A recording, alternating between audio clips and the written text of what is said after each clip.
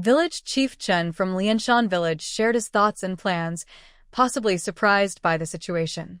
He hadn't seen the actual fruits yet, and the elders and heads of families seemed less invested.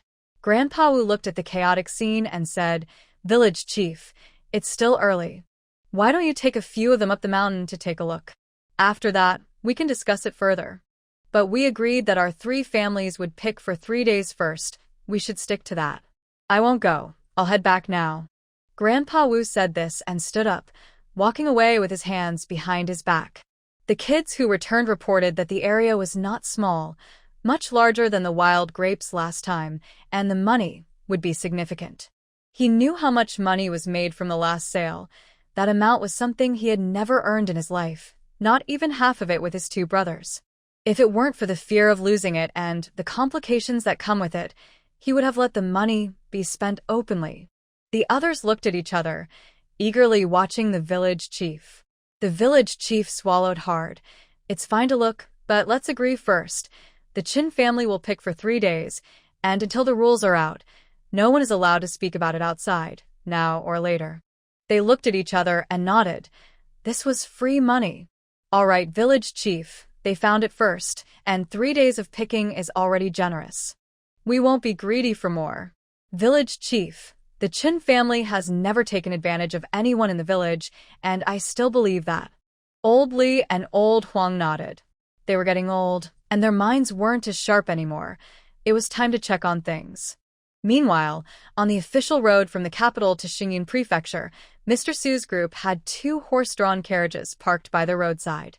The attendants were busy with their tasks. Some were gathering supplies, some were eating, drinking water, and feeding the animals.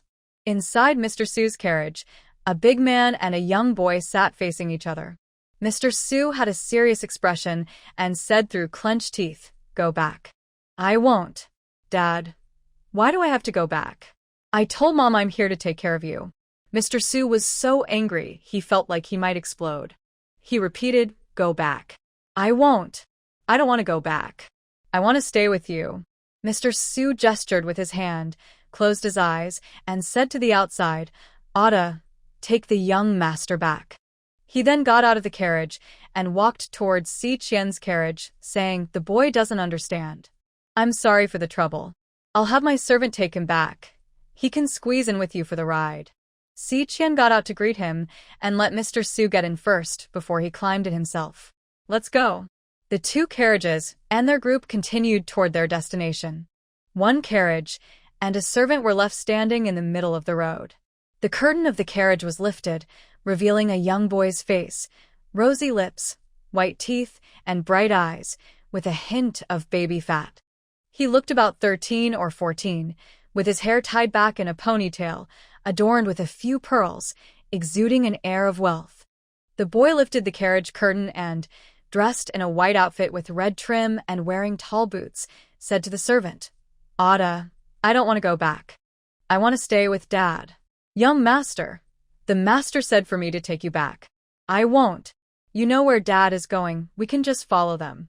"Young master, I won't go back. I refuse." With that, he jumped out of the carriage. "Ah!" He landed on the ground. "Oh dear, my young master.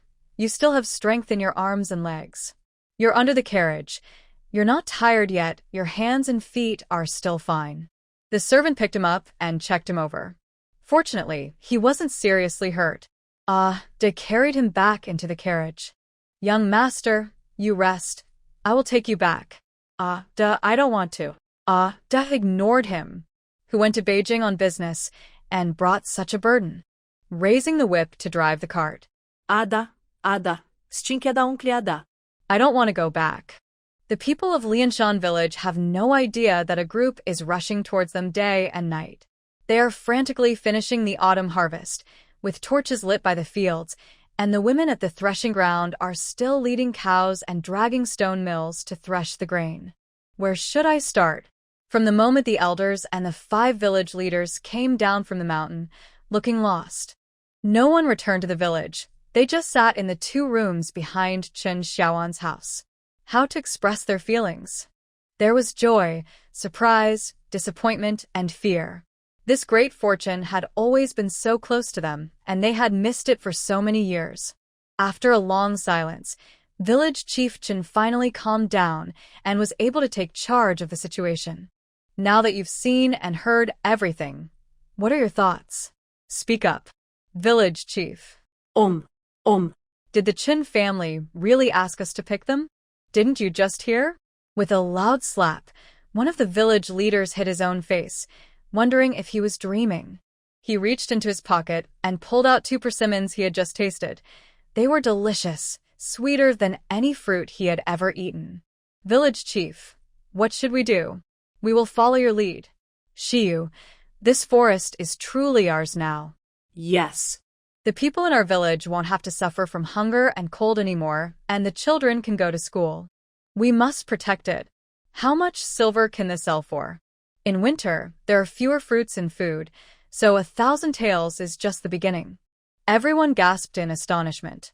Lianshan village has only about 120 households, and each family could get at least 10 to dozens of taels. This is much more than several years of harvest combined. It must be safeguarded. The 5 village leaders exchanged determined glances. Elder Li and Elder Huang had tears of excitement in their eyes. They had been struggling for so long and now had this opportunity to give their children and grandchildren hope and a future. Good, very good. The two looked at each other, their eyes filled with excitement and determination. They all turned to village chief Chen. Seeing their expressions, he thought, great, we can discuss this properly now. So, the people of Lianshan village inexplicably started working that night, while the young men and women at home were not allowed to ask questions. The village chief and the elder wouldn't allow it, saying only that they had things to do and needed to finish early. Everyone with a bit of common sense could tell that something was wrong with the changes in Lianshan village, but Qin Shaoan had no idea. She hadn't entered the village, no one had told her, and after taking care of the children for several days, she was starting to feel impatient. As she stared blankly at the sky, she wondered how to return all the children. Meanwhile, in the northwest wind and sand, Li Yunjin was desperately playing a game of chase and hide. As the newly appointed scout, he needed to go deeper to gather more useful information. Li Yunjin finally sneaked into the enemy camp under the cover of a few comrades, avoiding the patrolling sentries. His mission was to understand the layout of the enemy camp, troop deployment, and weaponry before dawn, and return to report before nightfall.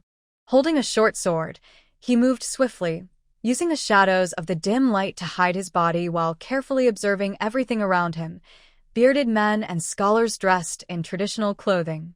He listened closely to the conversations inside and, as a patrolling soldier approached, he nimbly leaped into another shadow. The night concealed everything well. He watched as the scholar finished discussing matters and hurried away, with the bearded man seeing him off. His hands were tightly clenched. He jumped into the main tent, hiding behind an obstacle, listening carefully to ensure no one was around. He took a piece of letter from the table and leaped back into the darkness. A quarter of an hour later, a fire broke out in the camp's granary, and amidst the flames, a few people quickly fled. At that moment, an out-of-place cuckoo call sounded, but no one paid it any attention. On October 25th, Lord Su Qixi and his group finally arrived at the county office in Qingping, looking quite disheveled. The attendants immediately informed the gatekeeper, and by the time County Magistrate Zhao came out to greet them, Lord Su and his group were already in a state of chaos. Everyone paid their respects. For County Magistrate Zhao, the Grand Minister of Agriculture was an unattainable figure. He was just a 7th-rank county magistrate, while the Grand Minister held a 2nd-rank position. Wang Shiye and Yan Zhuobo were also very pleased to finally see them. They had been quite anxious during this time. The lavish meal offered to them was declined, as they noticed the angry expression of Emperor Chongping from the capital. The group dared not delay any longer, knowing they had traveled day and night. After clarifying the situation, they requested to head directly to Lianshan village. The county magistrate Zhao felt very uneasy. He knew the character of Lord Su, the Minister of Agriculture, whose decisive style was quite different from the rumors he had heard. At that moment, He had no one to ask, and both Wang and Yen were just as confused. Lord Su and his group did not bring any imperial edicts or messages. They only inquired about the situation of the second crop of rice in Lianshan village before moving on.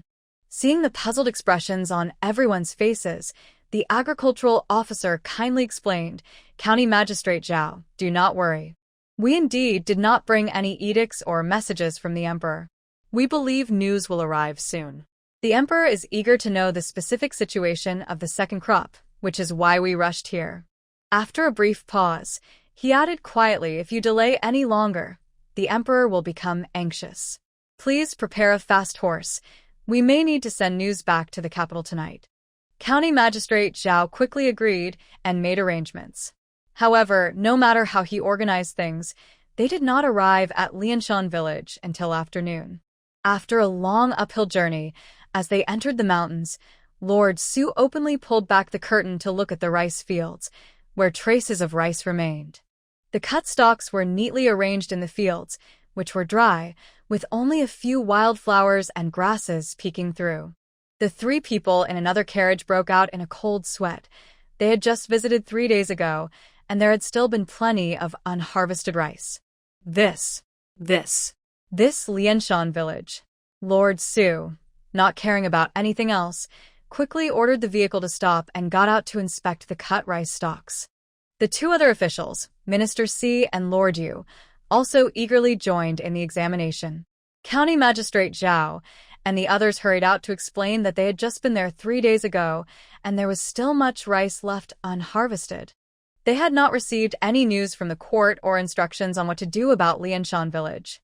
They never expected the villagers to work so quickly.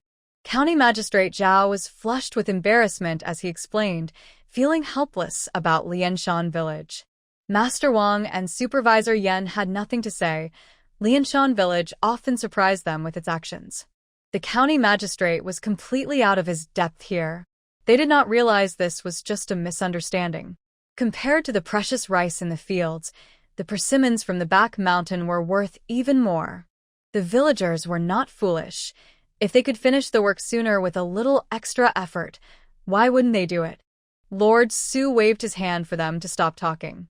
He could see that this rice had indeed just been harvested. The second crop in Lianshan village was ripe. However, they had arrived too late and missed the final harvest. Lord Su sighed quietly, realizing that this trip was not going to go smoothly. "I'm afraid the emperor will be disappointed. After returning, he will probably spend a few days in the study." Lord Si and Lord Su carefully examined the situation in the fields. Since they were already there, they needed to report on everything. If they could really make the second crop of rice popular in the area, it would be a great achievement, benefiting future generations and the world. They were very willing to help. People seek a good name for themselves, both in life and after death. As for the emperor's anger, Lord Su would take the blame, right? With Lord Su's character, it wouldn't fall on them. At most, they would face a few months' salary deduction, which was not a big deal. The officials had already gone to inform village chief Chen, but it was a wasted trip. Only a few women were at the chief's house, and it wouldn't be appropriate to have them receive the officials. Wang Chong and Zhu Ming were sweating again. This village was in conflict with them, and returning would not bring good news. They exchanged glances and ran in different directions, one to find Old Man Sun and the other to look for Old Man Li, as they usually dealt with these two more often. However, disappointment was inevitable. What day was it today? Village Chief Chen had taken people to the back mountain to pick fruit, and due to careful planning, the fruit would not return to the village. As they came down from the mountain, there were already bullock carts waiting at the small courtyard in the back mountain. By this time, several carts had already left, some heading to the county town and others directly to the capital. The Qin family had sent fruit to the capital 3 days early, avoiding the villagers. So now, there were very few adult men left in Qin village. Those who stayed had too many family members. Village Chief Chen had only a few, and he clearly stated that if there were too many people, the distribution would follow the rules, not based on headcount. But that family had no issues. Moreover, the rice had been harvested. It still required people to thresh and store it. The village looked different from usual. Wang Chong and Zhu Ming were sweating profusely. Where had all the villagers gone? The usual gossiping neighbors were nowhere to be seen. During their stay in the village, it had never been this quiet. Finally, in a small clearing, they spotted about 10 children playing in the water, their pants wet and faces splashed. They hurriedly asked, "Hey kids, where are the adults in your village?" The children looked up but didn't recognize them and ignored the question. The adults had told them that during this time, they couldn't discuss anything about the village with outsiders. If they said a word, all the good food would be gone. They were not foolish. Chun Shaosen lay on the ground, cool and relaxed, glancing up without getting up. He had been left behind this time, along with his father and 2 uncles who had appeared in the city last time. They were only going to sell some fresh persimmons and a few pomelos.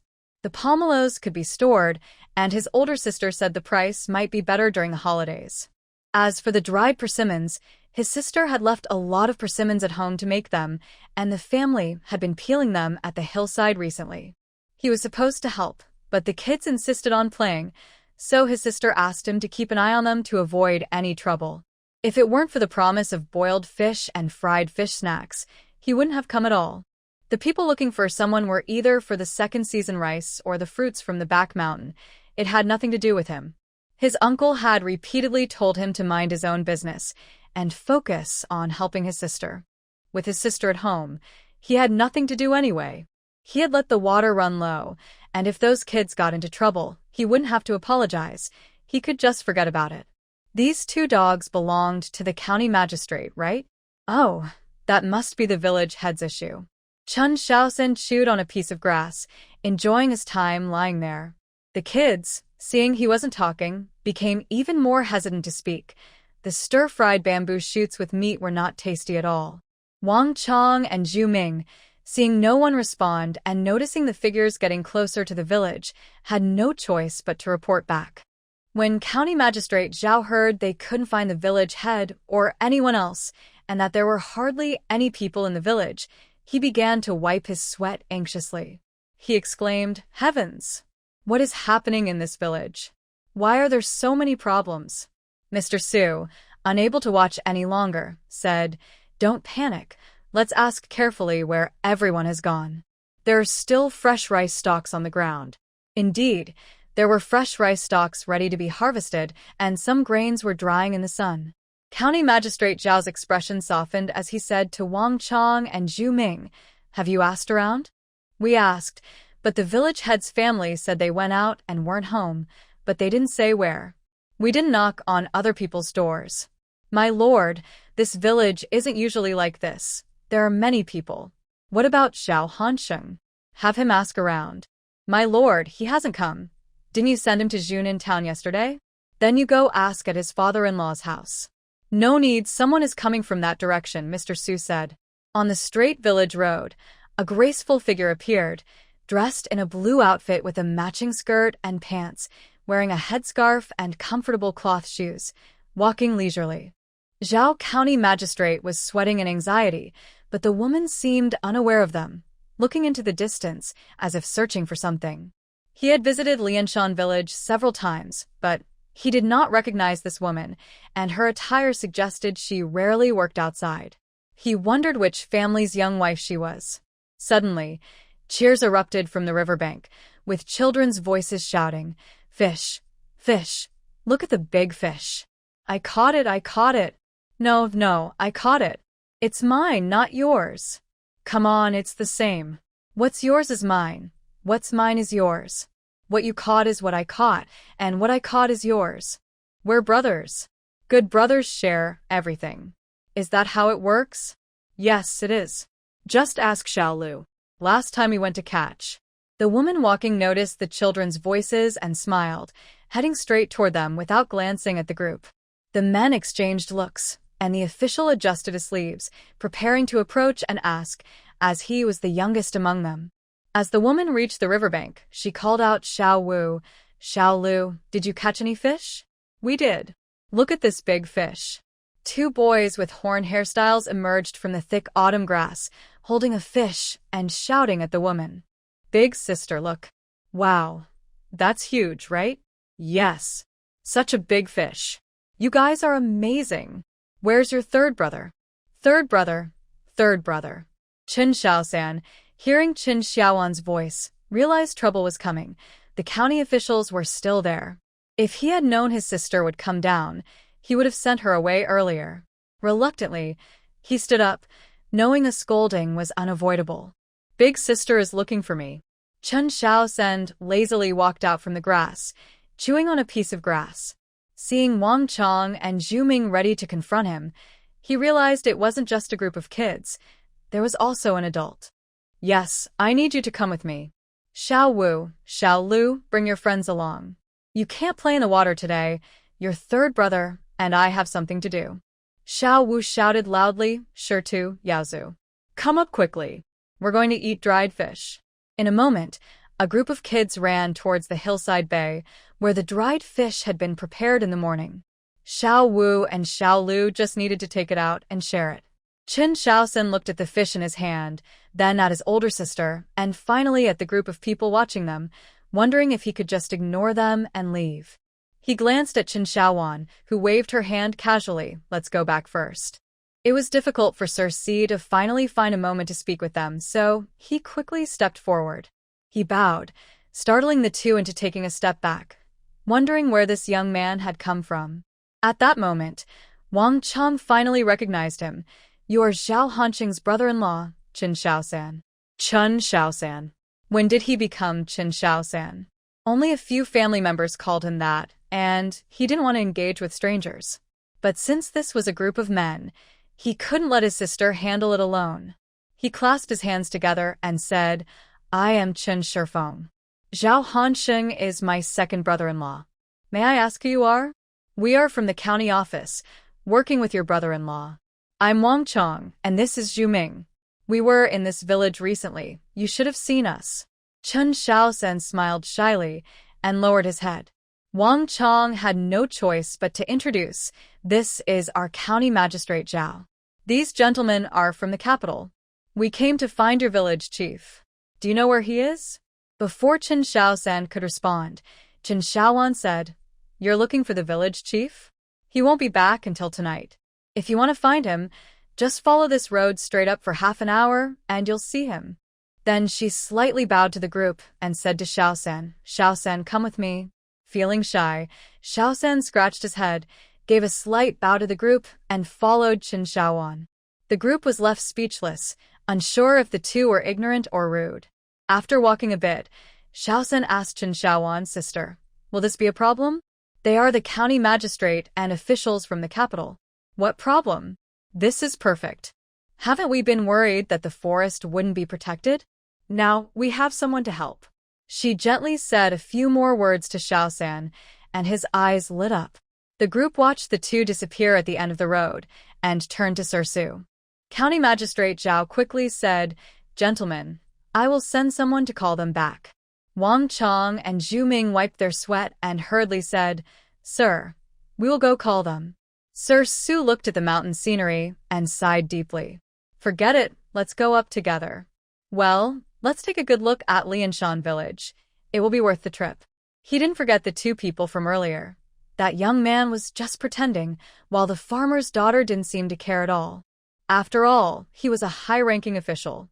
Chen Xiaosan and Chen Xiaowan walked along the mountain path, searching for wildflowers. Where there are flowers, there are bees, and where there are bees, there is honey. Yes, they were out today to find wild honey, as Chen Xiaowan was eager to get her hands on those grapefruit in the few rooms. If she didn't succeed, she wouldn't be able to relax for a while. Chen Xiaowan's rooms had turned into storage spaces, and she felt like crying. Luckily, the room only had brick floors and no wallpaper or furniture. Chen Xiaowan had once complained to Uncle Chen about how her nice rooms had become storage. Uncle Chen replied, I found those fruits. Chen Xiaowan. Looking at the corridor filled with persimmons, she felt a sense of accomplishment, but the whole yard was filled with a sweet smell. The fruits brought to Chen Xiaowan were all top quality. The lesser ones were shared among the families. After all, everyone in the village knew about it, and it wouldn't be fair to keep them all. Each family needed to save some for themselves. As Anshin said, they couldn't keep too many, as they would need to sell them all later. These precious fruits were not suitable for gifts, as they could cause trouble. It was enough to keep a little for themselves. Anshin also mentioned that her family kept the least, which was unavoidable. Her 2 daughters-in-law were good, but they always thought of their own families. It wasn't bad to think of their families, but these fruits were important, especially the second daughter-in-law, who almost let it slip several times, but Anshin managed to change the subject. Everything else was fine, but not this. She discussed it with the head of the household and reminded her 2 sons. Each daughter-in-law received 5 taels of silver to help their families, whether to buy things or give money, as long as they arranged it themselves. The eldest daughter-in-law was fine. She thought of her family but always prioritized her own. The second daughter-in-law, however, had no such intention and would likely give all her silver to her family.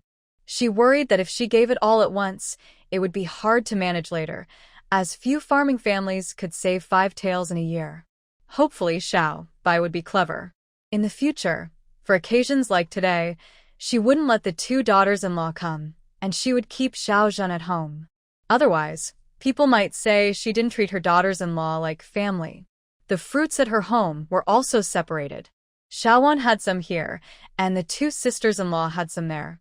In the end, it wasn't evenly divided. Whatever was taken to each house would count for that house, and when it was sold, they would share the money. While chatting, Qin Xiaowan felt a headache. There were many twists and turns in country life. She really didn't want to peel any more persimmons, and thought going out for a walk was a good excuse to find Fengmi. Her aunt noticed she hadn't been out for several days and didn't stop her, especially since Xiaosan was a reliable child. As they walked in circles, Qin Xiaosan asked, "Sister, is what you said reliable?" Qin Xiaowan was focused on a bee she had finally spotted and didn't want to lose it. She replied, "Why wouldn't it be reliable? As long as your dad can deliver the message and the village chief can share it, everything will be fine." Before they went up the mountain, they had stopped at Banshan Bay to ask Uncle Sand to deliver a message. When he heard that the county magistrate and people from the capital had come, he realized the matter was serious and went up the mountain. This time, he had nothing to do. He was still in the village. Besides, the forest was preserved, and the income from it every year was quite substantial, more than what he had earned in many years before. After sending off Uncle San, the 2 finally headed up the mountain. Do you think they have arrived? Who knows? Just focus on the bee. Sister, did you plan for them to take the long way? Don't talk nonsense. I didn't make them take the long way. But the path they took is the longest. Is it? I didn't know. They were right there, so isn't that the closest way? Chun Xiaosen rolled his eyes, not believing his sister. It was clearly planned. The route they took at least half an hour, while their dad's route took less than half that time. He wondered why he didn't think of that. He needed to learn from her. Recently, the 2 little kids, Xiaowu and Xiaolu, had also improved, directing the other children in the village. The bee is moving. Chen Xiaowan tugged at Xiaosan's sleeve. Xiaosan turned to watch the bee. His sister insisted that following the bee would lead them to the hive, and finding the hive would mean honey. He had never heard such a thing. In the past, he had only seen hives on cliffs and couldn't reach them. In other places, as soon as honey was found, someone would pick it right away.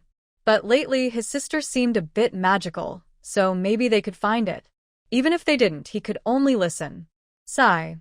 Even though he was the younger brother, he felt like he had to take on a fatherly role, and he had no way to deal with his sister.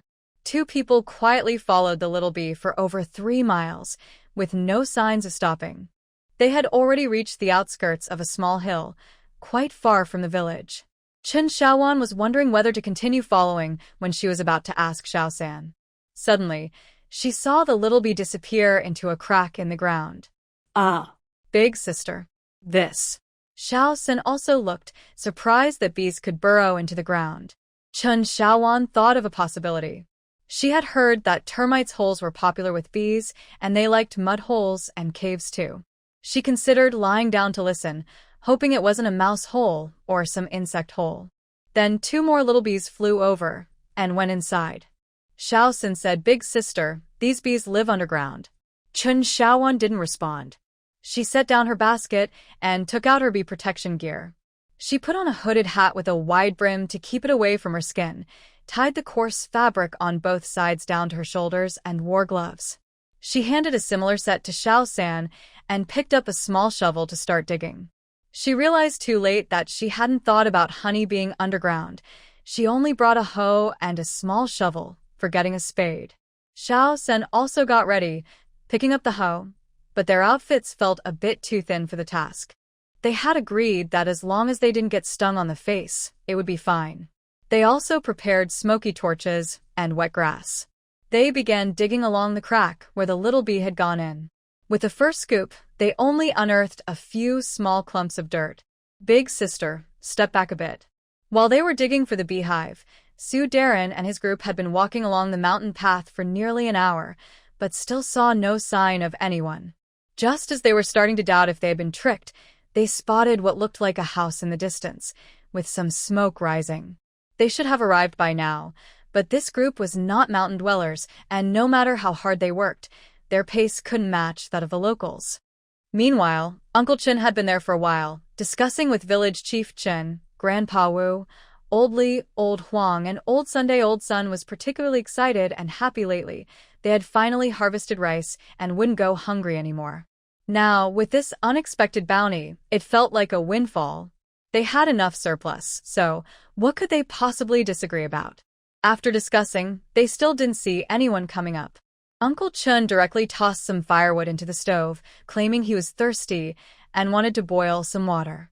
In truth, he was worried that those people might leave, and he didn't want his trip to be in vain. Wang Chong pointed at the rising smoke and said, "Sir, it's just ahead. We're almost there." As they walked a bit further, they could see shadows of people in the woods. The group became excited and quickened their pace. Even if they weren't in a hurry, they could take a break and have some water. The important thing was to gather some news. County Magistrate Zhao looked at the shadowy figures in the forest and then at the 2 brick houses surrounded by a dirt wall.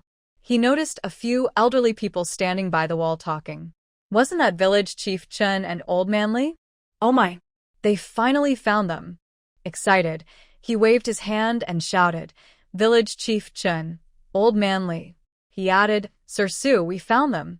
That's Village Chief Chen and Old Man Li from their village. Wang Chong and Zhu Ming quickly ran over as soon as County Magistrate Zhao spoke. They needed to keep an eye on them to make sure they didn't disappear again. Hearing the shout, Village Chief Chen and Old Man Li exchanged glances and finally came out. They looked back at the others and stepped out of the yard since they had heard the noise. It wouldn't be right not to come out. After all, these were important officials. The people in the yard looked at each other and pretended to study the pomelos they were holding. Wang Chong and Zhu Ming were relieved to see them and grabbed both men, bringing them over to Sir Su while explaining, "Village Chief Chen, Old Man Li, besides County Magistrate Zhao, we also have the Grand Minister of Agriculture from the capital, along with the Agricultural Supervisor and the Agricultural Teacher. You must answer their questions well. If you do, there will be great benefits for you." Village Chief Chen responded respectfully, thinking to himself that the biggest benefit would be to help protect this forest. While answering, he hurried a couple of steps and then directly knelt down in front of County Magistrate Zhao. He said, "Sir, what brings you here? I was just about to go to the county town to find you tomorrow." County Magistrate Zhao was surprised. Today had been quite overwhelming, and he almost forgot he was the head of the county. The man in front of him, though not very tall, was the highest official he had ever met. County Magistrate Zhao quickly helped him up, and then Old Man Li came forward and knelt as well. There was another round of greetings, and County Magistrate Zhao remembered Sir Su and the others, leading to more introductions and bows. Old Man Li, still hoarse, asked what kind of position the Grand Minister of Agriculture held, and if he managed agricultural affairs. "How does he compare to you?" he asked, making County Magistrate Zhao explain again. But Old Man Li just shook his head, unable to understand clearly. Lord C and Lord Yu found it amusing, laughing at themselves for being mere background figures and at the ignorance of the villagers. Village Chief Chen warmly invited the group into a small courtyard, saying, "Gentlemen, we have something wonderful in our village. I've never seen anything like it. Chief Chen, let's set that aside for now. Please tell Lord Su about your village's double crop rice first." Double crop rice? Sure. No rush. Let's look at this first. County Magistrate Zhao was getting anxious. Suddenly, they heard arguing coming from the courtyard. "I say it should be planted this way, not the way you do it, Xiao Sunday. But brother, these pomelos were passed down from our elders. They didn't say to do it your way." "Well, my older brother and third brother were involved too. I've been here. Why didn't you mention that?" "But I was here too, and it's not how you said." "What is it then?" Lord Yu shouted sternly. Then he ran towards the courtyard, followed by Lord C. Everyone paused, seeing baskets filled with beautiful fruits in the courtyard. Golden and red, the colors were vibrant and very appealing. Lord Su quickly stepped into the courtyard. County Magistrate Zhao pointed at the yard, speechless. This. You. His eyes widened in shock, unable to speak. Oh my. What did he see? A yard full of excellent fruits. When did this village have such good fruits? Wang Chong, Zhu Ming, and the other attendants were also stunned, unable to say a word. The attendants from the capital, having seen more of the world, quickly reacted and exchanged glances, wondering if they would be stuck in this remote village for the new year. The county's officials felt they had encountered something unbelievable. Village Chief Chen had already moved past the shock and was now worried about the fruits. He gently lowered County Magistrate Zhao's stiff arm and smiled. "Aren't they wonderful? Top-quality persimmons and pomelos. Come. Try them. They are fragrant, sweet, and sticky, and the pomelos are sweet and tangy, very delicious." Then, with a choked voice and tears, he said, "After so many years, they have finally grown. I, as an old man, have seen them in my lifetime. Sir, you must help us. Every household in the village is counting on this forest." Old Li chimed in, "After so many years, they have finally grown. Now the children in the mountain village have hope." County Magistrate Zhao was left confused. Just as he was about to speak, they heard voices from the yard urging someone to leave. "You three, where did you come from? Someone help." Still stealing food. When County Magistrate Zhao saw this, an old man was chasing Mr. Su and the others, and the two officials were munching on a persimmon, making the scene look awkward. He hurried inside, and at that moment, Village Chief Chen quickly stepped forward and stopped the old man's bamboo stick. Uncle Wu, don't hit them. These are important officials from the capital." "Officials from the capital? You must be joking, old man. Officials from the capital wouldn't steal food." He raised the bamboo stick, ready to strike again. County Magistrate Zhao quickly stepped in front and said, Old Chen, don't hit them. They really are officials from the capital."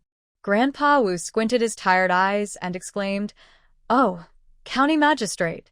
He quickly bowed down, and everyone in the yard became flustered. A man accidentally knocked over a basket of pomelos, making Mr. Yu feel distressed and Mr. C twitch. The man, also flustered, bowed clumsily, looking quite naive. No one even thought about how the heavy basket of pomelos had fallen. Uncle Chen had already hidden to the side before these people entered the yard. When he saw the two officials rushing over with persimmons in their mouths, he knew things were about to get messy. Seeing this, he felt no more worries. He turned around, hummed a little tune, and took another path down the mountain. Xiaowan suggested that the village chief and a few elders should perform the play. They didn't need to be involved, as it could cause trouble, and he couldn't afford to make mistakes. Meanwhile, Xiao San and Qin Xiaowan had been digging for a long time and finally uncovered a corner of a beehive, seeing countless bees resting on it. They continued to dig slowly, or try to smoke them out. Little did they know, Xiao San suddenly lost focus, and the hose struck hard, causing bees to swarm out in droves. Xiao San and Qin Xiaowan hid in the grass, covering themselves with their hats, but they still got stung several times. Qin Xiaowan quietly asked Xiao San what happened. "Nothing. I just saw so many bees all at once.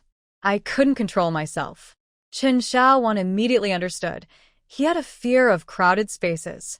She sympathized and realized she would have to take charge from there. Watching the bees fly away, Chen Xiaowan skillfully lit a torch. This shows how the environment can change a person. She was now comfortable using these tools. She lit the torch, grabbed some wet grass, and told Xiao San, "Wait here." Xiao San was anxious. How could she let her sister do such a dangerous task? But Chen Xiaowan ignored him and walked toward the beehive. When she felt Xiao San pulling her back, his eyes full of concern, she smiled and said, "It's fine. Get ready to help me collect the honey soon." Carefully approaching the hive, her eyes brightened at the sight of the exposed beeswax. She had finally found something valuable and wasn't going to miss it. She placed the wet grass nearby, grabbed some dry grass, and held the torch over it. Soon, black smoke began to rise. Chen Xiaowan watched carefully and adjusted the direction. Suddenly, a swarm of bees flew out, and she quickly placed the torch on the wet grass and pulled Xiao San to hide. After a while, when the bees didn't return, she handed the hoe to Xiao San and said, "Hurry, while the bees are still away." The two of them got busy. Xiao San stared at the huge exposed hive in amazement. This was enormous. But Chen Xiaowan was focused and urged him, "Hurry up, don't just stand there. The bees will be back soon." As they worked, they found that their basin couldn't hold all the honey. They had no choice but to place it in a basket, stacking it layer by layer. They quickly collected most of the honey, but when they reached the middle section, Chen Xiaowan noticed a larger bee resting there and stopped Xiao San from moving. "Let's leave some for them," she said. Xiao San paused, "Sister, don't you want to keep them? Let's collect more." Chen Xiaowan glanced at him. "That's not a bad idea. If that's the case, we need to cover the hole for them." As she spoke, she looked around and saw a crack near the tree roots. She cut a small piece of honeycomb and stuffed it inside. "Sister, what are you doing?" "Finding a safe place for the bees that haven't returned yet." Xiao San realized his sister was thinking ahead. She wasn't just collecting honey. The two of them hurriedly worked, knowing they couldn't restore everything to how it was. Chen Xiaowan looked at the sky, her heart racing. She was still quite scared. She quickly cut the honeycomb with the queen bee and stuffed it into the spot where she had placed the small piece earlier. She picked up the remaining honeycombs that she didn't plan to cut and shoved them into the basket, saying, "Let's go. The bees are coming back." Life and death are determined by fate, and wealth and nobility are in the hands of heaven. She was ready to do some good deeds, but heaven did not grant her wish. She had shown her kindness and left a glimmer of hope, hoping the bees would like it, so she could come back to collect honey next year. The whole process left the little one stunned. Chen Xiaowan covered the honey with large leaves, cut some weeds, and with a heavy back, pushed the little one and said, "Hurry up." The two returned to the hillside bay in a very awkward manner, as if they were being chased by bees. It wasn't entirely true. Although a few bees did follow them back, it wasn't a big deal. Chen Xiaowan was mainly worried that the honey in the basket would attract a swarm of bees, urging the little one to hurry, and they ran back together. But considering Chen Xiaowan's build and strength, one could imagine how the little one felt. When they just arrived at the hillside bay, Uncle Chun happened to come out, ready to stroll around the village. Seeing the two, he asked in surprise, "What have you been doing?" The little one was too tired to speak, so he took off the basket and pushed it towards his father, signaling him to take it. Uncle Chun opened the leaves and exclaimed, "Oh." Then he quickly covered it back up, looking around to make sure no one was watching. He hurried a few steps to Chen Xiaowan's back, opened the basket, and gasped, "Oh my goodness." Reflexively, he looked around again. He took off Chen Xiaowan's basket and picked up the little ones, heading towards the yard. The key was that he closed the door when he entered. The little one and Chen Xiaowan exchanged glances, wondering if their uncle had forgotten they hadn't entered yet. Just then, Uncle Chen opened the door again and said, "Come in. What are you waiting for?" Once inside, they saw their uncle carrying one basket and holding another as he walked towards the backyard. The two just sat by the well, not moving. "Big sister, if you do this again, don't call me anymore." "Are you really not going?" The little one looked up at the sky in despair, thinking, "Big sister, please come back. Your big sister is really a burden to her little brother." On the back mountain, Mr. Su looked at the fruit on the hillside and asked, "Did you plant these in your village?" Village Chief Chen smiled awkwardly. Yes, we've been planting for decades." Old Man Sun added, "Not entirely. At first, there were only a few trees, and the fruit varied in quality." Village Chief Chen's face stiffened, and Mr. Su was surprised and quickly turned to ask Old Man Sun. Old Man Sun looked like a very honest old farmer and began to tell Mr. Su stories from the past. Uncle Wu, Mr. Li, and Mr. Huang were still adding to the conversation. When they got emotional, they shed a few tears and sighed about how their older brothers were not fortunate. Occasionally, they argued a bit, each claiming their method was correct. But what methods were there? It was just Uncle Chun making things up, and Lin had saved the forest. No matter what, the fruits from this forest were good. For a moment, no one could tell what was true or false. Mr. Su asked about the second crop of rice. This matter was true, and it was spoken with deep feelings.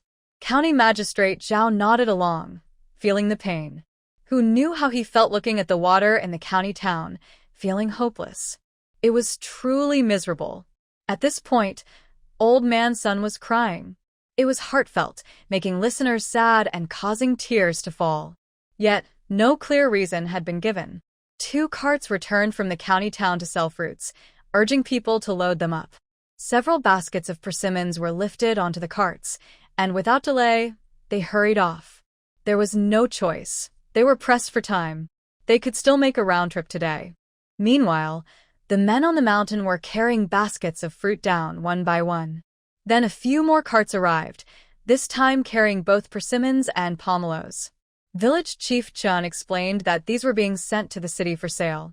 Mr. Su was surprised, and Mr. Si asked aloud, "Are they going to sell them right away?" Village Chief Chun replied, "What else can we do? The elderly and children in the village are waiting for money to buy new clothes." Mr. Si, hearing that the fruits had already been sold in the city, County Magistrate Zhao suddenly stood up. When he first arrived, Village Chief Chen mentioned he would go to the county office the next day, so he hurriedly asked Village Chief Chen, "You said you wanted to go to the county office. What is it about?" Village Chief Chen was taken aback, as if just remembering, and touched his eye corner, saying, "Sir, look at how well the fruits are growing in our village's forest. It's all thanks to those older brothers and uncles. Now that the fruits are good, I was wondering if we could ask you to designate this nearby forest for our village so we can continue to grow fruits. We wouldn't have to grow them secretly anymore, nor be afraid to sell them in the county town or town, sneaking them to the city without sending too many. Before, the fruits were inedible, so it was fine, but now that they are good, isn't it a waste?" County Magistrate Zhao listened, and his expression became serious. Just looking at this fruit forest, if what Village Chief Chen said was true, he might not be able to protect it. In this dynasty, fruits were scarce and precious, and dealing with it could lead to a lot of trouble. There was once a farmer who produced good fruit, but under the weight of wealth and power, he lost more than just the fruit. Although the emperor had issued several orders, how much did he really know, being so far removed from it all? If this fruit truly came from Lianshan village, it would be significant. Seeing Mr. Su and his group, Magistrate Zhao's mind started to work. Wasn't this a good opportunity? He glanced at the elderly men, their tears still fresh, and asked Mr. Su, "What do you think, sir?" Mr. Su had been pondering since he heard from Village Chief Chen. If it was just about protecting the fruit, he could manage that. It would be a substantial gain. However, he would need to consult his wife's family first. But if he did that, Lianshan village might lose their chance at the fruit. The key issue wasn't just the fruit, it was that the old farmers in Lianshan village could grow it. That was the most important part, and he needed to keep a close watch this time, unlike the previous occasions. The old man had mentioned that the whole village was involved, thousands of people. Those scoundrels couldn't wipe out the village, could they? His heart raced at the thought of some unscrupulous individuals taking advantage of the situation. He hurried a few steps, continuing to assess the fruit on the slope. If certain families took control, the amount could be significant. Mr. Su looked at Mr. C and Mr. Yu. The three had been colleagues for many years, and they understood each other's thoughts well. They exchanged subtle nods, and some matters were quietly settled. Mr. Su asked Village Chief Chen, "Have you considered selling this fruit in the capital?" Village Chief Chen shook his head. "No, that's not possible." Why not?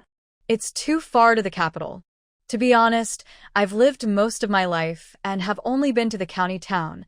I've never gone further." "But didn't you just say the fruit could be sold in the prefectural city?" "That wasn't me. It was a young man from the village who went to the prefectural city once. He said the fruit was so good that it wouldn't sell well in the county, so he suggested taking 2 carts to the prefectural city to try his luck." "I'm worried. The capital is beyond my imagination. What do you plan to do with the fruit?"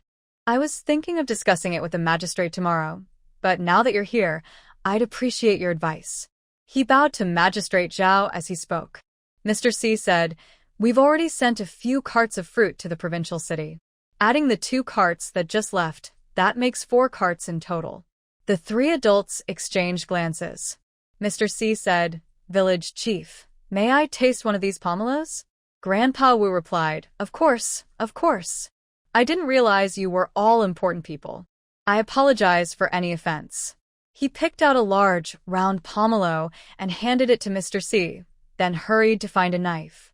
Mr. C took the pomelo and noticed the knife, quickly saying, "Please sit down, elder." "I'll do it."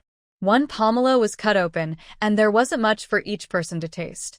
After a long time without water, the sudden treat was refreshing and delicious. After they finished eating, Grandpa Wu opened another pomelo and offered it to them. Mr. C and the others didn't hold back. They were really thirsty. Once they were done, Mr. Su and the others exchanged glances and moved aside to discuss quietly, whispering among themselves. Village Chief Chen asked County Magistrate Zhao, "Sir, what are those gentlemen discussing?" County Magistrate Zhao replied directly, "Village Chief Chen, your village is in luck. Once they finish their discussion, the results from the forest should be ready. Our county doesn't have the capability. It depends on these gentlemen." Village Chief Chen nervously wiped away non-existent sweat. Meanwhile, Mr. Li and Mr. Huang were distributing persimmons and pomelos to their attendants. Mr. Su saw this but didn't say anything. It was fine to let the young ones enjoy some good fruit for now. After the 3 finished their discussion, Mr. C asked Village Chief Chen, "Village Chief, can we retrieve the 2 carts of fruit that went to the capital?" Village Chief Chen looked at them in surprise. Mr. C explained, "Here's the thing, Village Chief. We discussed it, and I'll take a group to send some of this fruit back to the capital. You shouldn't sell it in the city." The people from the city were much quicker than those from the capital, making it hard to guard against. However, Village Chief Chen didn't understand. County Magistrate Zhao quickly grasped the situation and looked at Mr. C, who nodded. County Magistrate Zhao was pleased. This was a direct order from above. He hurriedly explained quietly to Village Chief Chen, but he still didn't understand, exclaiming about not selling and how the village would manage without money for the new year. After much persuasion, Village Chief Chen agreed to let Mr. C take 5 carts of fruit back to the capital. The persimmons couldn't be stored and had to be sold first, while the ones that could be kept should be saved. The fruit that wouldn't fall from the trees should remain. Mr. Su and Mr. Yu stayed behind to study the 2-season rice issue, understand how to grow the fruit, and keep an eye out for those who might cause trouble. Master C comes from a prominent family. He brought his own people, and with the help of Mr. Su and Mr. Yu, he also got a few officers from County Magistrate Zhao.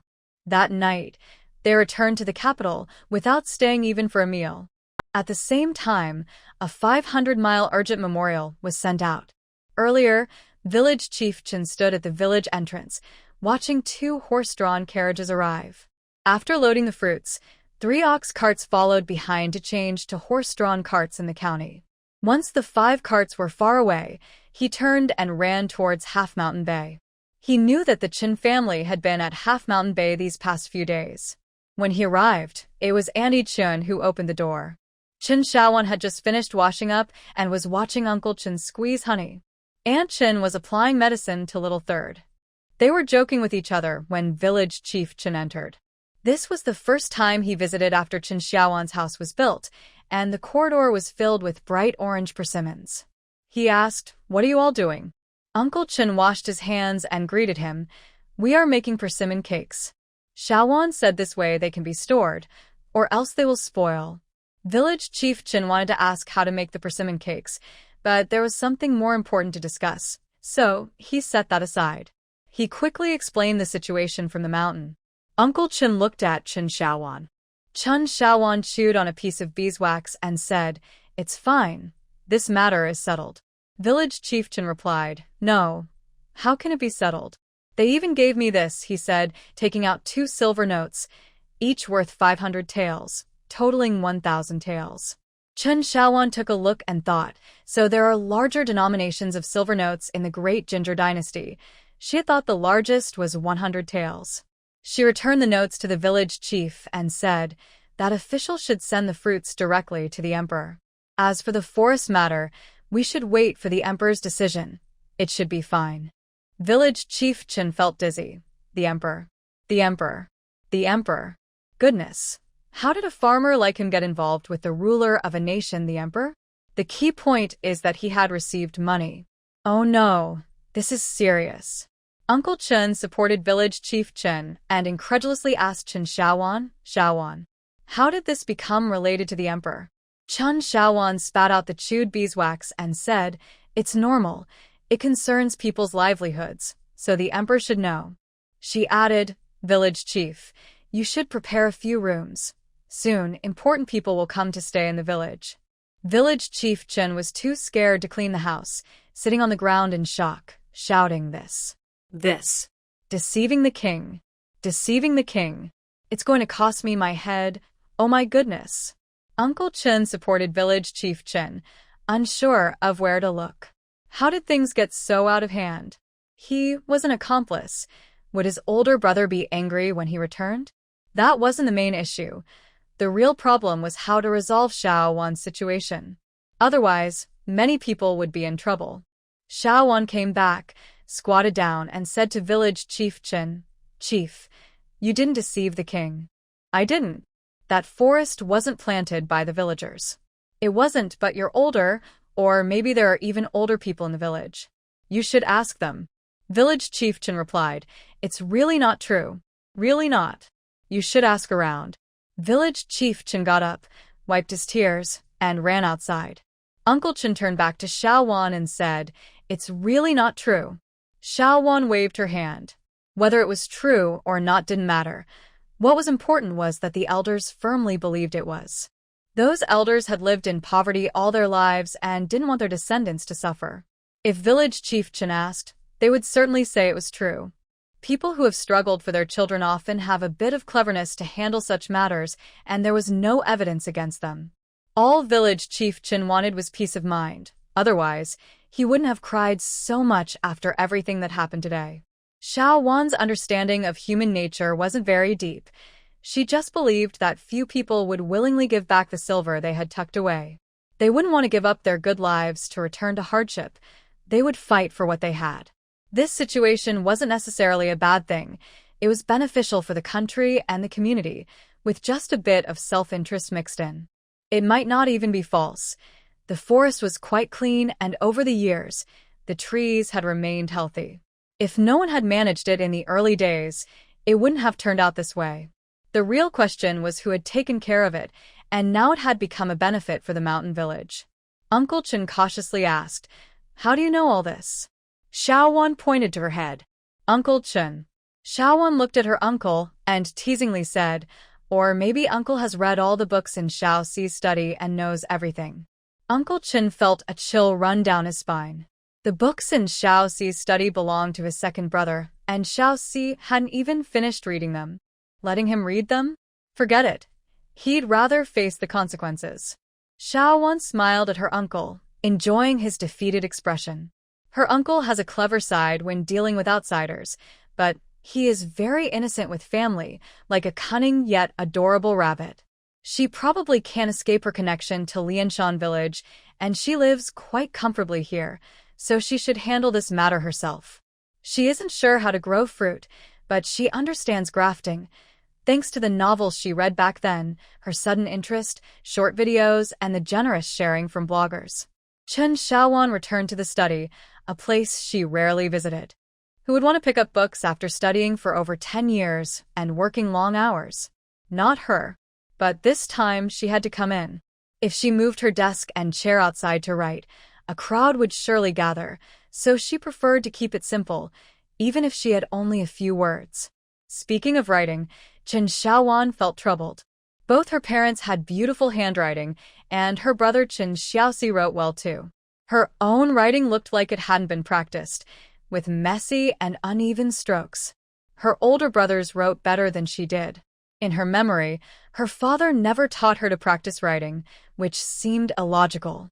Shaking her head, she decided to focus on the task at hand. She picked up her pen and wrote, "The best time for grafting pomelo trees is from after Qingming to before Guyu, with a second grafting in May to June and a third grafting in September to October.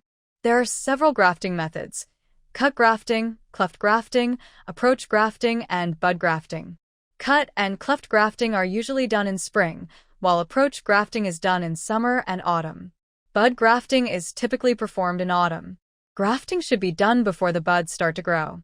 The rootstock must be a type of fruit tree, either a whole fruit tree or a seedling, which should be as thick as a chopstick. Before grafting, the rootstock must be pruned to a single stem and nurtured. For persimmons, grafting should be done in spring, around Qingming, when the trees start to bud, and bud grafting should take place in June to July, among other details." Chen Xiaowan didn't want to write all this, but it was urgent. With the high price of ginger, if she succeeded, Lianshan village wouldn't have to worry, and the locals could benefit too. Of course, her main goal was to help the Qin family live a better life. Lianshan village was secondary, and the locals were just a bonus. However, she couldn't say it that way. She had to express that she wanted the people of Lianshan village to have a better life. The well-being of the locals was the emperor's concern, not hers. It is now mid-October, and Mr. Su is expected to arrive in the next couple of days. When he comes, he will ask many questions, and the elders might struggle to respond. It would be better if he came a few days later. Thinking this, she let the paper she had written dry, took a sip of water, and went to the backyard to inform her aunt. She also asked Uncle Chin to pack some honey into small jars, preparing a few extra to give away. What she didn't know was that while she was writing in the study, Chen Xiaosan had already shared her method for finding honey with Uncle Chen. Uncle Chen was eager to try it out, and the younger kids, Xiao Wu and Xiao Lu, who had just returned, were excited as well. They often played outside, so they had plenty of opportunities. Indeed, later on, even the mountain village and nearby beehives were not spared. It was only when Uncle Chen returned and firmly stopped them that the bees were able to rest. From then on, the Qin family never ran out of honey, and Uncle Chen even started keeping bees himself. Watching the ink dry, Chen Xiaowan skillfully tucked the paper into her sleeve and left the yard, heading towards Grandpa Wu's house in the village. Grandma Wu was peeling persimmons with several other women.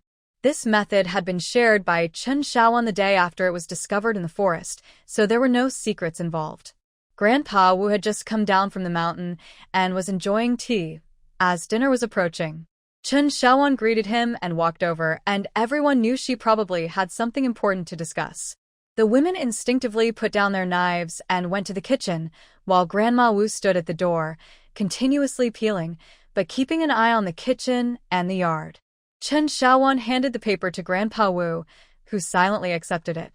After examining it closely, he looked at her. Chen Xiaowan nodded, knowing he would understand. She always felt that Grandpa Wu knew things others didn't and had a special fondness for her. After a moment, she quietly said, "Grandpa Wu, we need to take this matter seriously.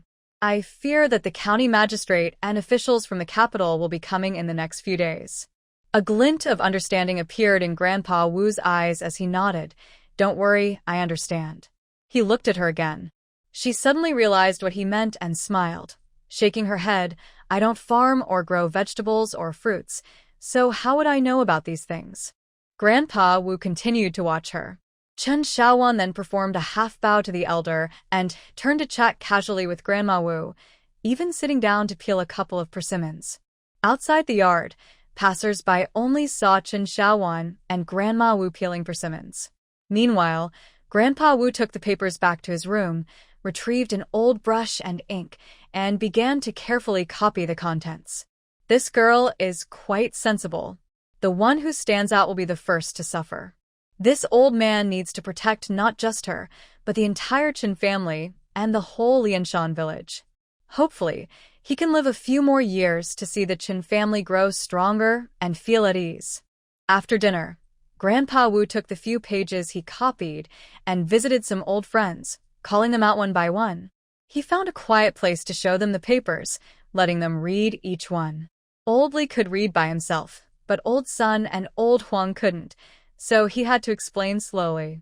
However, just talking wasn't enough. They needed to take action.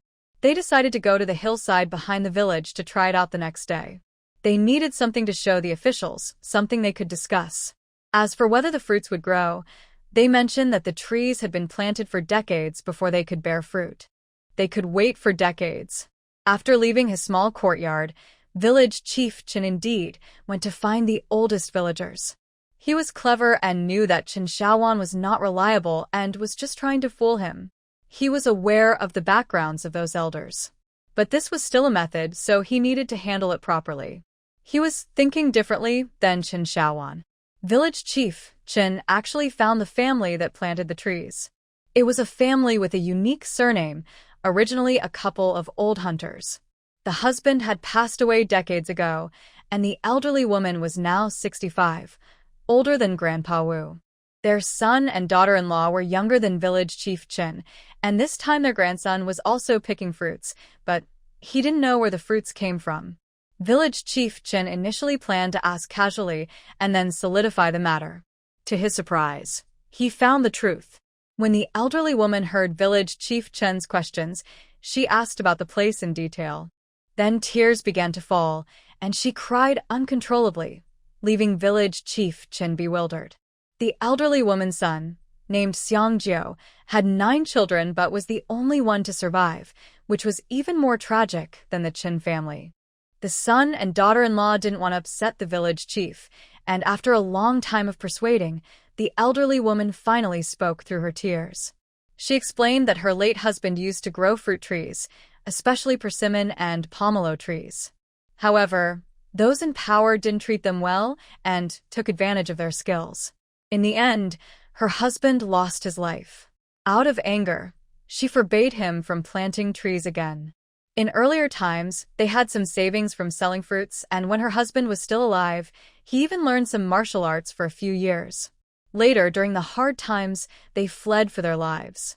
The grandmother passed away on the way and, before leaving, reminded her husband that those wealthy officials were not good people. She told him not to plant fruit trees anymore and to live a simple life. With tears in his eyes, the husband promised. They eventually arrived at Lianshan village and survived by hunting. One day, the husband returned and said he found a great spot on the outskirts of the back mountain, filled with persimmon and pomelo trees. He wanted to try the method left by his father-in-law. She refused, remembering her mother-in-law's last words, but she couldn't stop her husband. Years passed, and she never went to see or care for those trees. Until one day, her husband fell while hunting and was carried back by villagers, but he was already gone. The old woman completely grew to hate that mountain and those trees, never mentioning it to her son or daughter-in-law. So, the family remained unaware. When the village chief asked, the old woman felt heartbroken, mourning her husband, her in-laws, and herself. Now, those trees had been found by the villagers of Lianshan, and she didn't know if it was a blessing or a curse. Xiangjio, the daughter-in-law, comforted her mother-in-law. The village chief and Xiangju stepped outside to talk. The village chief asked Xiangjio what she thought. Xiangjio, confused, looked at the village chief and shook her head. It was the first time she heard about her family's history, and she was still trying to process it. But what could she do now? The village chief had already gathered all the strong villagers to pick the fruit, and her family was among them. The village chief was fair and shared with everyone. As for the 3 days of picking by the Chen family, no one knew it was their family. Her mother had said that for decades, they had not told anyone, and after her father passed away, no one cared. Could she get it back? Moreover, her mother said her grandfather left because of this. Would they be able to keep it if they got it back? Seeing her expression, the village chief spoke plainly, patting her shoulder. Xiang Jiao, I didn't know about this beforehand. I have already informed the whole village, and it's impossible to return it to you now. Your family hasn't cared for it in decades, so asking for it back isn't realistic.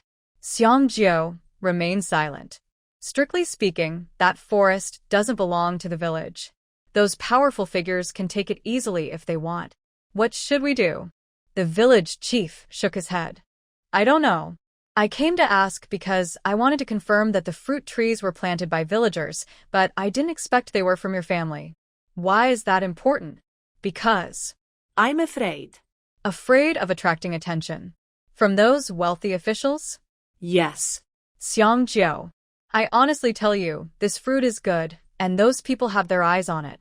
Our village might not be able to keep it safe. I asked County Magistrate Zhao, and he might not be able to protect it either. Village Chief Chen thought about today's situation and said, I say it was planted by the elders in our village, and everyone should pick it to protect this fruit grow for the whole village. Only in this way is there a chance. Xiang Jiao was stunned. This was a world he had never encountered before. When he was young, he followed his father to farm, and his father never taught him to hunt, only how to make simple traps. He had only studied for a year, and could only write a few characters. What should we do? Village Chief Chen shook his head again. Let's take it one step at a time. Xiang Jiao, tell your mother that neither Lianshan village nor I are heartless. Although your father planted that fruit grove, he hasn't taken care of it for decades. Now it belongs to the village, and the village will remember that. As long as we can keep it safe, you won't lose out, but don't speak carelessly. Just say it was planted by the village elders. My father can be considered one of the village elders, right? Village Chief Chen paused, hearing the old lady crying inside, and said, Try to comfort the old lady. I'll leave now and talk to a few elders tomorrow. You should check the grove too. Your boy knows the place. Okay. That night, a few people had trouble sleeping, while Qin Shaoan slept soundly after drinking a bowl of honey water. It was really sweet. There was plenty of honey. Uncle Chen had made about 10 jars. Auntie San and Auntie Si each took a jar, and Annie asked Uncle Chen to divide one jar into 2 small jars to give one to Aunt Chen. Uncle Chen said there was more than enough, no need to divide it, but Annie shot him a glare, and Uncle Chen chuckled, understanding it was for the 2 daughters-in-law. It was said that beeswax could be used to make candles. Qin Shaoan wondered if she could try it. She also hoped the adults wouldn't come too early, giving Grandpa Wu and the others some time to prepare. Qin Shaoan felt that her wish had come true. The next day, Mr. Su and his group indeed did not come. However, she never considered that Mr. Su and his group had traveled a long way and had not eaten or drunk anything on their first day in Qingyun County.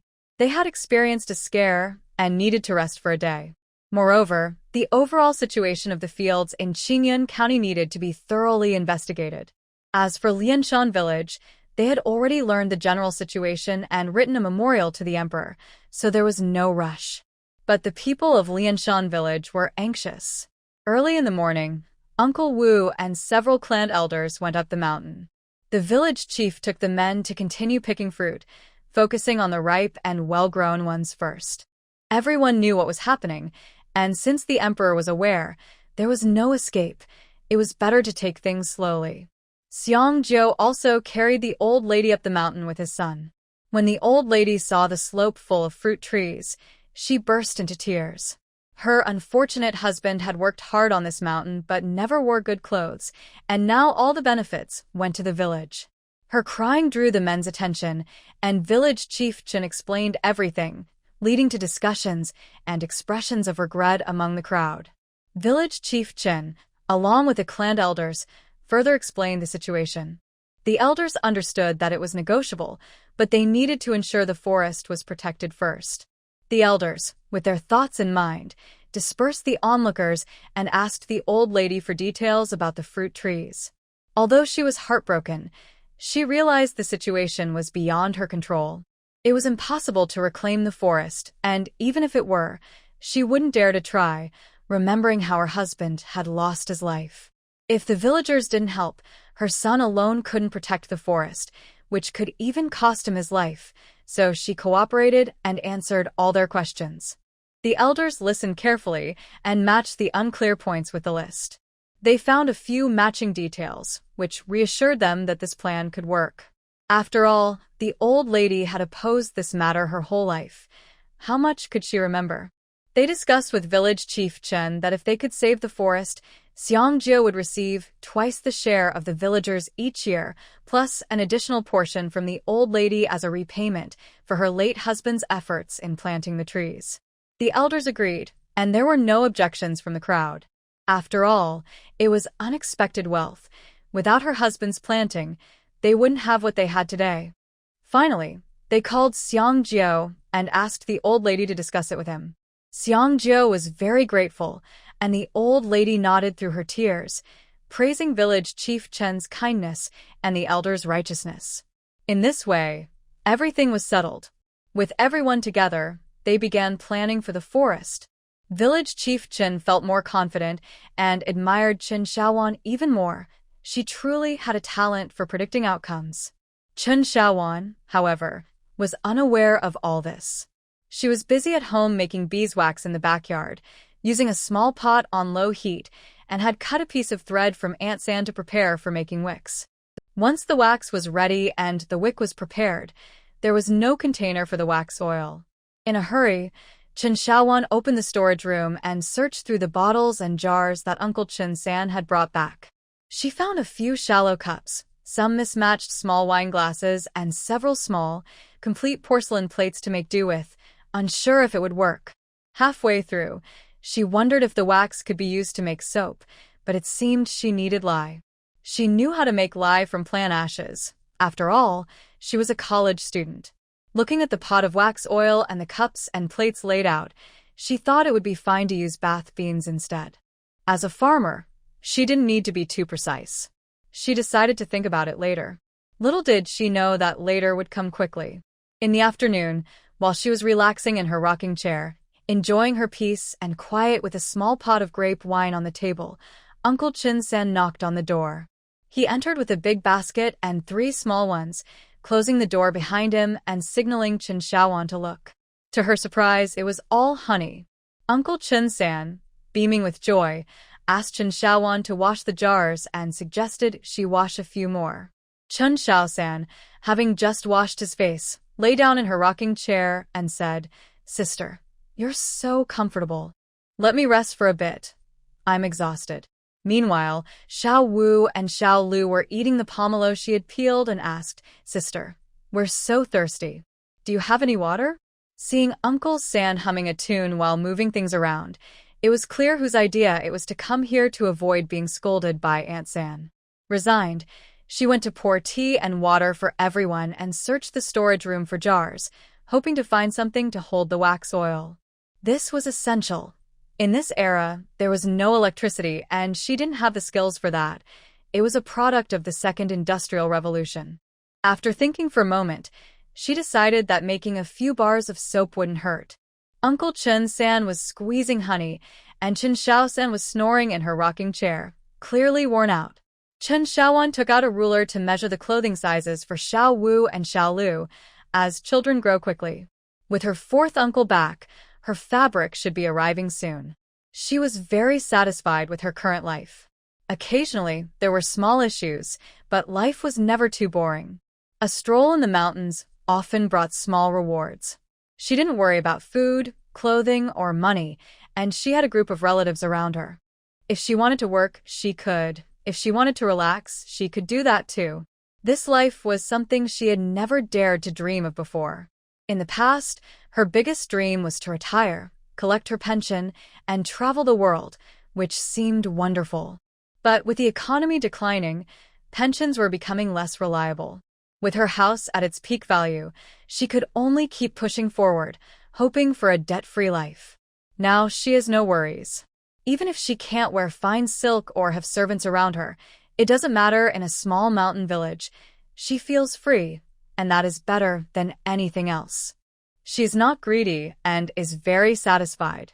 Thinking of her happiness, she went to offer 3 sticks of incense to the Guanyin Bodhisattva, wishing for such peaceful days to last year after year, safe and auspicious, with calm times ahead. Unlike Qin Xiaowan's easy life, Li Yunzheng returned to the camp covered in dust, reporting something. His lean and tired appearance, with a scruffy beard and worn-out clothes, looked quite pitiful. The general paced back and forth, his right hand behind his back, gently tapping. Meanwhile, Mr. Su and Mr. Yu finally sat down for the welcome banquet prepared by County Magistrate Zhao. However, before they had even finished 3 rounds of drinks, the conversation turned to how the 2-season rice in Lianshan village was discovered. County Magistrate Zhao was not a smooth-talking official. When Mr. Su asked, he spoke honestly, saying it was the farmers who caused a stir at the county office that brought it to their attention. Mr. Su also clarified various details about the flood. In truth, as an official in charge of agricultural production, he didn't need to know so much, but County Magistrate Zhao was straightforward, answering every question thoroughly. Mr. Wang, eager to interrupt, raised his glass multiple times but failed each time, feeling frustrated and contemplating whether he should find a new master. County Magistrate Zhao's blunt nature was a bit too much. Otherwise, with his decent background and early recognition by the emperor, he wouldn't have spent so many years stuck in the position of a 7th-rank county magistrate. He drank several cups in frustration. Mr. Yen originally wanted to use Lianshan village to elevate his family status in Qingping County, but with a 2nd-rank Minister of Agriculture now present, directly connected to the emperor, he dared not pursue that thought and decided to wait for another opportunity. After this ordinary day, Lianshan village united in an astonishing way, unleashing incredible strength. It was on this day that they missed the last chance to stop Lianshan village's rise. If Qin Xiaowan's advantage was a golden finger, it was more like a twist of fate. After dinner, Mr. Su was discussing with Mr. Yu, "Who do you think that farmer girl mentioned by County Magistrate Zhao is?" Mr. Yu shook his head. "I'm not sure. We didn't see any farmer girls that day." "Oh, we did see one. The girl in the blue shirt who guided us and told us how to go up the mountain. Is it her?" "I'm not sure, sir. We need to clarify whether it was just a casual remark or if there are other reasons behind it." He touched his short beard and added, "What did she say that day?" "It seems she mentioned we should go to Lianshan village since the village chief and others wouldn't come down. I can't remember the details well." "Then let's pack our bags tomorrow and stay in Lianshan village for a few days.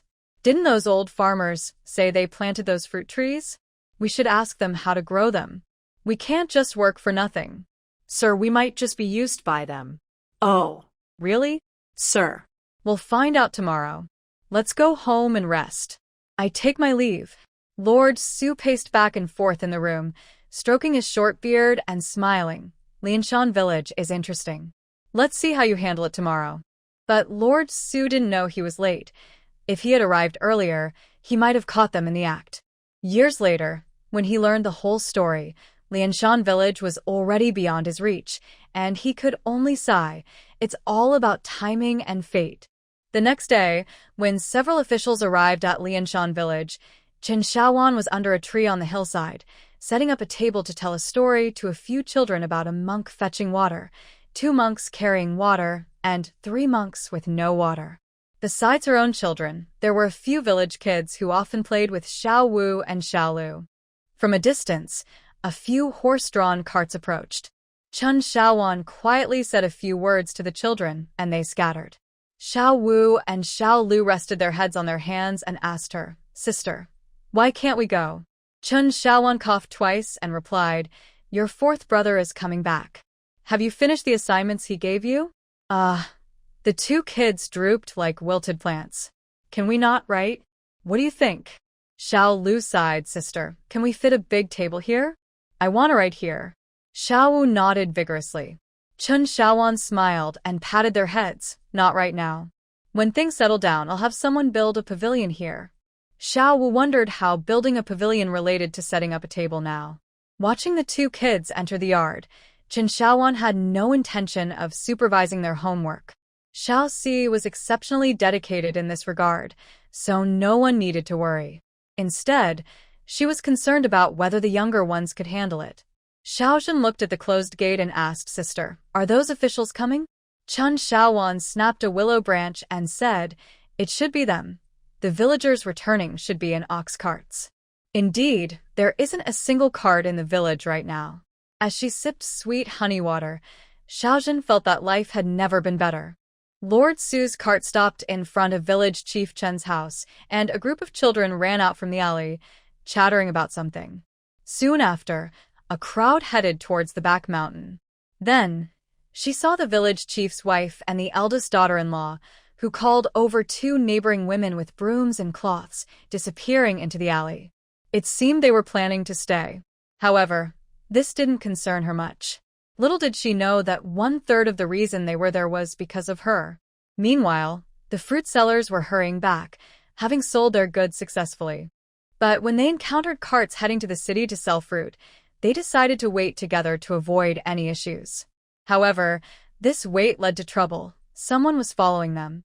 When Uncle Chin saw the village's fruit cart, he sensed danger and arranged for a retreat, sending people to assist them halfway. Luckily, several from Chen's family had experience from the last time they sold grapes. After a long wait for the village's fruit to sell out, they made a turn with the cart, but the pursuers were still close behind. Chen Dashing turned pale with worry. In the end, the reinforcements arrived, and they changed carts several times to finally shake off the followers. Thankfully, they noticed the danger early. Otherwise, they would have been followed back to the village. But what would they do next time they came to sell? They had no choice but to hurry back to Qingping County and discuss it with Uncle Chen. When they met up, Chen Dashing looked worried. It was their village's first time selling fruit, and they had already attracted attention. What would happen to the fruit on the hillside? Uncle Chen frowned and said they would talk about it later. On the way back from the county, they traveled in groups, and Uncle Chen even went to the dye shop to pick up the fabric that Chen Shaowan wanted. Uncle Chen looked at the fabric and said, "With this, we could open a fabric store." Uncle Chen laughed and went to buy some miscellaneous items. They headed towards Lianshan village as the sun began to set. Those who returned early went straight to the village chief's house to report the situation and hand over the money, explaining all the arrangements made by the Qin family. Village Chief Qin frowned upon hearing this. How could this group from the Qin family be so skilled? It was almost like they were acting like thieves. His foolish son, Dashing, kept nodding, showing no suspicion at all. The village chief had come down the mountain because of Lord Su and his group. Calculating the time, he figured the people heading to the city should be back soon, so he needed to return and wait, ensuring Lord Su's group wouldn't encounter any issues. Chin, the village head, just forgot that Lord Su and his group arrived with a cart. Since the cart didn't go up, the driver must not have gone up either. Lord Su and his companions, experienced farmers, were busy organizing the trees and small saplings on the mountain with a few village elders. The two gentlemen were amazed, thinking that the trees were indeed planted by these elders, as they spoke confidently and worked diligently. Xiang Jiu also helped out, as it was agreed upon with his mother, who still remembered his father fondly. When Uncle Chen and Uncle Chin Si entered the village, they happened to hear the copper gong being struck by the village head. This was planned earlier. The money from selling the fruit was to be distributed the same day to encourage the villagers to be more invested. The people from the back mountain came down at the agreed time. Although Lord Su and Lord Yu were unsure of the situation, they had to follow down the mountain. Otherwise, they would be left to feed the wild animals. Once down, they met the returning Chun brothers. Lord Yu whispered, "That must be the cloth for the cart." Lord Su thought there was too much cloth in the village. The elderly and children looked on with envy. Yet, no one approached to chat, as the village head had already struck the gong. How much they could get was what mattered to them. With money, they could buy cloth too. So, Lord Su, Lord Yu, and County Magistrate Zhao watched as the village had distributed money to over 120 households, with each receiving 13 taels and 6 coins, including 1,000 taels given by Lord Si. The three men exchanged wry smiles, relieved they weren't from the Ministry of Justice. In such a situation, what could they investigate? They wondered if it was ignorance or just plain foolishness to do this in front of them. Could a village head, leaving behind several important officials, focus solely on distributing silver to his own village? They were gaining new insights. County Magistrate Zhao felt uneasy. As a county magistrate, he had a responsibility to educate. But how could they say the villagers were wrong? The fruit was grown by the whole village, and the money was shared among them. What was wrong with that? Yet, the fruit had only sold a few baskets, and each household received over 13 taels of silver, making him envious. Chun Shaowan, Shaosan, and Shaozhen stood on the hillside, watching the excited villagers at the threshing ground.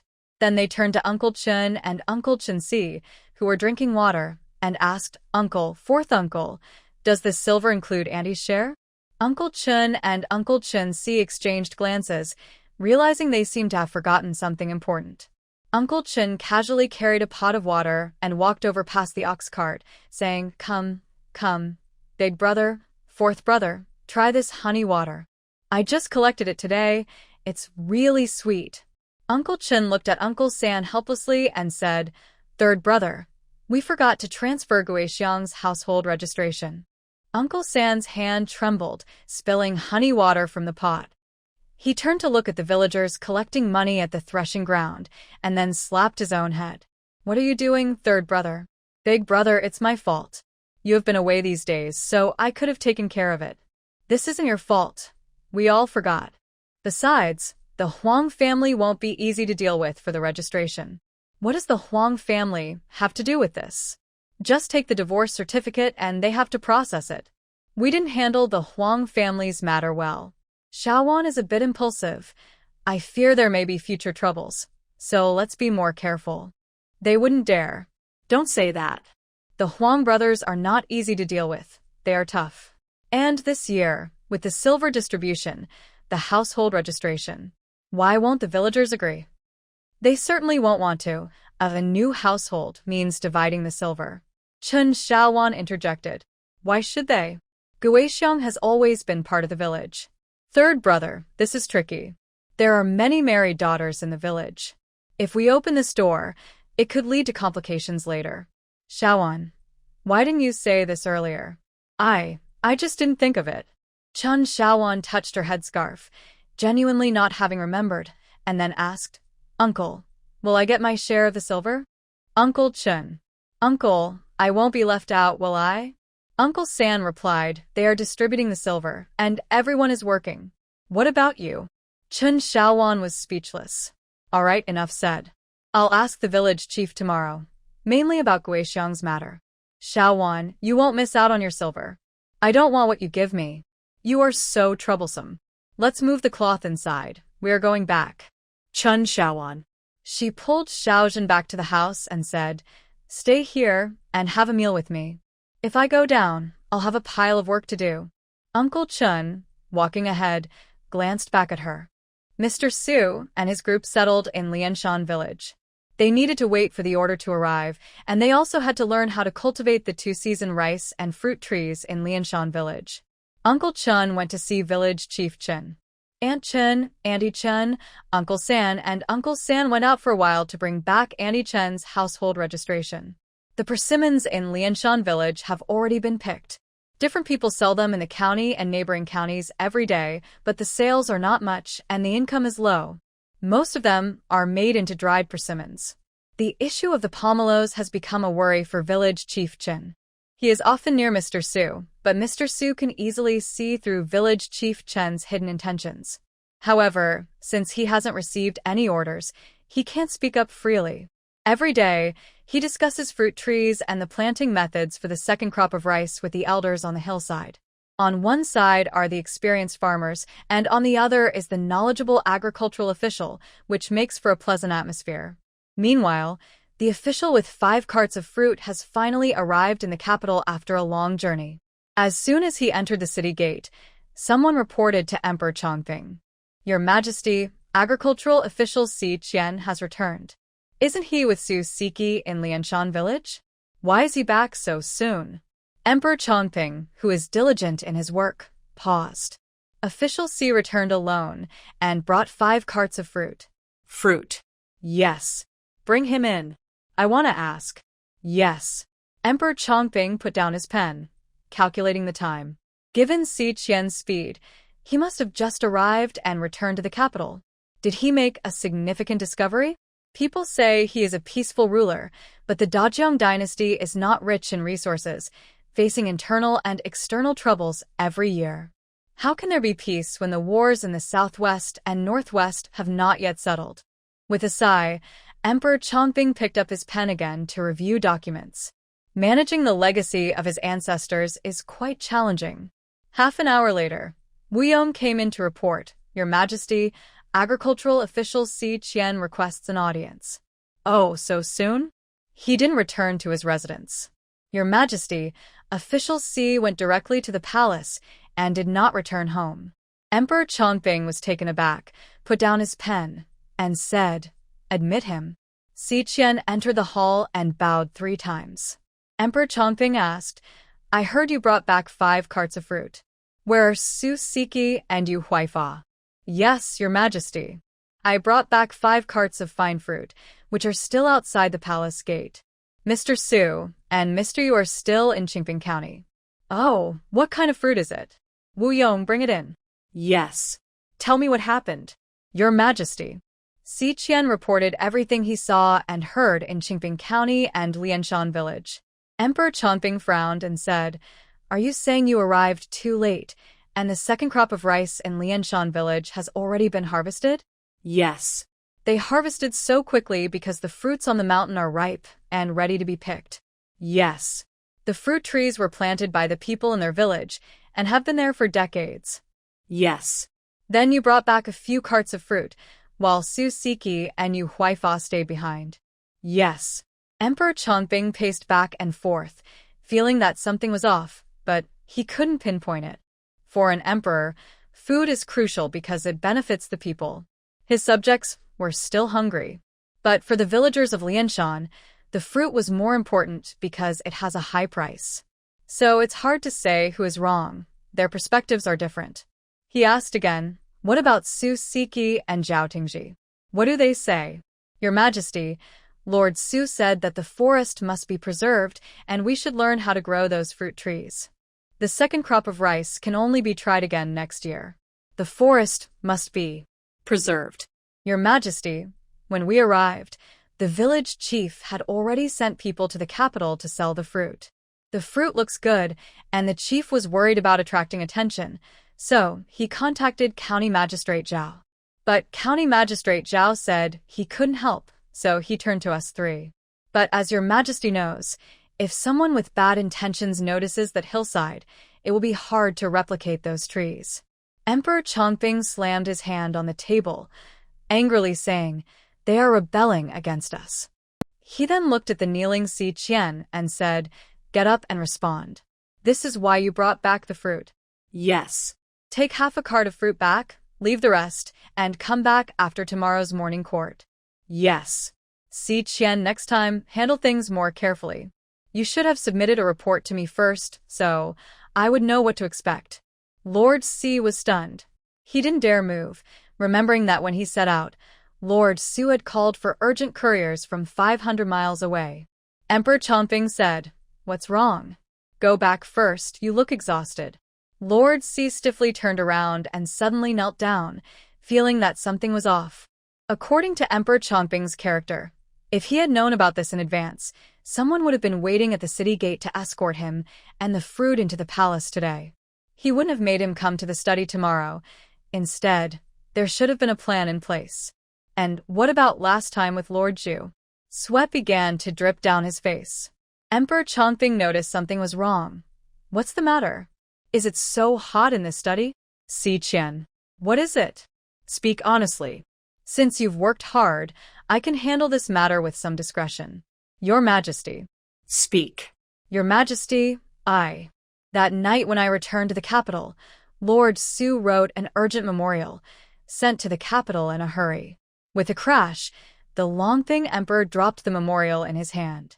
He said sternly, "Is that true?" Si Qian bowed and wiped his sweat. "It's true."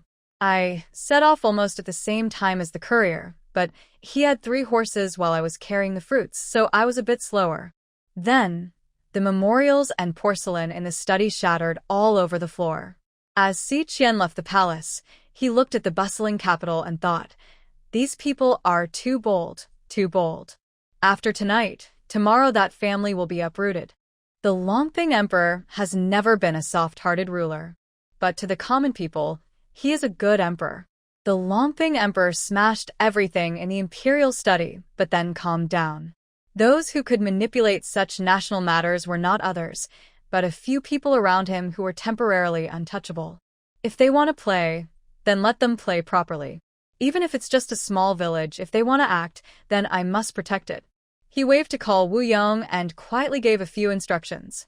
Wu Yong nodded and was about to leave when the Longfeng Emperor said, "What about the fruits Si Qian brought back?" Wu Yong signaled 2 young eunuchs to bring them in. One basket was filled with bright yellow pomelos and another with red persimmons, looking very beautiful. Seeing the actual fruits, the Longfeng Emperor understood Si Qian and the others' intentions better. If these fruits were sold in the capital, how could the defenseless villagers of Zitsuan protect themselves? Regardless of whether these fruits were truly grown by those old farmers, he must protect them. The Zhejiang dynasty cannot always lack resources, nor can all resources be in the hands of those noble families. Thinking of the 2 memorials, the Longfeng Emperor squeezed his hand and asked, "How many are there in total?" "Reporting to your Majesty, there are 22 baskets of pomelos and 8 baskets of persimmons." Si Qian didn't take any. Lord Si didn't take any when he left. "Send 2 baskets of pomelos and 1 basket of persimmons over. Distribute the rest in the palace. Keep 4 baskets of pomelos and 1 basket of persimmons for the morning court." "Understood.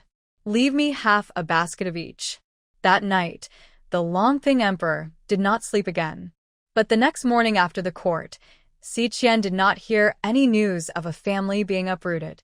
He received an order to lead other officials from the agricultural department to Lianshan village in Qingping County to learn about fruit tree and double-crop rice planting techniques. Accompanying him were Eunuch Liu, holding 2 imperial edicts, several young eunuchs, and a guard team. The important part is that among the guards was the fierce-looking deputy commander Xiong Wei. Oh my. What is the emperor thinking? This guy is tough to deal with and has offended many people, but he is loyal to the emperor. The emperor sent him, showing how much he distrusts the court and values Lianshan village. The villagers there are lucky. With him around, they will have to be careful. To make matters more complicated, the heir of the Anyuan Marquis, Qin Yan, decided to tag along. He greeted them with a grin, saying, "Sir, don't mind me. I'm just here to get something to eat. You know, if we try to grab something in the capital, we definitely won't win." The official thought to himself that he was quite self-aware, but when has the beautiful consort in the palace ever let him go hungry? The imperial edict stated they should set off immediately. Fortunately, the official was prepared, but he had spent nearly a month on the road. The officials in the capital had a chaotic time, and only in the afternoon could they finally set off for Qingping County. However, the official remembered that they hadn't passed by the Governor Tan from Xingyun Prefecture during their trips to Qingping County. Meanwhile, Governor Tan was pacing in his study, with a letter in hand. He was frustrated that Zhao Tingji hadn't informed him about such a significant event and had taken it upon himself to report to the emperor. The agricultural minister Su had already arrived in Qingping County, and he was completely unaware. This left him in a difficult position, and the clerks and aides in the room were also deep in thought. This situation might not end well for him. The villagers of Lianshan began to relax. The men worked on the fields and built dams, while the women sewed clothes and made shoes, drying vegetables in the sun. It was November, and they were wearing thicker clothes as the weather grew colder. Uncle Chen refused to let Chen Xiaowan build her pavilion, saying they would discuss it after the new year because there was no time now. The reason was that Uncle Chen San and Uncle Chen Si also wanted to build houses. What could Chen Xiaowan say? She could only suggest drawing up plans. As for the large piece of vacant land next to her, Uncle Chen decided to plant fruit trees there later on. The village chief had already announced that after spring, they would transplant fruit trees from the back mountain, and any successful trees that bore fruit would belong to them. The villagers became more enthusiastic, and several elders agreed to teach the method to the villagers, but they insisted it should not be shared outside. The villagers didn't care about this. They were from Lianshan village, so where could it spread? However, some of the wives were a bit unhappy because their families were not from the village. While some were upset, others were clever and didn't mind. So, what if it wasn't shared? I could use the money to buy meat and cloth for them, which was better. Plus, if I grew more fruit myself, I could have my brothers help sell it and earn some money.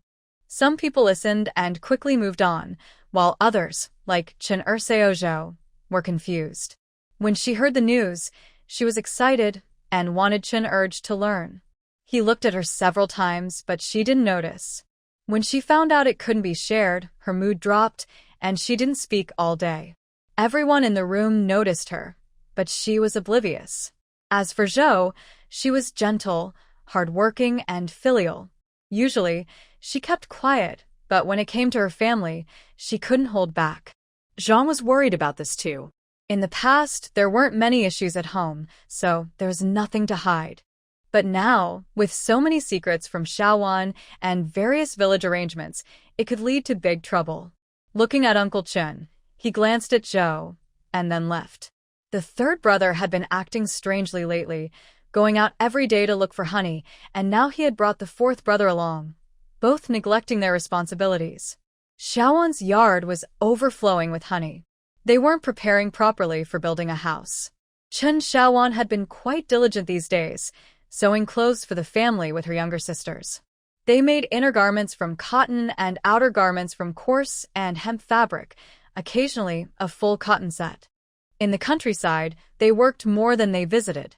Chen Xiaowan thought the clothing styles here were nice and suited her taste, so she didn't want to change the style, as that would be too noticeable. Instead, she focused on color combinations and details. The clothes came out beautifully, especially for the children.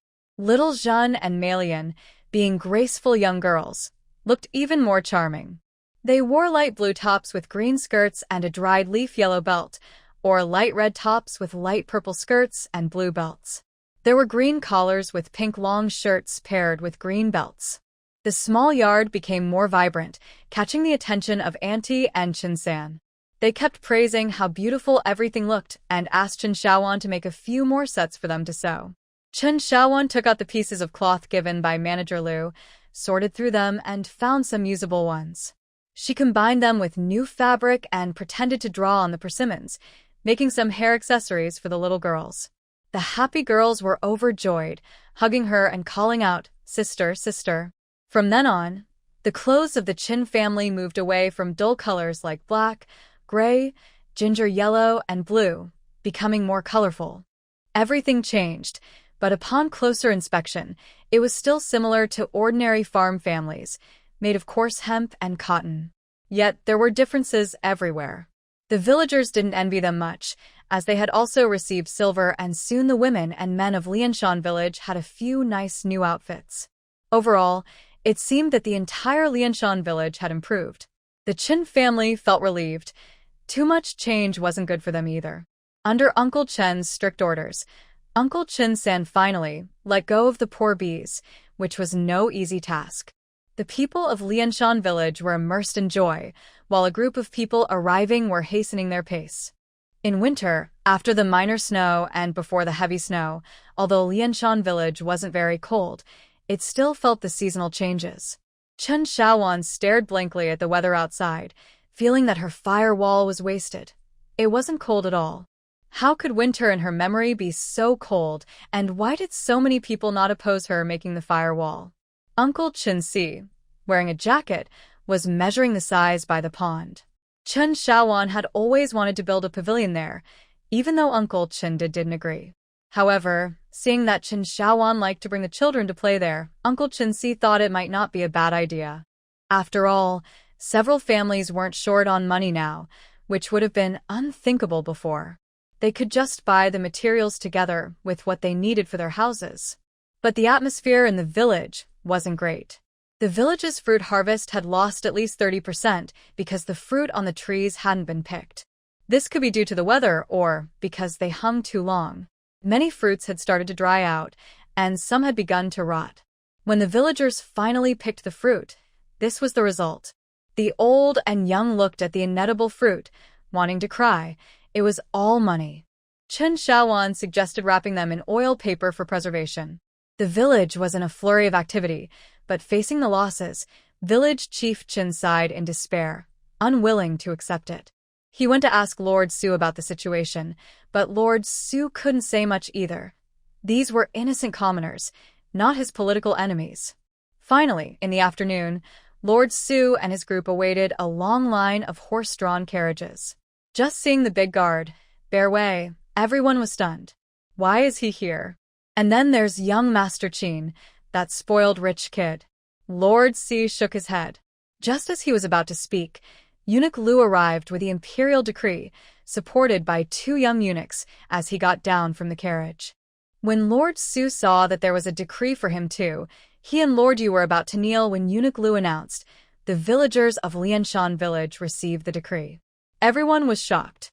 Why is there a decree for a village? Lord Su stood up to ask, but Si Qian pulled him back, nodding and shaking his head. Lord Su felt overwhelmed. There were no villagers around, and the village head, Chen, was nowhere to be found. One attentive servant noticed a few children in the village and quickly called for them, even giving them some candy. Eunuch Lu was also puzzled. What was going on? Lord Su smiled wryly. Whenever village head Chen needed him, he was never around, but when he didn't, he was always nearby. Village head Chen was at Uncle Chen's house, asking what to do with all the fruit. Uncle Chen was also overwhelmed, as he had plenty at home too. Just then, a child came to say that the decree had arrived and that village head Chen should go receive it. Village head Chen was stunned and couldn't believe it. Uncle Chen reminded him that the fruit had been sent to the emperor. Village head Chen rolled his eyes, feeling faint, but Uncle Chen quickly supported him, saying, "You can't faint. You still need to receive the decree." With that, he dragged village head Chen outside. When they got close to Lord Su, Lord Si quickly said, "Village head, hurry and ring the gong. The whole village is to receive the decree. It has arrived." Village head Chen. Uncle Chen said, "Lord Si, the whole village is receiving the decree. Is it good news or bad news?" Si Qian was taken aback, wondering if they wanted to run away, but he replied good-naturedly, "It's good news." Upon hearing this, village head Chen felt energized and stood up. "Really? Really?" Village head Chen turned and ran home. "Everyone," Uncle Chen said, "the village head is going to get the gong." Moments later, the sound of a gong rang out, urgent and loud. Soon, the threshing ground was filled with people kneeling, more than ever before, including men, women, and children of all ages. Eunuch Lu stood at the front holding the decree, with 4 young eunuchs and a group of guards behind him, showing a bit of grandeur. By the decree of heaven and the emperor's command, today, the villagers of Lianshan village in Qingping County, who have planted 2 seasons of rice ahead of the common people, have opened a new path for our great nation, benefiting our dynasty and filling the bellies of our people, contributing to the state, with achievements that will last through the ages. 2 types of fruit trees, persimmons and pomelos, are planted. They look great and taste delicious, which will benefit our country's agriculture and the land. Today, a reward of 10,000 silver and 1,000 gold will be distributed by the village chief of Lianshan according to merit. Additionally, several agricultural officials will be sent to learn how to grow 2-season rice and these 2 types of fruit trees. The villagers of Lianshan should share their knowledge without holding back. Furthermore, the area within 50 miles of Lianshan will be designated for planting, managed by the county magistrate Zhao Ting, and all matters should be reported for approval. The crowd was confused and most didn't understand, only hearing about the reward of 1,000 gold. Many followed the officials in cheering, still wondering how much silver that was. The officials felt the decree was rather heavy. County Magistrate Zhao smiled wryly. 2 hours earlier, he had received a decree extending his term for another 3 years. The official had also reminded him that he had bypassed the governor of Xingyun Prefecture, suggesting he think of a solution. What could he do? He had been a governor before, but not with so many issues as in Qingping County. Chen Xiaowan, in the back, didn't catch everything but knew one thing. Lindsay was safe, and that was enough. The area within 50 miles meant a 100-mile diameter, and all planting would be arranged by Lianshan. It was a small matter. The village chief could handle it. But the amount of silver seemed quite large. With so much silver, it would be a shame not to invest in rural development, especially considering the emperor's appreciation and the good fortune of Lianshan. Winter was idle, so it was better to keep busy.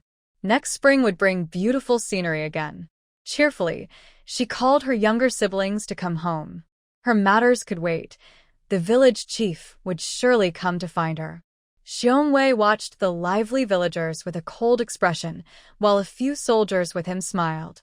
Chen Xiaowan and her group were among the first to leave, attracting a few curious glances. Chen the butcher hurried home to prepare to slaughter 2 pigs. Huasher scolded him a bit, but Chen retorted, "Ignorant woman, do you know how much silver each family will get from this? I'd gladly kill 2 more pigs if needed." Huasher asked how much. Chen grinned, "Each family will get no less than 150 taels." Huasher was stunned, her mouth agape. She had always been so careful with money. Chen sharpened his knife and called, "Jizu, go find your sister Xiaowan and ask her to prepare the stew pot. I'll bring the meat to her, and we'll treat the whole village to a meal." "Oh, good." Hua called out at the courtyard gate, "Jizu, you should talk nicely to your sister Wan. If she disagrees, just say our family will pay." Chen the butcher turned back to glance at her, and his smile widened even more. The other 3 children at home also laughed, feeling happy that their mother had improved. The villagers joyfully slaughtered pigs, sheep, chickens, ducks, and geese. Some had already skillfully set up large pots and stoves, and many young wives were busy picking vegetables in the fields. Village Chief Qin gathered the visitors from the capital, receiving rewards, imperial decrees, and answering various questions, as many important guests had arrived. He was anxious and sweating, moving around in circles. He grabbed the passing Xiao Wu and Xiao Lu and said, "You two, quickly go tell your brother Dashing to arrange some rooms." Xiao Wu and Xiao Lu, no longer shy, asked, "What kind of rooms?" "The rooms for the adults." "Oh, okay." Young Master Qin called from behind, "Kids, don't forget, I need a room too." In fact, the elders had already made arrangements. The imperial decree was a good sign. They could sell their fruits openly. They were also ready to share the methods for planting the second crop of rice and fruit trees. When Jizu came to deliver the message, Chen Xiaowan was busy with her writing tools. Hearing this, she looked at the sky and smiled, saying, "Jizu, just have your father bring the meat. Sister One won't make braised meat today. It's too late for that.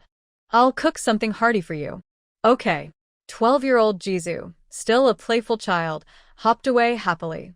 Xiao Zhen, seeing her sister's expression, knew she had a plan. "Sister, what do you want to do?" Chen Xiaowan pressed a finger to her lips and whispered, "It's a secret." Xiao Zhen laughed, realizing her sister's expression meant their father and uncles would be busy again. A joyful feast began before sunset, with eunuch Lu and many guards, along with various officials from the agricultural department, setting up over 100 tables. The threshing ground couldn't hold them all. So many families set up tables outside their homes and in the alleys, without caring about age or gender. Strangely, no one knew where the villagers got so many vegetables. Every household was bringing food out. Village Chief Chun was at a loss, confused, while the men and women had come up with their own solutions. Chen the butcher killed 6 pigs, but that wasn't enough because some villagers had the same idea, like Xiang Jiao and Old Man Sun, who wanted to share the meat. However, Chen only had 6 pigs, and a few men were rushing to the town to buy more. Within a day, the whole Zhuyang town knew that Lianshan village had received an imperial decree. Master Wang and Master Ching hurried back and were stunned to see tables full of food at the threshing ground. When they got home, they were in a daze for a while before hearing their sons talk. They looked at each other, wondering if they would get a share of this great fortune since their household registrations were not in Lianshan village. The more they thought about it, the more determined they became to stay. The women and children from both families also began to feel more settled after this event. It was impossible for Chen Xiaowan to prepare over 100 tables of meat. She accepted half a pig, but the man delivering it placed an entire pig right in her yard. Furious, Chen Xiaowan asked Xiao San to return it, but Xiao San took a knife from the kitchen and said, "Why return it? They didn't say they wanted all of it cooked. You can prepare what you need, and we'll eat the rest ourselves." Chen Xiaowan was taken aback, but then realized he was right. She happily began to prepare for the feast. Xiao San shook his head, worried about his sister being unprotected. Chen Xiaowan only had 2 large pots at home. She sorted out the meat to be steamed and asked Ani Chen San and Ani Chen Si to take it to the big pot at the threshing ground. She decided to only cook what her family would eat and didn't want to crowd the kitchen. She also made braised pork and stir-fried meat slices, knowing that the 3 sisters-in-law from the Chen family would help with the arrangements. After organizing the leftover bits and pieces, she received scraps from 2 more pigs that evening, almost overwhelming her. She thought about giving up the task because it was too complicated. However, the people who came were very friendly, leaving the items and saying they wouldn't eat them. Chen Xiaowan found it hard to be too heartless. So, Xiaozhen stayed with her to clean the leftovers late into the night since everyone else was busy at the tables. After a night of celebration, everyone was full and happy. The next day at noon, Mr. Su, Mr. Yu, and 4 young eunuchs left Lianshan village for the capital, accompanied by guards. They didn't forget to take 10 carts of fruit with them. With Lord Si's generosity as an example, Mr. Su also left behind 2,000 silver notes. Village Chief Chen pretended to chase after them, but felt quite embarrassed when he couldn't catch up. In her heart, she thought, why would a fool want money? Now they can openly accept it, which is rare. Lord Si, along with the officials from the Ministry of Agriculture and Xiongwei with 7 or 8 people, as well as Eunuch Liu, stayed behind. However, everyone was confused about why Eunuch Liu and Xiongwei remained. Eunuch Liu clasped his hands, carrying a royal decree. Xiongwei, fulfilling his duty, knew both of them were important figures. As for the young heir Qin, he had left this morning, complaining about the low-quality house and poor food, which he had never experienced before, so it was understandable he felt that way. Last night's meal was decent, even if it looked a bit unappealing, but he found it quite tasty. Why had everything changed today? Meanwhile, the pampered young troublemaker from the capital had just arrived in Qingping County, brushing past his father. His servant pointed at a carriage and asked, "Isn't that filled with the fruits Lord Si sent home?" The young troublemaker replied casually, "So what? Let's go to Lianshan village. My father must be there."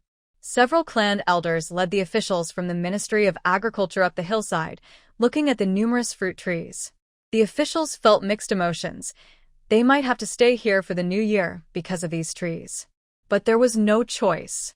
A royal decree was hard to defy, and it was their duty. If the decree truly stated that they should remain here, so be it. They would be recorded in history, which made them somewhat excited. Village Chief Chen, seeing the group head up the mountain with the decree, hurried to Uncle Chen's house. He had so much money in hand that it felt hot, and he couldn't sleep at night worrying about how to divide and manage it. Plus, he had to think about what to plant on the 50 acres of land. He hardly had time for that. He usually only managed his own 10 acres.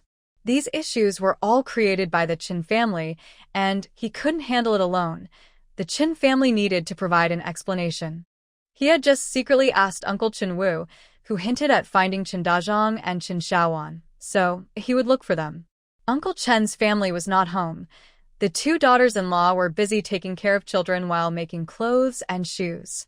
When he inquired about Chen San and Chen Si, he learned they were at Chen Xiaowan's house. Chen Xiaowan was sitting in the main room, drawing house construction plans for her third and fourth uncles. Uncle Chen San had many demands. He liked what Chen Xiaowan was doing. Everything that looked good in the town and county, he wanted her to add to the plans. Now the area of the courtyard was already 5 times larger than what Chen Xiaowan had drawn. Chen Xiaowan didn't argue and patiently continued drawing, as it didn't really matter. She just wanted to make her uncles happy. Uncle Chen Si just watched without saying a word, observing Sangge and his niece playfully arguing. Uncle Chen's fist had been clenched and relaxed several times. Xiao Sen glanced at his father, then lay down on Chen Xiaowan's rocking chair with a book covering his head to sleep.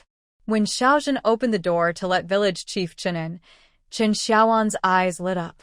He's here. He's brought money. Village chief Chen entered the room, looked at the people in the hall, and turned to check if Xiao Zhen had closed the door properly. Then he quickly walked over and stuffed the Imperial edict he had been holding into Uncle Chen's hands. He grabbed a ripe persimmon from the tribute table and started eating it, shouting, "Zhen girl, bring me some water. I'm so thirsty." "You all figure out what to do. Let me tell you, don't think about running away. This matter can't be resolved without your family." Uncle Chen helplessly looked at village chief Chen, who was being unreasonable. He opened the edict again and handed it to Chen Xiaowan. Chen Xiaowan was extremely curious about the bright yellow edict embroidered with a 5-clawed golden dragon. She had rarely seen anything like it in the museum. The craftsmanship and quality were truly impressive. The clouds and the dragon were beautifully embroidered. Meanwhile, on the big tree by the pond, Xiong Wei and another guard were watching. The village chief and the villagers were incredibly ignorant.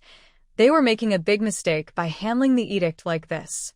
Was this how you were supposed to treat it? After Chen Xiaowan looked at it, she passed it around for everyone to see. Xiao Zhen didn't miss out either, but the 2 men in the tree were feeling frustrated. Xiong Wei coldly muttered, "Ignorant." Then he and the guard moved towards the small hill, doubting whether the news from the emperor was mistaken. What was there to worry about with these ignorant commoners? Chen Xiaowan, looking at village chief Chen, who was eating the persimmon and holding a cup of water, asked, "What are your thoughts, chief?" Village chief Chen swallowed the persimmon and took a sip of water. "No thoughts, I'm too busy and dizzy." Chen Xiaowan understood. The chief had been very busy lately. After thinking for a moment, she sat down to draw. The Chen family saw this, and also sat down to watch her. Xiao Zhen, very aware, moved a stool to sit beside Xiao San, gently waving the handkerchief in her hand. After a long wait with no one responding, village chief Chen grew annoyed seeing everyone sitting down again and shouted, "Chen's whipping. I asked you to think of a solution, not to make me suffer. Do you believe? Do you believe I will?" Uncle Chen quickly stood up and covered his mouth. Then I went to the main room to take a look and, oh! I also glanced at the few big trees in front. The weather was great, with clear skies. I turned to village chief Chen and said, "Stop making such a fuss and saying nonsense." Village chief Chen was taken aback, just about to argue back when he caught sight of the drawing made by Chen Xiaowan and looked over. "Whose is this?" "Mine." Village chief Chen examined the drawing and said, "Such a large piece of land. Where do you plan to build? The village has no land for you to build on."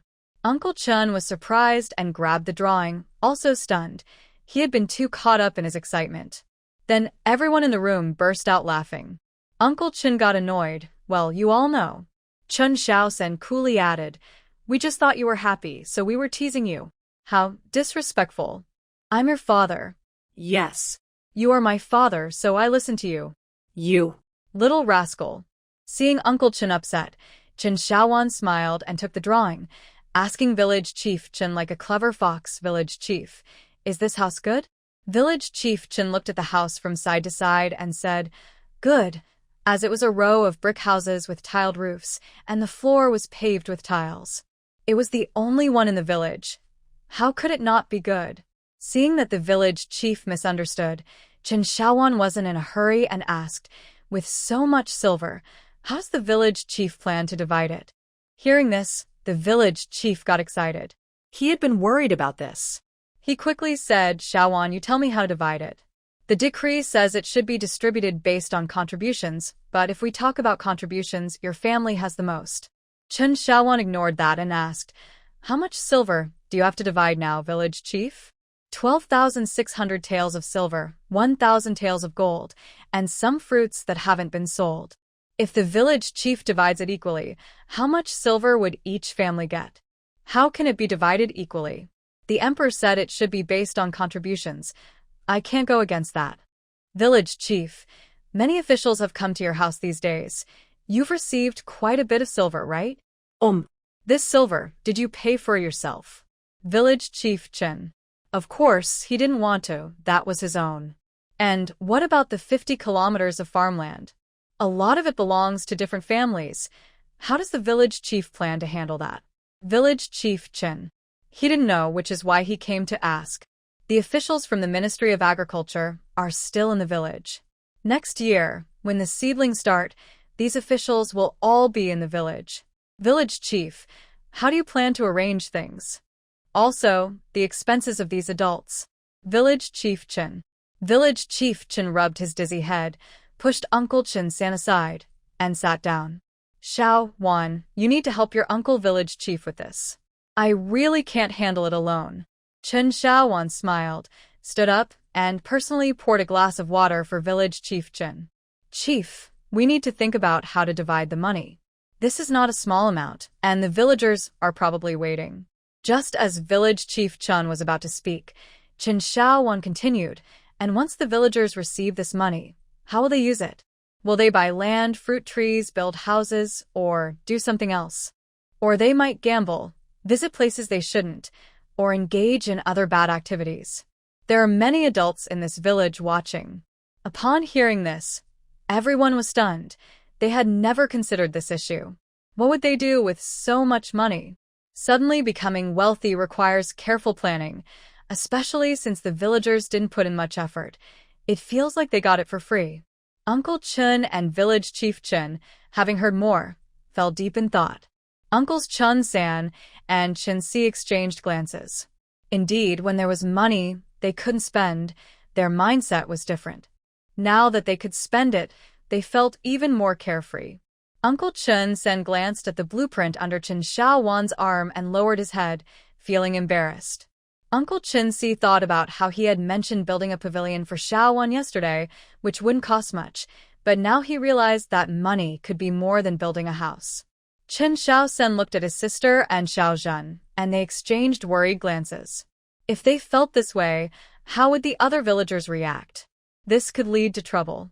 Everyone looked at Chen Xiaowan, and village chief Chen cautiously asked, Xiaowan, what do you think we should do? Chen Xiaowan looked at village chief Chen and slowly said, we should take from Lianshan village and use it for Lianshan village. It would be better to properly organize Lianshan village. Moreover, Lianshan village is now directly managed by the emperor. We can't keep this muddy image forever. It wouldn't reflect well on the emperor. If those adults come and go frequently in the future, we need to maintain a good appearance. Village chief Chen felt frustrated. Why couldn't he understand? The idea of those adults coming and going didn't seem likely.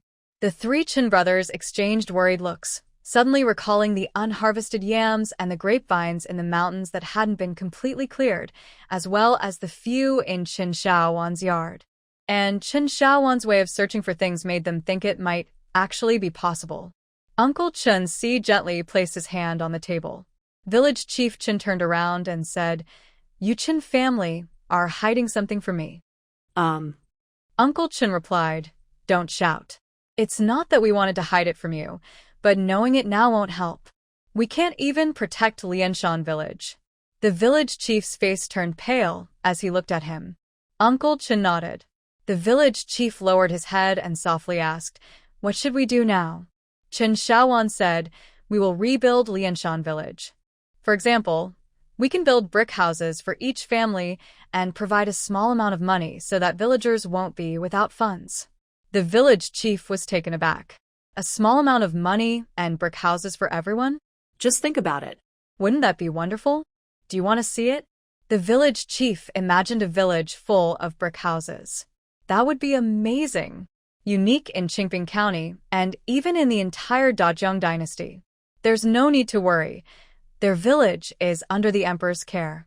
County Magistrate Zhao told him to ignore everything else. Beautiful. Great, really great. But he wasn't foolish.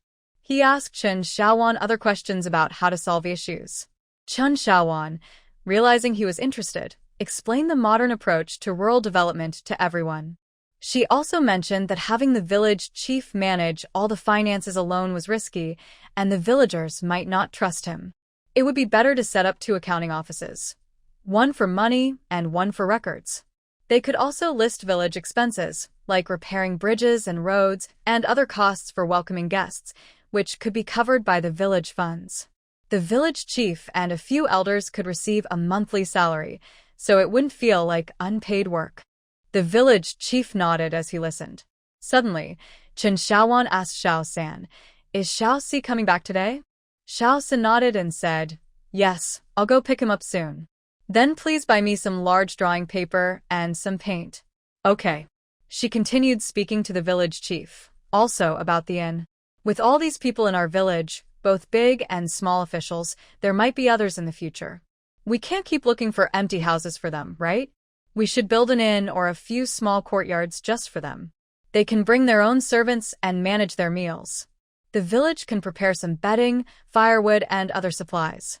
The riverbank is the reason why the fields were flooded this year. If our river were a bit wider and higher, such things might not happen. We could plant trees along both sides of the river, like willows and poplars, and maybe even some fruit trees like peach and pear trees, which would give the villagers an extra source of income. Of course, Chen Xiaowan had a small personal interest in this. After hearing this, village chief Chen and the 3 Chen brothers began to take notes carefully. There should also be a management plan for the fruit trees, as it can't be left to just one person. Otherwise, many would take advantage of the situation and blame the person in charge if things went wrong, which could lead to trouble. Chen Xiaowan never underestimated the darker side of human nature and didn't want to be taken advantage of. There are many honest people in this village, but there are also those with hidden agendas. After that, village chief Chen and Uncle Chen hurried off to discuss things with others, as they couldn't let the funds sit idle for too long. After they left, Chen Xiaosan asked Sister, "How do you know so much?" Chen Xiaowan pointed to her head and replied, "I've thought about it for a long time." Uncle Chen San and Uncle Chen Si turned to leave, busy with many things at home, and their houses would have to wait for the village's arrangements. Uncle Chen San thought to himself that Xiaowan was clever and had been planning this for a while, even drawing for so long just to tease him. His second brother was unlucky to have such a good daughter. Chen Xiaosan then went to fetch Xiao Si, and Xiaozhen followed to buy some embroidery thread, as there was plenty of fabric at home, but not enough thread. Meanwhile, Chen Xiaowan began another round of writing and drawing. In Lianshan village, there were large families with dozens of people living together, as well as couples with children like Uncle San and Uncle Si. The children were growing up, getting married, and bringing new people into the household, so they couldn't plan for too few houses. There were also elderly people living alone. Given the terrain of Lianshan village, building around 100 houses at once would be quite tight on space. This way, the residency issues for Master Wang and Master Chen could be resolved, and she couldn't say she hadn't helped. As for whether she could be involved in the distribution of the fruit trees in the village, that was up to the village chief and others. Coincidentally, when Xiongwei returned to Lianshan village with his guards, he only saw Chen Xiaosan driving away with Xiao Zhan in a cart, perfectly missing the matter the emperor had asked him to investigate. When Xiao Si returned, he didn't even go home but was pulled to the hillside by Chen Xiaosan, who said, "Sister is looking for you." He hurried home and didn't stay up late with them. The village's silver couldn't wait. To convince the villagers, the elder sister needed to finish the drawing early. Little Si wouldn't be sleeping tonight. Little Jeanne willingly stayed to help make dinner and then sat on a chair practicing her weaving, something she had just learned and needed to get better at. Little Si looked at the paper, ink, brushes, and various colors in front of him and dreamily said to Chen Xiaowan, "Sister, what did you say about 140 courtyards?" "Well, maybe even more. Just draw a bit more." "Sister, it's not just about me drawing. It's okay, time is tight. It doesn't have to be perfect. The detailed work can be left to Desheng and Master Wang later. But, sister, you need to tell me why. Otherwise, I won't draw. Chun Shaowan. Little Zhen outside laughed. Sometimes little C could be so stubborn. If he didn't understand, he wouldn't cooperate. Chen Shaowan realized that this kid didn't know anything. A scholar shouldn't act foolishly. So, she explained everything from the beginning. Little C was stunned, thinking this was like a story. What had happened at the academy was about achieving financial freedom, and the whole village was involved, managed directly by the emperor. Little Zhen, listening outside, kindly opened a pomelo and brought a plate of persimmons to show him. Little C was so dazed that he couldn't react. He reached for the pomelo, but Little Zhen handed him a bright yellow imperial edict instead. Chen Shaowan asked, "How did this get here?" Little Zhen replied, "The village chief forgot to take it." Little C gulped and asked, What is this?" Little Zhen looked at him and said, "It's an imperial edict. We've all seen it. You should take a look too." Little C felt tears welling up. This was not how they were taught to handle an edict. Seeing the two sisters' clueless expressions, he swallowed hard, took it, and read it 3 times carefully. He insisted that his sister open the storeroom so he could see. Chun Shaowan didn't mind, and the 3 of them went to check the storeroom. The edict was casually placed on a sheet of prepared white paper. At that moment, Xiongwei sat in the courtyard, pondering the emperor's intentions for sending him here, thinking there wasn't much to care about in this small mountain village. He never expected to be surprised the next day. Meanwhile, Lu Gonggong had just returned from chatting with the village women, still smiling. After Qin Xiaoxi returned from the storeroom, he looked at the sky for a long time. He felt that no words from the books he read could express his current feelings. Language seemed too weak to describe it. It was unbelievable and magical. He washed his face several times by the well before he felt better. Chen Shaowan had already placed the imperial edict under the Guanyin statue on the offering table. Since it was meant for offerings, it was fine to put it there. It would protect the house. When Chen Xiaoxi returned to the study, he didn't start drawing right away. He picked up the plate with pomelos and went to the main room to eat while watching his sister draw different house designs. Chen Shaowan went along with him. Xiao Zhan had finished her net and asked him about the color choices, and he answered each question. After finishing his meal, he walked around the yard a couple of times, playing with the fish in the small pond. Then he asked Shaowan's sister, "Where are your cat and dog?" Chen Shaowan. "Oh, right. I forgot." Chen Xiaozhen. "Uncle Sand has something going on again." When the moon was high in the sky, Chen Xiaoxi was still hesitating. Chen Shaowan wondered if she was pushing him too hard. She asked Xiaoxi, "Are you feeling a bit pressured? If so, we can skip it." Xiaoxi replied seriously, "It's fine, I'll draw in a bit." Chen Shaowan looked at the sky, then Xiao Zhen, "And I will go to sleep first. I've set up the rocking chair for you. Don't go down tonight, just rest for the night." Xiaoxi glanced at her. "Does my sister have some misunderstanding about drawing? I can still sleep tonight." But he just nodded and agreed. Looking at the bright moon hanging in the sky, he didn't know what to think. The next morning, when Chen Shaowan got up, Xiaoxi was sound asleep in the rocking chair, looking like he had just fallen asleep. Xiaozhen took a quick glance and quietly went to the kitchen. When Xiaowan entered the study, she was surprised to see his impressive drawing skills. Among the green mountains and trees, there was a small village with blue bricks and dark tiles, a gently flowing river, peach blossoms along the riverbank, and strong rice seedlings. In the threshing area, elders were chatting, children were playing, and in several pavilions, women and girls were sewing and embroidering. Near the pavilions, there were fruit trees heavy with fruit. If you looked closely, you could see people fishing in the shade by the river, while not far away, a boy was climbing a tree and a girl was picking flowers. The back mountain was a golden yellow and bright red. Even beyond the small hill, there were plenty of fruits. What a thoughtful drawing! In the distance, along the mountain path, you could vaguely see a stone path. He had captured all her descriptions and enhanced them beautifully. How could she have such a talented and wonderful younger brother? Chen Shaowan felt very pleased and comforted, like she had just drunk a cup of sweet honey water, marveling at how the Chen family had made the right decision in sending him to school. Soon Uncle Chen arrived. Seeing little Si asleep, he was about to call out, but Chen Shaowan came out, shook her head, and waved for Uncle Chen to enter the study, pointing at the painting on the table. When Uncle Chen saw it, he couldn't help but smile widely, his pride as a father shining through. Chen Shaowan watched speechless. Uncle Chen gently touched the painting, wanting to roll it up but hesitating. Chen Shaowan said, "Let it dry a bit longer. It should be finished soon. After breakfast, take little Si with you.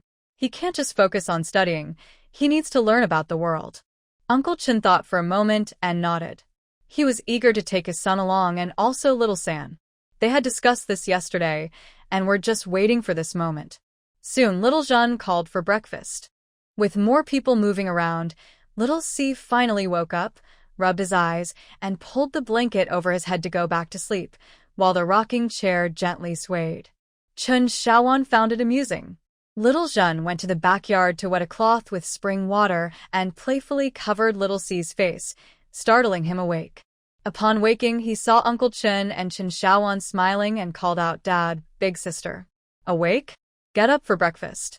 After eating, come with me. Your sister is just playing a little joke on you. You should be happy."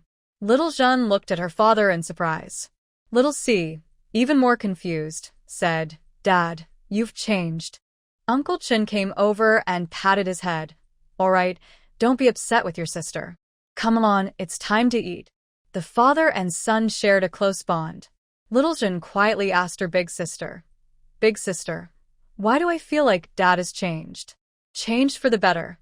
He cares about you more now." "Good," Little Jean said happily. She then quietly told Chen Shaowan that several times when she wanted to go to Half Mountain Bay, their mother stopped her, but their dad said to let her go. Chen Shaowan narrowed her eyes. After breakfast, Chen Shaowan organized a few drawings along with Little Si's painting, rolled them up, and asked Uncle Chen to take them. Little Si followed behind, while Little Jean carried a basket of embroidery back home. After seeing them off, Chen Shaowan stood on the slope of Half Mountain Bay, looking at the village for a while, her mind filled with ideas. After passing by Uncle Chen, Xiongwei, and others, a guard asked, "Who is that boy? He looks like a scholar." Then they heard, "Dad, I'm sleepy." "You're young. Where does all this sleepiness come from?" You can sleep when you get back. "Fourth brother, I'll give you another ice cloth." "I don't want it." Xiongwei and the others felt something was off, but couldn't quite put their finger on it. On this day, it was a day of anxiety in Lianshan village because the village chief had not yet announced how to divide the money. Hua, the wife of Chen, kept pacing back and forth at home. Chen, the butcher, advised, "Why are you in such a hurry? They are discussing how to divide it. Isn't it supposed to be split evenly?" Chen was speechless at his wife and patiently explained, "How can it be split evenly? The decree says it should be distributed according to merit. Think about the few families that stand out and what they have done compared to us. Can they be treated the same? But If our family does so much work, should we get the same share as those who do nothing? Do you agree with that? That's impossible." Chen looked at his wife, and after a moment, Hua finally understood and turned to wash clothes in the house. For Chen Shaowan, it was a fulfilling and carefree day. With no one around, she felt as free and relaxed as a little bird. It was wonderful. There was hope, a mix of busy and leisure, and she wouldn't feel useless. For Chen, the village chief, and the elders, it was a surprising, busy, and hopeful day. For Xiao San and Xiao Si, it was also a unique day, especially for Xiao Si, who gained a stronger understanding of people's lives, laying a solid foundation for the future. At the right time in the afternoon, the gongs at the threshing ground began to ring, and the villagers rushed to grab benches. That sound meant the money was about to be divided. Cooking could wait, and one meal wouldn't starve anyone. Chen Shaowan set up a table under the big tree by the pond, and soon Xiao Qi, Xiao Jing, and Mei Lian joined her. After a while, Xiao Zhen arrived with a basket, along with some other girls. Today, the young Master Qin had been wandering around the village, making it a bit hard for the young wives and girls to adapt. Those who were observant quickly noticed something was off and felt the need to be cautious. They didn't want to get involved with wealthy families. Right now, Lianshan village was great. Marrying someone from the village was best, and the best family in the village was the Qin family.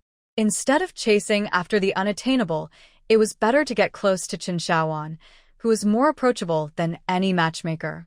Xiao San and Xiao Si were like golden dolls. Qin Shaoan had no idea about this.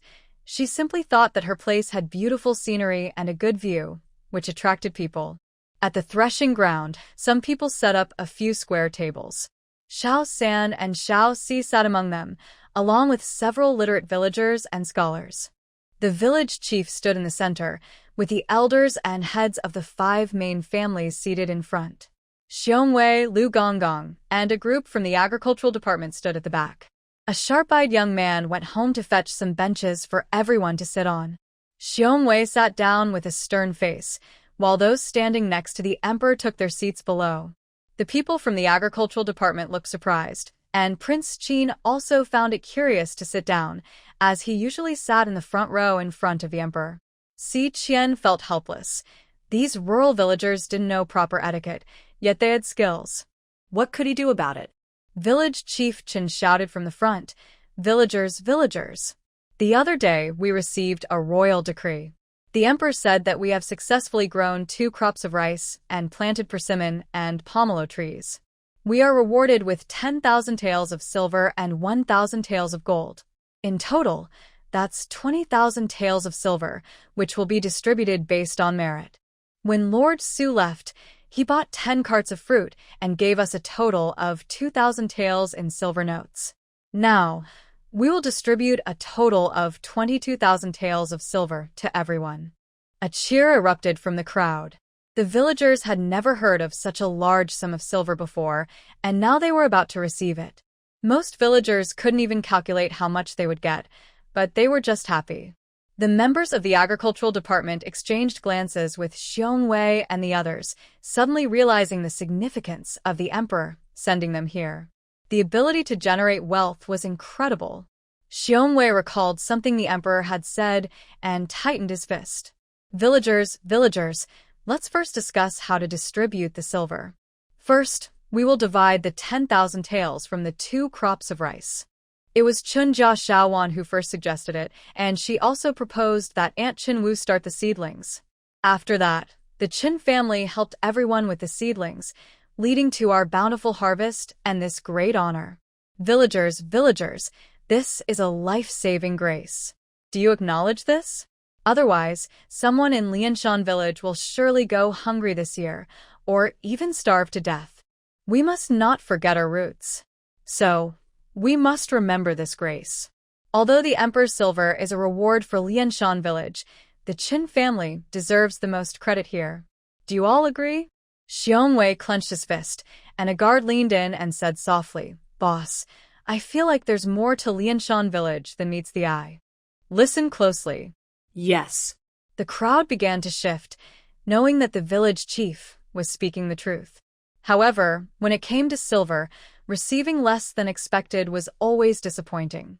Villagers, during the flood and the outbreak, it was Qin Shaowan who first suggested that we should not drink dirty water and that we should boil it before drinking. Later, she also taught us how to make masks and, together with Dr. Yu, showed everyone how to avoid getting sick. Otherwise, today we might not be standing here, enjoying this great blessing. The crowd began to waver. I agree that the Qin family deserves the credit. I agree that the Qin family deserves the credit. Most villagers are kind and remember kindness, so everyone agreed after hearing this. Chun Shaowan quietly watched the scene from halfway up the hill. In that moment, she was not just Qin Shaowan but also Qin Lijun, observing the villagers to see if they were worth her continued efforts. She didn't need their gratitude, but did not want to face a group of ungrateful people. The Qin family was not someone she couldn't leave behind. At that moment, Qin Xiaozhen looked at Qin Shaowan and felt she was very unfamiliar. Her older sister seemed a bit cold, making others feel uneasy. Children are more sensitive to atmosphere. Little Xiao and Little Ya came over and hugged her legs, softly saying, "Sister, scared." Chen Xiaowan snapped back to reality when the little girls hugged her tightly. Her expression softened as she squatted down to embrace the two soft little girls, gently stroking their bangs and asking, "Scared of what?" Sister. Just now. Scared. Chen Xiaowan smiled, realizing she had been lost in thought. She hugged the two children and called over her other sisters. "Villagers, what I discussed with the elders is this. For this one item, Chen Xiaowan will receive a personal reward of 2,000 taels. The Chen Weia family will also receive 2,000 taels, and Chen Zwiping, Chen Zwishuan, and Chen Zwili's families will each receive 500 taels. Chen Zwifu and Chen Zwigui's families will each receive 300 taels, and Sun Labua, Li Lao, Huang Lao, and my family will each receive 100 taels. The rest will be divided equally." This was actually a bit much. A man opened his mouth to shout, but a nearby elder quickly covered his mouth and whispered, "Fruits." The man's eyes widened as he nodded repeatedly. Right. There are also fruits, which the Chen family discovered first. The man quickly realized this was compensation. Since the fruits were planted by the village's elders, the Chen family could not receive further rewards. Some other clever people understood the situation and remained silent, waiting for the village chief to continue. "Villagers, the fruit trees were planted by our ancestors long ago. Over the past few decades, we have continued to cultivate them, and this year, the fruits have finally turned out well and are selling for a good price. We have also received a generous reward from the emperor, but most of those who planted them are no longer with us. I and the elders have counted the families who planted the fruit trees back then. Each family will receive double shares, and every living person will get 200 taels, plus an additional share. Currently, the elderly still alive include Uncle Chen, Old Li, Old Huang, Old Sun, and Aunt Xiang. Those who are not here include about 10 others." The villagers had no objections. They did nothing and still received silver. The money from picking fruits was also considerable. Most of those who are not here have few descendants, and those that do are quite poor. The village is willing to help, and doubling the shares means they will have to work harder. Indeed, this was all agreed upon by village chief Chen and a few elders. That 200 taels is just a gesture, especially since the elderly are involved in teaching officials. Calculating this, there is still 14,500 taels to distribute. Our village has 128 households, and with the double shares, there are a total of 158 households. Each household can receive 90 taels. When this number was announced, many families were unhappy, like the Hua family, who immediately protested. But Chen the butcher quickly covered Hua's mouth, saying, "Don't shout. Do you not want the free silver? We said we would get at least 150 taels, right? We distribute based on contributions. Let me ask you, what have we done to earn this silver?" The eldest only picked fruits for 5 days. If you think 90 taels is too little, then just shout. Hua finally quieted down, tears streaming down her face. This scene was noticed by Xiongwei and others, who remained silent. "Fellow villagers, do you think this is less than expected? But have you considered that without the Qin family, we might have starved long ago? Now we are either digging in the mud on the mountain or fishing in the river just to fill our stomachs. Where are the new clothes? Aren't the clothes you wear all new? Last time, each family received 13 taels and 600 coins, and I kept not a single coin. But now it's different. We in the mountain village must not only take care of what we grow, but also the surrounding 50 miles. So the village cannot be without money." After distributing 90 taels to everyone, there are still 280 taels left.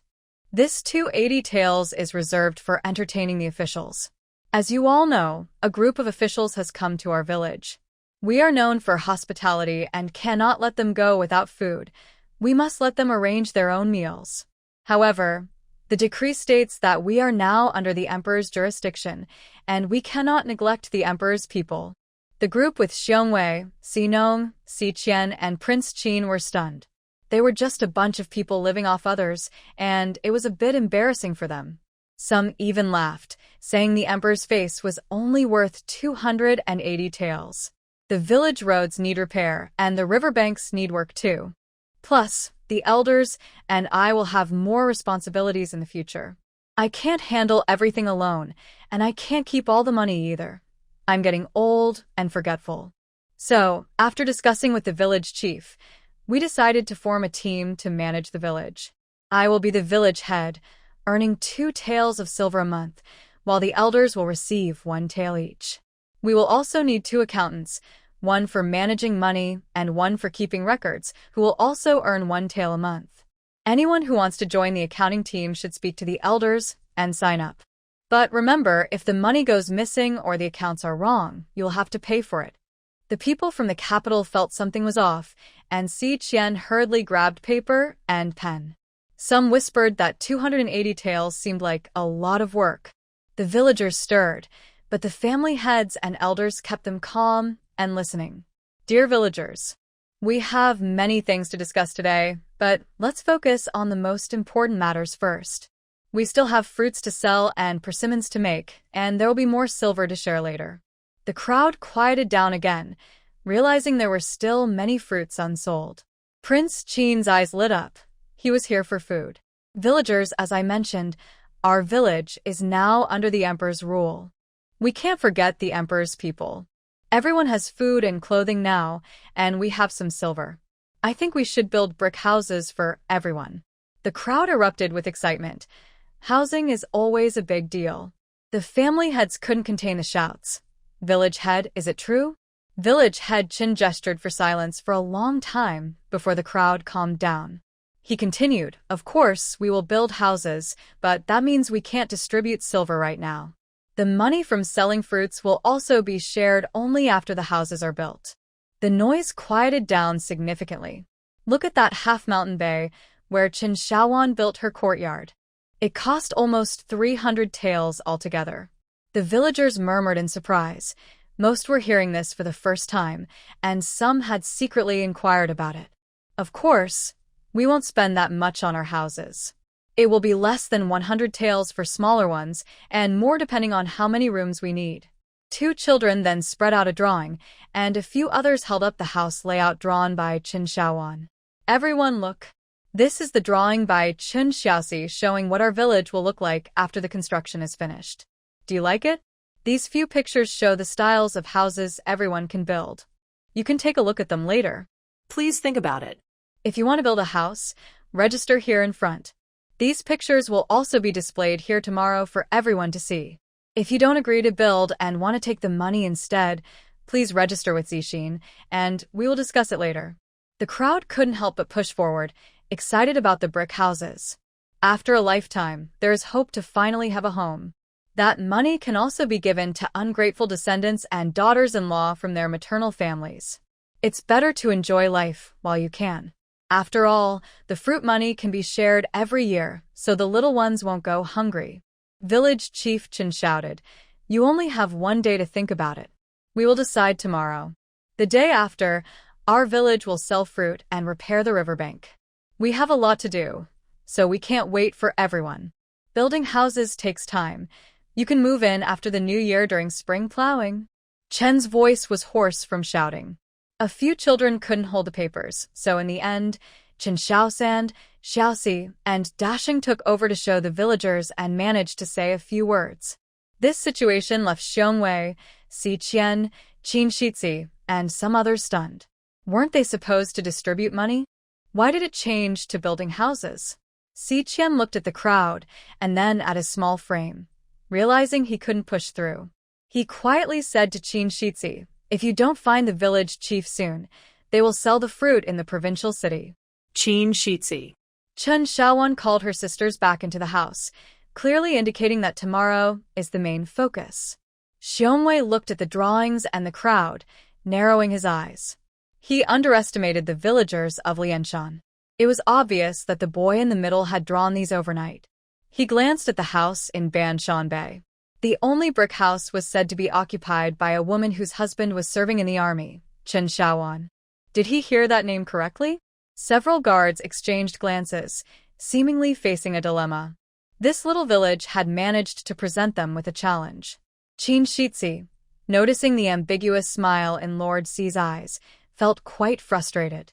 With his looks and the favor of the beautiful empress in the palace, he was quite popular among the young ladies in the capital, and many wanted to be close to him. Today, he had spent nearly a whole day in this village, but whenever those young wives and girls saw him, they hid away. In this crowded situation, he hardly saw any young women dressed up for marriage.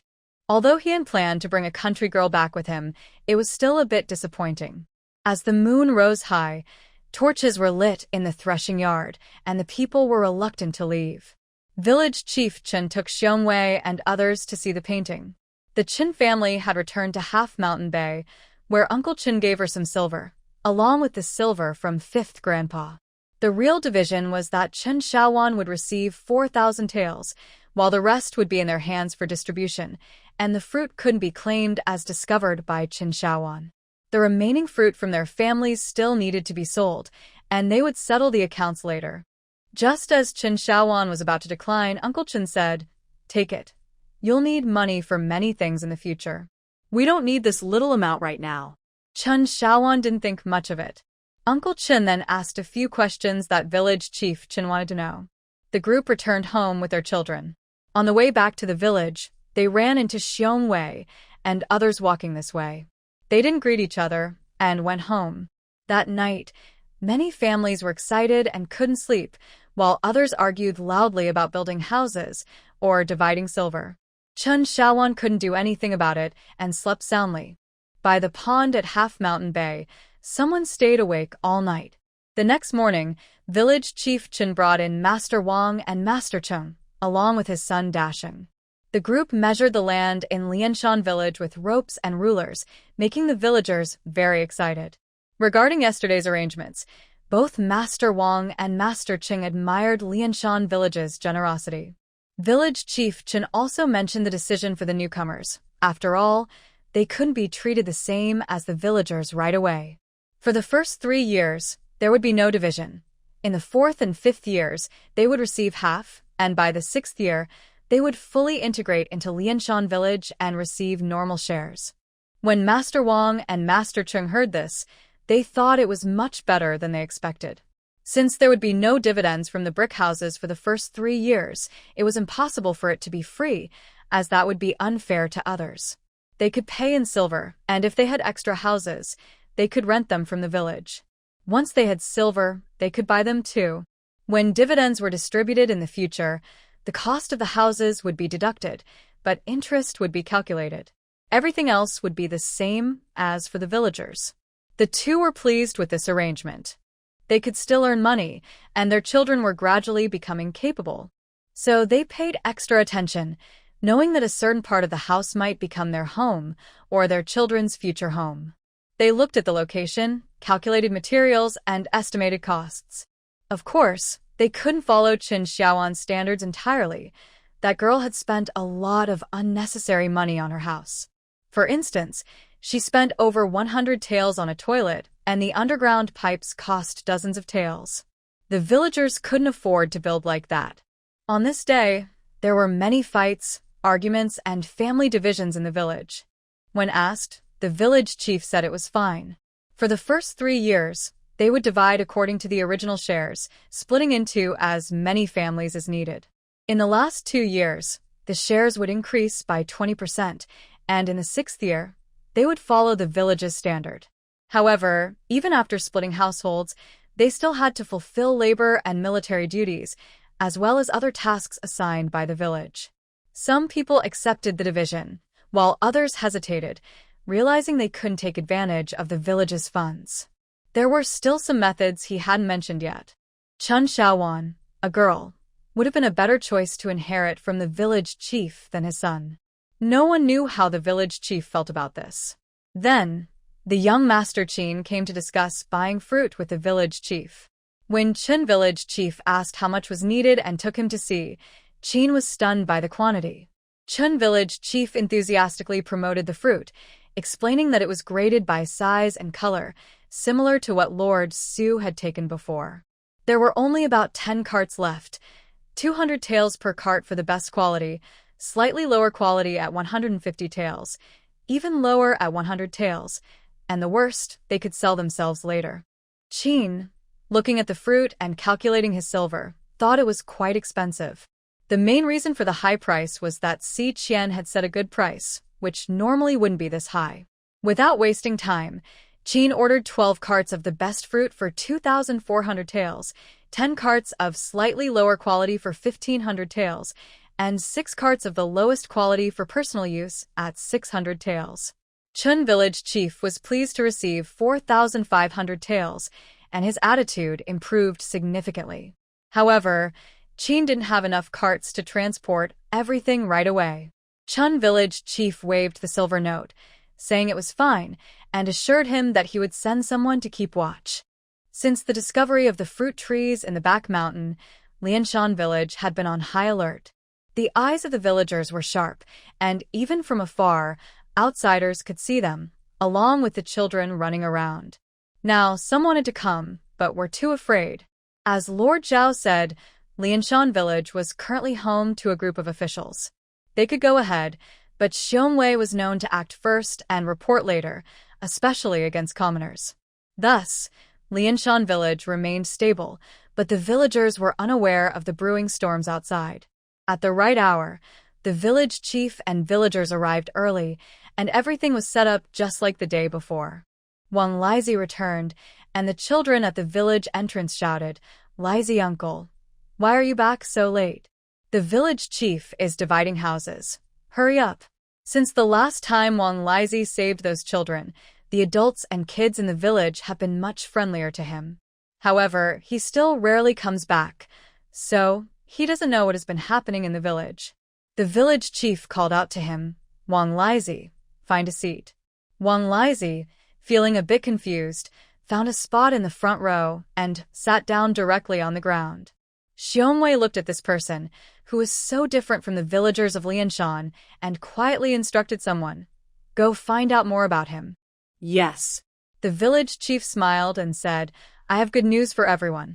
Today, we sold 28 carts of fruit and earned 4,500 taels of silver.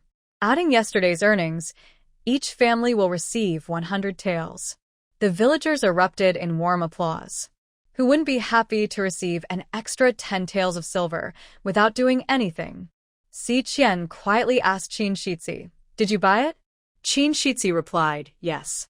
He then turned to Si Qian and asked, "Why was the fruit so expensive? Who bought it first?" "I did." "You?"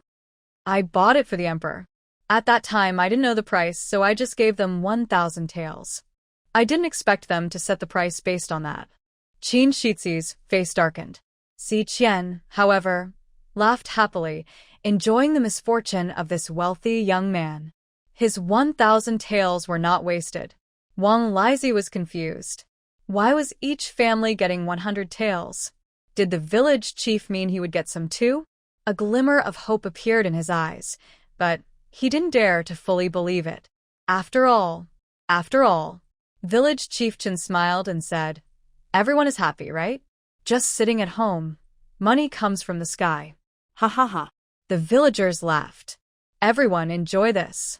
There will be more good things like this in the future, year after year." Now, looking at everyone's opinions, there are only 5 households in our village that disagree with building houses.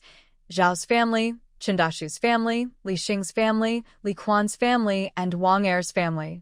What are your thoughts? After we finish here, come talk to me. If your reasons are good, I'll give you the silver, and you can make your own arrangements. But remember one thing. If the whole village builds houses and you don't, the place you live now may not be available forever. This village needs to be planned as a whole. The families listening to this had dark expressions, and one wife even poked her husband's arm. This house has different sizes. Some have 15 rooms, some have 10, some have 7, and some have 5. Each has a kitchen, a storage room, and a bathroom. Did everyone understand the blueprint? It looks nice, right? Do you all like it? Yes, the crowd laughed. Who wouldn't like a beautiful drawing or a lovely house? Each room is tall and bright. I bet no one has lived in such nice houses before. You will be able to move in soon. Everyone has chosen the size based on their family needs. That's great. This morning, I measured the land in our village with Dashing, Master Wang, and Master Cheng. We will build in 2 phases. First, we will construct the row by the threshing ground, and then we will build by the river. Everyone should think about where they want to live, and we will start measuring the land for houses tomorrow." The crowd buzzed with excitement, not caring about the urgency of the matter. Chun Shaoan thought about how the first row included Uncle Chen's house. She worried that all 3 families would be in the first batch, but her own rooms were already filled with fruit, so they would need to come up with a plan. The second matter is that since it's winter, we plan to repair the riverbank. We also need some people to sell fruit. So, I discussed with the village elders and decided to divide the strong men in the village into 4 teams. The first team, led by Dasheng and Master Wang, will build houses for the villagers. The second team, led by Master Chung, Chinzuofu, and Chinzuogui, will repair the riverbank and finish before the new year. After the new year, we will plant trees. The third team, led by Chen Zhuoping, Chen Ershing, and Li Daong, will find wood on the mountain for house beams. The fourth team, led by Chen Zhuokang and Huang Xinwen, will sell fruit and persimmons. Lastly, we will arrange for Uncle Chinwu, Aunt Chinwu, Old Li, Old Huang, Aunt Xiang, Uncle Sun, and the adults from the capital to handle planting 2 crops of rice and fruit trees. Each family in the village will send 1 person to help, and those who can send more will earn 15 won per day, but meals are not included. For building houses and repairing the riverbank, we definitely need more workers, so we will hire some outside laborers at 15 won a day, including 3 meals. As he spoke, the crowd began to calculate, especially those without divided families who had extra hands at home. They saw the chance for new houses and some money, and whether meals were included didn't matter much since their families could also help at home. For families without adult men, the women can cook for the workers, which counts as their contribution. Hearing this, the women in families with the elderly and children felt happy about going to repair the riverbank. It was better to do women's work than to be crowded with men. The family is currently discussing the division of property. The elder agreed that the division should follow the same number of households as before. For the first 3 years, the shares will be divided equally based on the original number of households. In the 4th and 5th years, the shares will increase by 2 layers, and from the 6th year onward, it will be divided like the other villagers. However, the responsibilities for village work and service must be handled by you. You cannot say you won't contribute because the division isn't complete. For newcomers, there will be no share of profits for the first 3 years. In the 4th and 5th years, each household will receive half a share, and starting from the 6th year, they will share equally with the villagers. But they must also participate in village work. If they do not work, they will not receive any share. The villagers began to discuss this among themselves.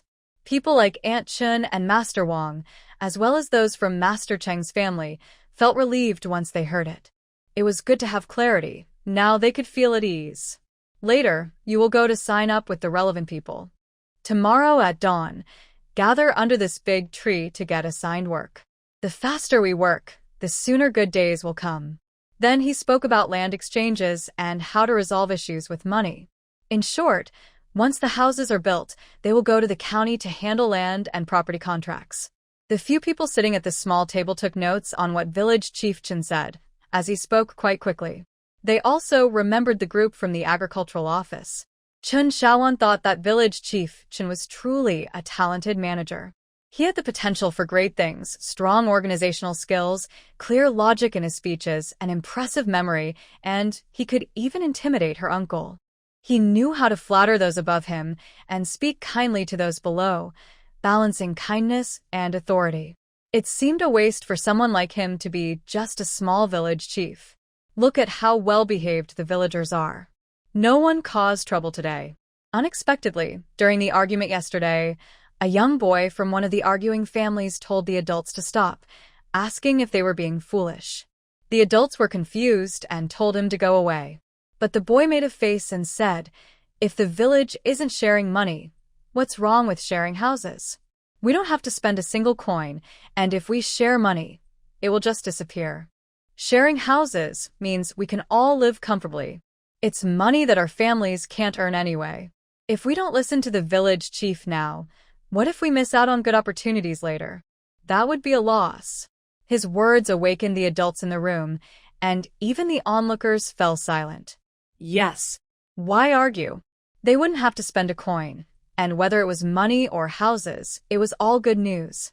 If in the future the village no longer plays with me, that would be a big deal. Only then can I earn this family business in my lifetime. But today turned out like this. Village Chief Chen was very pleased, while Chen Xiaowan found it strange. The group of officials thought that Lianshan village was too united. Later, the boy's family questioned him about who taught him those words. The boy hesitated and said, "Chen Xiao talks to them like that. You'll understand after experiencing it a few times." The adult patted his son's head and asked for details, then inquired, "Can you not play with him?" The son shook his head and said no, if he didn't play, he would miss out on the benefits. The adult nodded and said, "Then you should play well." The boy nodded eagerly. In Chen Xiaowan's eyes, these villagers were too easy to fool. Whatever the village chief said was accepted without question, and she didn't even get to use many of her strategies. In village chief Chen's eyes, it was all great news. Others thought Lianshan village was impressive. So, before Mr. Su and the others returned to the capital, the grand rural construction began. However, in the middle of the night, a figure slipped out of the mountain village towards Qingping County, where there were various contact points. Early the next morning, even before the agreed time, the threshing ground in the village was crowded with strong men. A group of people was excitedly chatting, creating a lively atmosphere. Wang Lizi was among them, feeling like he was dreaming. Yesterday, the village chief had given him a money pouch containing 13 taels and 600 coins, saying it was for him since he wasn't there when the villagers divided it. He was still in a daze, unable to believe it or ask questions. He only heard the village chief ask him what size house he wanted. Confused, he said a 7. The village chief looked at him in surprise and agreed. He was told that he had received the money and the house was decided, but he couldn't run around. He had to stay in the village to work, or he wouldn't get the house or any more money. He was also told to tidy up. Although he didn't understand what was happening, he thought that free money and a free house were too good to pass up, especially since it was a brick house. What he wanted most was just a place to hide away. So, early in the morning, he tidied up and wore his best clothes, but he didn't dare to push into the crowd. After watching for a while, he thought that repairing the riverbank looked the most tiring, so he chose that. However, the tears in his eyes went unnoticed by anyone. Master Wang and Chen Dasheng are old partners. Soon, they organized nearly 300 people into groups of 10. Master Wang took a small team from the village to buy materials, while the rest checked various places in the village or helped the first group of people move houses. Uncle Chen and Uncle Chen San, along with Uncle Chen Si, decided to have a few girls stay with Chen Xiaowan, while the boys followed them. They took the key to Nie Zheng's yard from Chen Xiaowan, saying they would go there. After some movement, Uncle Chen Si mentioned that once they were done, they would build a cellar for her, as she had too many things. Chen Ge and Chen Er did not go to work in the village. They needed to do carpentry, which is a major source of income for their family. Besides, with the whole village building houses, it was a big business, much better than the 15 when they could earn in a day. As for the village work, their father, Uncle San, and Uncle Si could handle it. Chen Xiaowan didn't need to help. She didn't need a house in the village, so no one asked her to work. Everyone in the village knew she was not one to work. In the past, when everyone worked together, Nie Zheng was still around. There were also over 300 people repairing the riverbank. Initially, Chen Xiaowan thought they would only fix the section for Lianshan village, but when village chief Chen and Uncle Chen Dasheng heard this, they disagreed. They insisted that at least the 50-mile area marked by the emperor needed to be fully repaired. Otherwise, if something went wrong, Lianshan village would also be affected. This shows the difference between men and women. It's not that Chen Xiaowan lacked a big picture view. She just didn't prioritize these matters, focusing more on herself and Lianshan village. However, village chief Chen and Uncle Chen Dasheng understood the consequences of this era, where one small issue could lead to larger problems. The responsibility for the 50-mile area assigned to Lianshan village fell on them, and if something happened, they couldn't escape either. But Chen Xiaowan didn't fully grasp this concept yet. Since they needed to start digging, Master Chung organized the teams and sent them home to get tools. They performed a ritual by the river and began work that day, then sent Chinswafu to buy materials. Lianshan Village's actions were significant, and they needed to buy a lot of things. For example, Chen the butcher announced that they could take as many pigs as they needed. When Master Wang arrived at the brick kiln, he bought all the bricks and tiles available and placed an urgent order for increased production. When the person in charge heard that a village was building over 100 brick houses, it was a big deal. The news spread quickly to every corner. When the news reached the county office in Qingping County, County Magistrate Zhao heard it. While he could ignore other matters, the riverbank issue fell under his responsibilities, so he gathered people and rushed over. Upon arriving here, I still haven't found village chief Chen. I first had a conversation with Sir Si, expressing my confusion about the recent arrangements in Lianshan Village. Usually, when families receive reward money, they divide it among themselves, using it secretly for personal needs or to buy land and grain. But in Lianshan Village, the whole community is building houses together. While it's good for village development, they are also repairing the riverbank, which is his responsibility. But this might be beneficial. It saves him trouble and also saves money for the county. County Magistrate Zhao might want to organize another labor effort to repair the riverbank uniformly, but it seems there isn't enough money for that. Ignoring Sir Si, I hurried to the riverbank. Master Sheng, who came with County Magistrate Zhao, is quite interesting. He is passionate about water management and construction. When he saw a group of people building a dam to block the water at the village entrance, he rushed over. Then, due to differing opinions, he had a heated argument with Master Chung. When County Magistrate Zhao arrived, he happened to witness this scene. Well, this matter can be left to these two. Meanwhile, 3 days later, a notice was issued in Qingping County announcing an early labor effort. The purpose was to prevent flooding like this year's, which ruined our crops and left us homeless. Therefore, we will repair the riverbank. This raised the morale of the entire county. There weren't many people in Qingping County who knew the details, and they were unsure what to say about Lianshan Village.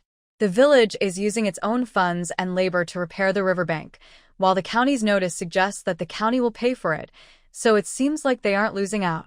Thus, Qingping County began a county-wide riverbank repair initiative. A group of people worked hard, chatting and laughing, especially around Lianshan Village. The nearby villages within 50 miles will depend on Lianshan Village's decisions for their planting next year. As work began, a memorial was sent out from Lianshan Village, and County Magistrate Zhao also sent a memorial to the capital, focusing entirely on one thing: money. This angered Governor Tan, who threw the letter away. Meanwhile, Lord Liu from the Ministry of Revenue was preparing to file a formal complaint. This Zhao Ting is disrespectful to his superiors and doesn't know his place. Now he dares to demand money. Humph.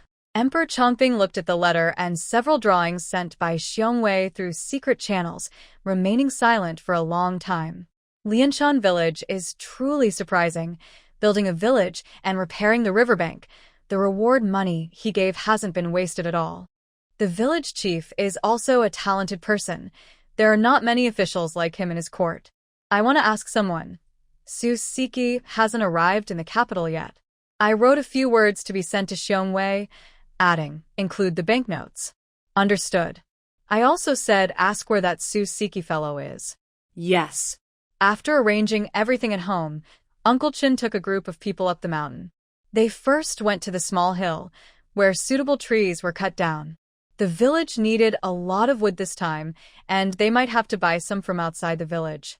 The elders had saved wood, and aside from the materials for coffins, they could probably spare some for this project since it was for their own homes. They planned to clear the mountain a bit, and next year, they would plant some fruit trees in the empty spaces. The seedlings would be handled carefully and transplanted into the village in the spring. Then, they looked at the withered yam vines. After a while, there was not much more to say, so Uncle Chin just waved his hand to urge everyone to work faster. The team led by Chen Zuokong was small, with about 20 people. Their task was to sell 4 to 5 carts of remaining fruit to the county town each day, while the city would be dealt with later. When Lianshan village began to dig and tear down walls, village chief Chen organized a large-scale ceremony, bringing together all the villagers to sincerely report to the heavens. When they lit incense, 3 wisps of smoke rose straight to the sky, which amazed everyone. Village chief Chen and the elders were at a loss for words to express their feelings. He then waved for the villagers to go up the mountain to honor their ancestors and relatives. Lu Gonggong watched with tears in his eyes, while Xiong Wei remained expressionless, and Qin Shizhi and the others were both surprised and curious. Chen Shaowan stared at the rising smoke for a long time, as if she could sense the presence of a divine being, realizing that she was a unique individual with 2 souls. She thought to herself that since she was there was no need to mention the divine matter. Her family also worshipped Guanyin and the Imperial Edict, so she believed everything would be fine. Village Chief Chen had not thought about the edict again, and seeing him busy every day, Chen Shaowan chose not to comment. Lianshan village was bustling with activity, and it was difficult for horse-drawn and ox-drawn carts to enter the village, often requiring manual assistance. At this time, village chief Chen and the elders seemed to be inspired, thinking clearly and working together to level the difficult dirt slope leading into the village. A gong sounded, and those repairing the riverbank shifted their focus to the mountain entrance, while Master Zeng was anxious and frustrated, wondering if anyone could work with such divided attention. However, they had no choice but to offer some suggestions. The ants at home, who were making shoe soles, also came to help with baskets. The village chief said that the soil dug from the slope could be used to fill the riverbank or raise the ground for houses nearby. The villagers were very cooperative. They had long endured days of hardship without enough clothes or food. Now that life was finally improving, they had no desire to return to such a way of living. Chun Xiaoro and Zhao Hansheng, who returned to visit their family, were blocked outside the dirt slope and couldn't get in. The villagers were digging from the inside, and when Zuofubo saw them, he called out for a while before letting them reluctantly leave and come back later. Andy sighed for a long time, saying someone should have sent a message to the children, but everyone was too excited about building houses to think of it. There were many extra projects, but Chen village head and the clan leaders were determined, tackling mountains and building bridges without hesitation.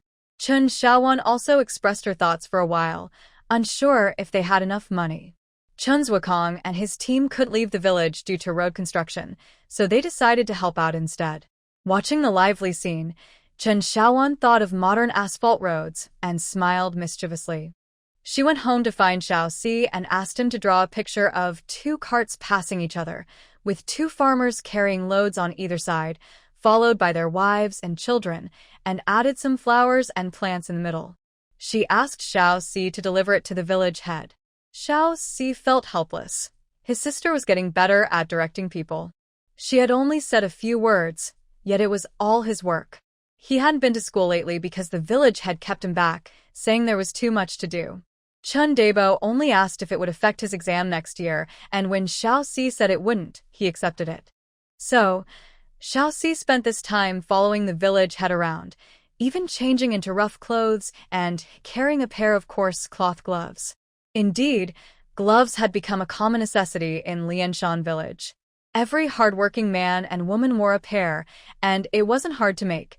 Even a 10-year-old girl could do it well after a few tries. Chen Shaowan went to the kitchen and brewed 2 buckets of tea, one with boiling water, osmanthus, and sugar, and the other was honey pomelo tea. She called for Xiao Wu and Xiao Lu to push the unicycle to deliver it to the village head and the others. The 2 children had grown stronger over the past 6 months, and being local kids, they had good strength and balance.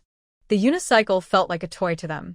Before long, the 2 returned, asking for more, as everyone there said it was delicious.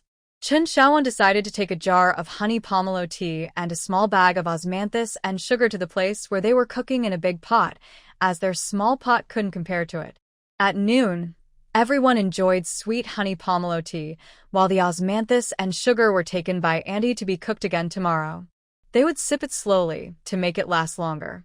Chen Shaowan sighed and added firewood to the stove. In winter, it didn't matter if it was hot or cold. The warmth helped chase away the chill. As for the little ones at home, Xiaozhen was still around. Chen Xiaoxi confidently handed the drawing to village chief Chen, saying, "Take a look, I just drew this." He then poured himself a bowl of honey pomelo water and drank it casually, showing no restraint typical of a scholar. He then approached Chen Xiaowan with 100 questions. Chen Xiaowan pointed to the stove and asked him, if there was no fire in this world, how did fire come to be, and why does it exist? After putting down the fire tongs and brushing off her sleeves, she headed back to Half-Bay Mountain, thinking that the little sisters were much cuter. Chen Xiaoxi stared blankly at the fire in the stove. Village Chief Chen opened the drawing and looked at the brother and sister by the stove. He handed the drawing to the clan elder, saying, "You all discuss whether to follow this plan." Village Chief Chen's approach was very straightforward. He was open to any idea as long as the elders agreed. He didn't worry about money at all and preferred to use local materials. If that didn't work, he would buy what was necessary. He had already thought that if funds were tight, he could go to Uncle Chen or Chen Xiaowan for help. There would always be a way. Recently, Chen's whipping had secretly told him that there was a plant on the small mountain whose roots could be eaten. In a few days, once everything was sorted out, he would find someone to dig it up and have Chinswakong take people to sell it. Now that persimmons were also ready for sale, they weren't short on money.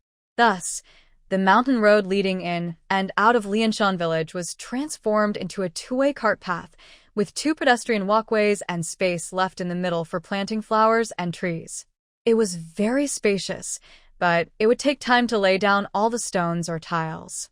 For now, they covered the path with straw, which made the old farmers quite upset. Lianshan village was bustling with construction and noise. Young Master Qin couldn't take it anymore and, on the first day the road opened, went to Qingping County, sending people to rush the cart with fruits out. Village Chief Qin was cheerful, saying, "It's good, it's good. The persimmons have a place to go." You could say that young Master Qin's trip was fruitless aside from the fruits, which left him feeling quite frustrated. However, when he returned to the capital, he would face even more frustrating matters, which only added to his annoyance. The young Master Qin left, which caught the attention of another person, a little tyrant from the capital who was having a great time in Qingping County, throwing around silver. He said to his servant, "Now that the young Master Qin is gone, my father can't send me back, right?" The servant rolled his eyes in response. That day, a sweet treat called persimmon cake appeared in Qingping County, priced at 5 taels of silver per pound, made from fresh fruit. Many people hesitated at the price, but many wealthy families kept buying it. The ladies loved it, but the sellers were only around for half the day and disappeared by afternoon, so it was wise to buy some while they could. County Magistrate Zhao watched as his wife happily brought in the persimmon cakes, feeling speechless. He said to her, "Don't buy any more. Next time I'll go to Lianshan village and get you some top-quality ones." His wife exclaimed, "Aren't these already top quality?" Magistrate Zhao felt a headache coming on. The goods from Lianshan village were graded, and the best ones would never appear in Qingping County, nor would they be sold separately, for fear of attracting too much attention. He could only nod in response to his wife. Madame Zhao looked at a plate of persimmon cakes, feeling speechless. She had just enjoyed them happily and saved a little for her husband. As soon as the young Master Qin left, Eunuch Lu found village Chief Chen, wanting to buy some fruit. Chief Chen was quite surprised. Eunuch Lu had been quite popular in the village lately, and the local women enjoyed listening to his stories about the capital and the nobles. The people of Lianshan village had suffered in the past and felt uneasy about the dark times their elders spoke of. They were curious about Eunuch Lu, who had a physical defect, but they wouldn't bring it up or take advantage of him. They would ignore someone like Wang Lizi but wouldn't actively harm him. They believed that anyone who could get close to the emperor, regardless of their background, had some skill and deserved respect. This is why Eunuch Lu felt very comfortable in Lianshan village and was quite happy, which puzzled and frustrated young Master Qin, who thought the villagers lacked insight. Many young women gathered around Eunuch Lu, including Xiaozhen, who had spoken to him a few times. Eunuch Lu smiled brightly at Chief Chen and said, "Chief, we are here on the emperor's orders to buy tribute. You mustn't hold back. Bring us the best pomelos, persimmon cakes, and honey pomelo tea. Oh, here's the payment. He handed a stack of silver notes to Chief Chen, who counted them and felt his legs weaken. Wow, that's another 10,000 taels. The Emperor's secret letter has arrived. Now, the fruits from Lianshan village cannot be sold openly. Instead, we should have Eunuch Lu buy some to take back to the capital, which will help fund the repairs of the riverbank. After all, how many villagers think about fixing the river themselves? Emperor Chongping is a ruler, but he is also just an ordinary person. Like anyone, he can be emotional and soft-hearted, and this is where Lianshan village comes into play. Village Chief Chun held the banknote and felt it was too much to handle, quickly trying to return it, saying, I'm sorry, Eunuch, please forgive me. Eunuch Lu raised an eyebrow and said, Hey, old man, what's going on? I'm giving you money, and you don't want it? With a sad face, Village Chief Chun replied, Eunuch, it's really difficult for me. The best fruits are already gone. I can pick some persimmons, but the honey pomelo tea isn't from our village. It's made by that girl Xiaowan for herself. You want 1,000 taels? I can't manage that. Eunuch Lu dropped his hand, realizing the situation was not going well. However, he still wanted to save face, so he slammed the banknote on the table and said, I don't care, you better handle this well. He left, needing to discuss this troublesome matter with the fierce merchant Xiongwei, as the Emperor's letter arrived too late. Seeing Eunuch Lu leave, Village Chief Chen looked at the banknote with a bitter smile. If only he hadn't lost those 3 fruits. Oh right, the Chen family should still have some. He thought of Chen Xiaowan and decided to find her. He grabbed the banknote and hurried toward Hansan Bay. The guard waiting outside quickly followed him, finally catching up after waiting so long. Meanwhile, Eunuch Lu returned to his residence. They were in the second batch of housing, which had not yet been demolished.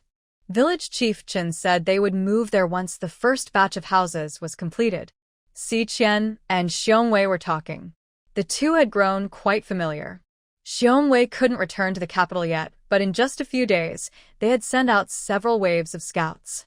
However, the villagers of Lianshan were still blissfully unaware and busy celebrating. Seeing Eunuch Lu return with a dark expression was unusual. He usually appeared cheerful, almost like a fool. Si Qian asked, Eunuch, what happened? Who upset you?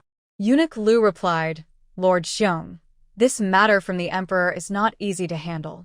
Village Chief Chen said the best fruits are gone.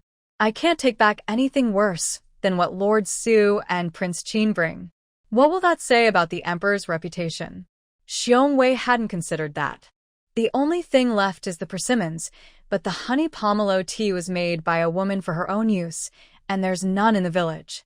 While speaking, he stomped his feet a few times. Si Qian felt that staying in Lianshan village was making Lu Gonggong more like a woman. Honey grapefruit tea, who wants some? Lu Gonggong replied, It's not that this drink is so good. I just thought to bring some for the Emperor. Si Qian. Xiongwei. At that moment, a guard came in and whispered something in Xiongwei's ear. Xiongwei stood up with a knife and said, It's fine. Village Chief Chen will handle it. No need to rush. Go find Zhao Tingji and arrange for a carriage. We need to get to the capital before the new year. Meanwhile, Uncle Chun had gone up the mountain, and Village Chief Chen only found Chen Xiaowan. In Chen Xiaowan's study, Village Chief Chen paced back and forth, saying, Xiaowan, how should we handle this? The village's fruits are not as good as the last shipments to the capital. We can't use these to satisfy the Emperor. Xiongwei nodded behind the smoke chimney. It was looking better now. If they couldn't find a place to settle, the big tree by the pond was too noticeable during the day, and the yard was full of children who could see everything. Dozens of kids were running around in the front and backyards. How many fruits can we buy with this 10,000 taels? With the best grapefruits, we can buy 50 carts. The best batch of persimmons is at your place too. And that honey grapefruit tea. Chen Xiaowan thought for a moment and said, Village Chief, don't worry. This can be resolved. The Emperor might not even want that many fruits.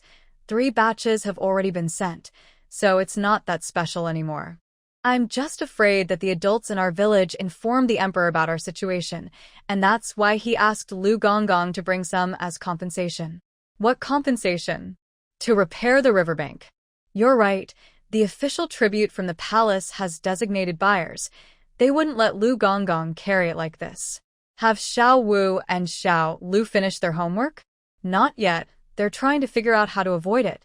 Qin Shaoan looked at Xiao Wu outside the window and asked, "Then how did you get out?" Give them some time to think. Saying this, both of them laughed. Village Chief Qin. Shaoan, Xiao Si, what should we do about this? Don't worry, Village Chief. You take the banknotes back and don't deposit them yet. Let Annie take a few people to the back mountain and wait for me. Shaoan Yu. It's fine. We can solve this. Have Lu Gonggong arrange for a carriage to wait in the county. Before Village Chief Qin could fully understand, Qin Shaoan added, I need to clear out this yard. Qin the village chief understood and bowed to Qin Shaoan. She was too shy to accept and quickly stood up to return the gesture. Chen Xiaoxi also bowed to the village chief, who accepted it graciously. After the village chief left, Qin Xiaoxi asked, Sister, are you planning to give all these fruits to the emperor? Having treasures can be a burden. Since we can't sell them and can't eat them all, sharing them can help the village. What's wrong with that? Sister. Could the two brothers on the roof come down for some tea? Please don't step on my roof. I can't fix it. The people on the roof. Chen Xiaoxi instinctively stood in front of Qin Shaoan. The two men climbed down, but whether it was because they were too heavy or embarrassed, several tiles fell off the roof with a loud crash. This startled the children playing in the yard, causing them to scream. Xiaozhen and Meilian quickly ran over to protect the younger ones. Xiao San, who had just entered the yard, turned around, grabbed an axe, and was ready to charge over. Chen Shaoan came out, saw the chaos, and said, Don't be afraid, it's fine. The two brothers are here to see my sister. Xiaoxiu pouted and asked slowly, Then why didn't they use the door? Chen Shaoan laughed. The two brothers can't use the door because of their legs. The guard instinctively looked at his legs. Xiong Wei. Xiaozhen, take them to the backyard to play. Don't be afraid, it's fine. Chen Shaoan turned and entered the study. Xiao San and Xiao Si followed her. Lord Xiong, can you explain why you're on my roof? Xiong Wei. The guard had never been questioned like this before. I'm not sure what the punishment is for trespassing, but does Lord Zhao dare to take this case? Xiong Wei. The guard glanced at Xiong Wei. Xiao Si suddenly wanted to laugh. He had been following the village chief for days, and he had seen Lord Xiong several times. His serious demeanor was amusing when faced with his sister's questioning. Xiao San's expression didn't change, but he tightened his grip on the axe. Xiong Wei looked at Xiao San. Xiao San put down the axe. He poses no threat to us, he's like a harmless chick. Reluctantly, Xiao San lowered the axe and looked at his sister. Xiao Si chuckled and said, This is Lord Xiong sent by the court. He has been in the village for a while. The young woman shot him a glance. He certainly understood, but could things in the village be the same as someone barging into a house? Xiong Wei turned around and sat down heavily on a nearby chair, saying, I hurt you like I would hurt a chick, but I still need to be cautious. Chen Shaoan and the others just watched him. Less pain, or a quicker death. Chen Shaoan lowered her head and thought for a moment, then said, Would that hurt less? What kind of question was that? The room fell silent. The guard looked at her twice. Chen Shaoan shrugged and said, If it all hurts, then maybe if I don't guard myself, I won't be tense and won't fear the pain, and I might die faster. Elder sister, what are you saying? Chen Shaoan helplessly shrugged again, saying, Don't worry, he wouldn't dare. Elder sister. The guard said, Our lord has the right to act first and report later. Chen Shaoan's eyes lit up, thinking of the legendary figure, from princes to commoners. Everyone else. Little Four hurriedly said, Elder sister, you've read too many stories. Xiong Wei replied, That's not a problem. Qin Shaoan asked, So, how many have you killed now? Xiong Wei narrowed his eyes and said, I've killed a dozen or so and thrown them out. Qin Shaoan's eyes sharpened. Lord Xiong, You're quite capable. We can overlook the breaking and entering, but the roof still needs fixing. Xiongwei looked at her. Qin Shaoan said, I won't fix it. The whole village knows I can't work. Xiongwei glanced at the guard. The guard scratched his head. Xiongwei stood up, preparing to leave, and said, the tribute for the emperor. The emperor is a good one, understanding the people's feelings and caring for the citizens, so it must be the best. Xiongwei walked a few steps, then turned back to look at the broken roof and the surroundings. Qin Shaoan called, Little 5, Little 6, come in. 2 heads popped out from below the window, pinching their noses. Elder sister. Elder sister. You've always wanted to learn martial arts, right? These 2 brothers will teach you. Little 5's eyes brightened. Little 6 asked, Elder sister, do we need to pay a fee? No need, just take these 2 brothers to a few places where you play. Little 6 was still confused, but Xiongwei was polite and patted Little 6's head. Finish your homework, then come find me. After saying that, he turned and left, looking back at the courtyard as he walked out. Big sister. Big sister. It's fine, we can talk tonight. Right now, I need to go to the back mountain. The emperor sent someone with 10,000 taels of silver to buy fruit, but the best fruit in the village is already gone. We will probably need to provide some from our home, so I'll go check. You 2 stay home and take care of the little ones. They still have some homework to do. Little 3, I'll go with you. No need. Uncle will be back soon and the roof isn't fixed yet, so you need to keep an eye on things. Qin Shaoan grabbed a basket and headed to the back mountain. Little 3 and Little 4 exchanged glances, each deep in thought. When Uncle Qin returned, the little ones rushed to complain, and Uncle Chen's face grew darker as he furrowed his brows tighter. Little 3 and Little 4 didn't know what to say. Before Uncle Qin could speak to them, village head Qin approached, pulling him aside to talk. After a long conversation, when village head Qin finally left, Uncle Qin noticed it was getting dark and told Little 3 and Little 4 before turning to head to the back mountain. He needed to find out what was going on. This was serious. That child was really bold, and there were still many kids at home. As Uncle Qin reached the back mountain, he saw Qin Shaoan coming down with a few ants. Seeing her uncle's expression, Qin Shaoan knew he had heard about the afternoon's events. After greeting the ants, they parted ways. She didn't plan to hide anything. She was just a beginner and couldn't bear such a big responsibility alone. It was better for the whole Qingping County to handle it.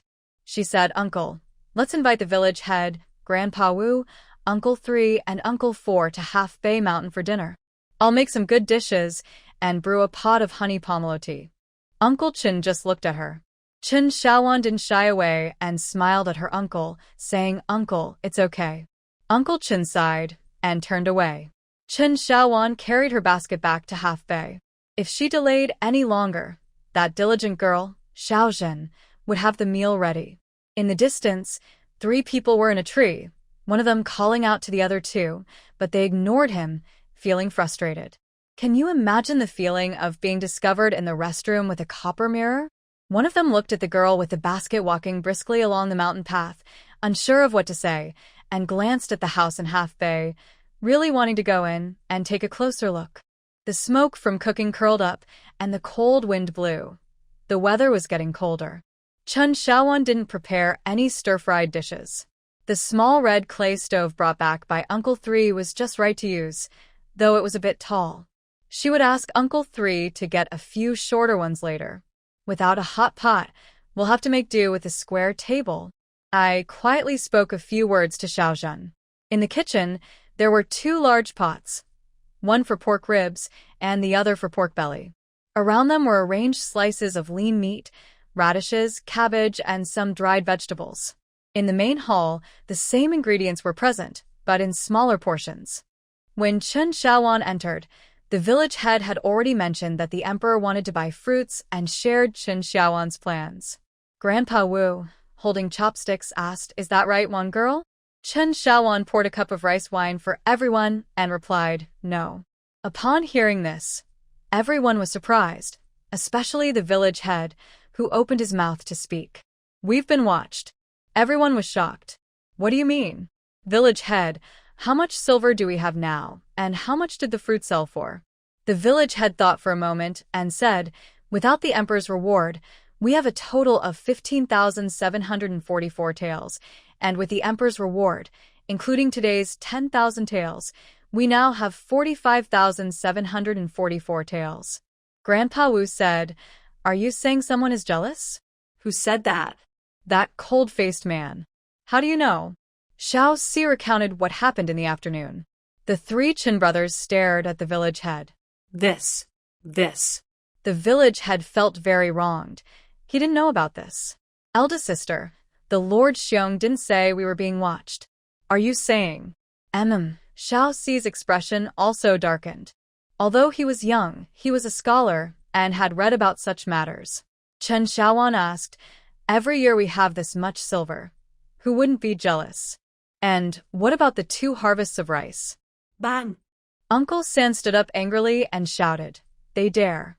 Uncle Si said softly, "Last time we went to the city to sell fruits, we were also watched." Everyone looked at him. It took a lot of effort to shake them off. "I know about that, which is why we didn't go to the city to sell fruits afterward." Everyone fell silent. Common folks wouldn't dare to confront officials.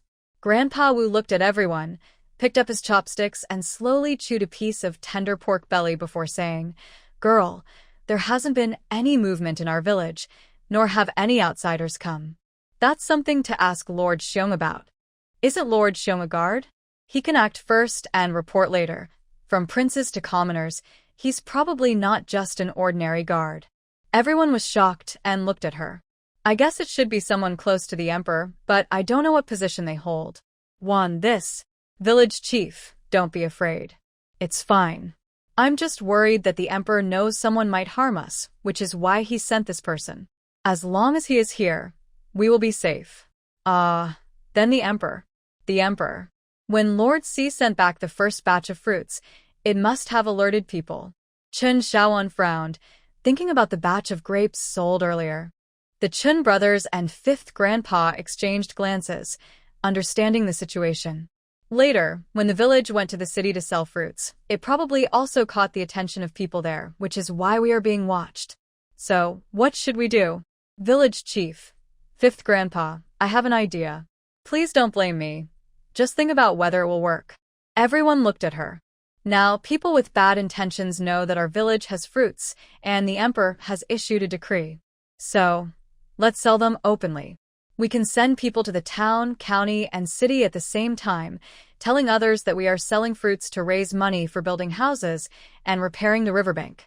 This. Why? We are already being watched. Selling more will only make it worse.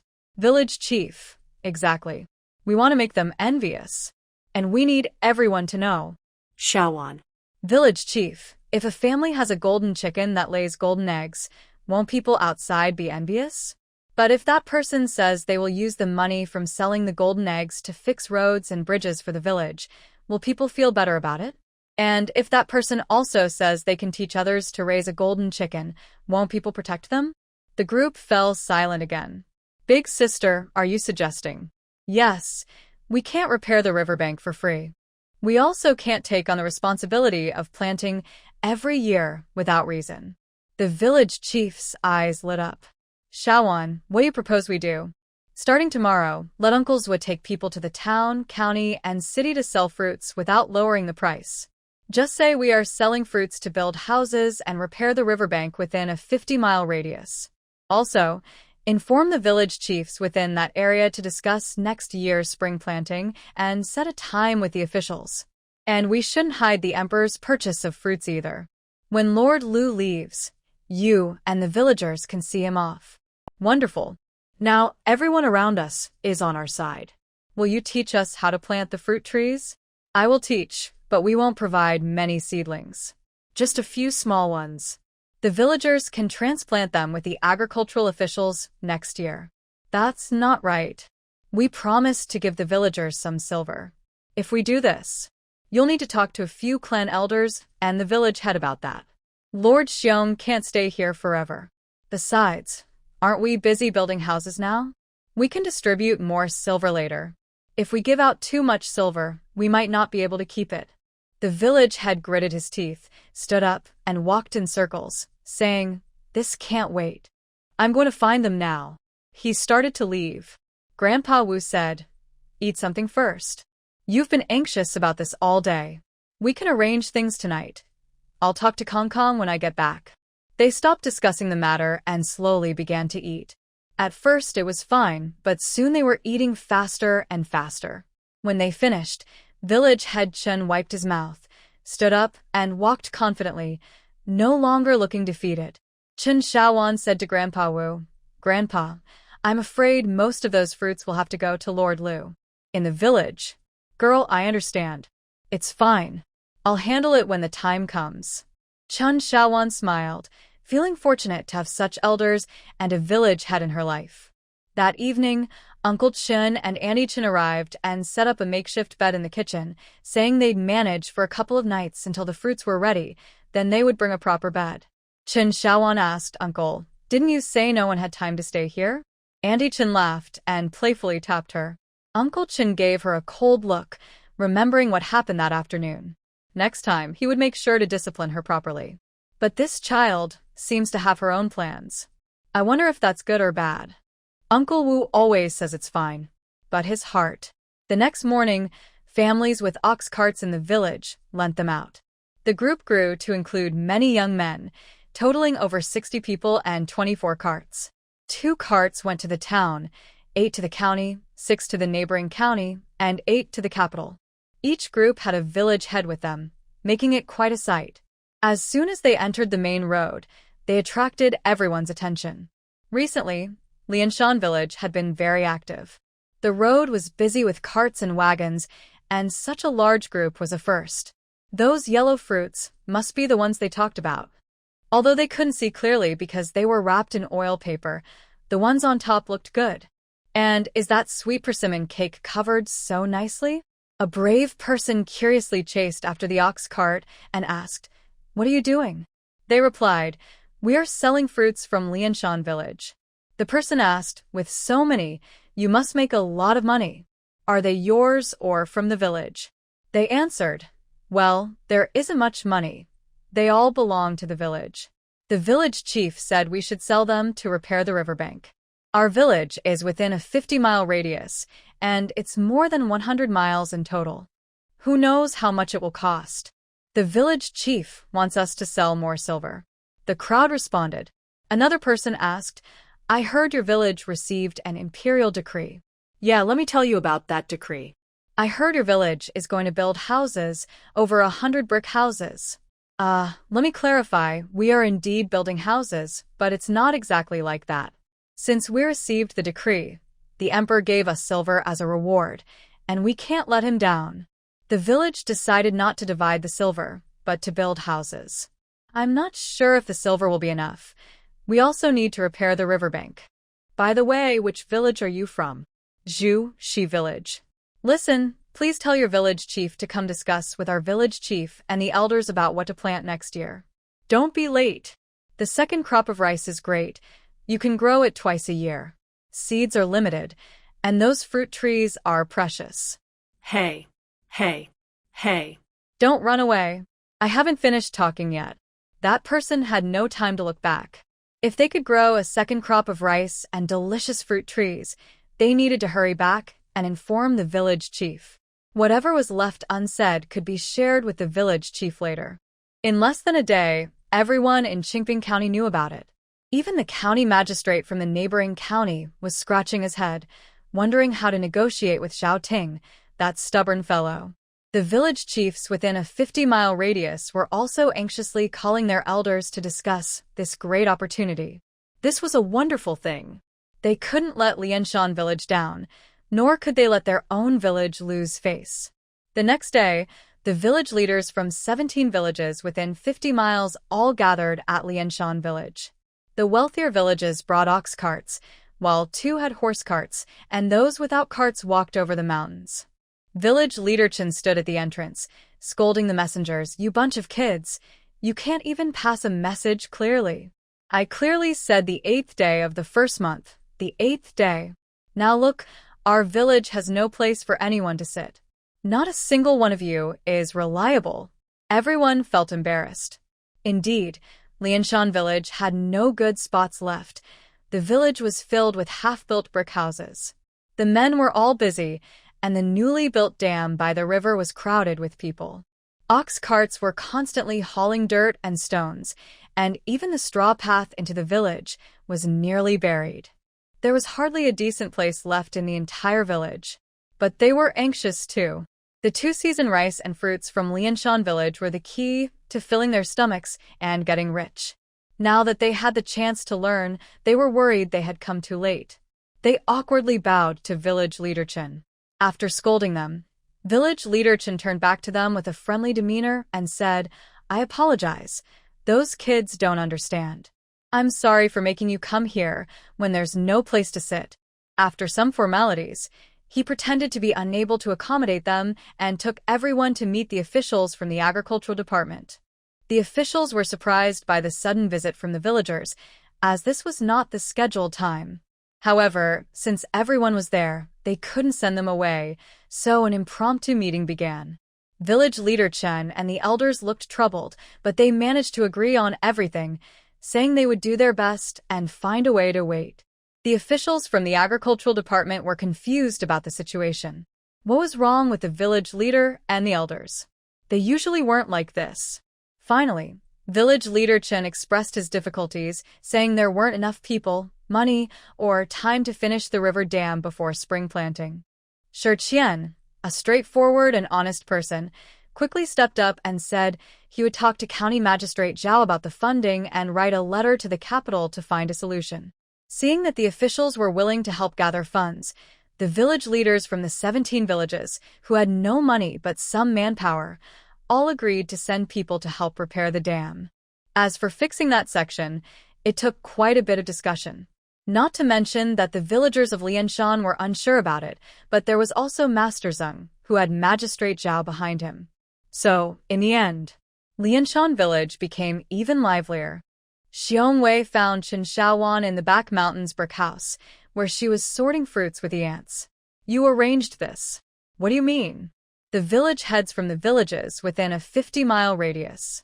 At first, Chen Xiaowan didn't understand, but after a while, she realized they've entered the village. "Yes. So soon, that's great. They're discussing how to repair the riverbank over 100 miles. That's good. It will speed things up. Next year, Qingping County will have a good harvest, and Magistrate Zhao will have a lot to do. I told the village head that before the rice harvest next year, they should double your food supplies and send more to you." Xiongwei felt frustrated. "Thank you for your hard work, Lord Xiong. The tribute is almost ready. We can load it tomorrow, and Eunuch Lu can go home to celebrate the new year." Xiongwei turned and left. That woman was cunning. Now he had to stay here for the new year and wouldn't have any free time. That night, a secret letter left Lianshan village, heading straight to Emperor Chongping. Meanwhile, there were many fast horses from Zhuyang Town and Qingping County racing to the capital. At the point where Lianshan village connects to the official road, many carts were already waiting. These were clever people trying to complete their trades before the fruits from Lianshan village reached the city, especially those fruits destined for the capital, which couldn't be bought in Qingping County. Some well-informed merchants, eager to profit before the new year, were considering sending their goods to other towns. Both types of fruits were suitable for sale. However, a group of people anxiously awaited their arrival, wondering why they hadn't come yet. It was already half an hour later than the previous 2 nights. It wasn't that they didn't enter the village. It was just that there were so many vehicles coming and going in Lianshan village that there was no place to land, and everyone was busy. No one was there to greet them, and they might even be turned away. If they missed these people leaving, they wouldn't be able to buy anything. This was what the village heads had said, as well as the words of the young men selling fruits. Some had other thoughts as well. Cough, cough, those who were turned away didn't dare to speak. They had arrived at Zhuyang Town yesterday and had been waiting since early today. In just a few days, a tea stall had even been set up at the intersection. Then a loud noise came, and someone shouted, "The convoy is coming out." The people in the tea shed and those in the cart straightened their clothes, getting ready to greet them. But the people who came out were not what they expected. The first man was leading a cow, and instead of pulling a cart, a slender, fair-skinned man was sitting on it. None other than Lord Liu. Lord Liu was quite a character. When the convoy set off, he looked at the cow and was very fond of it. He said that once he entered the palace, he wouldn't see it again, and he couldn't bear to part with it, reminiscing about how, as a child, he loved riding on the cow led by his family. He felt so happy back then, and he hadn't experienced such joy since entering the palace. Upon hearing this, village chief Chen thought, this can be arranged. This made Lord Liu very happy. He insisted on being the first to ride the cow, claiming he was a special envoy on a mission, so he had to go first. There was no way around it. So, Lord Liu proudly rode the cow, smiling as he led his convoy out, leaving Chen and the others stunned. The group of people waiting was also confused, as Lord Liu waved to them from atop the cow. Just then, a group of soldiers from Qingping County arrived, and the leader shouted, "The Qingping County office is escorting tribute. All bystanders disperse." Tribute. Gasps of surprise followed, and then a wave of chatter erupted. One brave soul shouted, "Are there any fruits for sale today?" Chun's Wukong cleared his throat and replied, "There are none today. Come back tomorrow." He still needed to load the fruits onto the cart and send Lord Liu off before he could relax. Shaowan had personally instructed him to oversee the loading of the fruits, and he couldn't mess it up. The soldier leader glanced at him. While it was hard to say anything about the villagers, he didn't appreciate the shouting. He half drew his knife and gestured toward the loud person, who quickly waved his hands in fear, saying, "I won't do it again." Chun's Wukong sat casually on the fruit-laden cart and said to the man, "See you tomorrow." The man's eyes lit up. After the convoy moved away, the crowd gathered again, talking among themselves. Tribute. To be given to the emperor. The emperor will eat it. There are good fruits from Lianshan village. The people of Lianshan village are thriving. Good days are ahead. The blue curtain of the cart was lifted, revealing the face of a middle-aged man. He watched the departing convoy and waved to his servants, saying, "Let's go." Yes. On another carriage, a corner of the curtain was lifted slightly, and the servant said, "Young master, return to Zhuyang town." Yes.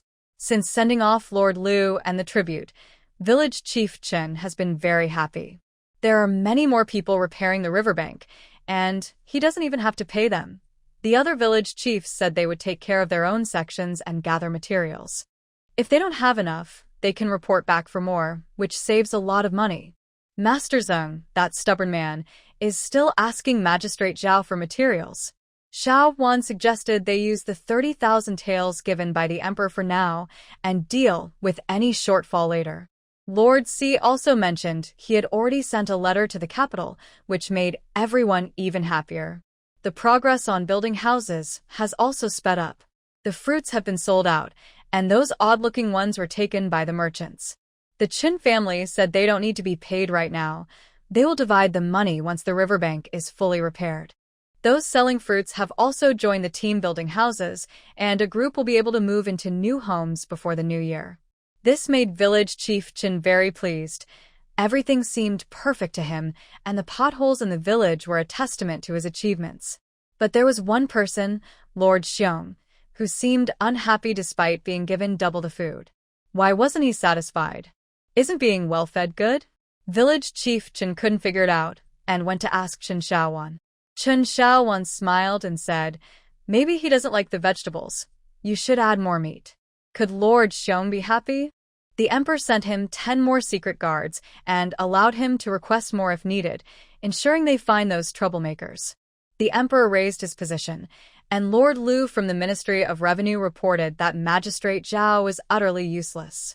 How could such a corrupt person exist in the world, disrespecting superiors and breaking rules, maliciously hiding reports? He is just a county magistrate, a true disaster for the people. This year, a flood occurred, surely because heaven couldn't stand by and let this happen. He is being punished. He has even caused the court to spend a lot of silver and still dares to collect labor in advance, enslaving the people while seeking more silver from the court. This is truly a grave crime. The emperor is wise. He must make a decision soon and not allow such a person to harm our great nation. Emperor Chongping squeezed the armrest of his throne, feeling that these incompetent officials somehow rose to their positions. Perhaps he was blind. But now is not the time to act. I will wait, I will wait. He sighed and said coolly, if what you say is true, how can we appoint anyone to be the magistrate of Qingping County? Lord Lu, Your Majesty. Your Majesty, I believe it would be better for the Ministry of Personnel to select, or for the Xingyun Prefecture to recommend. Your Majesty, I think that since Qingping County is currently repairing the irrigation system, it would be more suitable to send someone with experience. Your Majesty, I believe that the reward given to Lianshan village was too much, which has led them to behave recklessly. What do you all think is appropriate? Your Majesty, Lianshan village should have shared the planting methods for the second season rice and fruit trees with the court for free. There is no need for rewards. Our citizens should contribute to the greater good without expecting payment. Moreover, this should have been reported to the county office at the start of planting, then passed to the prefecture, then to the court, and finally confirmed by the Minister of Agriculture for feasibility, for you to decide, Your Majesty. Minister Su of Agriculture was also present today and felt speechless upon hearing this. By the time the message was relayed back, the harvest would be ready. Lord Wu made a good point. Today, the Minister of Agriculture, would like to ask how many days it takes for the county office to inform the prefecture. About 2 days. And how many days for the prefecture to inform the court? About 10 days. And how many days for me to confirm feasibility? Minister Su, isn't that your responsibility? Your Majesty, what Lord Wu mentioned cannot be done. As far as I know, it takes 2 hours for Lianshan village to reach Qingping County. The county office would need at least 2 days to send someone for inspection, 2 more days to report to the prefecture, and at least half a month for the prefecture to reach the capital. By the time it gets to me, it would take at least half a month. Even if I act quickly, it would still take several days due to seasonal changes and geographical differences. By the time the news returns to Lianshan village, the rice will have already ripened, making it unnecessary to plant. Emperor Chongping laughed. Lord Wu, what do you say? Lord Wu wiped his sweat with his sleeve. I didn't think it through. I was just trying to follow the rules. Following the rules is good. However, when you said our citizens should contribute to the greater good without expecting rewards, I agree. It shows loyalty, and I appreciate that. The riverbank in Qingping County has already been repaired, and I cannot ignore it. How about this? I will reward Lianshan village with 20,000 taels of silver, and you should also contribute 20,000 taels to Qingping County. This would be fair to your loyalty. After all, you are also a citizen of our great nation and a court official, and you should contribute as well, right? Lord Tian, remember to collect the silver. Yes. Your Majesty, I did not mean that. I do not have that much silver. You are being disloyal. I dare not. I did not mean that. You are unwilling. I am willing. See, this is a good minister of mine, willing to spend his own silver to repair rivers and build dams for our great nation. I am very comforted. You all should learn from him. Minister Wu looked pale, and the other ministers exchanged glances. As for the silver for repairing the river and building the dam in Lianshan village, it was indeed a reward for me. They grew 2 crops of rice without keeping any for themselves, but due to the flood, they could not plant elsewhere. Zhao Tingji, Minister Su, and the relatives in Lianshan village can all testify to this. Furthermore, they grew both pomelos and persimmons without hiding any profits. On the day the agricultural officials arrived, they showed them the fruits, indicating their intention to inform the court of their methods. This is why Minister Su brought the fruits back. He and the agricultural officials can confirm this. I reward them for their integrity and simplicity. They are good citizens of our great nation. Moreover, they used the reward wisely, building villages and repairing riverbanks. This is something the court should do, and they did it themselves, not just for their village, but for the 100-mile riverbank, without asking the court for a single coin. Don't you think they deserve a reward? Not only that, I also spent 10,000 taels to have Lu Yu buy some high-quality pomelos and persimmons as tribute for the new year. By the way, he should have already set off. Minister Liu, go greet him and make sure nothing is damaged. That would be a serious disrespect. If the New Year's tribute is delayed, I will impose heavy penalties. Yes. Yes. With this 10,000 taels, Lianshan village also contributed to repairing the riverbank. Compared to the 100-mile riverbank, the little silver they earned from selling fruits for building houses is nothing. As for your complaints about Zhao Tingji as the county magistrate, I also agree. How about this? You choose someone who can use 30,000 taels to repair the 100-mile riverbank. I think that person would be suitable. Your Majesty. This is impossible. How is that possible? I just told you that the villagers of Lianshan village actually managed to do it. Are you, the pillars of the nation and high-ranking officials, not as capable as some common folk? You don't need to ask me how it was done. Xiongwei is watching over there. You can ask him later. Dismissed. Your Majesty, this isn't right. If the villagers of Lianshan can do it, why can't Zhao Tingji? Why does he ask the court for money? Well, precisely because he can't do it, I agreed to change to him. It just feels wrong. The officials looked at each other in confusion. The court was full of excitement, but the people of Lianshan village were unaware, and those high-ranking officials certainly did not care about these common folk. Only Xiong was busier than usual. Chen Xiaowan, with the children of the Chen family, was trying out different dishes in the small courtyard every day. Now, with the addition of honey and honey pomelo, there were more options like honey osmanthus cake and sweet steamed buns mixed with honey. Chen Xiaowan knew a lot about making dough-based foods, but when it came to preparing them, she found it a bit challenging, so she stuck to simpler recipes. She did make quite a bit of pork jerky, which could be stored and filled bellies, and importantly, it was salty. Chen Xiaowan made salty, 5-spice, and even a bit of mustard-flavored jerky for herself, which was quite refreshing. Of course, she shared some with Dr. Yu. Chen Xiaowan was never stingy. However, Xiongwei took quite a bit of the jerky, but he brought back 100 taels in silver notes, which made Chen Xiaowan very happy, so she didn't mind. On the 18th day of the 12th month, Lianshan village collectively raised the roof beams. The procession split into teams, and no one wanted to give way, as everyone wanted to seek a good omen. In the end, it was decided that one person would sing, and everyone else would shout in response. That day, the shouts from Lianshan village were thunderous, exhausting the adults. The children were delighted, as they couldn't hold all the lovely steamed buns, candies, and snacks, so they had to take turns running home. Eventually, they used small baskets to carry them. The servants of the agricultural department and those like Si Qian, who loved to watch the fun, also joined in, making the midday feast particularly lively. While the festivities were happening, Chen village head was generous and prepared a larger feast to send over, which comforted Xiongwei and his guards quite a bit.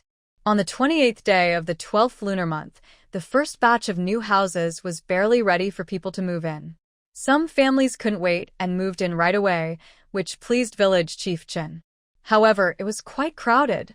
He wanted to move as well, but he and about 20 other families, including Uncle Chin, Uncle San, Uncle Si, Grandpa Wu, and Old Li, had chosen a large house with 15 rooms.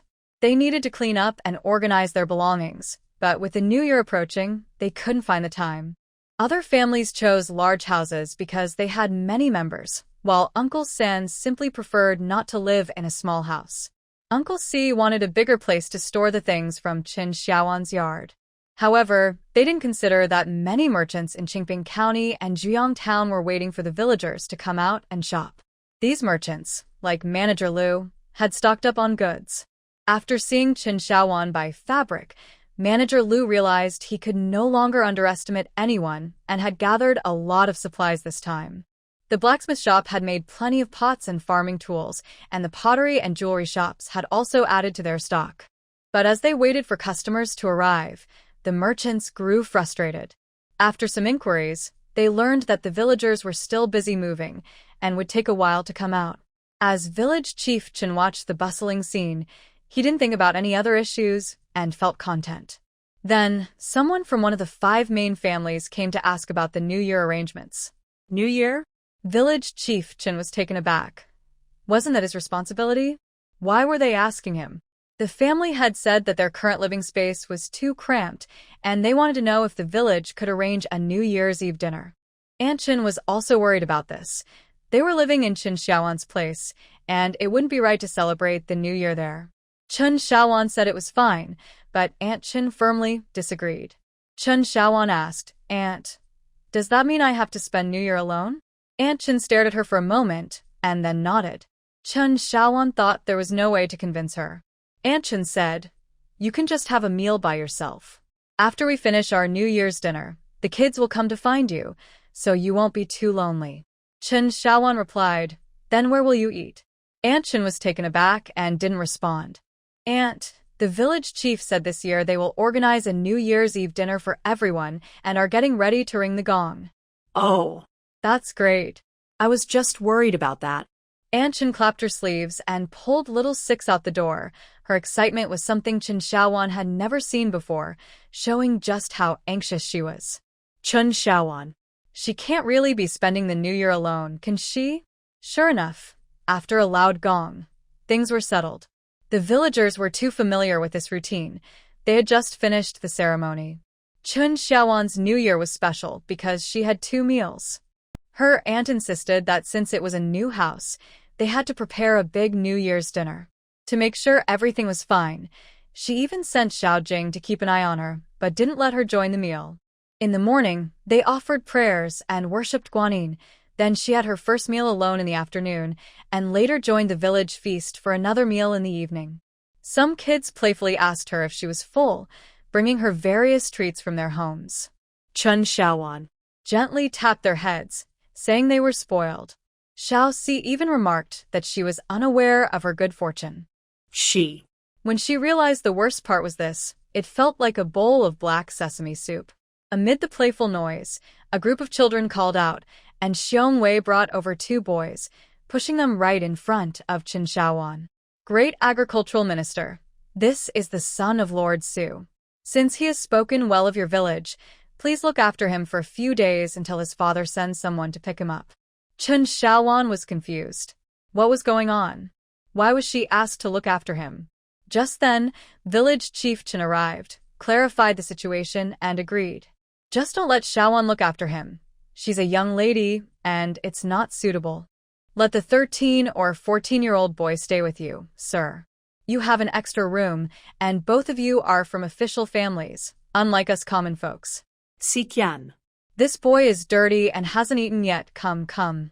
Sit and eat. This is our New Year's dinner. You usually can't have this." Uncle C, where's my dad?" "I don't want to be here. I want to find my dad for money. I want to go to a restaurant in Qingping County." "Everyone. How did you end up here?" "I came with your group, but didn't enter the village. I was in Qingping County." "Where's my dad?" Si Qian was stunned. It had been months. The people in the capital must be frantic. "Does your mother know you're here?" "No, I told her I was going to visit my second uncle and grandmother." Si Qian felt a chill. This was bad. The capital was likely in chaos over this. His maternal grandmother is the Princess of Deyang, and his mother is the Princess of Xuan. His uncle is the Grand Minister of Rites, Ji Lin, and his second uncle, Ji Hui, teaches at Shuiyun Academy outside the capital, where the Princess of Deyang resides. It takes a day's journey between them. This boy seems to want to keep it a secret, but I fear he might actually succeed. Si Qian didn't have time to lecture, and looked at Xiong Wei, who nodded with a serious face. Si Qian sighed in relief. As long as this ancestor could send messages, the capital wouldn't be so important. Si Qian pulled the boy over and sat him down. "Eat. You look like you haven't eaten all evening. Your father left the day after I arrived. Is it just you and this boy? Is there anyone else?" Before the new year, the capital was in chaos because the youngest son of the Grand Minister of Agriculture, Su Siki, went missing. The Princess of Deyang hurried back to the capital, but nearly 2 months had passed, and there was no sign of him. Princess Xuan, Mrs. Su, had swollen eyes from crying and was filled with self-blame. In the end, Lord Su ordered the search to stop and comforted the Princess of Deyang and Mrs. Su, saying, "That boy last hid under my carriage wanting to go to Qingping County, so I sent him back." I suspect he is still determined and has gone in that direction. I will send someone to inquire there. The princess of Deyang replied, in such a vast crowd. How can we know he went that way? Don't worry, mother-in-law. This child may be a bit spoiled and naive, but he is clever. If he really wants to do something, he will find a way. He must be searching for me in that direction. He reassured Mrs. Su, saying don't worry, he won't get lost. He has money and is with Xiaoxi, so he might just face some hardships. Mrs. Su lamented, it's all my fault. If I had kept a closer watch, this wouldn't have happened. It's not your fault. The child is growing up and has his own ideas. We see him as a little kid, but he may not want that. Sir, can we really find him? Of course we can find him. He is not a 3 or 4-year-old child. It will be fine. After comforting them, he made more arrangements and wrote a letter to Si Qian, asking him to pay attention as well. Emperor Chongping was very pleased when Lu Yu brought back the fruits.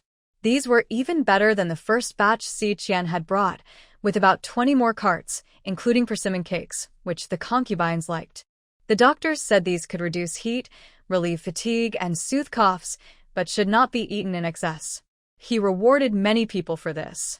Lu Yu also specially brought him a basket containing 10 jars of honey pomelo tea and 5 jars of honey, saying they were given to him by Lianshan village.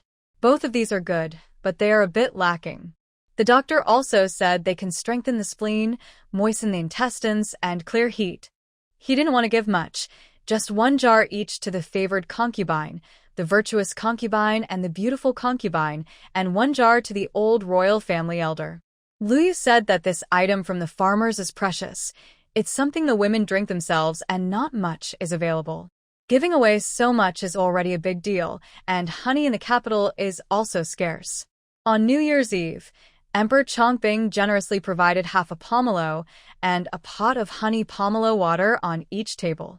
The little children of the noble families were so tempted they cried, and some even shamelessly came to ask for more, but Lu Yu stopped them. The emperor only received 10 jars. He has already given some away, and the rest was all consumed at the New Year's Eve banquet. There's none left. Everyone then asked where they could buy some. Eunuch Lu waved his handkerchief and said there was none for sale. Then he turned and walked away. In the palace, it seemed he was the only one who still had a jar hidden away and wouldn't share it with anyone. Xiaowan was nice. She secretly packed 2 jars of honey and 2 jars of honey pomelo tea into his bag. When the emperor found out, he just said it was a hard trip for him, and whatever the mountain village gave him was his. Village chief Chen was also good. Riding the ox was really enjoyable. He wondered if there would be another chance in the future. On the 3rd day of the new year, the village chief from Shirley village came with 2 wild chickens.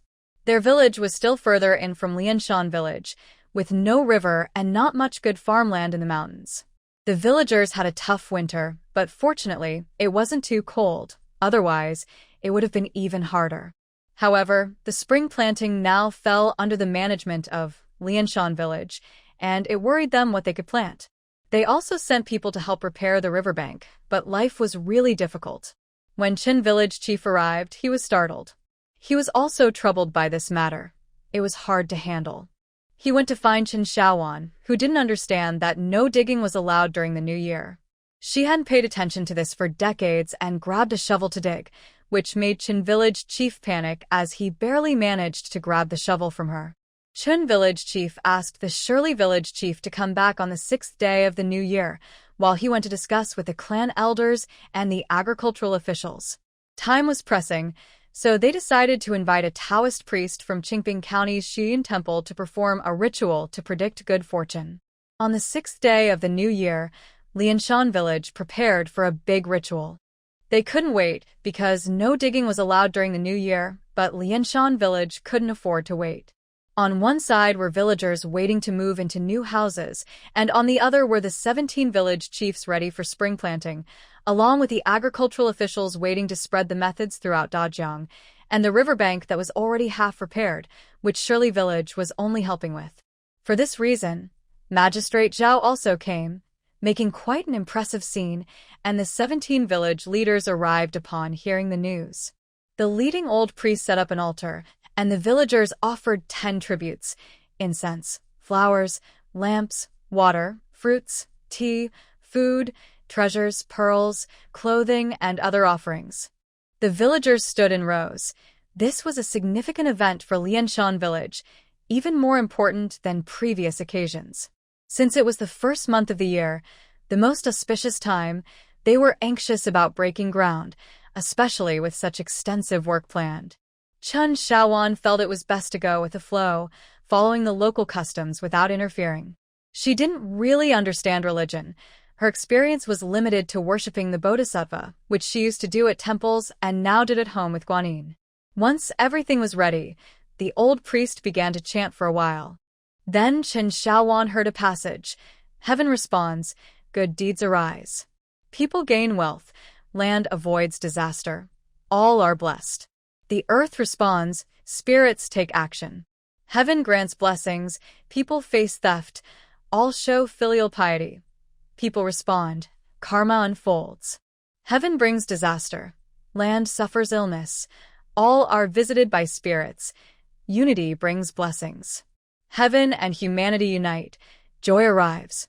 Earth and humanity unite, disasters pass. Heaven and earth unite, fortune comes. The three powers unite, good deeds rise. The way comes from the heart. The heart relies on incense to convey. Incense burns in the jade furnace. The heart is before the emperor. True spirits look down. Celestial banners arrive. The minister reports, reaching the heavens. After lighting the incense, he stepped back to kneel on the mat, performing 3 bows and 9 prostrations. The crowd followed suit. Then he continued, as the incense smoke rises, divine powers stretch for miles. Once the incense is lit, it reaches the distant heavens. Those in the sky ride clouds and mist. Those on the ground push carts and ride horses. Those on the water row boats and paddle. All come to the palaces. All arrive at the halls. The clouds pass by, and the incense carries the message. He lit a whole bundle of incense and placed it in the furnace. Bow deeply. He performed 3 bows and 9 prostrations again, and the crowd followed once more. After a while, a voice announced, great fortune, you may break ground. Upon hearing this, the people below were delighted, unable to contain their joy when they heard, bow deeply, thank you. The crowd hurriedly bowed again, followed by another round of rituals. After the commotion, the people of Lianshan village went back to get tools, while the children ran around joyfully. Chen Xiaowan, feeling bored, prepared to return to Hanshan Bay. Just as she took a few steps, she heard someone call out, Madam, please wait. Turning around, she saw the old priest from the altar, and she felt a wave of anxiety, hoping he wasn't one of those wise figures found in every book. Before she could gather her thoughts, the old priest bowed and said, Madam, you are very kind. Such kindness brings good fortune. Before she could respond, village chieftain approached and said, Come, Master Qingyang, this is Chen Xiaowan, the clever girl I told you about. Our Lianshan village owes much to her. If she were not a girl, I would have passed my position as village chief to her. Let's go. We're heading to the small hill where there are good things. You need to help us figure out if it's a good or bad omen. Whether the village can plant in spring depends on you. Chen Xiaowan. What has she been through? Or has she missed something? Xiaozhen approached and said, Sister, the village chief said we should go to the small hill. Are we just giving them those things? Chen Xiaowan came back to her senses and replied, It's fine. They grow underground and we can't pay attention to them. Some people rely on them for survival. That day, the yam was dug up. Village Chief Chen informed everyone, We found it not long ago and haven't had a chance to dig it up. Since you all are here, and so is County Magistrate Zhao, let's dig it up and take a look. It can be eaten, but it is toxic and should not be eaten raw. If the juice gets on your skin, some people may develop a rash, others might itch, and in severe cases, a doctor is needed. But some people will be fine.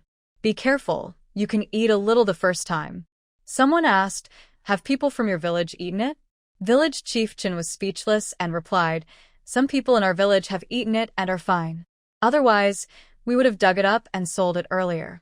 Hearing this, the person immediately crouched down to inspect the yams. In winter, the vines had already withered and rotted, making it hard to see anything. Village Chief Chin handed a yam to the village chief of Shirley Village, saying, "Take a good look. Your village should have quite a few." The village chief of Shirley Village, with tears of joy in his eyes, exclaimed, "Yes, there are many. We just didn't know if they were edible." Excited, he took a shovel to dig, forgetting that he needed others to provide food. How silly. This included the disguised County Magistrate Zhu from next door. County Magistrate Zhao was speechless. He had brought this person along because he was being pestered. He asked Village Chief Chen, "Can we plan it?" Village Chief Chen nodded. How do we plan it? Without hesitation, Village Chief Chen took a piece of yam from someone, examined it, and with a snap, broke it into 2 pieces. Then he pulled out an oil paper bag from his sleeve, which contained wood ash. He dipped the cut end of the yam into the ash until it was covered. Using a small shovel, he quickly dug a small hole, placed the yam upright inside, covered it with soil, brushed off his sleeves, and finished. Everyone watched in amazement, unsure of what to say. Taoist Qingyang waved his whisk and looked at the scene, saying, "Great kindness, great kindness." The officials from the agricultural department were sweating. They had been in this village for almost 2 months and even celebrated a new year. This Lianshan village really knows how to hide things. That night, Si Qian sent a letter and some yam with Xiong Wei to be rushed to the capital. Xiong Wei just stared at him. Si Qian was genuinely sweating, not for any other reason, but because they had been in Lianshan village for so long without discovering anything, which felt like a failure. Just moments ago, village head Chen had said, "You didn't ask, did you?" Can you believe it? They had shared so many meals at the same table. All his hard work was dismissed by village head Chen's words, and now he had to apologize to the emperor. Later that evening, Qin Xiaowan's small courtyard had a new dish, chicken stewed with yam. The yam was soft and sticky, and the children loved it. Qin Xiaowan was very happy eating it. However, an unexpected guest arrived. Lord Xiong knocked and entered without hesitation, sitting down boldly. He asked Qin Xiaowan, "Is there anything you haven't told village head Qin? You should share it all." Qin Xiaowan was taken aback and replied, "What do you mean? What haven't I told the village head? Why should I tell him anything?" Xiong Wei just watched her. Qin Xiaowan ignored him and continued eating. Then she told Xiao Wu, "Please show our guest out." Xiao Wu looked at the two of them in confusion and said, "Master." Xiong Wei replied, "Really, there's nothing. Nothing? I don't understand what you're saying." That night, after the messenger left, Xiao Wu and Xiao Lu secretly brought a bowl of chicken stew with yam and a small bottle of grape wine. This made Xiong Wei very angry. Looking at the courtyard wall, he wanted to climb over but couldn't. The woman had 2 dogs, and just before the new year, Qin Xiaowan's cats and dogs arrived. There were 2 little kittens of a common breed and 2 little puppies that had a quarter wolf bloodline. The 4 little cuties were adored by Qin Xiaowan and the children, especially the twins, who wanted to hold them everywhere. Qin Xiaowan wouldn't allow it, saying that if they held the dogs too long, they wouldn't bark or catch bad people, and the kittens wouldn't catch mice if they were spoiled. Now, with so many people in the courtyard and the dogs around, if someone caught them sneaking in, it would be embarrassing. Qin Xiaowan ignored Xiong Wei's request to call the others out, reasoning that as a married woman, she shouldn't meet with strange men. Xiong Wei was furious. It's hard to deal with women and petty people, and if this woman was both, it was even harder. Xiong Wei should consider that Qin Xiaowan had never asked for anything. Just because he didn't find out anything doesn't mean he can blame her for not saying anything. Little 5 and Little 6 stole something and spent the whole night writing big characters on their knees. During the new year, Little 4 still hadn't returned to the academy. When I asked Village Chief Qin about the wine, he chuckled and said it was made from wild fruits in the mountains, not anything special. Qin Xiaowan gave it to others, but not many liked it. Only some women and children enjoyed it. Xiong Wei. Can he call the village chief ignorant? In Lianshan village, our Lord Xiong feels frustrated. These simple folks don't understand the rules. But if it's just for their own drinking, he doesn't need to report it, right? Time flies quickly. On the 6th day of the 2nd month, Uncle Chun moved to a new house. On the 8th, Uncle Chun San moved, and on the 10th, Uncle Chun Si moved. They used the light gauze bought by Chen Xiaowan to cover the windows and used burlap for the walls. Each room became clean and bright, and all three families even dug wells. Life became much more convenient. The happy family didn't know what to say. Each person had their own room, new beds, new furniture, and everyone got new clothes, which was much better than the new year. However, the little bully from the capital, Su Guanglin, became familiar with Little 5 and Little 6 and insisted on staying at the Qin family's house. Auntie Chen was speechless. Who moves into a new house and has someone wanting to stay? She had to coax him, saying the house was messy and they needed a few days to tidy up before he could come. The little bully happily went to tell Si Qian, who was too busy to deal with him since spring plowing was about to start, and the fruit trees on the mountain were also being transplanted, with grafting and seedling care urgent. His father replied to him with 7 words. Let him go, just don't lose him. Now they had also moved to a new place, a small courtyard with 2 10-room houses, which was more than enough for them. The courtyard walls were higher, and the houses were much bigger, though they weren't very fancy and needed to be arranged by themselves. After finishing the housewarming meal, Chen Xiaowan's small courtyard was empty, with the only difference being that her 2 side rooms had new beds and furniture, ready for living. During the spring equinox, when day and night are equal and spring is in full swing, the busy new year began. The dam repair was almost complete, and Master Zeng led a team to finish up.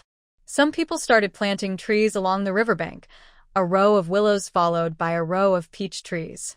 I wonder where Uncle Chen got these seedlings. Others returned to prepare the fields and start farming.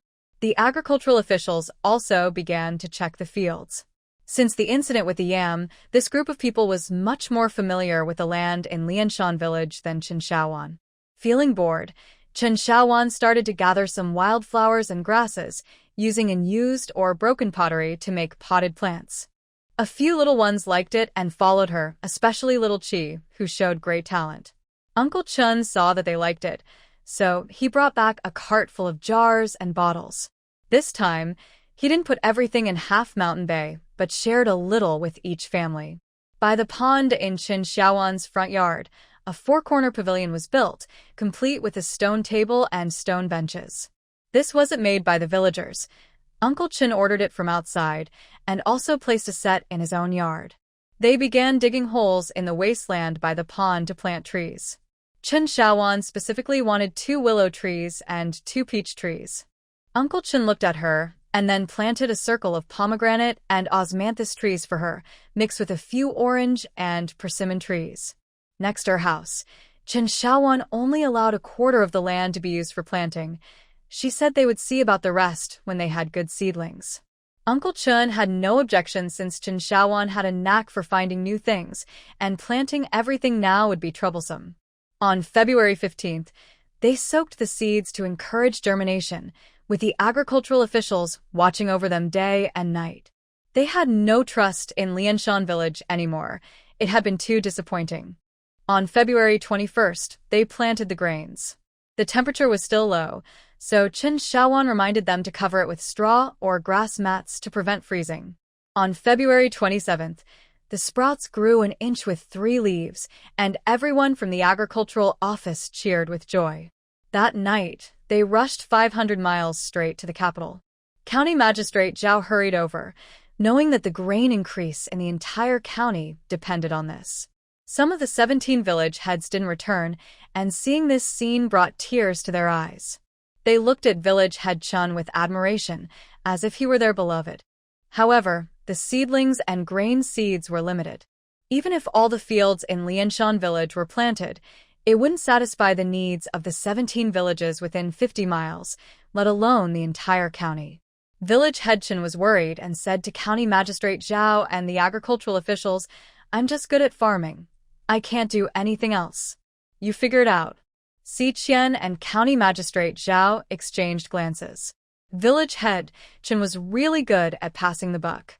When they needed something, they were there, but when there was nothing, they were absent. Now it was even more so. However, Lianshan village had done its part.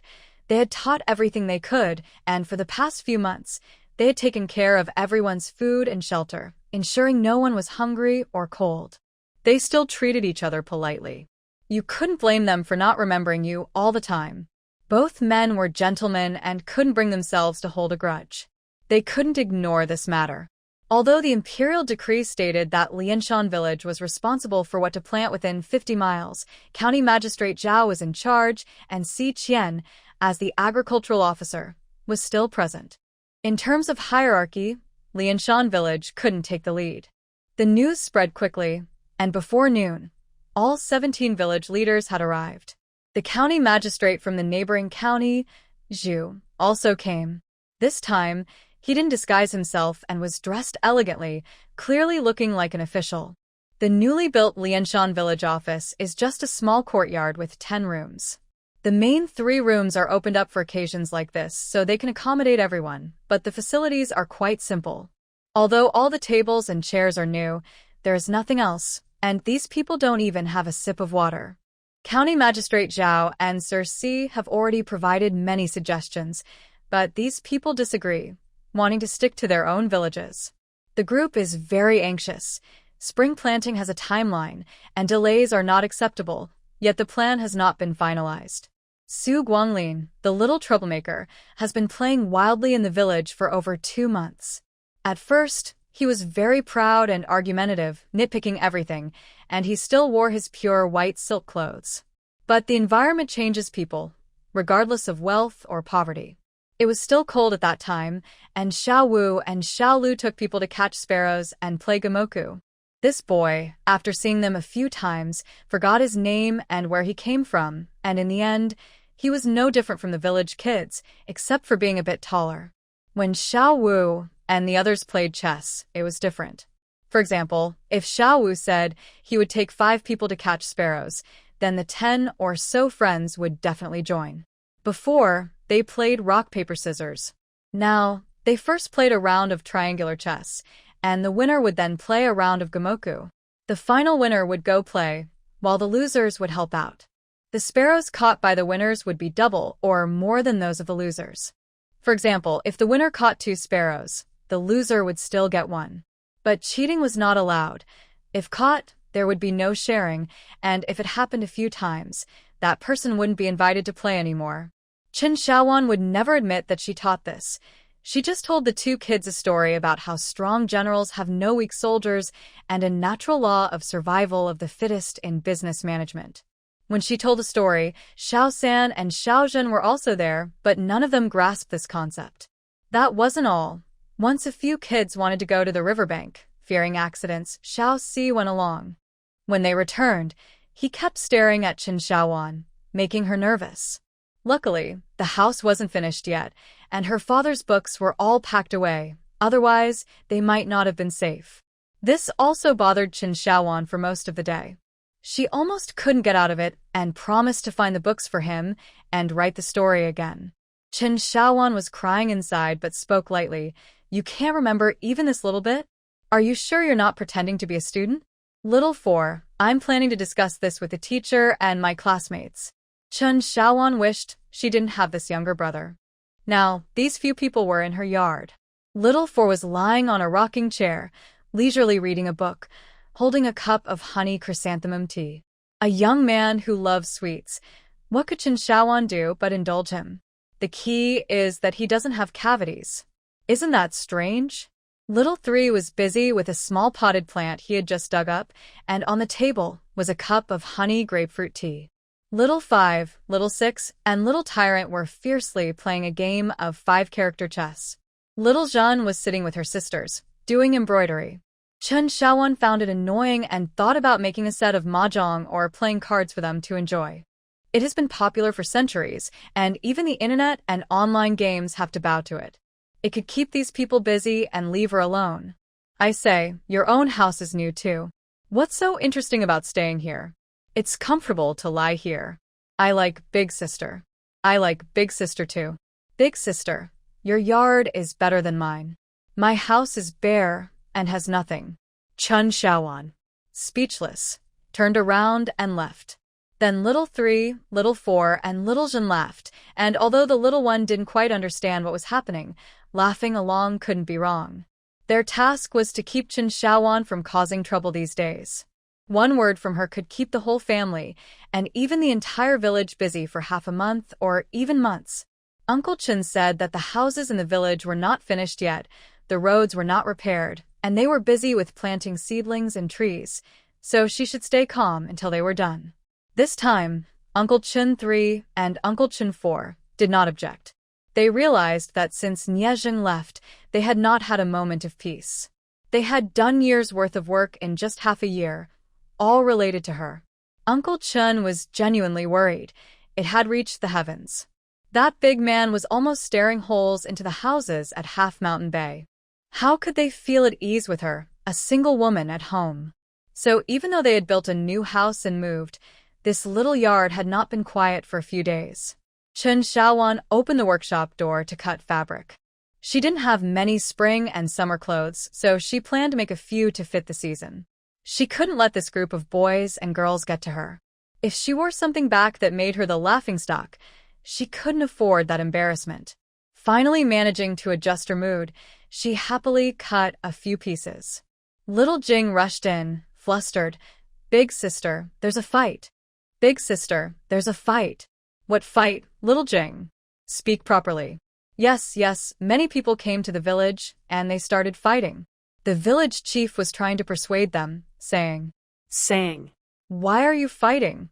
The village is so small, and there are only so many seedlings and seeds." After that, I ran up here, and didn't hear anything else. When everyone heard this, they relaxed since it didn't involve them and prepared to continue with their own tasks. "Xiao San, Xiao Si, you go take a look." "Xiao San, I won't go." "Xiao Si, I won't go either, a scholar is of no use." Chen Xiaowan, "I'll go." I will go too." The 3 kids ran off quickly. Xiao Jing chased after them. Wait for me, I want to go too." Chen Xiaowan, Look, they are already tired, and they can't compare to the little ones." Xiao San and Xiao Si exchanged glances and ignored her. This older sister was getting worked up and starting to bother them. It was a sign of trouble. Chen Xiaowan shot them a glare, put down her scissors, and went to the study. All right, stop fighting, listen to County Magistrate Zhao and Lord C. We should listen to the adults about this matter. The old man doesn't understand farming taxes, right? Village Chief Chen was trying hard to mediate the fight, but he didn't step in. He just shouted from the sidelines. The key was that those fighting were hitting each other in a very rhythmic way. County Magistrate Zhao stood nearby with a dark expression, while Si Qian was quietly discussing something with the others from the agricultural office. Listen to me, stop it." Village Chief Chen, who was earnestly trying to break up the fight, felt something being slipped into his hand. Looking down, he saw a piece of paper, and when he turned to look, he saw a 6 or 7-year-old child bouncing into the crowd. From the child's appearance and clothes, Village Chief Chen shook his head, not recognizing whose child it was. Eagerly opening the paper, he saw it written. "Oh, that's good. Ahem, stop fighting, that's enough. Just a few light punches to make a point is fine. Listen to me, old man. There are only so many seedlings, and we can't give them all out. How about this? For those within 10 miles, check how many fields you have and how many seedlings you need, and let me know. Also, please bring the rice seeds to me tomorrow. Our village will help you grow the seedlings, but there will be a subsidy of 2 taels of silver per acre from the county or the agricultural office." Wait a minute. Village Chief Chen folded the paper and noticed that County Magistrate Zhao still looked unhappy. He turned and tucked the paper into Sir Si Qian's arms, saying, "Sir, you and Magistrate Zhao should discuss if this plan will work." Then he tucked his hands into his sleeves and began to gaze at the white clouds in the sky, thinking how nice the weather was today. Sir Si Qian opened the paper and read, "Within a 10-mile radius, Lianshan village will grow seedlings, with a subsidy of 2 taels of silver per acre provided by the county office or the agricultural department. On the day the seedlings are ready, all villages will help with transplanting. Outside of this 10-mile radius, each village will grow their own seedlings, supervised by the agricultural department. If there aren't enough people, Lianshan village will send someone to teach the methods, with each person receiving 2 taels of silver from the county office or the agricultural department until the seedlings are ready. Villages 50 miles away can send people to learn, or the county office can send someone to teach, with wages arranged by the county office. Wow, who organized all this work and even arranged for the wages of Lianshan villagers without mentioning them at all? Sir Si Qian looked at village chief Chen, who shrugged his shoulders, saying, "I don't know, an innocent child just delivered it." Village chief, what do you think of this plan? I think it's a good idea. There's money involved, and the villagers are willing to use their land for seedlings. In these times, farmers struggle to gather fertilizer, so they are usually reluctant to help others grow seedlings. But now that there's money, things are different. Sir Si Qian didn't want to engage with this old man who could talk endlessly, especially since he could be quite silly. The key was that he wasn't a bad person, but he only cared about his own village and not about the court or people like them. He handed the paper to County Magistrate Zhao, who read it thoughtfully. This was a plan, the quickest way to fill Qingping County, with 2 crops of rice. He looked up at Village Chief Chen and asked, "Village Chief, do you think this plan is feasible?" Village Chief Chen glanced at the half-mountain bay, secretly sighing about Chen Shaowan and scolding Chen Debo. With such a good niece, he wondered what he was worried about. He replied, "I think it's worth a try, but it's up to the 2 gentlemen to decide." This crafty old man had clearly intended to read the paper directly. The 2 men silently cursed him. However, they couldn't push this matter aside, so they had to discuss it together. Sir Si Qian called in people from the agricultural department as well. Soon, the plan was finalized, and now they just needed the village chiefs to agree. County Magistrate Zhao cleared his throat and explained the plan. "It's strange. No one is opposing this time. These people are not foolish. If they grow seedlings in Lianshan village, just the round trip from 10 miles away would require a lot of manpower and resources, leading to significant waste. It really isn't worth it. But if the agricultural department sends people to Lianshan village, it would be much easier. They would only need to spend a bit more on food and arrange for accommodations, which is manageable." County Magistrate Zhao and Si Qian exchanged glances, realizing that this meant agreement. They announced that this is how it would be done. However, arranging the personnel from the agricultural department turned out to be quite complicated. In the end, 7 nearby villages returned home, promising to bring rice seeds tomorrow. For the other villages, the agricultural department sent 5 people, and Lianshan village sent 5 as well. The agricultural department also had 2 people that County Magistrate Zhu wanted to take with him, so he couldn't come empty-handed. From a village 50 miles away, County Magistrate Zhao asked Village Chief Chen to arrange for 10 more people. Village Chief Chen readily agreed, saying that this was doable. After discussing everything, the village chiefs took their assigned people back to their villages, and County Magistrate Zhao was also preparing to leave. Village Chief Chen called out from behind, "Sir, where do we collect the money?" County Magistrate Zhao opened the carriage curtain and said, "Tomorrow, send someone to the county office to collect the money for the land seedlings. The rest will be distributed to each person." Everyone was pleased with this arrangement. Meanwhile, in Shanshan Bay, Chen Shaowan, having caused some trouble, continued to sew clothes, quickly making 2 bright outfits. Otherwise, when Nie Zheng's letter arrived, she would have to wear plain clothes for life, which was not a pleasant thought. But as long as she was comfortable and could still eat meat, she could endure it. Still, she felt inexplicably sad, a bit uncomfortable, and slightly dizzy. Little Seven came bouncing back, sucking on a lollipop. This lollipop wasn't like the modern ones. It was just malt candy. Seeing that the village was busy with seedlings, Chen Shaowan made a pot of malt candy and called Uncle Chen San to help stretch the candy. While it was still warm, she rolled dozens of lollipops, wrapped them in oil paper, and gave them to the children to play with. The children loved them, But little 5 and little 6 wanted to use some to bribe their friends, and ended up crying when the little ones wouldn't let them have any. After feeling frustrated for a while, Chen Xiaowan finally gave little 7 3 lollipops to cheer him up. Little 3 looked at him and asked, "Little 7, where did you get that candy? Didn't Mom say you can't eat any for the next few days?" Little 7 shrank his head, glanced at his brother, and turned to run away. "Hey, don't run. Where did you get it? Didn't we finish distributing the candy already? Do you still want your teeth?" Little 7 covered his mouth with his hand and nodded vigorously. Little 3 half-hugged him and said, "Now tell me where you got the candy." Shao-Chi looked around but couldn't say it was from the eldest sister. If she did, it would be hard to get more later. Shao-Chi let go of her hand. "I've bitten mint leaves, so my teeth won't get bad." After saying that, she quickly covered her mouth. She looked at her brother, ready to run at the right moment because she couldn't listen to him. He could be quite harsh. "Can you run away?" Shao-Ci put down his book and said coolly, "Shao-Chi, if you tell me who gave you the candy, I'll tell you how to eat candy every day without hurting your teeth." Shao-Chi looked at the two of them, weighing the pros and cons, and decisively said, "The eldest sister gave it to me." After saying that, she tried to run again, but Xiao Sen grabbed her collar and pulled her back, saying, "Eldest sister, why did you give her candy? If you tell me, I'll let you run. Otherwise, I'll tell Mom when we get home, and she'll scold you." Shao-Chi made a sad face. "I can't say. Would you rather Mom scold you or me?" No.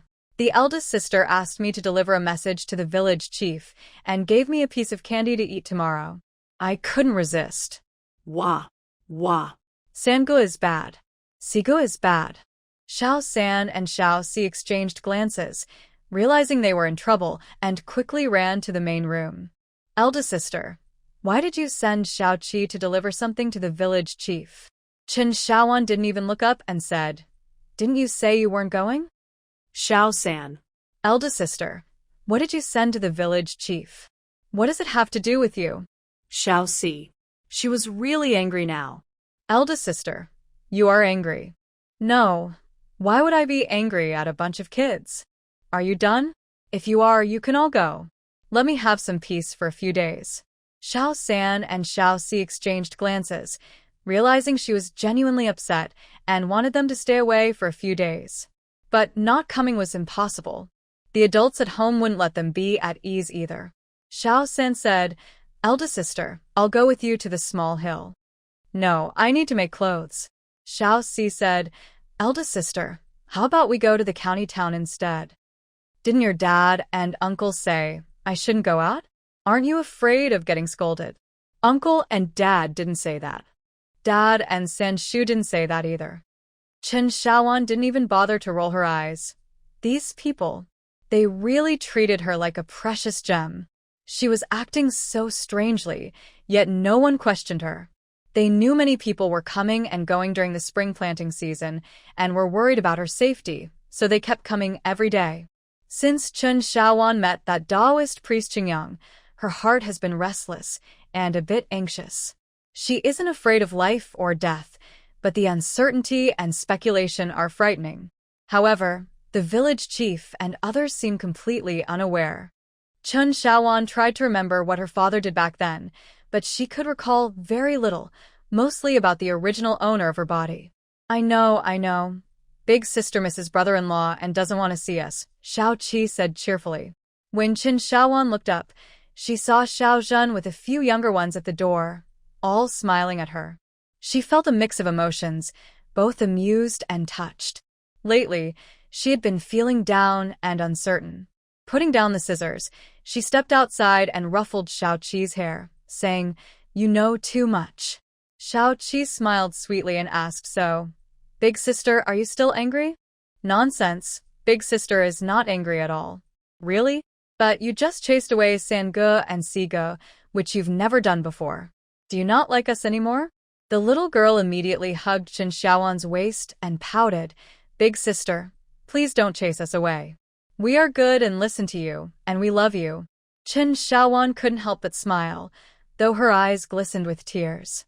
"Xiao Qi, can you be any more dramatic?" Xiao Qi made a funny face at the younger ones, surprising them since she usually had a gentle demeanor. Before they could respond, Chen Xiaowan patted her back and said, all right, stop being silly. Big sister, I'm not a puppy. Chen Xiaowan helped her up and said, it's fine now, you all can go back. I want to rest early tonight. You can come back tomorrow. Big sister, you really aren't angry? Okay, I'm not angry. After sending them off, Chen Xiaowan closed the gate and felt her mood drop. Honestly, she was quite happy. She had love, companionship, and money to spend. There was nothing wrong with her life. As for Uncle Chen's confinement order, it didn't affect her much. She could only be confined if she wanted to be, and she had a group of people to cheer her up. What the Taoist priest Qingyang said made her a bit suspicious, but he hadn't spoken ill of her, so she couldn't take it too seriously. The note she had today was something she had planned long ago. It just wasn't the right time back then, and now she was using this moment to send it out. How did these emotions come about? Chen Xiaowan wiped the tears from the corners of her eyes, trying to hold back her dizziness and urge to cry. She quickly took a shower and lay down on the bed, feeling faint. She thought, am I going back? I just haven't had the chance to say goodbye properly, and there are still many things left to arrange. Then she lost consciousness. In a hazy state, she heard the sounds of shouting and horns. She was confused about where she was and felt like she had traveled to another place but couldn't wake up or see clearly. Suddenly, she jolted awake. A battlefield? Nie Zheng was in trouble. She desperately wanted to see the scene before her, but everything was unclear. Nie Zheng. She stumbled forward, wanting to find someone. It wasn't about love. It was about saving someone she knew who was in danger. Helping was her instinct. She wasn't a saint, but people are inherently good. She walked unsteadily, her feet unsure on the ground, not knowing what was beneath her. She couldn't see anything clearly, and her tears kept flowing. She felt very sad. Suddenly, a hand grabbed her and said, what are you doing here? This is not where you should be. Go back. Chen Xiaowan struggled to break free and wiped her tears with her other hand, but the person's voice softened, saying, go back. You don't need to feel guilty or worry. It's not your fault. Live well with Xiao Zheng. If you can, help me. General, those troublemakers are attacking again. Chen Xiaowan felt herself being thrown back, hearing in the distance, fight back. Yes. When Chen Xiaowan woke up, she was drenched in sweat and tears. The sadness she felt had eased a lot, as if she had just finished crying in her dream. She recalled the dream, confused about what it meant to be in a place she shouldn't be. Who was Xiao Zheng? Was it Nie Zheng? What did it mean not to worry or feel guilty? Did she do something wrong, or did the old Chen Xiaowan do something? She wiped the sweat from her face and felt her clothes and bedding, all soaked. Getting up, she walked to the yard. It was just getting dark. She went to the kitchen to boil water, preparing to take a nice bath. The doorbell rang, and she put on a shirt to answer the door. It was her aunt. Oh, girl, what happened to you? You're all sweaty. Chen Xiaowan felt tears welling up again. It's nothing, aunt. I think I caught a chill and just worked up a sweat. Then you mustn't catch a draft. Come inside. I'll boil some water for you. A hot bath will make you feel better by tomorrow. Chen Xiaowan grabbed her. Aunt, I've already boiled the water. It's in the backyard, and it will be ready soon. Go wash up quickly. I'm telling you, those boys and girls have upset you. You should scold and discipline them. You can't spoil them. You've been too lenient, and now they're getting too confident. As she spoke, she was about to go to the kitchen to help Chen Xiaowan fetch water for her bath. Chen Xiaowan hurriedly stopped her, feeling embarrassed. I'm not angry with them. I'm just not feeling well. That's why I sent them home. Really? Really? It's just that you might be upset, because I sent them back. Don't say that. I would be happy if you taught them a lesson. I've scolded your uncle too. He meddles too much. Don't listen to him. Just focus on your own happiness and don't feel wronged. A girl shouldn't feel wronged. If anything happens, come to me. If anyone bullies you, I'll scold them. Chen Xiaowan smiled as her aunt urged her to wash up and quickly change her bedding. Oh, dear, you're not feeling well at all. I'll go find Dr. Yu. Aunt, I'm about to take a bath. Why do you need to find Dr. Yu? I'm fine. I'll be better by tomorrow morning. Seeing her aunt hesitate, she added, if it's not better tomorrow, then it's fine to see Dr. Yu, but not tonight. Her aunt hesitated. All right, we'll see how you are in the morning. If it's not good, we'll go find Dr. Yu. Chen Xiaowan nodded, thinking this was a sweet burden. Her aunt waited until she finished her bath and lay down before leaving. As she left, she took a spare set of keys and locked Chen Xiaowan inside, leaving her speechless. When Chen Xiaowan closed her eyes again, she felt a lightness on her body and suddenly saw a young general in silver armor holding a spear, but she couldn't see his face. The general stood in a sandy landscape, staring at her, and said, "Go back. This is not where you belong. They won't let you go easily, but don't worry, I won't let them succeed. Go back." Chen Xiaowan felt herself lift off the ground and became dizzy for a while before regaining her senses. She opened her eyes to find herself in her own room, in her own bed. She realized she had encountered something supernatural. Who had sent her to that place, and who was that young general? Sitting up, she felt no fear. Nothing was stranger than her soul traveling to another world. Still feeling uneasy, she got up, lit 3 incense sticks for Guanyin in the living room. After looking at the decree for a while, she went back to sleep, and that night she had no dreams. The next day, when her aunt came to open the door, Chen Xiaowan was happily steaming osmanthus cake in the kitchen. She realized that her coming here was not just a coincidence. She still remembered the words of the general in white robes. No matter what, she decided to enjoy each day. Even if her time was limited, at least she had a few days of happiness. Worrying constantly was pointless. When the time came, it would come. As an ordinary person, she could not resist the flow of time and change, especially in ancient times where a ruler's anger could lead to great disaster. It was better to let it go. She thought it was best to eat well, drink well, and do whatever she wanted. Living freely for a few days was not a bad idea. So, in the morning, she put on a new dress, a pinkish-purple color. Chen Xiaoxi told her this color was called rainwater abundant, which she found quite silly. But Chen Xiaoxi excitedly shared other names like awakening of insects peach blossom for bright pink, spring equinox pink for light green, and grain rain prosperity, among others. She wasn't very interested, but Xiaojin, Xiaoqi, and even the crazy girl Xiaojing loved to listen, making Chen Xiaoxi talk all afternoon. Chen Xiaowan found it amusing. Indeed, there was no woman who didn't love clothes and accessories. She was different. She saw things more clearly now. In the past, she used to enjoy lingering in shopping malls but lacked money. Otherwise, she would have said, this one, not that one, wrap up everything else. Now, although she had money, wearing gold and silver in this small mountain village didn't seem appropriate. Not only would others gossip, but it would also be inconvenient for daily tasks like cooking and working in the fields. Living in this village was about freedom, so why burden herself with unnecessary things? She preferred to live comfortably and freely. Chen Xiaowan felt quite satisfied as her aunt twirled her around a few times, saying, "Girl, this looks great. You look good in this. Wear it like this from now on." In her pinkish-purple dress with a light green collar and a matching belt, she looked youthful and elegant. When Xiaojin and Xiaoqi entered, they were stunned. "Sister, it looks beautiful. I told you, the rainwater abundant looks good on her, but you didn't believe me." Xiaosan and Xiaoxi chimed in as they came in. Yesterday, they got scolded. The scolding was a small matter, but the big sister was sick, and they all left, which didn't feel right. It was just unfortunate that no one noticed she was unwell at that time.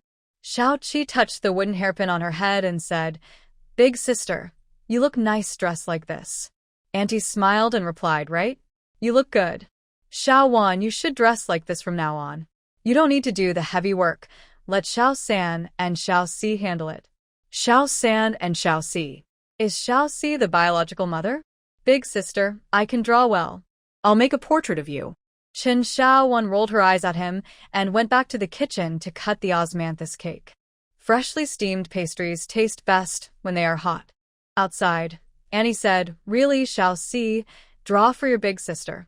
She's pretty, so you have to draw carefully." Shao Si pretended to bow to his mother and said, "Yes." This made everyone in the room laugh.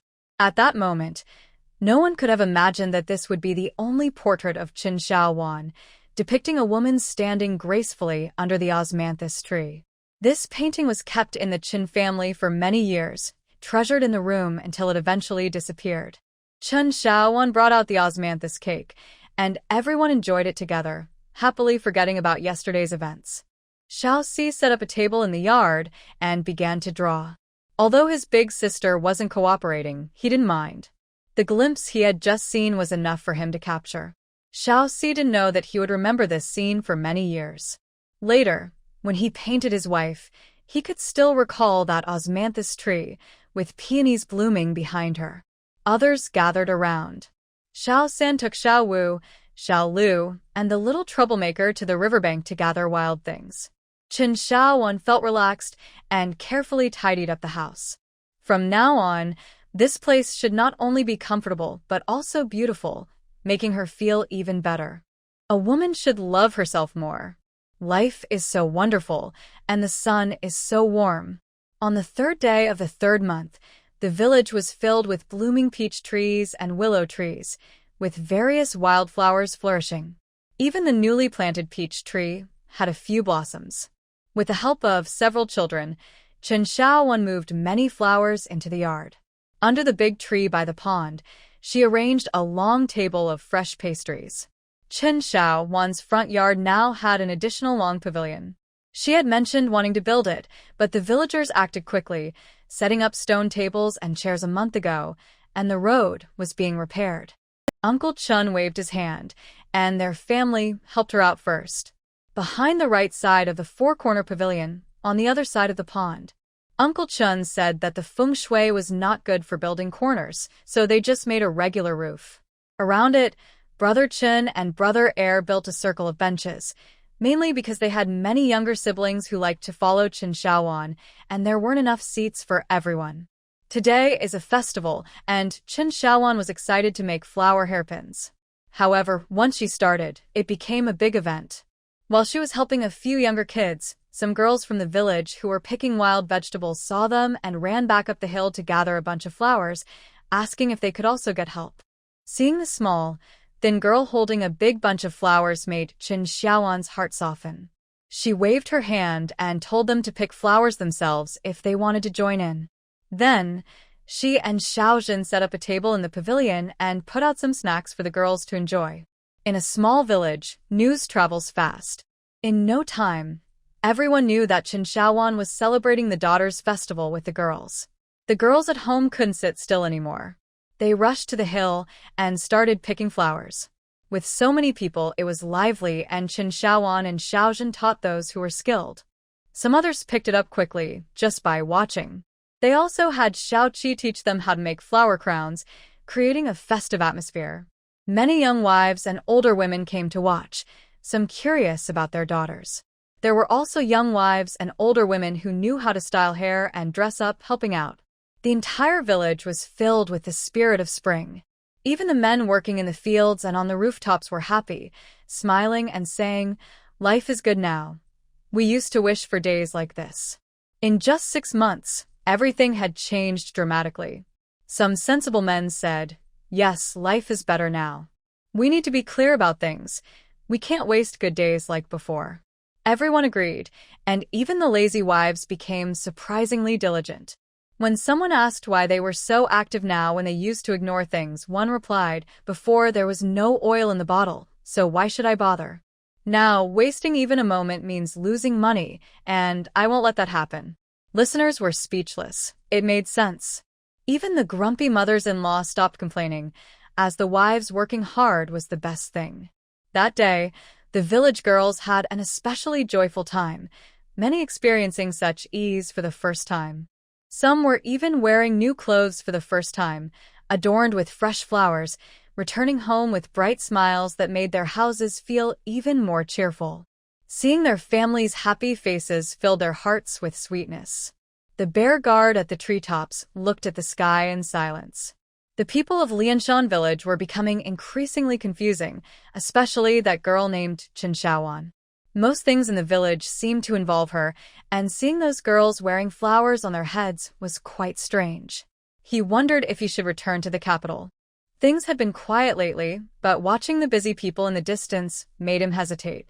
The emperor hadn't rushed him, so he decided to wait. If something went wrong at this critical moment, all his efforts would be wasted. However, seeing all the girls in the village wearing flowers softened his heart a little. A smile appeared on his usually serious face, but he quickly composed himself. Was this the challenge of a hero facing beauty, or was even a tough man capable of tenderness? On the 6th day of the 3rd month, a lucky day, Lianshan village held another ceremony to thank the gods and honor their ancestors. The houses were finished, and the riverbank was repaired. They expressed their gratitude for the blessings and hoped for a bountiful harvest this year as they prepared for spring planting. Chen Xiaowan thought the gods and ancestors of Lianshan village must be quite busy, having been called upon many times in the past 6 months. However, the village chief was anxious. With the houses built and before the rice planting began, they needed to hurry. Each family received 5 taels of silver as relocation funds, which made everyone in the village very happy. The ceremony on the 6th day was followed by moving on the 8th and starting the rice planting on the 10th. The schedule was tight, but Lianshan village had been busy for the past 6 months without a moment of rest. Meanwhile, the merchants from Zhuyang Town and Qingping County were finally pleased, as they had made some money instead of just stockpiling goods. Si Qian, observing the transformation of Lianshan village, felt a lot of emotions. He said to Xiongwei, "How do you find Lianshan village?" Xiongwei rarely replied, "Not much." Si Qian continued, "In less than 5 months, look at these houses, the land, and the riverbank. The trees planted everywhere, though not precious varieties, make one feel relaxed and comfortable. Sir, do you wish to stay here long-term?" Xiongwei asked. Si Qian. This blockhead, no wonder he didn't have a wife. He shook his head. Staying here long-term was possible, but his parents and wife at home would not agree. Chen Xiaowan was enjoying her leisurely days, sewing and embroidering. Yes, she had started embroidering again, feeling a bit idle. Using the memories of the original owner, she could make the clothes even more exquisite, considering it a little reward for herself. I made some delicious food, played with the cat and dog, and in the backyard, I raised about 10 little chicks and 3 geese. I also planned to take Little Jin fishing, but after just 1 trip, Annie found out and said it was inappropriate, so I had to come back. Uncle Chun Si took the fishing rod away, and now I'm enjoying myself, forgetting to check on the grapevine. Little San was taken by Uncle Chun's San to catch bees to raise. They have been coming and going early and late, and Chen Xiaowan even checked on them, surprisingly without getting stung. On the 10th day of the 3rd month, the whole village started pulling seedlings, mainly to save time and earn some extra money, so it wasn't all for nothing. There were many bullock carts parked on the mountain road leading in and out of the village, and many people came to help pull seedlings. "It's nice to work on my own land," sighed village chief Chen. Luckily, Chen Xiaoxi drew a 2-way road plan back then. Otherwise, disputes over entering and exiting the village would have been unavoidable. It works well to have both coming and going. However, those people looked at the neat new houses in Lianshan village with envy. How nice it would be to live in this village. No, my daughter must marry in here. As a result, there was competition among the men in Lianshan village to find wives, even some trying to sneak in. But village chief Chen warned, "If you dare to take in a small wife without reason, get out of Lianshan village." This statement kept many restless hearts in check, and the chief's authority grew day by day. It's no joke. Without Lianshan village, there would be no good life. With many hands, the seedlings were pulled in just over 10 days, and more than half of Lianshan village's fields were planted. Si Qian looked at everything and turned to Bear Wei, village chief Chen, and county magistrate Zhao, clasping his hands. He needed to go back. It had been almost half a year. He left a few people to follow up on the fruit tree transplanting and grafting, but he wouldn't stay. Also leaving was Little Overlord, who felt embarrassed in Lianshan village, being held tightly by two younger kids. He had done many embarrassing things and was almost out of energy, yet he was still pleased with himself. Now he didn't want to go back at all, but he had to. Who would take care of things if he didn't? If he really got lost, it wouldn't be a small matter. With tears in his eyes, Little Overlord said goodbye to Little Wu and Little Lu, shouting that he would come to the capital to see them. The two kids thought about the embarrassing things he had done and decided it was better not to know him. As the cart moved farther away, the lively Lianshan village returned to its normal days. However, Master Chen was quite busy. Since the construction began, many families had dug wells, and he had a lot to do. Plus, Village Chief Chen needed to arrange for people to transplant and fertilize the fruit trees in the mountain village. Busy but not chaotic, with a good balance of activity and rest. In May, Chen Xiaowan planted a quarter of her land with fruit trees, and seeing that these fruits could last a while, she agreed to it. But what's with every household in Lianshan village having 2 pomelo and persimmon trees? Is this going to become a tradition? The villagers are happy, though. The elders call them blessing trees because they help improve their lives. Now, Lianshan village looks quite like a new rural area, except for the clothing. Under the big trees in the threshing area, there are many stone tables, stone stools, and wooden rocking chairs. Many old men have learned to play triangular and 5-character chess, and they occasionally enjoy a game, trying to live like the scholars. Some old men even take their rocking chairs to nap. Aunts and older women are in several pavilions, embroidering, sewing clothes, and making shoe soles. Life is easy and free. As Sanani says, in the past, they wouldn't have dared to imagine such a life. Back then, they were either in the fields, in the vegetable garden, or searching the mountains for food. Now, it feels like they are living like immortals, and everyone laughs. Most unmarried girls often visit Chen Xiaowan's long pavilion. Xiao Zhen and Xiao Qi occasionally come out to chat with them, but Mei Lian spends more time with them. Aunt Chen also received a set of 7 rooms, which is just right for 3 people. She is very satisfied. Uncle Chen wanted to pay her rent all at once, but Aunt Chen refused. Even Uncle's wife couldn't convince her. She told Chen Xiaowan not to help with the payment. She works to support herself, and with Mei Lian and Li Lian being young, she feels they can manage. Besides, there will be fruit profits to share later, so she isn't worried. The 3 of them essentially rent in the village, but Aunt Chen treats it like her own home and decorates it with care. Chen Xiaowan didn't push her. Everyone has their own way of living, and as long as her aunt is happy, that's what matters. Good times always bring a series of changes. The mountain road into the village was paved with stones after much discussion. After all, Chen Xiaowan hadn't thought of the cement formula. Moreover, the county town also uses stone and brick structures, so she didn't see any problem with it.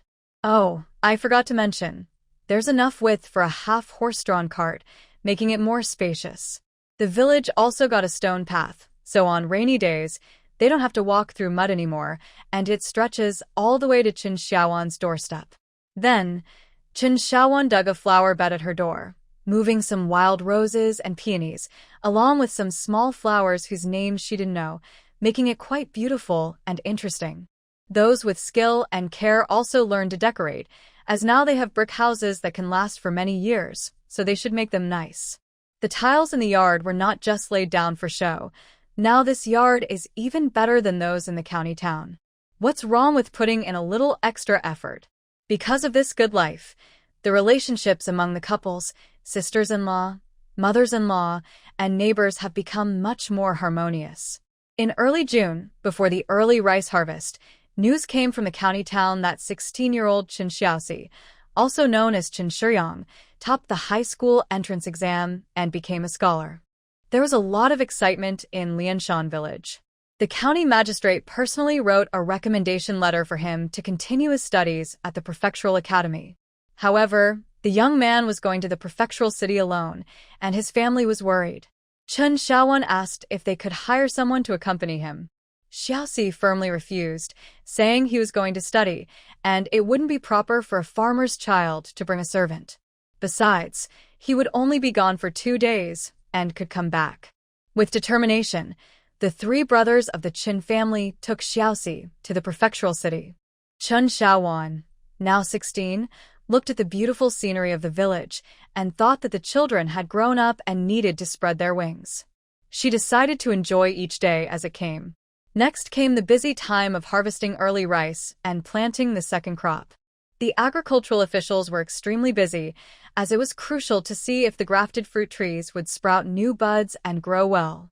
Chen Xiaowan took the initiative to help at Uncle Chen's house by cooking. She felt it was important to contribute and not just take without giving back. This year, the house was bigger, the kitchen was spacious, and Annie Chen was more generous, making Xiaowan feel comfortable and at ease. Watching little Ba play in the yard, Chen Xiaowan suddenly realized she might have forgotten something. There were many children in the village, but many, like little Wu and little Lu, and even little Ba, had never attended school. There were also girls like little Xiao, little Ya, and little Jing. Although they could learn embroidery and sewing at home, it was still important for these girls to gain knowledge. Even managing a household and cooking had its good and bad aspects. During dinner, Chen Xiaowan spoke to Uncle Chen. He was very pleased with her performance over the past few months, quietly appreciating her efforts without assigning them extra chores. He enjoyed seeing her happy and well-dressed.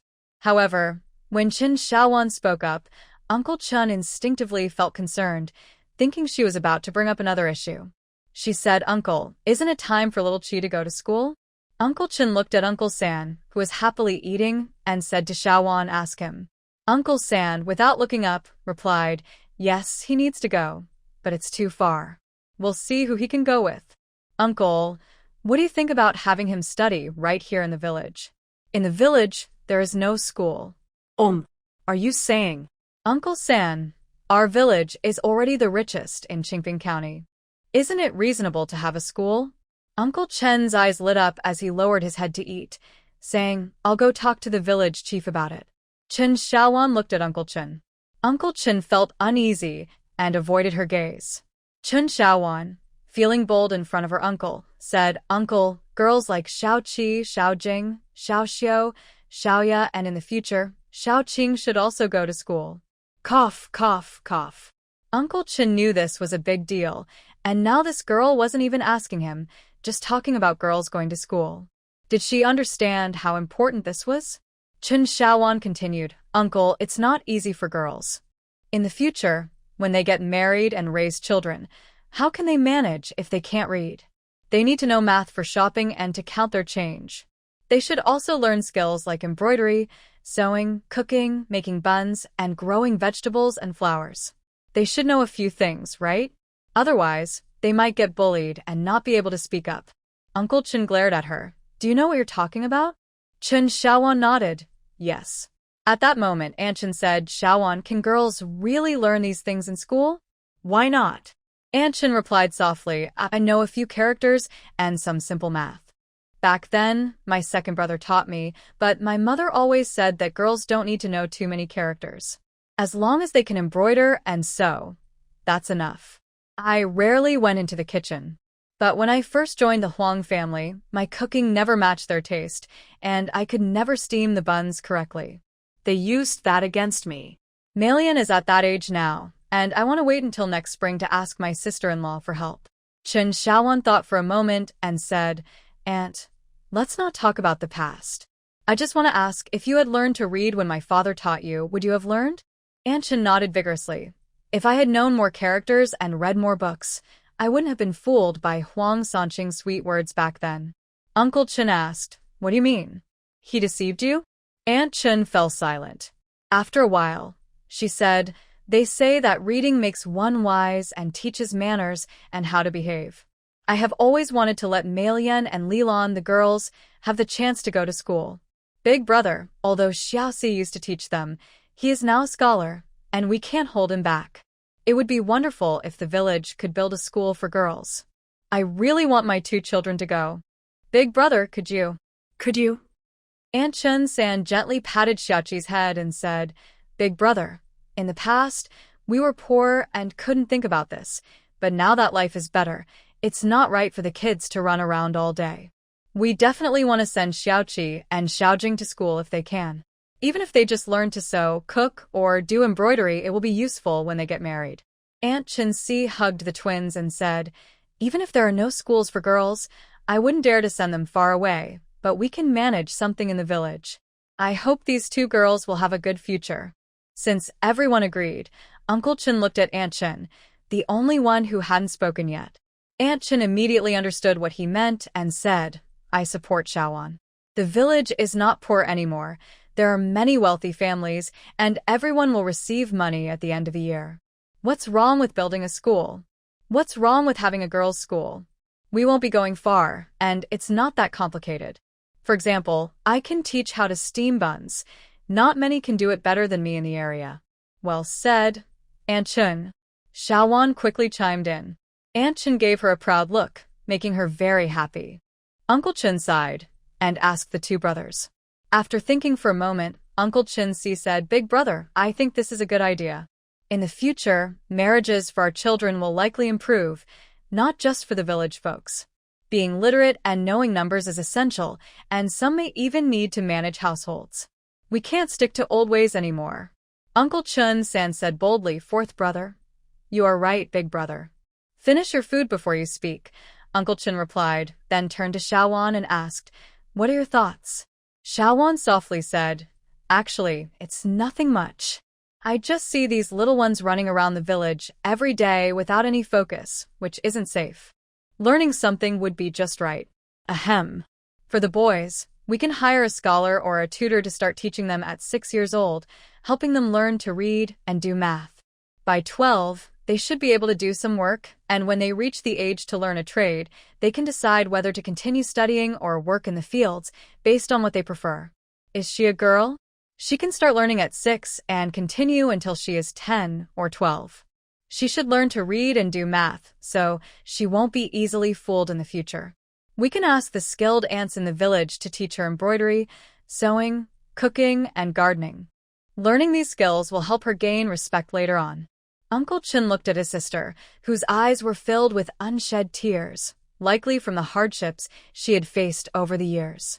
Back then, her second brother had not allowed her to marry. He glanced at Malian, who was too nervous to chew her food, and then at Chen Xiaowan and his own daughter. Xiaojin was the twin sister of the fourth child.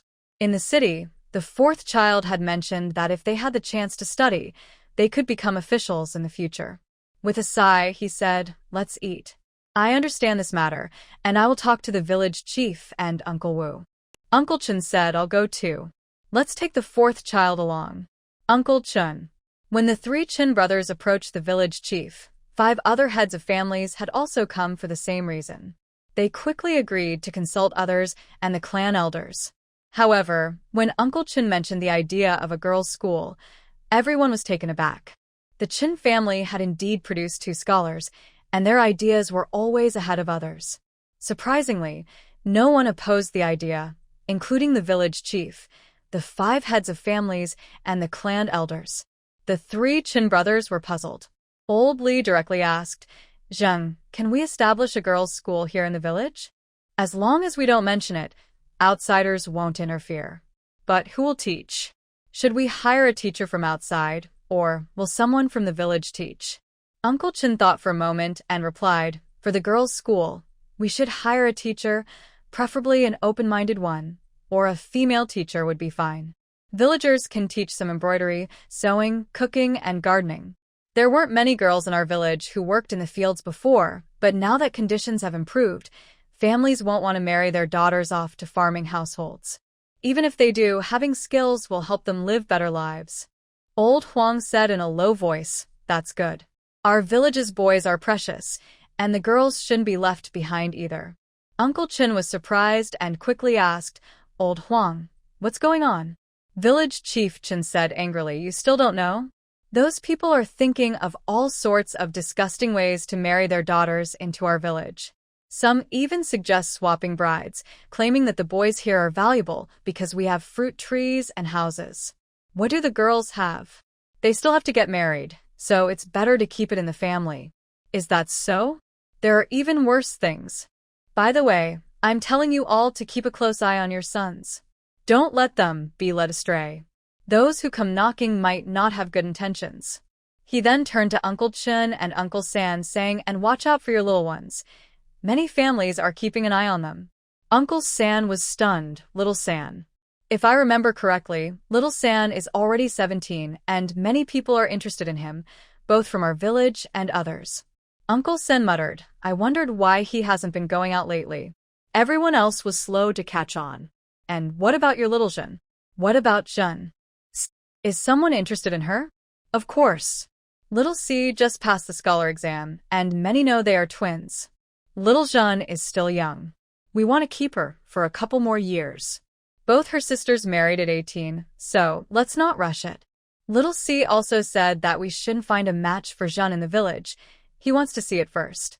That's the problem. Many want to take advantage of that situation. I understand. I'll talk to little Zhen and remind her to be careful. Our little Sand isn't looking for a match right now either. Why is that? Still young, no need to rush. We'll talk about it in a couple of years. Everyone. Among the 5 heads of families, some wanted to ask questions but held back.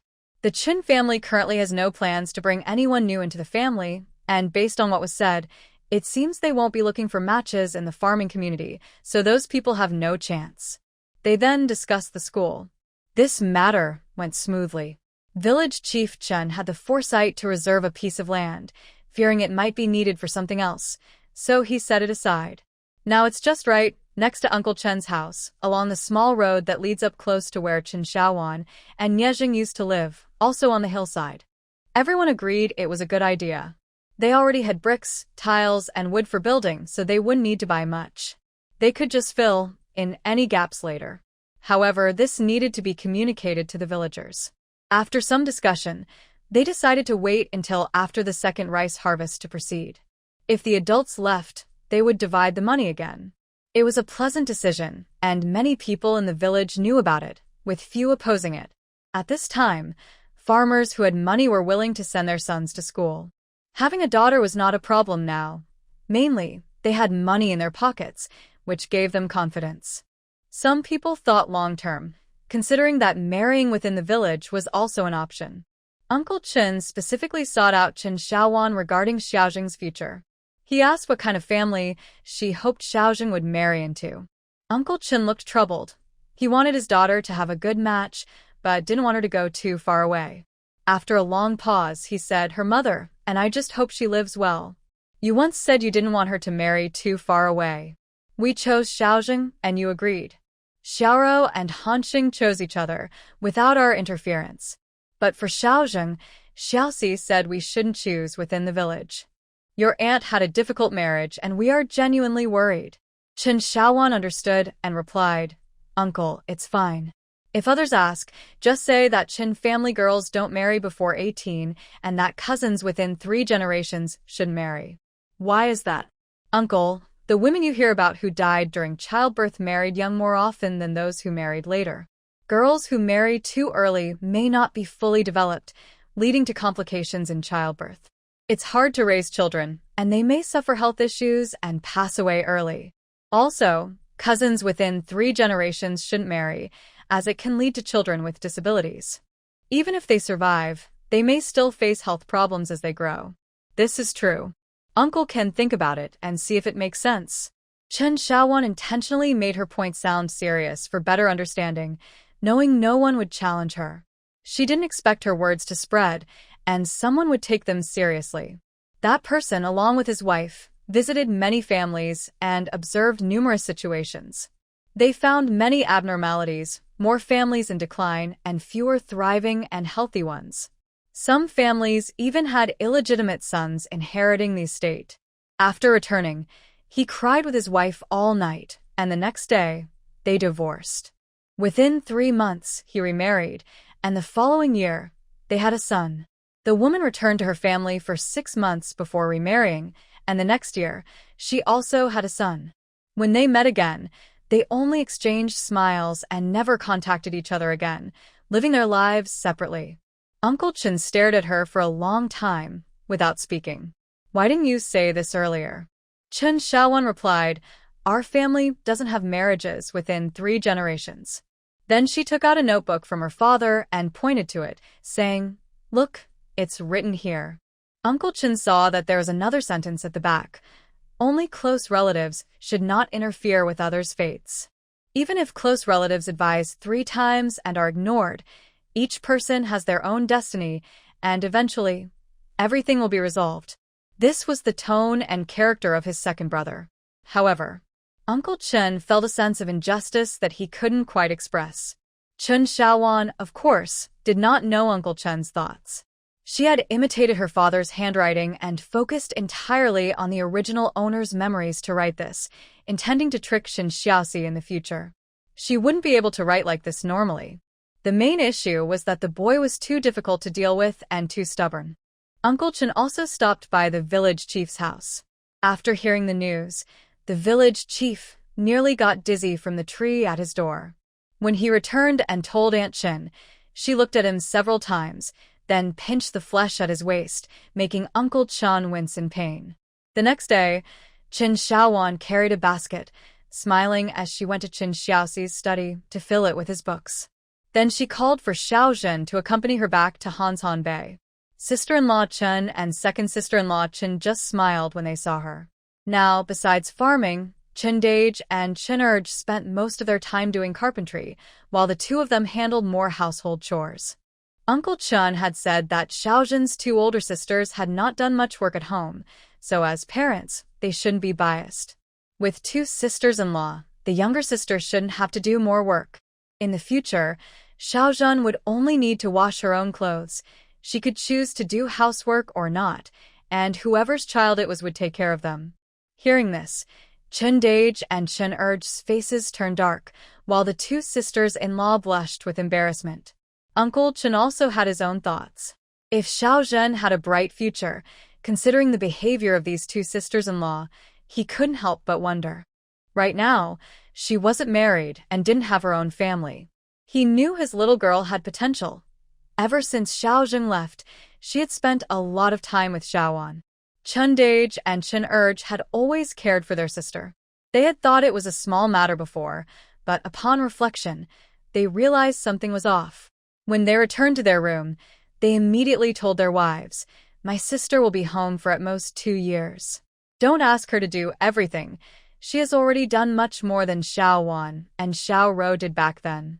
And in the future, when Xiao Zhen gets married and Xiaoxi and Xiao Wu get married, how our parents arrange things is not something you can argue about.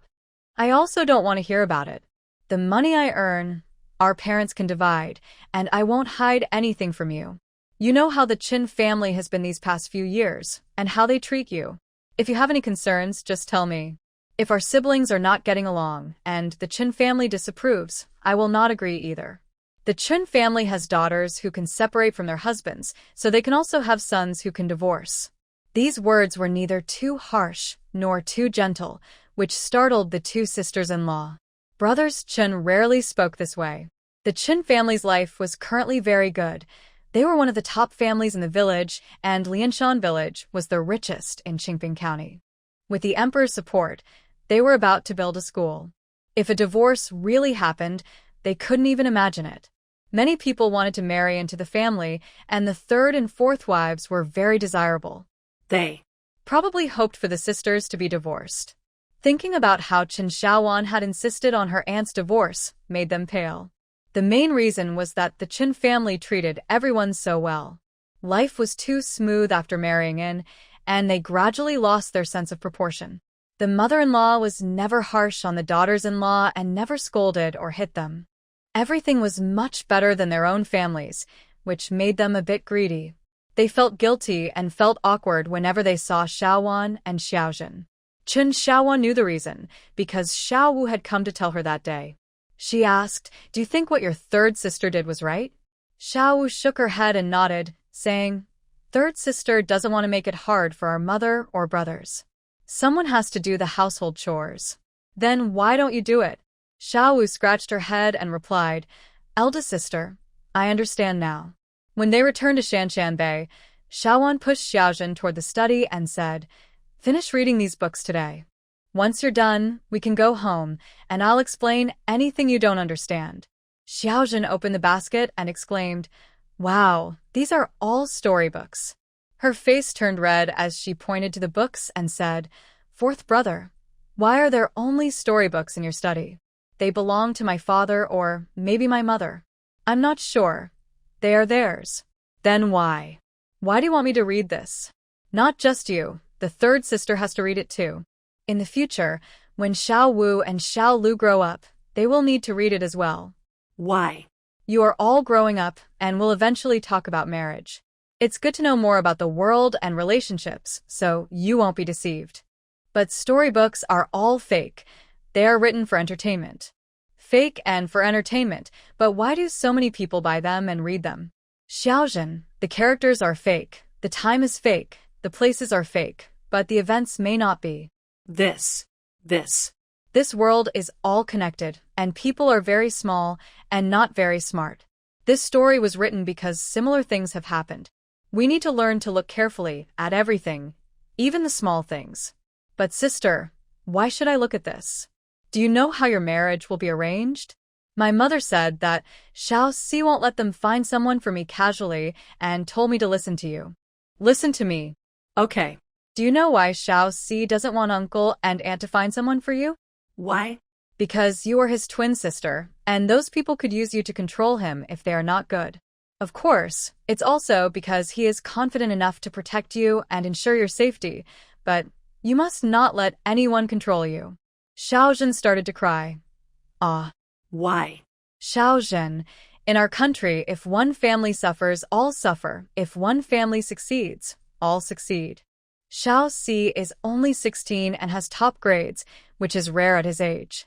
As long as he doesn't follow my father's old path, it won't be hard for him to have a place in the court. But Xiaozhen, he comes from a farming family. In the future, none of us can help him. He needs support. With his talent and character, marrying a wealthy girl is possible. But what if the girl has a bad temper? Xiao Si's life will be hard. If he marries an ordinary girl, we don't know how far he can go. It will be tough for him, and he will feel alone. Xiaozhen, Xiao Si cares about you, about uncle and aunt, and about us who have suffered. So, he probably hasn't thought about marrying a wealthy girl. Xiaozhen cried. But, Brother Si. So, he places his hopes on you. In the future, having a brother-in-law who shares the same interests will help you both. You can have a good life outside the farm. With your bond and his excellence, he can protect you for a lifetime. This time, he went to the city to ask uncle and aunt not to choose a suitor for you. He wants to find someone from his classmates who shares similar values, is kind, and comes from a good family for you. This way, you can support each other in the future, and he'll treat you well. Of course, he will make himself better than the person chosen for you. Only then can he truly protect you. But Xiaozhen, between siblings there is not only the bond of blood but also the support and care for each other. You can choose to live your life in this wilderness, and with me, uncle, aunt, and your older brothers protecting you, you can live well. But you think too much about others. If you get married, you might suffer because of it. Even if we protect you, it might not be enough. Aunt is a good example. She was even more pampered than you when she was at home. Love is like a castle in the air. Without good character to support it, it can quickly fall apart over time. If faced with hardships, it becomes even less valuable. It's like sand slipping through your fingers, turning to dust. Xiaozhen cried, struggling to catch her breath. Elder sister. I never thought about these things. Don't cry. I know you haven't thought about it, and you haven't realized how important you are. But silly girl, you are indeed very important. Elder sister. Elder sister. Don't cry. Don't be nervous or afraid. She smiled and said, no matter what, you must finish reading these books. It's a promise I made to uncle. My father. Yes, he came to see me yesterday. He mentioned Xiao Si's decision and asked me to teach you not to let others bully you. He also wanted me to prepare you in case you marry into a wealthy family and face difficulties. They don't want you to marry into a wealthy family, fearing it might affect your future, but they only wish for you to be happy. Xiaozhen hugged her and cried loudly, releasing years of frustration and grievances in that moment. She always thought she was the least valued one, with her older sisters in front and Xiaoxi ahead and Xiaowu behind.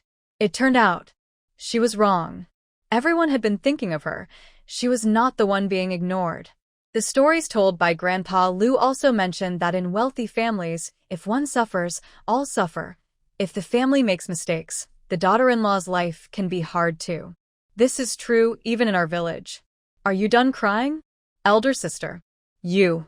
Once you're done, let's get up and read the storybook. If you don't understand something, I'll explain it to you. As for why you're not reading books but instead reading scripts, it's because we are country girls.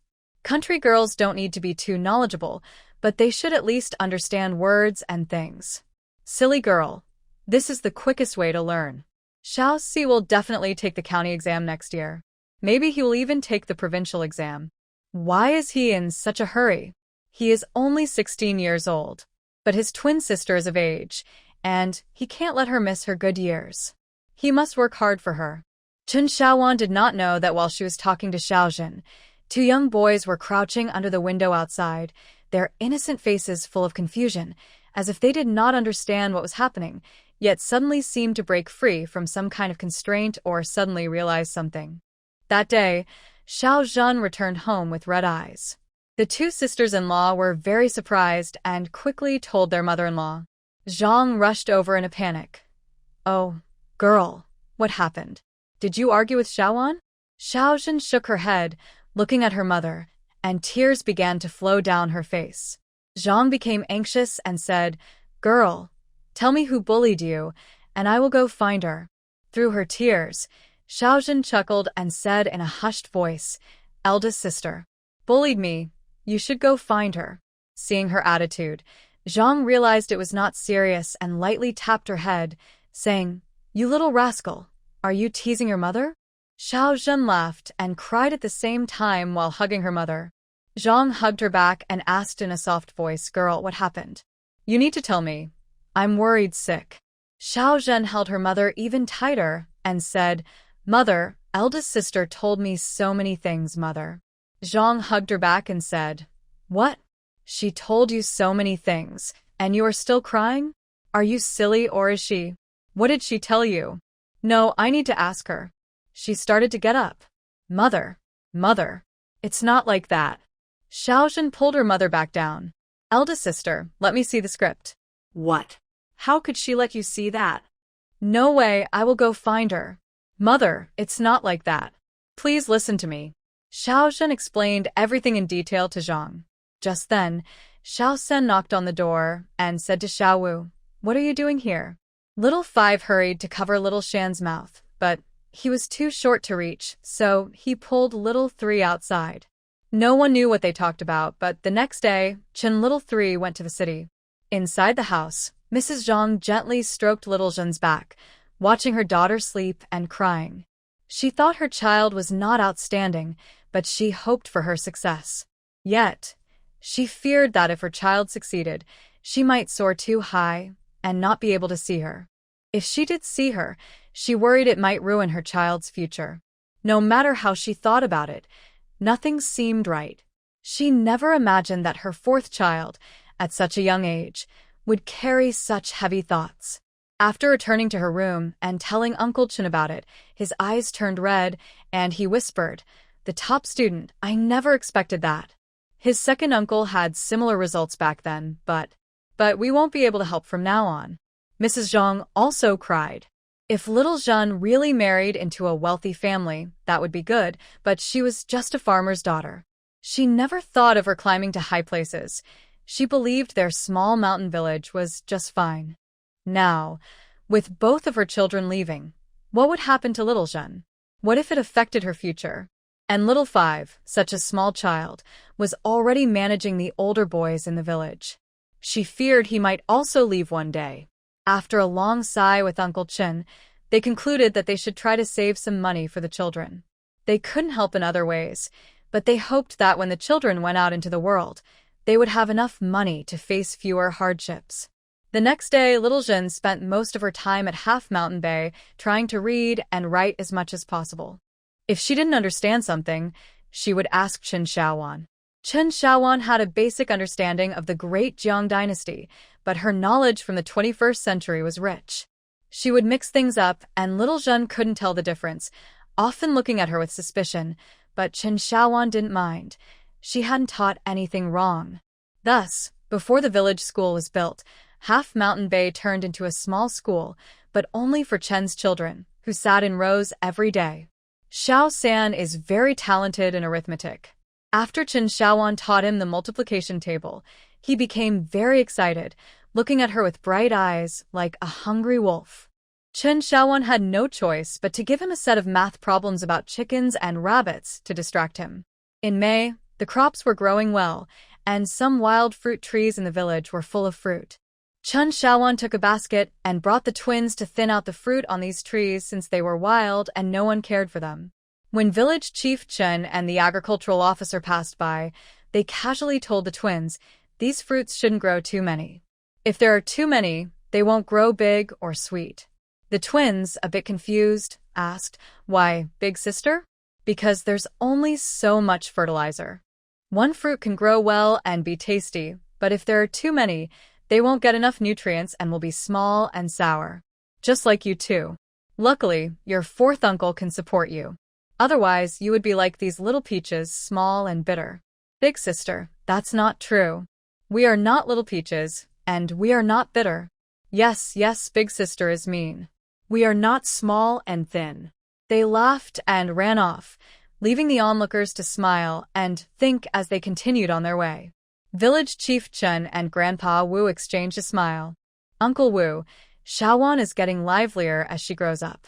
She doesn't seem like someone who's married. You should talk to her. Someone chimed in, being lively is good.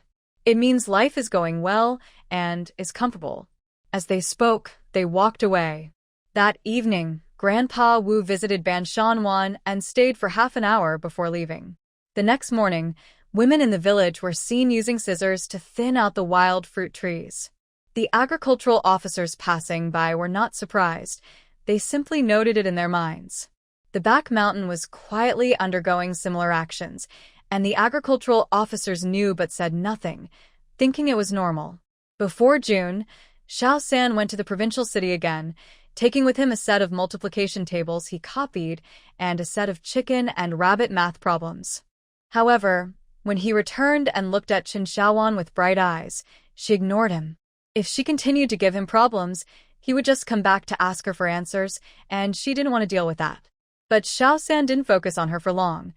The harvest of early rice and the planting of the second crop began. The children still ran to Ban Shanwan without fail. Aunt Chun San sighed, in the past, I thought it was because the house was old that the kids didn't like to stay home. Now we have a new house, and they still don't want to be home. Uncle Sen asked her, should I go call the children back? Angry, Aunt Chun hit him. She was just joking. She didn't really mean it. Did she not know that those kids had learned so much? They could tell stories one after another. The officials from the agricultural department were truly busy and couldn't afford to waste a moment. Each village sent someone to help, as they feared that Lianshan village wouldn't send anyone to notify them. They had to send people to keep an eye on things. So Lianshan village had gained quite a few more residents. Chen Xiaowan saw this from the pavilion and wondered if she could set up a small shop. With so many people around, it felt wrong not to do some business. She sighed, thinking it was a pity that the Chen family couldn't engage in trade. She hadn't sold a single one of her so-called secret recipes or blueprints, which was truly unfortunate. The lively atmosphere in Lianshan village lasted for a month. The second crop of rice was fully planted, and the village head, along with County Magistrate Zhao and the agricultural officials, had all lost quite a bit of weight. The busy time of harvesting, planting, and transplanting was just too rushed, but the sense of achievement was immense. This was the hope of the Great Ginger Dynasty, and their smiles never faded. Even the usually stoic Xiongwei looked a bit better, although his expression around Chen Xiaowan was still hard to read. Of course, Chen Xiaowan's small shop never opened, and she hadn't sold any blueprints, mainly because no one paid her any attention. Everyone was busy in the fields.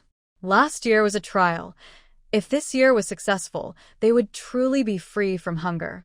After a 3-day break, the officials from the agricultural department and Lord Xiong prepared to leave. Within a 50-mile radius of Lianshan village, the second crop of rice was fully planted, waiting for this year's harvest. Next year, it could be promoted throughout the Great Ginger Dynasty. The fruits on the trees were already abundant, and nearby villagers had received many seedlings and learned grafting techniques from the agricultural officials. The trend was set, and no one could stop it, no matter their intentions. Unless they wiped out all the villages within 50 miles, along with the entire Qingping County and neighboring Qing'an County. But even the most foolish families wouldn't dare to do that. If they tried, Emperor Chongping would surely retaliate and cleanse the entire court, eliminating all the noble families. So, on the day the second crop of rice was planted, they were safe. This time, Lianshan village was very considerate and took the initiative to prepare baskets full of early fruits like wild peaches and cherries, along with homemade snacks, for the journey. Mr. Xiong also asked Chen Xiaowan for a jar of wine, and she generously gave him 2 jars. She said, "No one else enjoys this like I do, so since Mr. Xiong likes it, take an extra jar." It was quite surprising, leaving others speechless. Some people also asked Uncle Chen San to buy honey to take back as gifts. Uncle Chen waved his hand and gave each person a jar. He had 2 hives at home, so he could easily get wild honey from the mountains whenever he wanted. While it wasn't enough to fill everyone up, there was always honey available throughout the year. It made others envious, and soon, Village Chief Chen and Dr. Yu each took 2 jars, not wanting to let them work for nothing.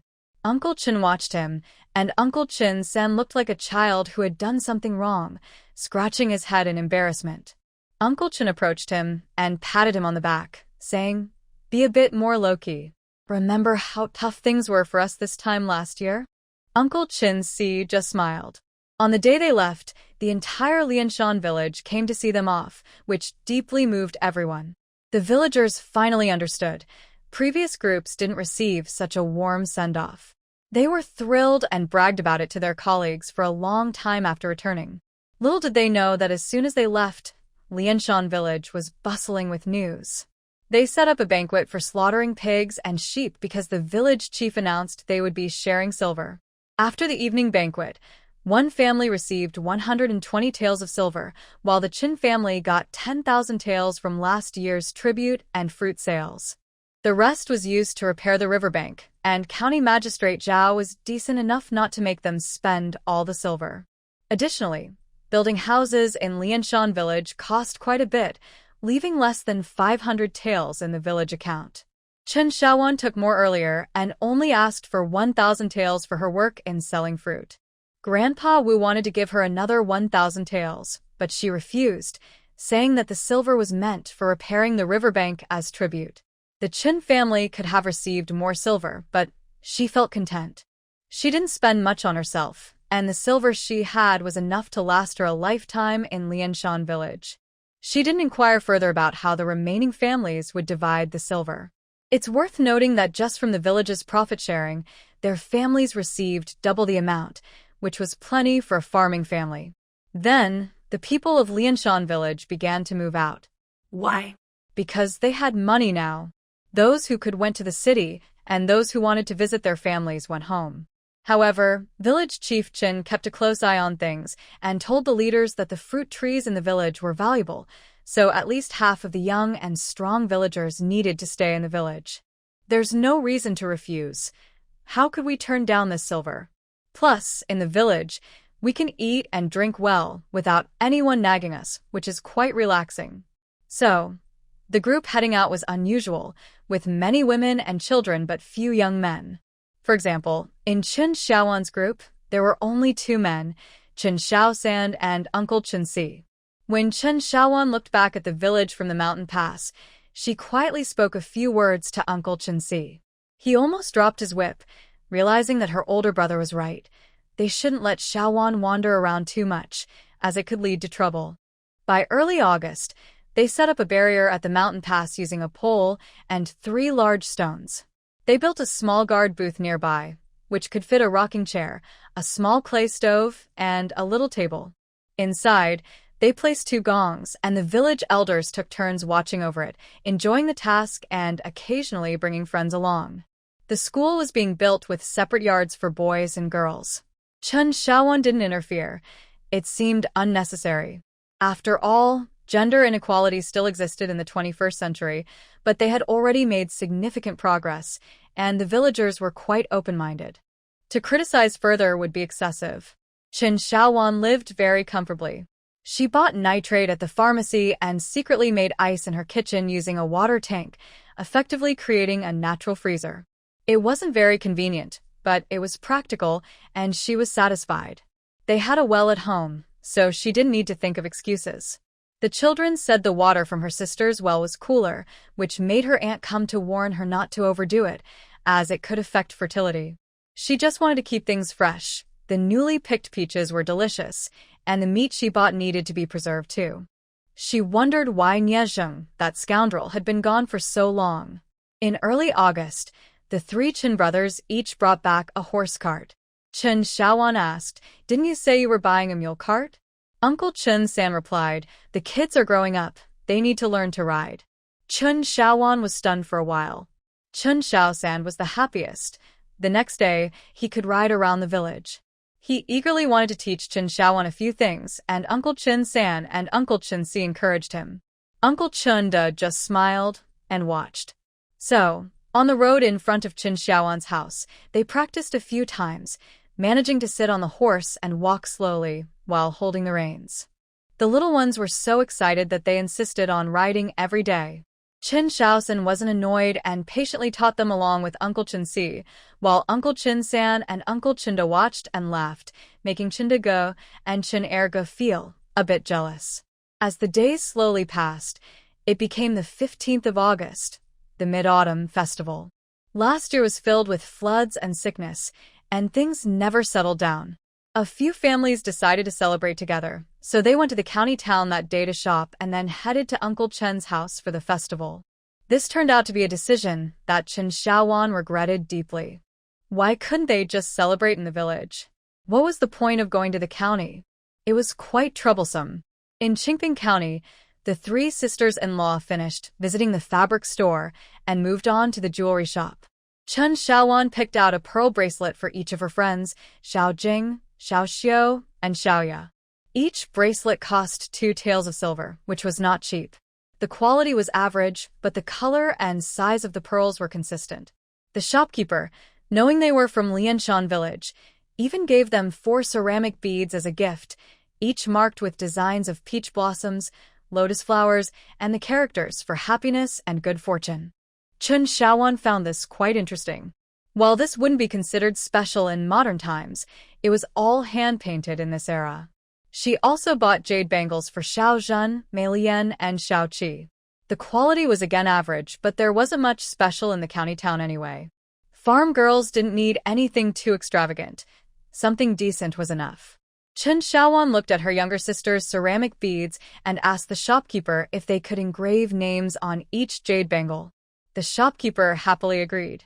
Once they were outside, Aunt Chen scolded her for spending money without restraint. In just a short time, she had spent 100 taels and hadn't bought anything for herself. While saying this, she placed a silver hairpin she had bought for herself into Chen Xiaowan's hair. Chen Xiaowan was surprised and said, "Aunt, I prefer wooden ones. If you have any black sandalwood, purple sandalwood, red sandalwood, or green sandalwood, you can use those on my hair, but nothing else." Aunt Chen patted her head and said, "Stop being silly. You're young. How can you have nothing on your head? It's not like we can't afford it now. If you want those sandalwoods, go ask your aunt." Aunt replied, "Don't come to me. Go find your uncle and see if he's willing to spend all his money on those sandalwoods or give you a couple of slaps." "Aunt, how can you say that? Uncle wouldn't give me slaps. Wouldn't he?" Try it and see. "I don't know about that, but you can try these little lilac earrings first." Aunt San took out a pair of small gold earrings for her. "Aunt, I don't want those, you keep them. I want gold inlaid with pearls, or gold with green accents. Otherwise, you can exchange them. Stop being silly. Wait for that boy to come back, and let him earn it for you. Your third uncle can't earn money like that. This is all you're getting." Now put them on. They chatted and laughed happily. Let go, let go. Xiao Jing, run fast. Help! Help! They're taking people. They're taking the children. Dad. Dad. Let go. You are my dad. Uncle. Uncle, you can't take Xiaoya. Woo woo woo. Dad. Don't take my sister. Woo woo woo. Dad. Don't take my sister. Don't hurt my sister. A few people realized something was wrong and hurried forward. They saw two big men each holding a child and covering their mouths, while Mei Lian and Xiao Qi clung to their legs. The two men were kicking the children. Chen Xiaowan's eyes turned red as she ran desperately forward, throwing her bag aside. Just then, she saw two more people coming around the corner, ready to attack the children. At that moment, others rushed over to help, but it also gave the attackers a chance to escape with the children. When Chen Xiaowan arrived, she heard someone say they went into the alley ahead, so she ignored the others on the ground and ran straight ahead. She chased through 3 alleys but saw no one. Ahead was the city gate, and Chen Xiaowan felt anxious and exhausted. She saw Wang Lizi running into the gate, looking around for her, and he came over saying, "Xiaowan, I saw Huang Sanqing carrying Xiao Xiu heading outside the city." Chen Xiaowan's heart tightened, and she gasped, "Uncle Lizi, please look for my uncle, 3rd uncle, and 4th uncle in the city. Tell them the Huang family has taken Xiao Xiu and Xiaoya." Wang Lizi immediately wanted to chase outside the city. Chen Xiaowan's voice called out, "Uncle Lizi, you know the city well. Go find my family. I will chase after them. There's only one road outside the city. Hurry, and send someone to report to the authorities." When Wang Lizi turned back, he saw Chen Xiaowan had somehow gotten a horse and rode past him. When he looked back, he noticed someone lying where the gate had opened, holding their forehead and moaning. Wang Lizi turned and ran. He was still going to find the Chen family.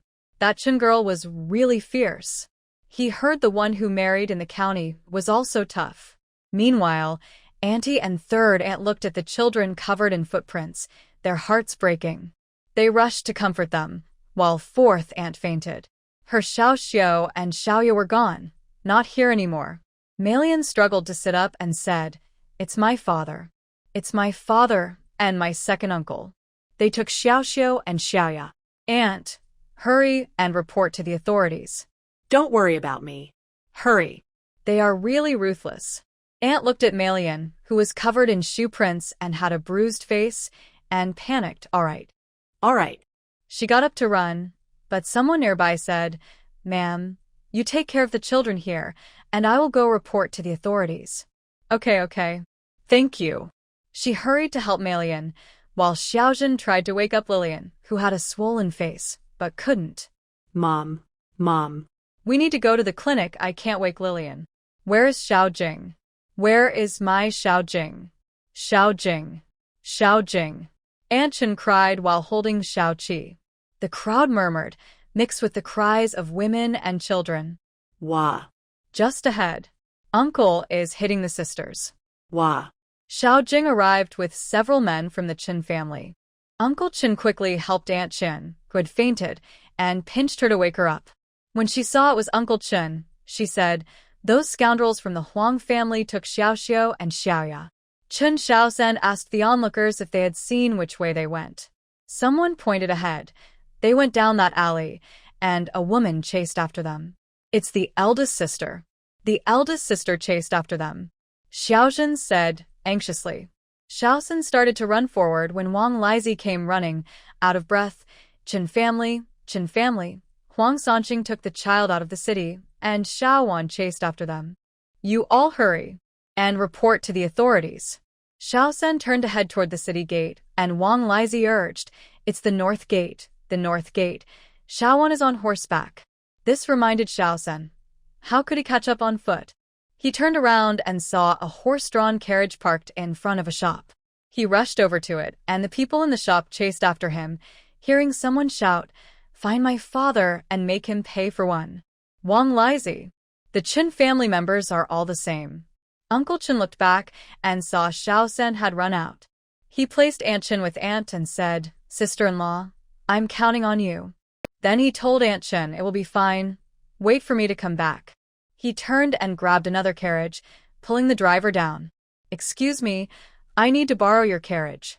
I'll get my brother to pay you back for a new one. Wang Lizhi watched all this, ran a few steps, and jumped into Uncle Chen's carriage, shouting, I'll go with you. I know all the towns and villages around here. By the time Zhao Hansheng and the officers arrived, they couldn't even see the end of the carriage. Later, Chen Xiaoro scolded him for this, often using it against him, which ended up helping his future quite a bit. Chen Xiaowan rode her horse out of the city and saw many carts and people waiting outside. Among them were Xiao Xiao, Xiaoya, and Huang Sanqing. She thought about getting off, but the horse was hard to ride, and she was afraid she wouldn't be able to get back on. While on the horse, she asked everyone she saw, Excuse me, have you seen two men carrying two little girls around 7 or 8 years old? Sir, have you seen two men with two little girls around 7 or 8 years old? Ma'am, have you seen two men with two little girls around 7 or 8 years old? After asking 7 or 8 people, no one knew anything. Chen Xiaowan started to feel dizzy. What if they really got lost? What would Uncle C and Aunt C do? How would her aunts Meilian and Lillian get through this? With her aunt's personality, she would be impossible to stop if she got desperate. Meilian and Lillian wouldn't be able to stay in the Qin family either. Seeing how fiercely those two girls acted today, all three of them might end up in a terrible situation. Aunt C usually doted on the twins the most. Even Xiao Ba couldn't compare. If something happened to them, Uncle C was already worried enough. Xiao San seemed cheerful on the outside, but he was just as stubborn as Xiao Si behind the scenes. And then there were Xiao Wu and Xiao Lu. This could have a big impact. Uncle and third uncle might not be able to handle it, and the Qin family could fall apart. No, she had to find them. Those two girls followed her everywhere, sweet-talking and looking so cute. What if something happened to them? She shook off her worries and continued asking people. Excuse me, miss, are the two little girls you're looking for wearing pink clothes and looking exactly alike? Chen Xiaowan felt a surge of hope and quickly nodded. The old man said, My grandson just saw two identical little girls being put into a carriage and heading that way. Chen Xiaowan tightened the reins and ran, saying, Thank you. The little boy next to the old man asked, Grandpa, is that a kidnapper? That's why you need to stay close to me. You can't be reckless anymore. To the north of Qingping County, there was only one official road. Chen Xiaowan chased along, but she didn't see a single cart. She felt confused, wondering if she had taken a wrong turn or if someone had misled her. Seeing a small tea shop ahead, she rode over to ask, Little brother, when was the last cart that passed this road? Are you asking about the carts going out of the city or into the city? Out of the city. That must have been half a cup of tea ago. Ma'am, if you're looking for a cart, you should go to the city gate. That's not it. Thank you. Chen Xiaowan continued to ride forward, now doubting her own riding skills. She used the whip more, and indeed, she went faster. Leaning forward, she pressed her legs against the horse's belly, trying to make herself lighter. But half a cup of tea was only about 10 minutes, so how could she not catch up? Chen Xiaowan felt anxious. The more she rushed, the more problems arose. After half a day, her strength was nearly gone. Suddenly, her foot slipped, and she fell with a thud. She had held the reins too tightly, and when she fell, the horse neighed and stopped. Thankfully, it didn't drag her along or step on her. Struggling to get up, she was relieved that her legs and arms were fine. Then she froze. She saw a small pearl on the ground, one she had bought for a few children today. Tears streamed down her face. They were two clever children who remembered the stories she told them. Such good kids. She had to find them. She picked up the pearl, put it in her sleeve pocket, and when she climbed back onto the horse, her whole body ached. But that didn't matter. What mattered was that she would find the two children. Raising the whip again, Chen Xiaowan, afraid of falling off again, tied herself to the saddle with her belt. She rode swiftly and finally saw a cart ahead as darkness fell.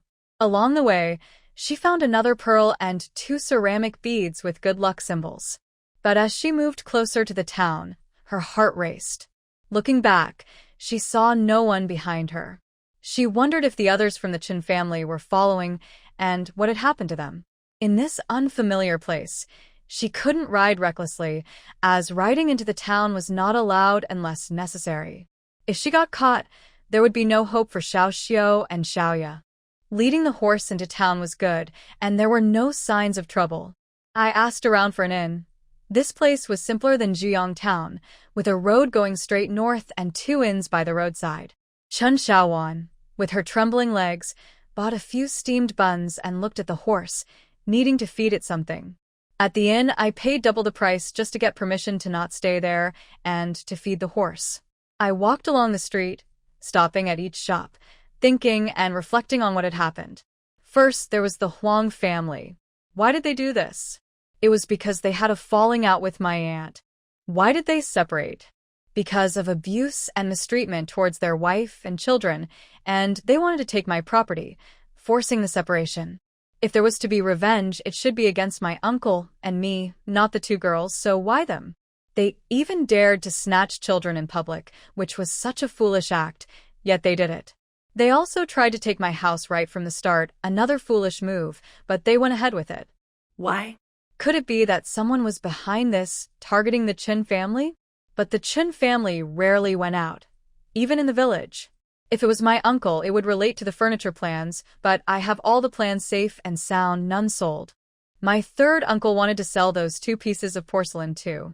My 4th uncle was even less likely to be involved. It was my 3rd uncle who sold fruit in the city.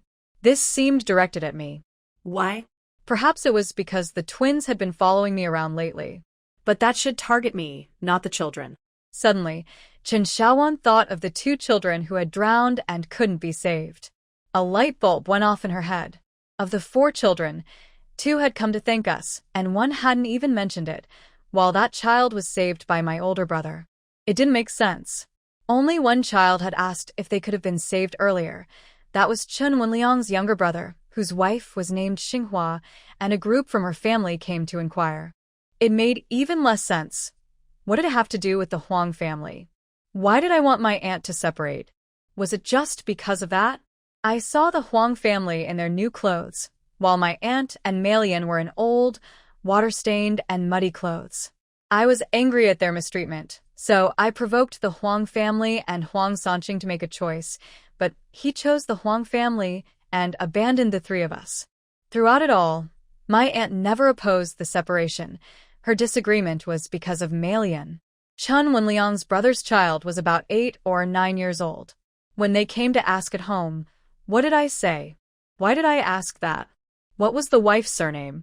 Huang Sanqing wanted to back out of the separation several times. What did Huang Ershing and Huang Daxing say that made him change his mind? The house was newly built and located at the end of the village, so how did the Huang family know it was ready for people to live in? Why did Aunt Chen say that Huang Sanqing tricked her?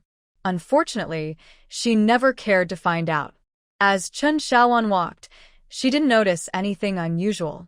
She squatted under an eave and took out a steamed bun to eat. If a horse-drawn cart came from the town, she surely wouldn't miss it.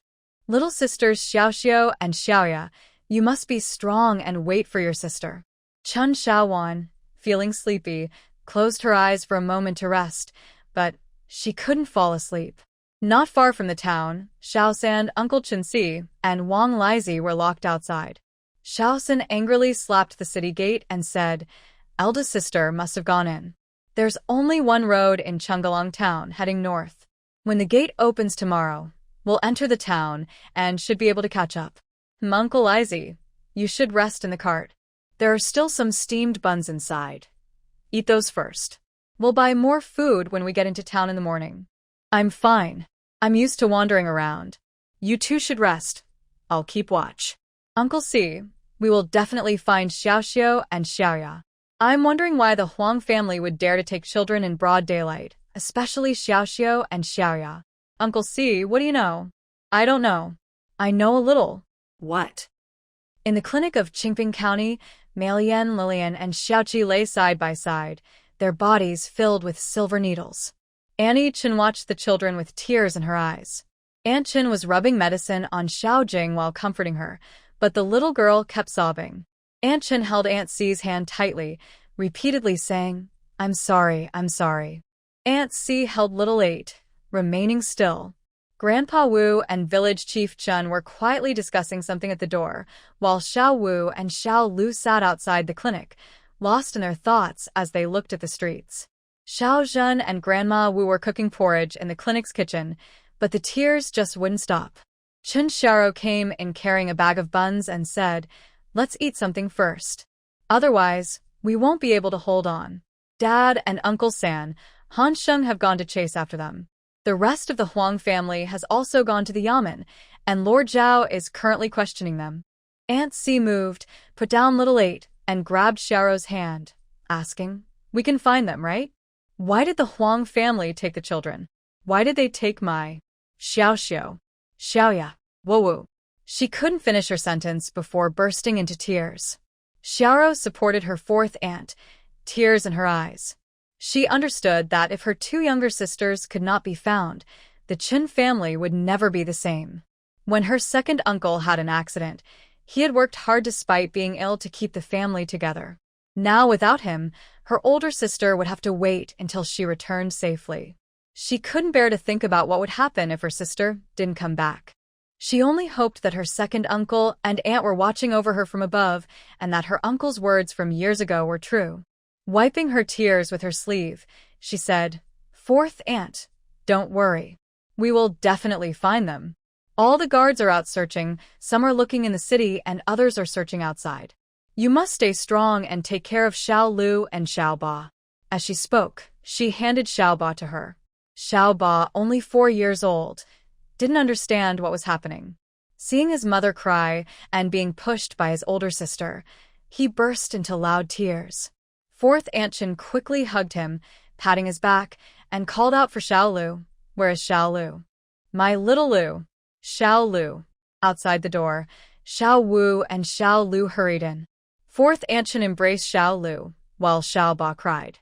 Xiao Lu, with tears in his eyes, softly said to his mother, Mom, don't cry. You'll scare Xiao Ba. Dad will definitely find Xiao Xiao and Xiaoya. And then we will definitely find them. We will definitely find them. Fourth Aunt Chen hugged her 2 sons, crying and nodding. Her fear and worry were overwhelming. It wouldn't be easy to find the lost children. If they couldn't be found, they were her heart and soul, her hope for living. How would she go on? Xiao Zhen and fifth aunt brought in some porridge. Everyone drink some. We can't fall apart now, otherwise. Fifth aunt patted Xiao Zhen and said, Don't say such negative things. Everything will be fine. Come on, drink up. For the children. For the men out there working hard. You can't give up. Xiao Song and Xiao Bai are also very worried. We didn't let them come, but they need to keep an eye on the big house. You all need to get better quickly so we can go back and let the men help search. We can't neglect our home. Fifth aunt, thank you for cooking porridge for us. Sobi. Zheng, you are the oldest daughter-in-law. You need to stay strong during this time. Everyone is counting on you. Yes, I understand, Auntie. It's just that my heart aches for these children. You understand, that's good, but wait. It's so noisy. Why aren't these 3 girls awake? Go call the doctor quickly. There was a flurry of activity as 2 doctors came in to check. They are exhausted. We will take care of them right away. Keep an eye on them tonight. They might get a fever after being scared. We will prepare 3 doses of calming medicine. Once they wake up, give it to them along with some rice porridge. You can't cry anymore. If the child is lost, just go find her. If you keep crying, the old and young will not be able to handle it. Hey, stop. What are you doing, woman? This is a clinic. You can't cause trouble for us. Master, this woman wants to jump into the well. Isn't that harmful? We're trying to save her daughter. A few people rushed out in a panic. Grandma quickly grabbed Aunt Chen and said, Goelon, what are you doing? Don't you want Malian and Lillian anymore? They haven't woken up yet. Wow, Auntie. I'm so ashamed. Boo-hoo. I'm sorry. To my brother and sister-in-law. I'm sorry, Xiao. Xiaoya. I'm sorry, Malian and Lilian. Boo-hoo. Guilan. My little sister. You can't do something foolish. If you do something foolish, your big brother will go crazy when he comes back. You can't do this. You can't. Boo-hoo. Big sister-in-law. I was wrong. I realize my mistake. I should have listened to my second brother. Boo-hoo. I'm telling you, little sister, we haven't blamed you yet and you want to give up. If you do that, when your third brother comes back, he will think we drove you to it. You don't want to make it harder for us. Boo-hoo. Third sister-in-law, that's not true. It's not. I can't bear it. If it weren't for me, the kids wouldn't have to suffer like this. Boo-hoo. If you want to go, that's your choice. But it was your mistake. We told you not to marry, but you insisted. Just don't do anything now that will hurt my kids.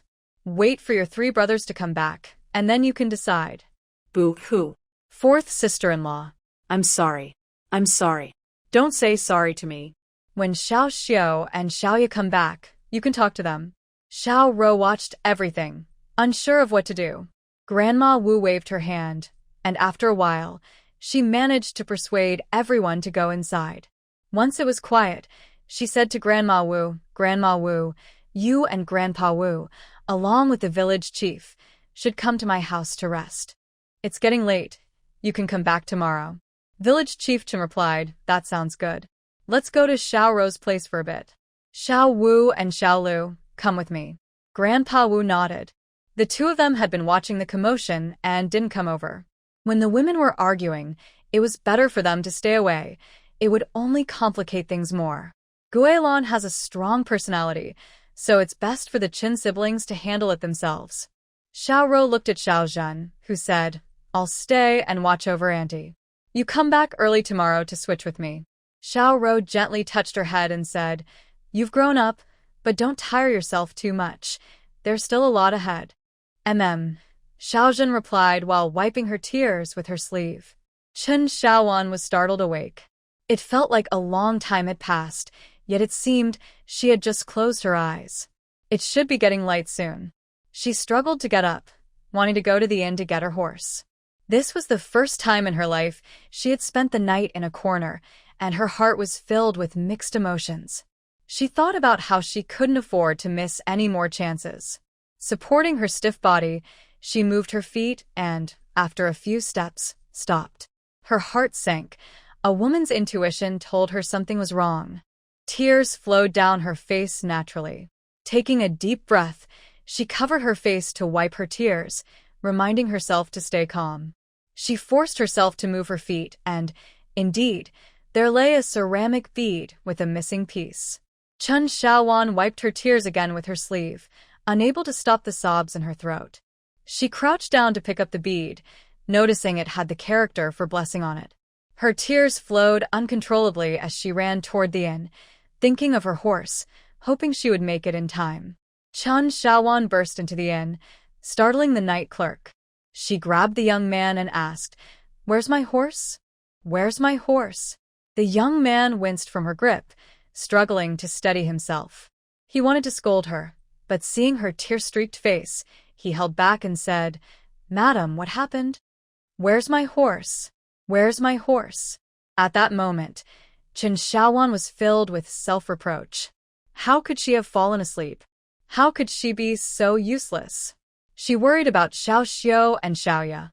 Were those two delicate children tied up? Did they have food and water? Were they being hurt? Thinking of this shattered her heart. In the backyard, I'll go get it. Madam, please stop crying. I'll bring it right away. You sit for a moment. Hurry, hurry, hurry. Chen Xiaowan, with tears in her eyes, could hardly see. She wiped her tears again, noticed some steamed buns on the table, picked one up, and started eating without caring if it was clean or tasty. Spotting a water jug, she poured some and drank, choking on it. Madam, the horse is here. Chen Xiaowan stuffed the bun into her chest. This was not the time to be picky. He hurried out to see a young man holding a horse at the door. He grabbed the reins and climbed up easily, as if he still had some energy. Just as he was about to ride away, he suddenly remembered something, took off a gold earring from his ear, and threw it to the young man, saying, My last name is Chen. If anyone asks, tell them I went north and to hurry. Thank you. Chun Shaowan chased after him to the city gate, watching as the distant carriage disappeared from her sight. She wiped her nose and sniffed, then bent down to ride forward, determined not to lose him. Good girl. Be careful when you throw that bead.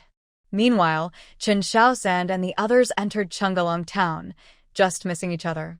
Chun Shaosan handed a silver note and some coins to Wang Lizi, saying, Uncle Lizi, go buy some food and water. I'll find someone. Wang Lizi was taken aback and stuttered, I look like this and you want me to buy something? Chun Shaosan was surprised too. He had noticed that Uncle Lizi still looked like a beggar after spending so much time together. Wang Lizi pushed the money back into Chun Shaosan's hands and said, I'll go ask around. I'm quick at finding people. Shaosan, buy another horse. We need to hurry. We don't need the carriage anymore. Okay, Uncle Si. The three of them split up to gather information. Before Chun Shaosan finished buying his buns, Wang Lizi returned, saying, Hurry. Chun Yangzi left a message for the young man at the inn. She went north before dawn and told those looking for her to hurry. The group quickly became busy. With 2 horses and 2 carts, Chun Shaosan and Uncle Si exchanged a quick glance and hurriedly unloaded the cart. Chun Shaosan handed the remaining silver note to Wang Lizi, saying, Uncle Lizi, buy another horse and catch up with us. Leave a message for the young man at the inn. We'll go after her. The 2 rode off, and Wang Lizi shouted after them, How will you find her without me? I'm the one who... But the 2 had already ridden far away. Wang Lizi looked at the money and silver note in his hand, shaking his head. The Chun family was really doing well. This was over 100 taels. He turned to find a place to sell the cart, buy a horse, and talk to the local brothers.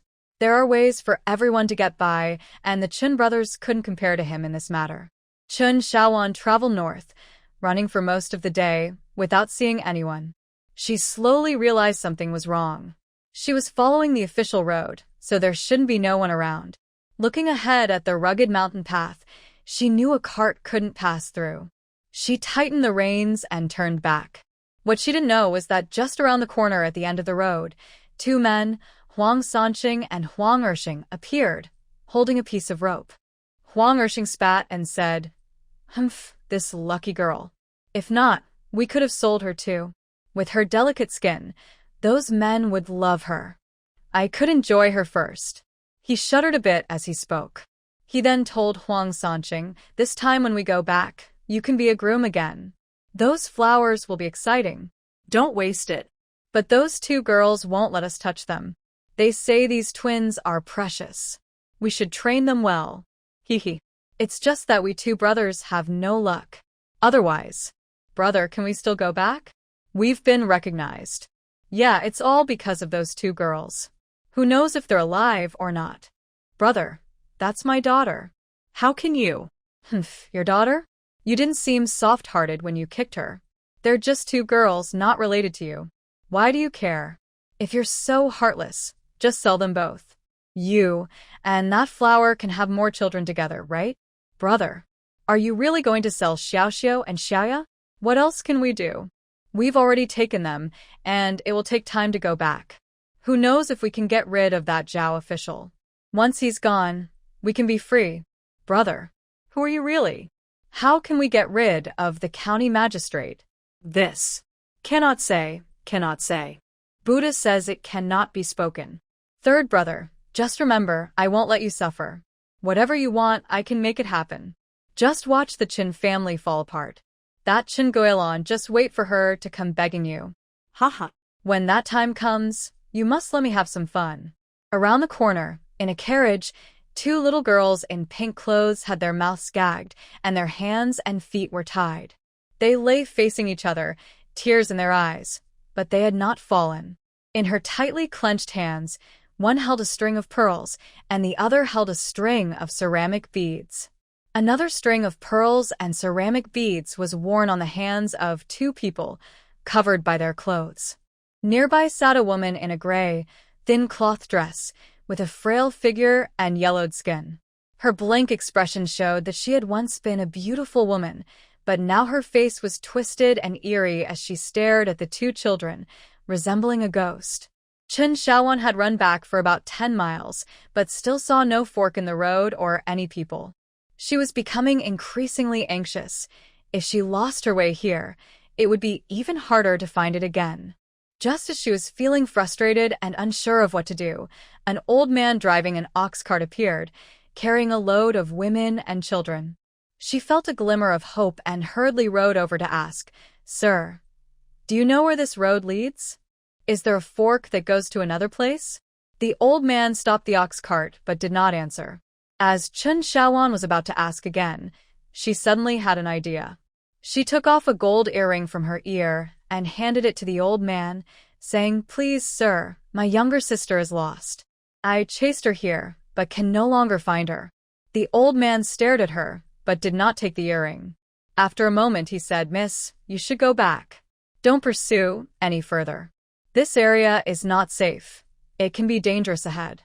Chen Shaoan was a bit confused and clasped her hands, saying, "Please, sir, I must find my sister. My brother and uncle will be coming soon." The old man sighed and replied, 10 miles ahead is Wolf Slope, where carts cannot pass. There is a small path nearby that goes west toward Goat Horn Mountain. Further on is Wind Canyon and the Yuan River. Beyond that is Liangzhou Prefecture. If you go north for a day, you'll reach Wuliang Ridge. Beyond that is the West Mountain Corridor, and further ahead is Shazhou. Once you cross, you'll be in the territory of the Hu people. It's best you return. Before Chen Shaoan could grasp the situation, the old man drove his ox cart away. Just as she was about to ask again, she heard someone from the cart say, "Qingba, why are you explaining so much? That lady looks too delicate to travel far."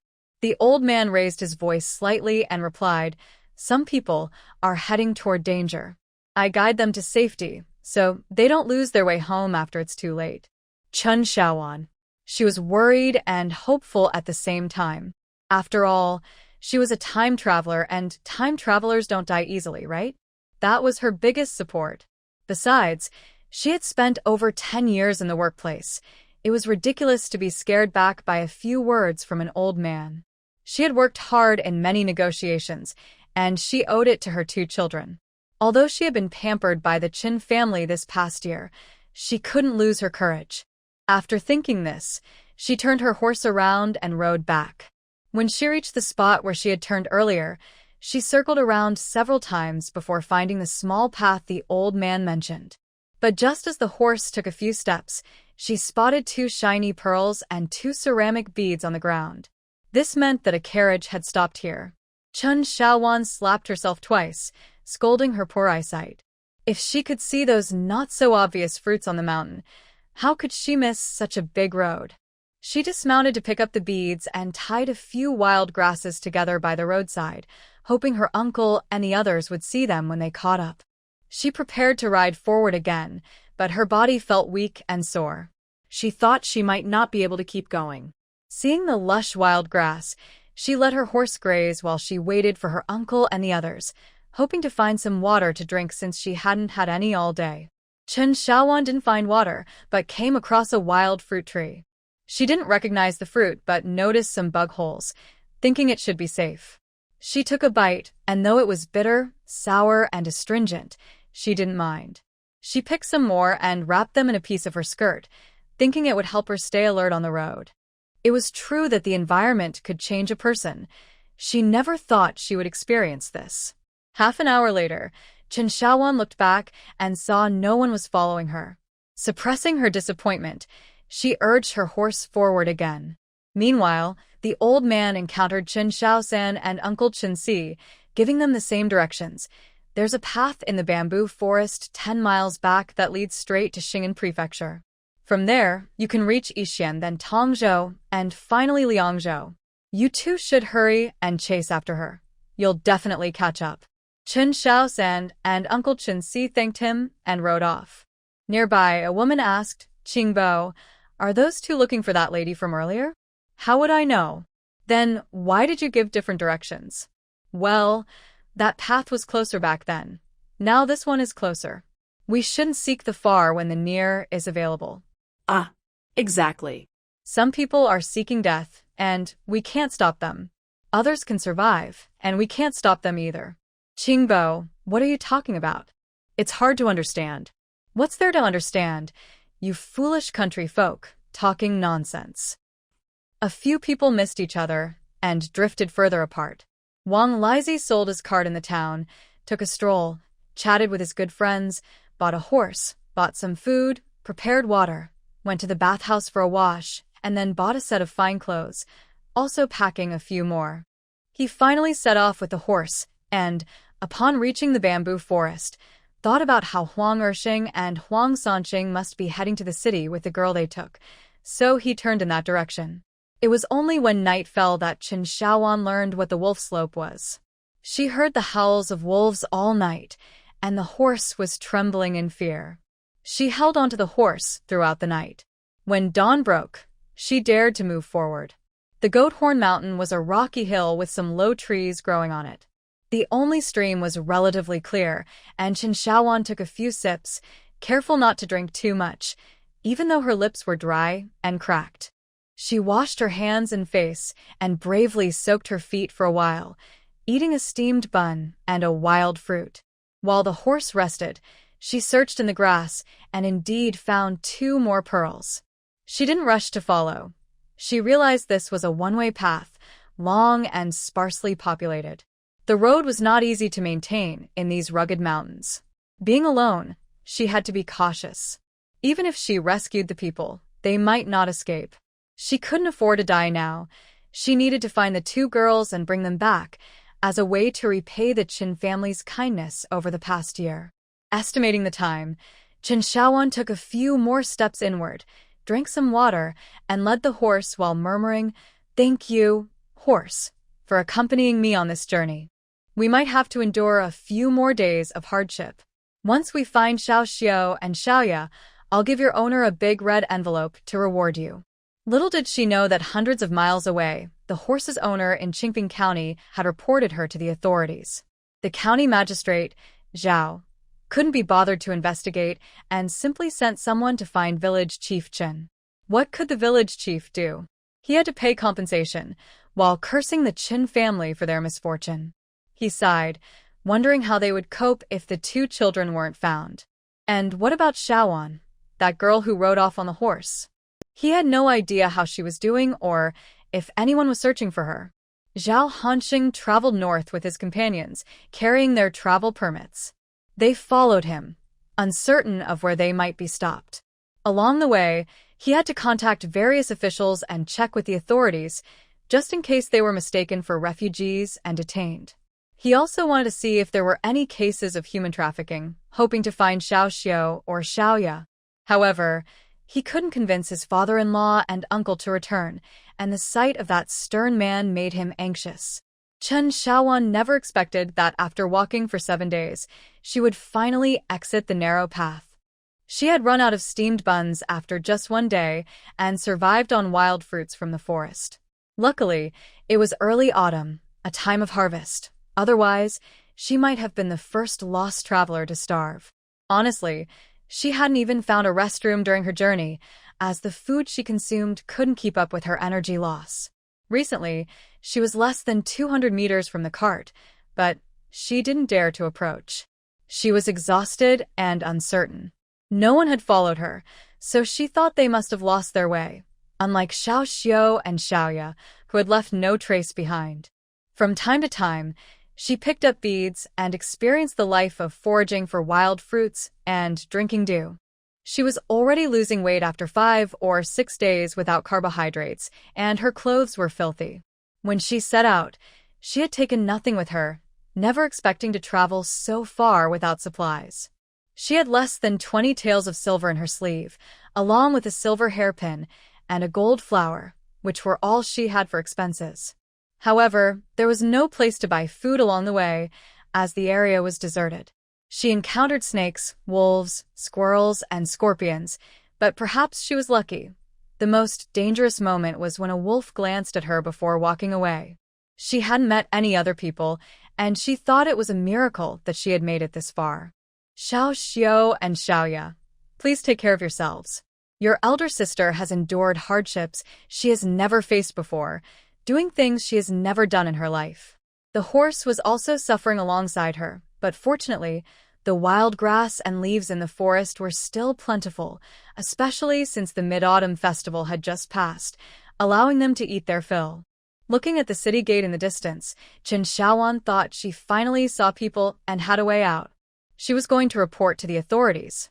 With her identification, she had forgotten that she needed a travel permit. Ignoring her appearance, she urged the horse to move forward. As she entered the city, she caught a glimpse of a small hand reaching out from a cart. Wiping away a tear from her eye, she felt the weight of her difficult days. Just as she approached the city gate, there was a commotion, and a few people were captured by the guards. Chen Xiaowan didn't think about her own situation and asked a nearby man, "What's happening?" The burly man, dressed in gray and sporting a scruffy beard, replied, "Those people don't have travel permits and were caught as vagrants." Chen Xiaowan was stunned. Travel permits? She didn't have one either. Would she be captured too? Trying to sound casual, she asked, "How can someone leave without a travel permit? What happens if they get caught? What can be done?" They'll be taken to the front lines to fight or forced to do hard labor, since they're considered vagrants. Chen Xiaowan felt even more alarmed. Isn't there any other way? What if someone is sold? If someone is sold, they still have to stay in jail until their home is verified, then they'll be sent back. But since Liangzhou is remote, they only verify households once a year. You could be stuck there for a year and a half. By the way, where are you from? Why are you alone? Chen Xiaowan was startled and felt a chill. People could be more dangerous than beasts. In a place like this, without any special protection, she couldn't take any chances. "I came with my husband. He's handling some business and asked me to wait for him here. Thank you for your help." She quickly moved on, aware that her situation made her a target. What would happen to the two children inside the city? She couldn't risk approaching the gate. If she were caught as a vagrant, those kids would have no hope. It was all her fault.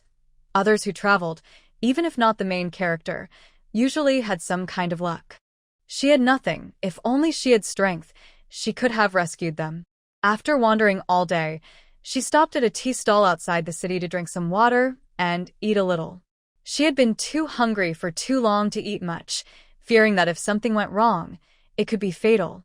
She also bought some feed for the horse. The area outside the city was like a small market selling basic supplies.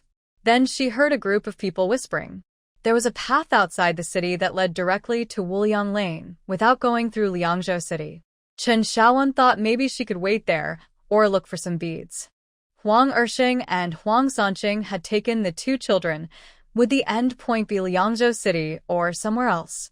After thinking for a moment, Chen Xiaowan took off the hairpin and the gold flower from her head and found the tea stall owner. "Sir, my name is Chen Xiaowan. If anyone comes looking for me or asking about me, please tell them I went to Wulianggang." She then handed him a small package wrapped in her skirt and said, "Let them follow this to find me." The stall owner looked at the people nearby, then back at her, hesitating to speak. Chen Xiaowan, feeling a bit confused, thought he was short on spare change and pulled out a small silver ingot from her sleeve, handing it to him.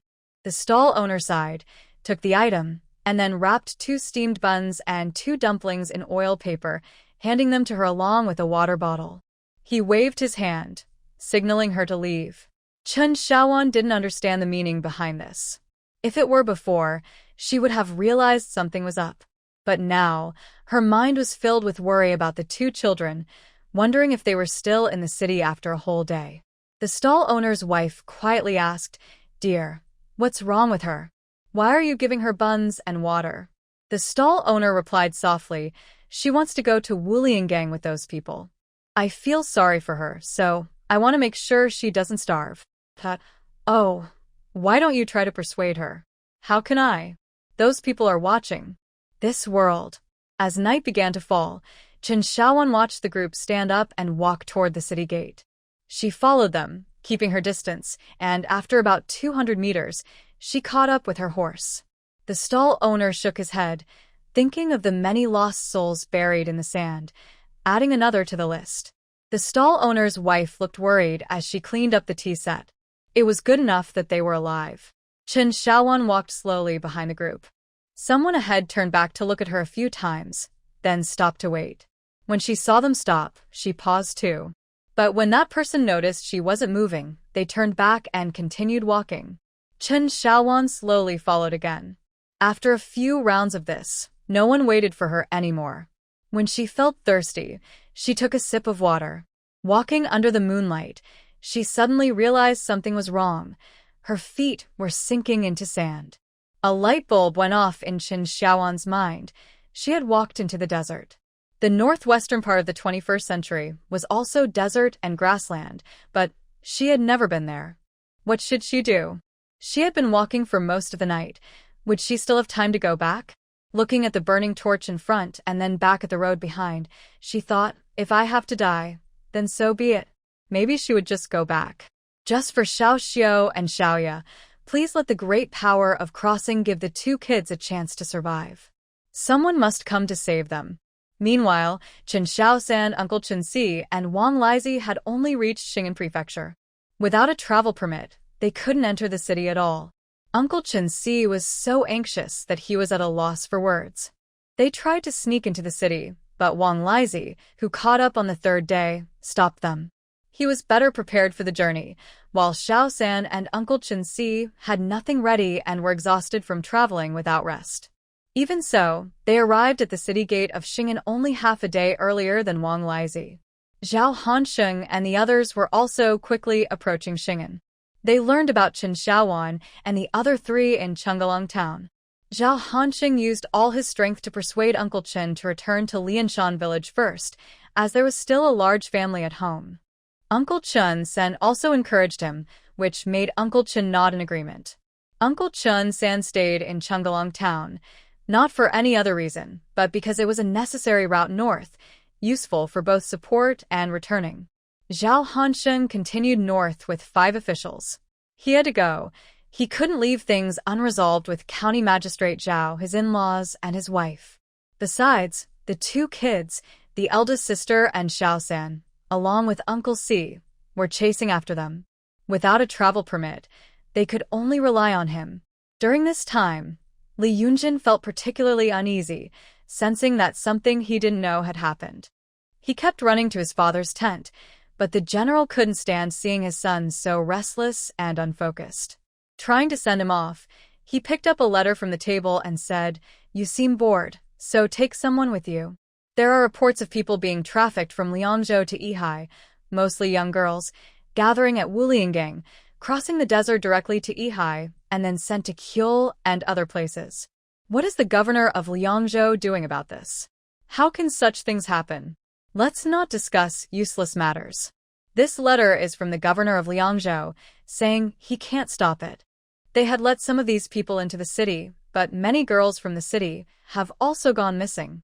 Now they dare not let anyone else in and can't manage what happens outside the city. They want us, the Northwest Army, to think of a solution.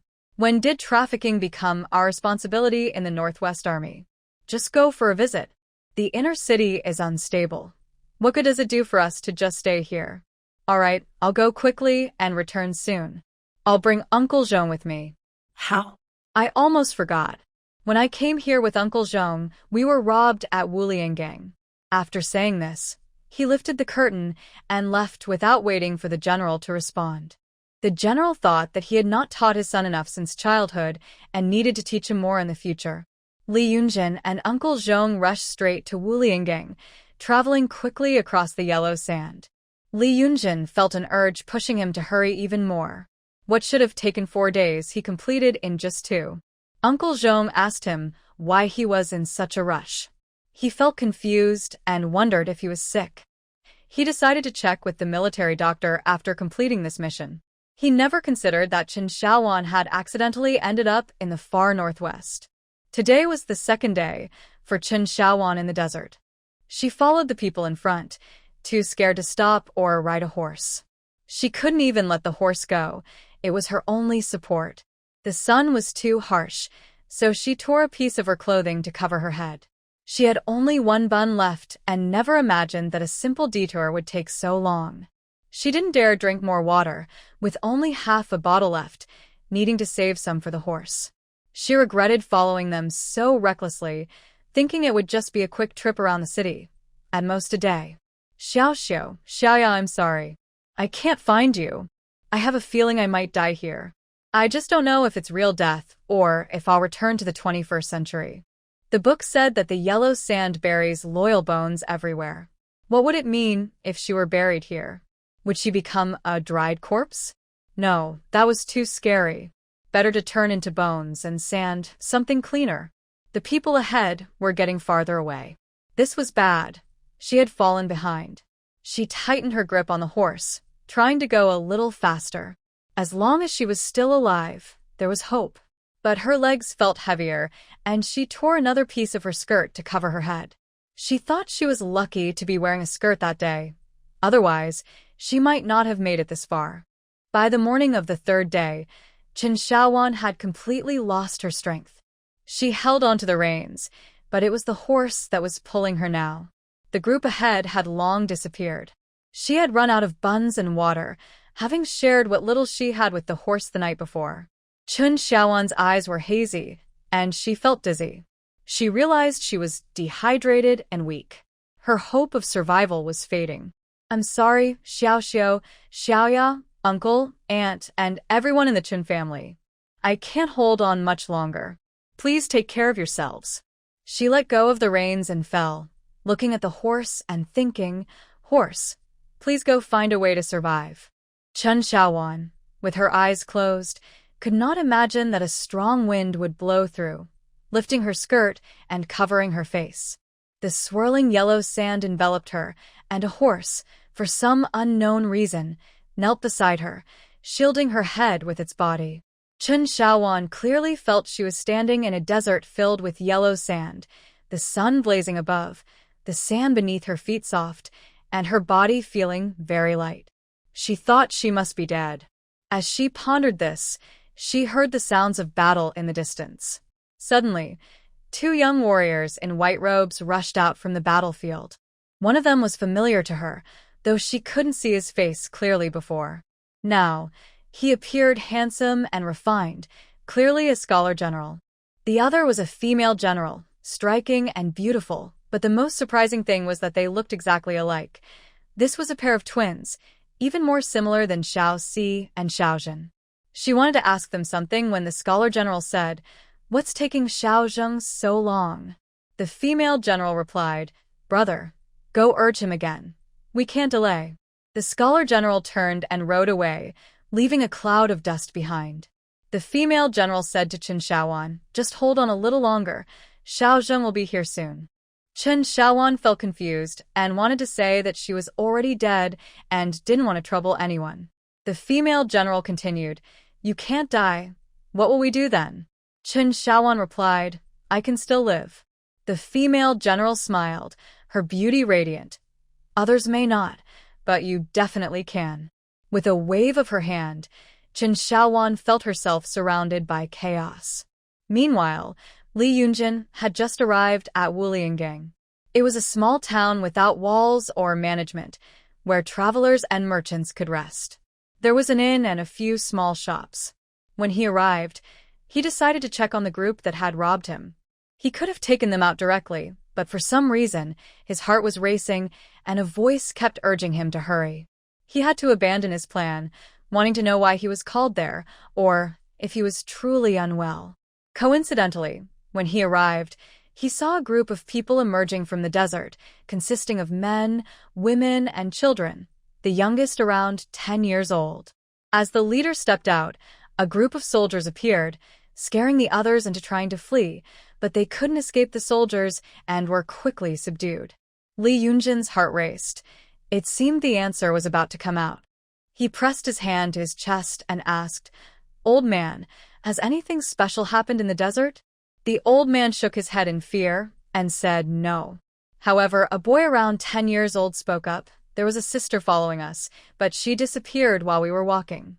Li Yunjin's heart raced even faster, and he quickly asked, "Where did she disappear, and when?" "She went missing last night while we were sleeping." The uncle said, "She must have died." "Is that something special, soldier?" At that moment, Li Yunjin's heart felt like it was being squeezed painfully. The image of Chen Xiaowan suddenly flashed in his mind. He asked the boy again which direction. The boy pointed with his small hand, in the direction we came from. Uncle Zhong, hold him down. I'll deal with it when I return. He rode his horse straight into the desert, urging it faster and faster, hoping it wasn't Chen Xiaowan. How could she be here? Qingping County was 1,000 miles away. The journey was dangerous. How could she come? What happened to the Qin family that made her come looking for him? She said she wouldn't come, even if he died in battle.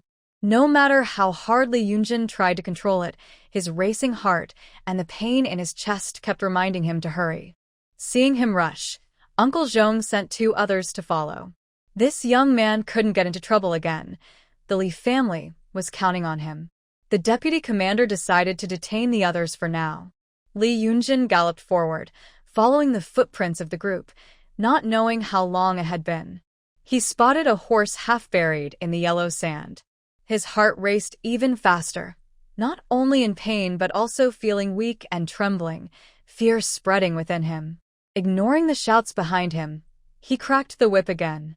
As he got closer, the half-buried horse looked at him with sad eyes, filled with sorrow and helplessness. He dismounted and approached. There, at the edge of the horse's belly, a piece of cloth revealed a strand of hair, while the rest was buried in the sand. Li Yunjin's hands trembled more than when he first heard about the changes at home. He touched the horse's belly and brushed away the sand from the edge of the cloth. Lifting the fabric that covered the hair, a familiar, thin, and darkened face appeared before him, tears streaming down one by one. It was really Chen Xiaowan, it was really her. Li Yunjin wiped away the tears from the corner of his eye, hiding his doubts and unease. He tried to listen for her breath, unsure if she was still alive. He carefully brushed away the sand covering her and gently leaned her against him. He took off his water pouch and tried to give Chen Xiaowan a sip, but she couldn't swallow at that moment. Li Yunjin didn't hesitate. He poured water into her mouth carefully, then soaked a cloth to wipe her face. He dug her out completely from the sand, moved his cloak to the front, and wrapped her up, carrying her around his neck. When Uncle Zhong and the others arrived, they were shocked by the scene. Xiaozheng, what happened? Uncle Zhong. Please help me. It's Xiaowan. Uncle Zhong was stunned. She had come all this way, but was she alive or dead? Li Yunjin wanted to mount his horse, but carrying her made it difficult. Uncle Zhong quickly stepped forward to hold the reins. Li Yunjin said, Uncle Zhong, you go back first. Get a good room at the inn, and please call a doctor, several if you can. Also, have the kitchen prepare some rice porridge, and get some clean clothes ready. Uncle Zhong understood. She was alive. Yes, he replied, mounting his horse and riding away. Li Yunjin looked at the horse and said, Can you still walk? If you can, stand up and come back with us. It's better than being left behind. To his surprise, the horse let out a weak whinny and struggled to stand up.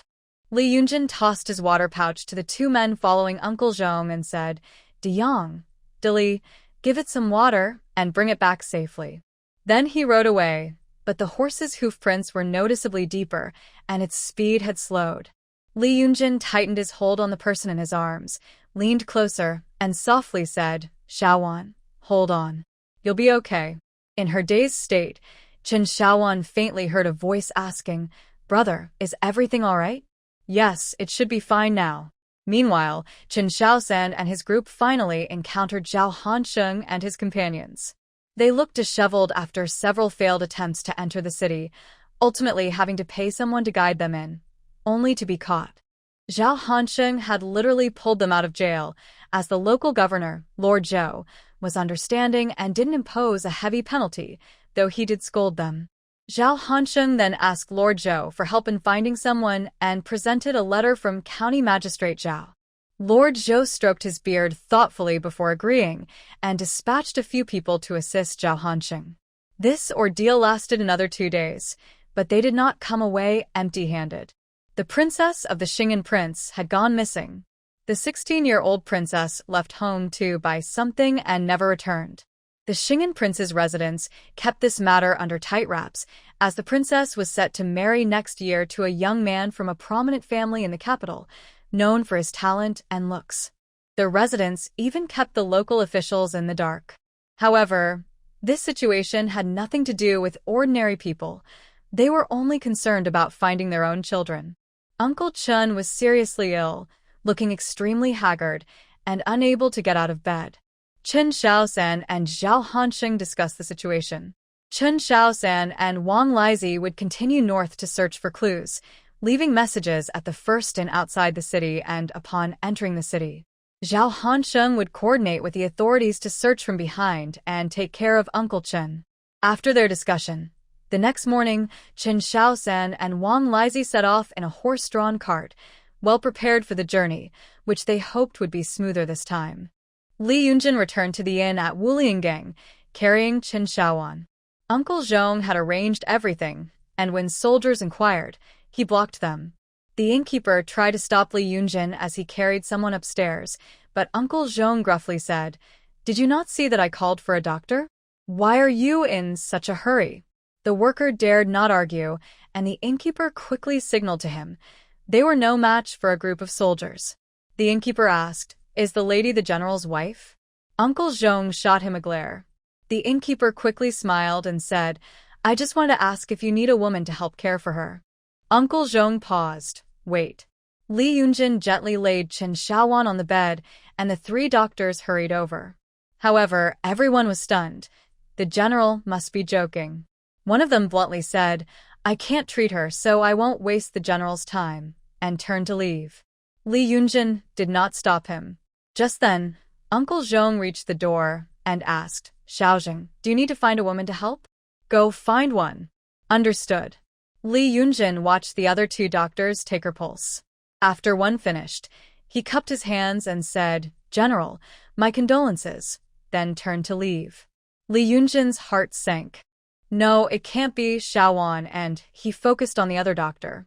That doctor finished taking her pulse and asked Li Yunjin, "What is this lady's relation to you?" "She is my wife." "You are married?" "Yes, for 4 years now." "Do you have any children?" No. "Doctor, how does this relate to saving her?" The doctor cupped his hands and replied, "General, your wife doesn't actually need treatment. She is just exhausted and hungry. Once she catches her breath, she will recover with some rest." Another person said, "It's just that this body is related to energy. If you haven't had children, it's better to act quickly. If you have children and your energy is harmed, you'll need to take some medicine." Li Yunjing sighed with relief, feeling for the first time that not having children was a good thing. He asked, "Do we need to take medicine now?" Not now. "Just give some water and rice soup." "I'll come back tomorrow," the doctor replied, taking out a bottle of medicine. "Your wife has external injuries. The general should take care of them too. I will take my leave now." "Thank you, doctor." Li Yunjung felt relieved as he examined the medicine bottle, which contained high-quality ointment for wounds. He removed his armor and helped Chen Xiaowan take off her shoes, revealing her red, swollen feet with blisters. Her legs were also severely swollen. When he saw the large, red, swollen area on the inside of her thigh, he recognized it as an injury from riding a horse for a long distance. He wondered what could have caused her to travel so far. He noticed her torn undershirt and skirt and sighed, thinking, "Chen Xiaowan, this is how you take care of yourself." Seeing clothes prepared by Uncle Zhong nearby, he changed her into fresh clothes without needing to wash the injuries. When the innkeeper's wife arrived, he had already finished and instructed, "Come back tomorrow morning. There's no need today." He fed her rice soup and water, making Uncle Zhong shake his head in disbelief. Uncle Zhong asked him, "With your attitude, are you planning to separate?" Li Yunjing replia. No separation. Uncle Zhong grimaced, feeling a toothache. That night, Li Yunjung rested in the room. The inn's bed was large, but he lay on the edge, watching her. Occasionally, he would check her breathing, wondering why she still hadn't woken up. She was so thin. How long would it take to recover? She was so dark that no one would recognize her except for him. Chen Xiaowan, whether asleep or unconscious, was completely unaware of her surroundings. Downstairs, Uncle Zhong kept watch all night, still wondering how to deal with the group that had been detained. This situation was truly bizarre. How did he know that Qin Shaowan had collapsed in the desert and was found alive? Who would believe such a story? He decided he needed to talk to the general when he returned.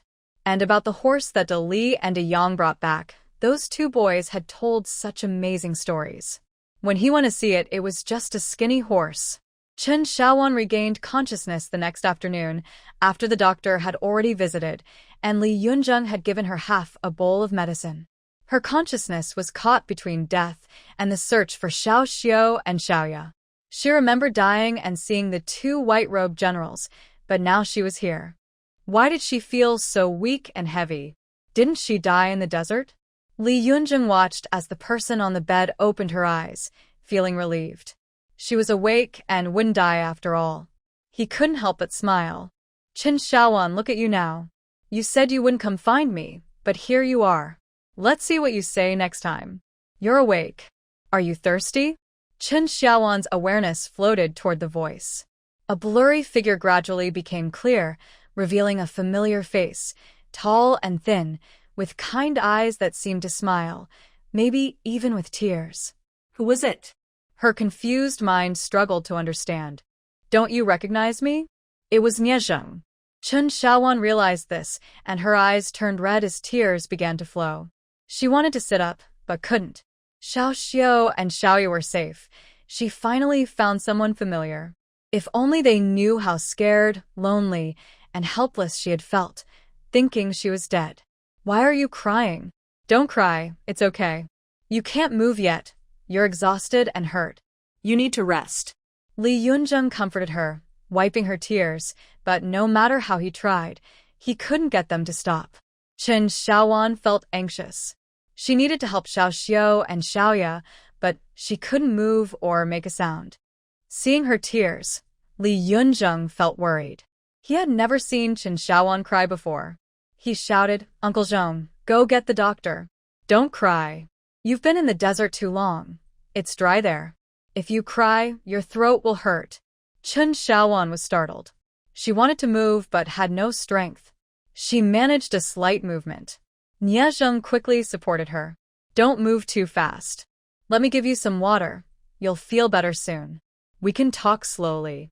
He fed her some water, and even though tears were still in her eyes, she obediently drank. She had found someone to help her. She couldn't let this chance slip away. Slowly, slowly. Don't rush. You can't drink too much at once. You need to rest for a few days, and then you can have some rice porridge. Just then, Uncle Zhong entered with the doctor, grinning widely. He had been there since yesterday, not leaving her side for a moment. Li Yunzheng set down the bowl and said to Qin Shaowan, let the doctor check you. Get better quickly. I'm right here. Don't be afraid. Take your time. Step aside, he said, making room. Doctor, please take a look. She just woke up, can't move or speak, and keeps crying. The doctor approached, checked her pulse for a moment, and said, there's nothing wrong, just a bit weak. She needs to rest and eat light food. But she can't speak and keeps crying. The doctor looked at Qin Shaowan. Madam has something to say. Qin Shaowan wanted to speak, but could only nod weakly, looking at Li Yunzheng with tears in her eyes. The two children couldn't wait. Where were Niezheng and the kids? Li Yunzheng felt a pang in his heart. A woman, his wife, looked at him with hopeful eyes, crying without being able to say a word. Any man would feel soft-hearted. He couldn't bear it. He turned to the doctor. Is there a way to help her speak? The doctor thought for a moment and said, I can try acupuncture with a silver needle, but her voice may only return temporarily. It should get better in a couple of days. Qin Shaowan wanted to shake her head, but it was difficult to move. She could only continue to look at Li Yunzheng, tears streaming down her face. Let's try, he said, worried she might faint from crying. If something happened to her, who would he turn to? The doctor began the acupuncture, and Li Yunzheng asked someone to bring some rice porridge, specifically requesting fine grains. The 3-inch silver needle was inserted into her neck. Qin Shaowan endured it. It didn't hurt much, but she felt some fear. The doctor said, Madam, you must stop crying. Your tears are making your recovery slower due to dehydration. Chen Xiaowan. But she couldn't help it. It was like a drowning person clinging to a lifeline. How could she let go? Li Yunjin said helplessly, "Please don't cry. I'm right here, and won't go anywhere." Chen Xiaowan. Doctor, continue. The doctor. He hadn't stopped after all. The general was quite caring towards his wife, unlike some heartless people. After a quarter of an hour, the doctor finished and said, "Madam, you still can't speak. Try to speak in another 15 minutes. There's no need to rush." Chen Xiaowan. The doctor packed his things to leave, but Li Yunjin said, "Doctor, please stay a little longer and check on my wife again." The doctor. He then told Chen Xiaowan, "Close your eyes and rest for a bit." Chen Xiaowan looked at him with distrust, afraid he might leave. Li Yunjin stepped closer, took her hand, and gently brushed his fingers over her eyes. "Rest for a while. I'm right here." The tenderness between these two, built over years of marriage, was now fully expressed. In the past, Chen Xiaowan would not have shown her feelings this way, and Niezheng would not have responded like this. It felt like they were separated by sand and fog. Uncle Zhong glanced at the door as the doctor came out. "What is your surname, doctor?" Uncle Zhong asked. "I am an old man. My surname is Ge. The general is from the Northwest Army." Dr. Ge, about the lady inside. The old doctor smiled slightly and said, "It's nothing serious. She just needs to rest for a few days." Uncle Zhong scratched the back of his head, puzzled. How can it be nothing serious after all that? She even spun around a few times. He couldn't help but ask, "Dr. Ge, do you know where we found the lady? How could she be fine?" Dr. Ge looked surprised. "She was in the desert, buried under the yellow sand. It was our young general who dug her out. How could she be fine?" His expression showed great astonishment. Dr. Ge was taken aback for a moment, smiled slightly, and remained silent. There were many strange things in the world. He was just a healer, focused on saving lives and not concerning himself with other matters. However, after this incident, Dr. G's reputation as a miraculous healer spread throughout the Northwest, with people claiming to have witnessed him bring the dead back to life. He simply smiled and did not argue or explain. In his later years, when his disciples asked him about it, he said, "As long as a person has breath, there is hope for life. The opposite is also true." Just then, after only a few words exchanged, a soft crying sound came from the room. It was finally Chen Xiaowan's voice, though it was very low and hoarse. For reasons unknown to her, she just kept crying. Li Yunjing, who had been silent and watching her tears, now heard her voice, but she was still crying. What was going on? It was as if she had nearly lost her life. With no other choice, he half-held Chen Xiaowan, letting her lean against him, and comforted her, "Don't cry. Take your time to speak. It's okay, it's okay." Chen Xiaowan really wanted to sit up and ask Niezheng to find someone, but she didn't know what was wrong with her. She couldn't say a word and had no strength. She could only cry as Niezheng adjusted her position. Li Yunjing supported Chen Xiaowan, allowing her to lean on him. After she cried for a while and fell silent, he offered her some water and then asked, "Are you feeling better?" Chen Xiaowan tightly grasped a finger of Niezheng, her voice hoarse as she said, "Xiao. Xiao. Xiao. Ja. Was. Taken. Away. From. Me. In. Liangzhou. I can't. Get. In. Can. You. Help. Me. Find. Them?" She looked at him with hopeful eyes. Li Yunjing listened carefully, and after she finished, he felt a mix of surprise, bitterness, and disappointment. She really wasn't here to find him. He looked down at Chen Xiaowan, who leaned against him, her eyes filled with longing. Unable to bear it, he tightened his embrace and said, "You mean Xiao Xiao and Xiaoye were taken away, and you couldn't enter Liangzhou, so you crossed the desert." Chen Xiaowan wanted to nod but lacked the strength, and in her urgency, tears began to fall. Li Yunjing sighed and gently wiped her tears, saying, "Please don't cry. Take your time to explain." Through her sobs, she managed to say, "I'm anxious." "You mean you couldn't enter the city and were worried, so you crossed the desert. As Chen Xiaowan cried, hearing Nie Zheng understand her feelings brought her a bit of joy. Li Yunjing tightened his hold on her, noticing how thin she had become, and with a sigh, he asked, "Do you know who took them?" Huang. Uncle. Li Yunjing frowned. Why would your uncle take Xiao Xiao and Xiaoya? And divorce. Who is getting a divorce? Aunt. You mean your aunt and uncle are getting a divorce? Yes.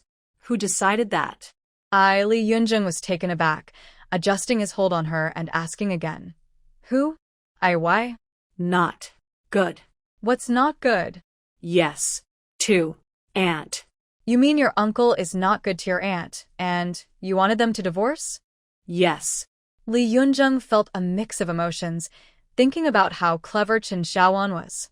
When she saw his expression change, she tightened her grip on his finger. Help me find them. Li Yunjing looked down at her anxious eyes.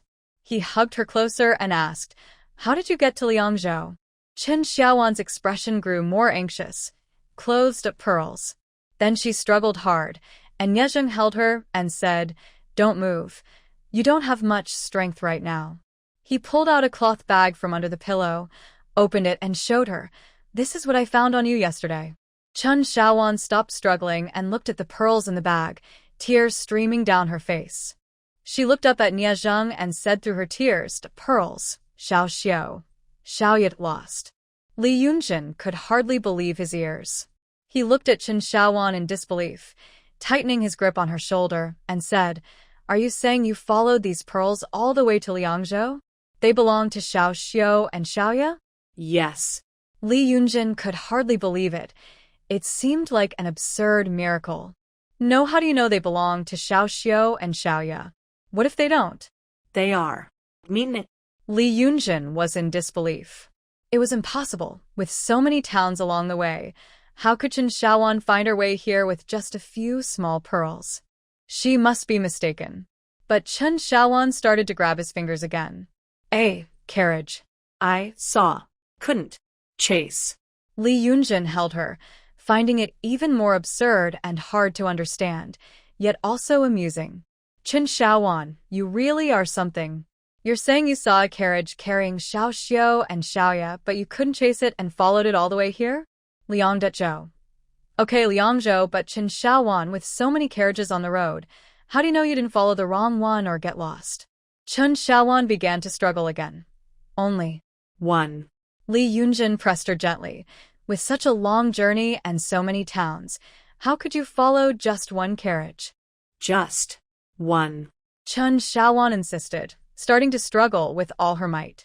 Li Yunjin sensed something was off, tightened his grip, and asked her seriously, Are you saying there was only one carriage the whole way? Yes. Li Yunjin furrowed his brows. This was impossible.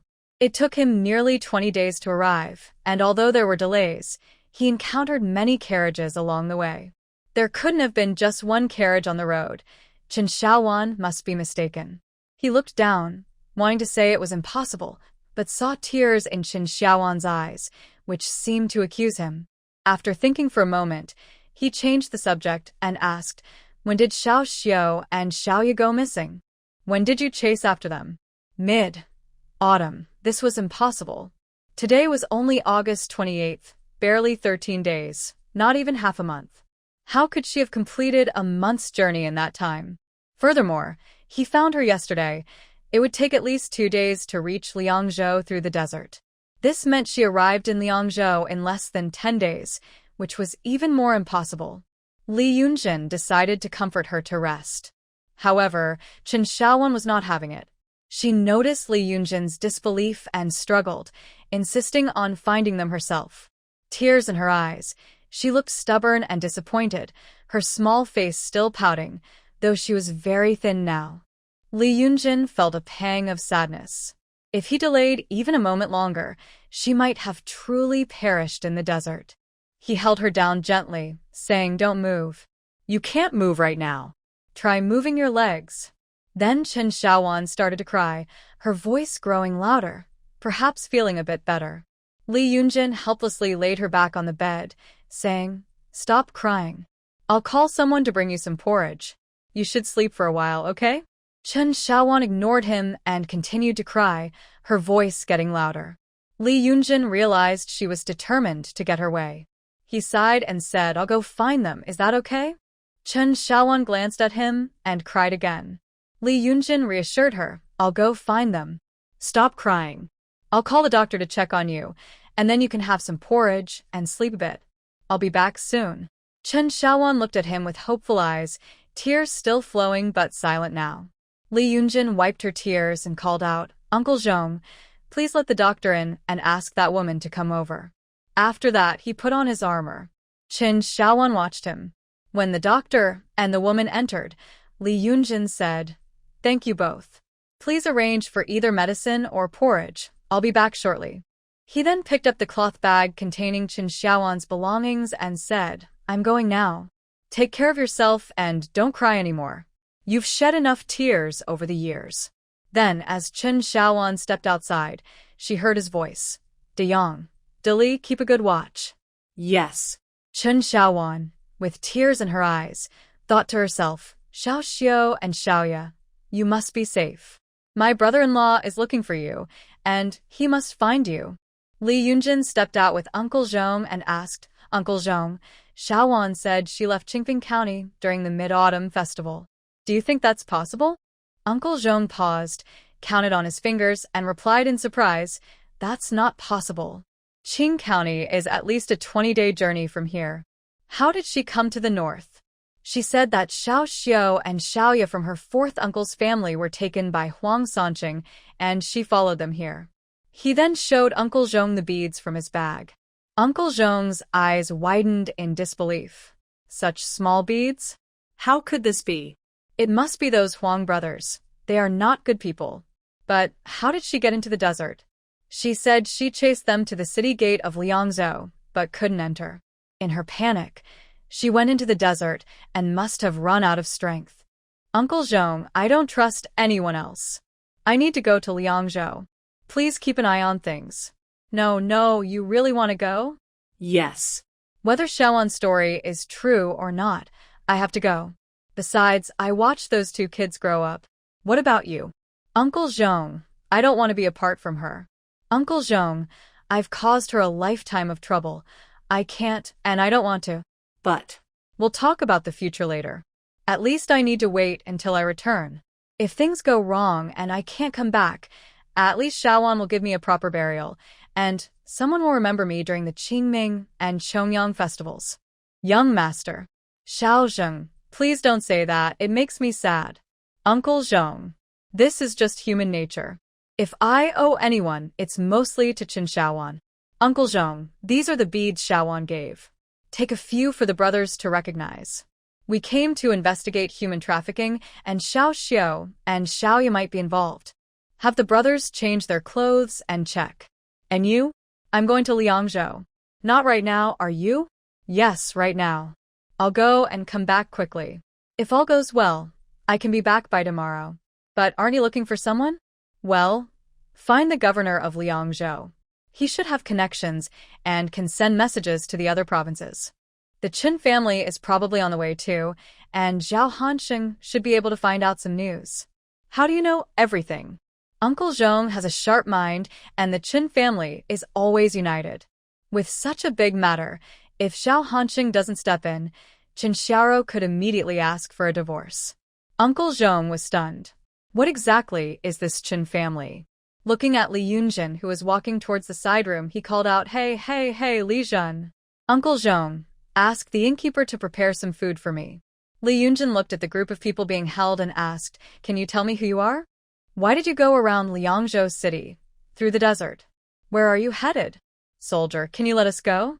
Li Yunjin recognized the little boy who had given him news about Chen Xiaowan. He was like a little savior. He glanced at the dazed group and waved at the boy. What's your name? The boy stepped forward and said, Ji Xiang. Nice name, very lucky indeed. Can you tell me where you're going? The boy was about to speak when an old man shouted, Ji Xiang.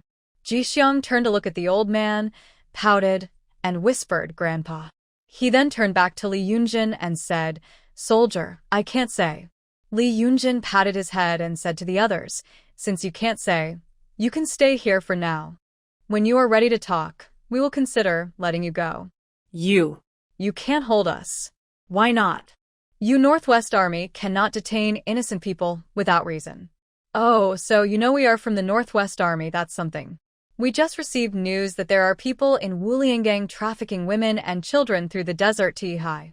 You came out of the desert and cannot enter Liangzhou. With your unclear identities, I now suspect you might be traffickers or spies with treasonous intentions. The group exchanged surprised glances, but Li Yunjin had already turned to leave. Behind him, Ji Xiang kept calling, "Soldier, we are not what you think, soldier." As Li Yunjin walked upstairs, he shook his head. The old man's arrangements might be difficult to manage, but the only good thing was that he saved Chen Xiaowan. The innkeeper brought him food, and he waved his hand, "Pack some more. I'll come down to get it later." In the room, Chen Xiaowan was already asleep, and Dr. Go was packing his medicine box while a woman tucked her in. How is she? Dr. Go clasped his hands and said, "Madam is just too tired. She might sleep for a long time. I have prepared some calming medicine for her. When she wakes up, let her drink it, and you can call me then." Li Yunjing nodded and asked the woman, "Has she eaten anything?" "General, she only drank a few sips of rice soup." "Okay, you stay with her and make sure she has more rice soup. When she wakes up, tell her I have gone to Liangzhou and not to worry. I will be back soon." "Yes, General." The woman bowed, moving with grace. After Li Yunjing left, she looked at his back several times, hiding her sadness before adjusting Chen Xiaowan's blanket. Li Yunjing took the bundle handed to him by the shopkeeper and walked outside. Uncle Zhong was already there with the horse, looking doubtful as he asked Xiaozheng, "Did that skinny horse really get up just because you called it?" Li Yunjing paused and thought, "Yes. Really? Those two kids, De Yang and De Li, didn't lie to me." He scratched his head and said, "Call it again. I want to see my big black horse also." With a loud neigh, Li Yunjing glanced at him and rode away. "You little rascal, you're becoming more disrespectful to your elders." He scratched his head, thinking he needed to see it again. Meanwhile, Uncle Chen was still lying in the inn at Xing'an Prefecture, looking pale. Zhao Hansheng held a bowl of medicine and urged, "Uncle, my good uncle, please drink the medicine so you can get better and find the others. Not just Xiao Xiao and Xiaoya, but also your elder sister. What if something happens? What will we do?" Xiaowan. "Yes, elder sister." "No news. Xiao San and Uncle Lai have already gone to chase after them. You need to get better so we can move forward. Hansheng, you should go too. We can't lose Xiao Wan." Zhao Hansheng thought about how to respond. It seemed that losing the elder sister was a problem, but losing the two younger sisters was acceptable. If that were the case, he wouldn't have such a worried expression. They won't be lost. None of them will be lost. You need to drink the medicine, or it will be hard for them to see like this. Once you are well, you can go find them, right? Yes. I will go find them. Xiaowan. Xiao Xiao. Xiaoya. Yes, yes, yes. Go pick someone up. Oh my, I finally finished this medicine. This is not a job for a person. It has to be done by his wife. Zhao Hansheng sighed to himself. The little third has been gone for 3 days already, and he has no idea where they are or if they can find any clues. But he can't leave. Wait, he looked at the 5 people who came out with him. Maybe they could discuss it. Chun Xiaosan and Wang Lizi had just arrived in Yixian with their horse cart. They stayed there for a night but didn't know which direction to go next. Whether in Xing'an Prefecture or Yixian, Wang Lizi skillfully led Chun Xiaosan to chat with his good friends, but there was no news at all. Chun Xiaosan was visibly thinner, and Wang Lizi was very worried. This kid can't get into trouble. How would he explain it to the Chin family? They are not easy to deal with. The Songbai brothers wanted to hit him just for washing his feet in the river. At that time, he didn't think that the water was undrinkable. After all these years, many people have spat and relieved themselves in that river. Why suddenly be so picky? He shivered at the thought. It's better to be careful. Now he wouldn't drink that river water. He turned to Chen Xiaosan and said, "Xiaosan, go into the carriage and rest for a bit. I'll find an inn soon. get a nice room, and we can take a hot shower and sleep well. When we wake up, we can ask around again. Okay, I'll listen to you, uncle. Wang Lizi glanced at him, surprised at how agreeable he was now. He hadn't been like this before. Xiaosen, are you feeling okay? Chun Xiaosen paused and understood. I'm fine, but I think my fourth uncle is sick, so I can't let myself get sick. Otherwise, big sister, little Xiao, and little Ye will have no hope. Rest well, then you'll have the strength to search. Wang Lizi felt a bit heavy-hearted and looked at him again. Even the villagers said that Xiaosan and Xiaoxi are the hope of the Qin family's generation. They truly are exceptional, picking up on things so quickly. Thinking about it made him feel a bit lighter. The best days he had in recent years were spent on the road with Qin Xiaosan, eating well and dressing well, without going hungry or being chased or beaten. As for sleeping, Qin Xiaosan slept much less than he did. He must take good care of this kid. He can't get into trouble, especially since he still has the money tucked away. It has been almost half a month since Annie and the Qin sisters returned to Lianshan village. Many men from the village have gone out to search, and the village chief, Chun, said they plan to search all around the 4 counties and 28 towns. The women from the Qin family were very touched and repeatedly expressed their gratitude. Uncle Chun returned to Lianshan village 2 days ago, but as soon as he got home, Chinda and Chinair packed their things and left, saying they would first look for their third uncle and then decide where else to search. Auntie did not stop them. She couldn't, as the children have always been close since they were young. Uncle Chin just waved his hand. In just a few days, he already had some gray hair. Auntie felt heartbroken, but didn't say much. She knew how he felt after all these years. Because she understood, she didn't dare to hide any selfish thoughts, fearing it would make him feel worse. In recent days, she and Xiao Zhen have been taking turns looking after Gui Lan and the 2 children, Mei Lian and Li Lian. The children still have not recovered, and their biological father has shown no concern for them. They also need to visit the 4th sister-in-law often. Although the 3rd sister-in-law is there to help, little Qi is also injured and still cannot move her fingers, which shows how much effort was needed. She usually can't even lift a bucket of water. On the other hand, Xiao Jing has grown up quickly. Now she takes care of all the animals at home and even helps Xiao Wan feed her chickens, ducks, and cats. However, she cannot talk about it. If she does, the little girl just cries. Xiao Qi and Xiao Ba are also under her care. Uncle Wu came to get the key to Xiao Wan's yard. He spends all day resting there, saying he is old and wants to help the village, hoping to bring good luck to the children outside. She initially disagreed, but couldn't resist Aunt Wu's persuasion. Aunt Wu said in farming families, there is this belief. Let him go. If he doesn't, he won't be able to sleep at night, which is worse for his health. She also knew that since that day, the incense at the Guanyin statue in Xiao Wan's main hall has not stopped burning. The brothers Zuofu and Zuoge have also come by, searching for people. Those who didn't go said they would take care of the fruits on the mountain and the work in the fields. Sigh, she agreed. Now they have no mood to worry about the fruits or the fields. All she wants is for everyone to be safe and for those outside to be well. The early batch of pomelos on the mountain has already ripened. Village Chief Chin stands at the village entrance every day, watching for trucks carrying fruit.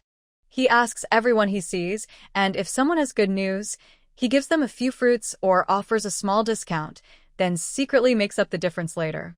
Some villagers advise him not to do this, but he doesn't listen. As for that girl Sharo, she came back for one night and now supposedly stays at the county office every day, bothering County Magistrate Zhao and his wife. However, she can't find the children, so she just lets it be. Little Wu and Little Lu follow her, saying they want to hear news about their older sister and 2 younger sisters. She agrees as long as they don't cause too much trouble. She doesn't have time to worry about those 2. Auntie thought about it, wiped her tears, and went to support Uncle Chen. Uncle Chen patted her hand and said, "You've worked hard and been scared. I feel the worst for you in this life. You always have to bear the fright and the burden." Auntie's tears fell freely. "You're talking nonsense. My good days are still ahead. Once the children are back, I can enjoy life. Just wait and see how happy I'll be. Good, good, good. We'll be happy together then. Sister Zhou and Sister Zhou don't dare to say much now. They manage the family's meals and chores neatly, sometimes even competing with little Jing for work. That girl is quite capable. If they don't keep up, they'll fall behind. The gates of Lianshan village only open in the morning for selling fruit and are closed at other times. It used to be one old man guarding it, but now there are two, each in a rocking chair, relaxing. However, it's impossible for the little kids to run ahead and play. As for those wanting to enter the village, that's even less likely. The two old men first ask for names, who they're looking for, and what the matter is. If it's urgent, they send a child to call for someone. If it's just idle talk, they say they're busy, working in the field on the mountain. If someone wants to see them, they might get a chance when they come to sell fruit tomorrow, but entering the village is out of the question. They don't have the time. The fruit is ripe, and the village is closed. Hearing this, the visitors rolled their eyes. Last year, the village was never closed. Last year? That fruit wasn't a tribute. This year, it is. The visitors had to leave disappointed. Did they really think they could challenge the authority? In the capital, Xiongwei received news from the secret guards. After thinking for a moment, he turned and reported to Emperor Chongping. The emperor, holding a book, was listening to the young prince recite. He waved his hand and asked, "How old are those two children?" "They are about 8 years old, and they are twin sisters." The emperor of Chongping threw the book onto the table and said, "What is Zhao Ting doing that allows people to snatch children in the streets?" "Your Majesty, the person who kidnapped was originally related to the Qin family. It is said that the Huang family treated the Qin family's aunt very poorly, forcing Qin Shaoan to agree to a divorce during a flood, which led to a lot of unhappiness. If they treated her badly, why agree to a divorce in the first place?" Xiongwei hesitated and said, "The Huang family wanted to take over Qin Shaoan's new house. Qin Shaoan set a trap for them to agree to the divorce, but in the end, they couldn't take the house and ended up suffering. So, you think this is revenge? It's possible." At this moment, the emperor of Chongping laughed and said, "That house is the one you entered and got caught in, the one you've been afraid to go back to since." Xiongwei. Everyone knows about that big mouth, even Lu Gonggong. He can forget about getting that jar of honey. Then the emperor said, "You instruct everyone to pay attention. It may not be revenge. Kidnapping someone in the street is something a person with a bit of sense wouldn't do." "Yes." In the government office of Liangzhou, Governor Jiang looked outside at the sky and then at Li Yunjin, unable to believe his ears, and asked, "You came into the city at midnight with the Northwest Army's token just to find your sister-in-law?" "Yes." Governor Jiang scratched his ear, still in disbelief, and asked, "Does General Li know about this?" "What does it matter if he knows? I have my own military laws to handle this." "Governor Jiang, let's talk about human trafficking and treason instead," Li Yunjin replied nonchalantly. "This is absurd. Ridiculous. You. This is disrespectful. Abusing your power. You." Governor Jiang was furious. Entering the city at midnight with the Northwest Army's token meant there was an enemy situation or urgent battle report. He was terrified when he first heard the news. "Well then, Governor Jiang, explain to me how a weak woman could ride from Qingping County to Liangzhou City in less than 10 days. Doesn't that count as a major event?" Governor Jiang took a deep breath. "You're talking nonsense. How could that be possible? I'll provide you with a fast horse. Let's see you try to run it." He took another breath and said, "Even if it's not a weak woman, even if I gave you 20 days, you might not make it." He thought about how that scoundrel Zhao Ting was back to being a county magistrate and still causing trouble for him over just 2 seasons of rice. The emperor hasn't promoted him or given him any rewards, so he deserves it. After venting his frustration, he felt a bit better. Looking at the person in front of him, he felt a headache. Others might not know, but he knew that the Li family only had this one person left who could still go to battle. His honor and disgrace were tied to this individual, but the future was uncertain. War was not easy to fight. He couldn't help but feel a bit sorry for him. He was a pitiful person. Wait a minute. When did you get married? Where did this sister-in-law come from? Lord Jiang, you're overthinking it. When did I get married? No need to report that. Lord Jiang was frustrated and pointed up, saying, Does the higher authority know? Li Yunjing thought for a moment. He still needed his help, so he nodded and then shook his head. Lord Jiang was confused by this response. They know, but they don't agree. Lord Jiang. I agree. Lord Jiang suddenly felt like the sky was falling again. He needed to write to the general to discuss this properly. Lord Jiang, you should talk about it. I said it's impossible. It takes 10 days to travel from Qingping County to Liangzhou. How could that be possible? Lord Jiang, if it were possible, wouldn't you have found those missing girls and children? Lord Jiang. Li Yunjing took out a cloth bag from his chest and opened it for Lord Jiang to see. My wife said she followed these beads from Qingping County. There was only one cart on the way. She should have arrived in Liangzhou 5 days ago. This. How is that possible? There are more towns on the road than these beads. How could she find her way here just by following them? I also think it's impossible. So as soon as I heard the news, I rushed over. My wife is honest and wouldn't lie. She has never traveled far, and since this concerns my sister-in-law, she wouldn't deceive me. Moreover, what? If she followed the normal route, I fear she might have gotten lost along the way. Lord Jiang. How could he respond to that? Many people have gotten lost when leaving the great Jiang dynasty, and it's not just weak women. Even men can struggle. So what she said should be true. Lord Jiang, I suspect that Liangzhou has become a sieve. Lord Jiang panicked. How is that possible? How can we prove it? The city gate she entered from the desert to Wuliangang should be at the east gate. When dawn breaks, we can ask about her. If we find information about her, it means she was telling the truth. You must help me find my sister-in-law. Lord Jiang was frustrated. This person was unreasonable, but this matter was serious. What if not? I am helping the official investigate a human trafficking case. Mr. Jiang. This is clearly a matter that he wants to dismiss with a wave of his sleeve. Li Yunjin is just lying on a few chairs put together, asleep. How long has he been traveling? He couldn't have run straight from Wuliangang to this government office, could he? I quietly instructed someone to cover him with a cloak, check the sky, and since it wouldn't be long until dawn, I found a spot and leaned back to rest.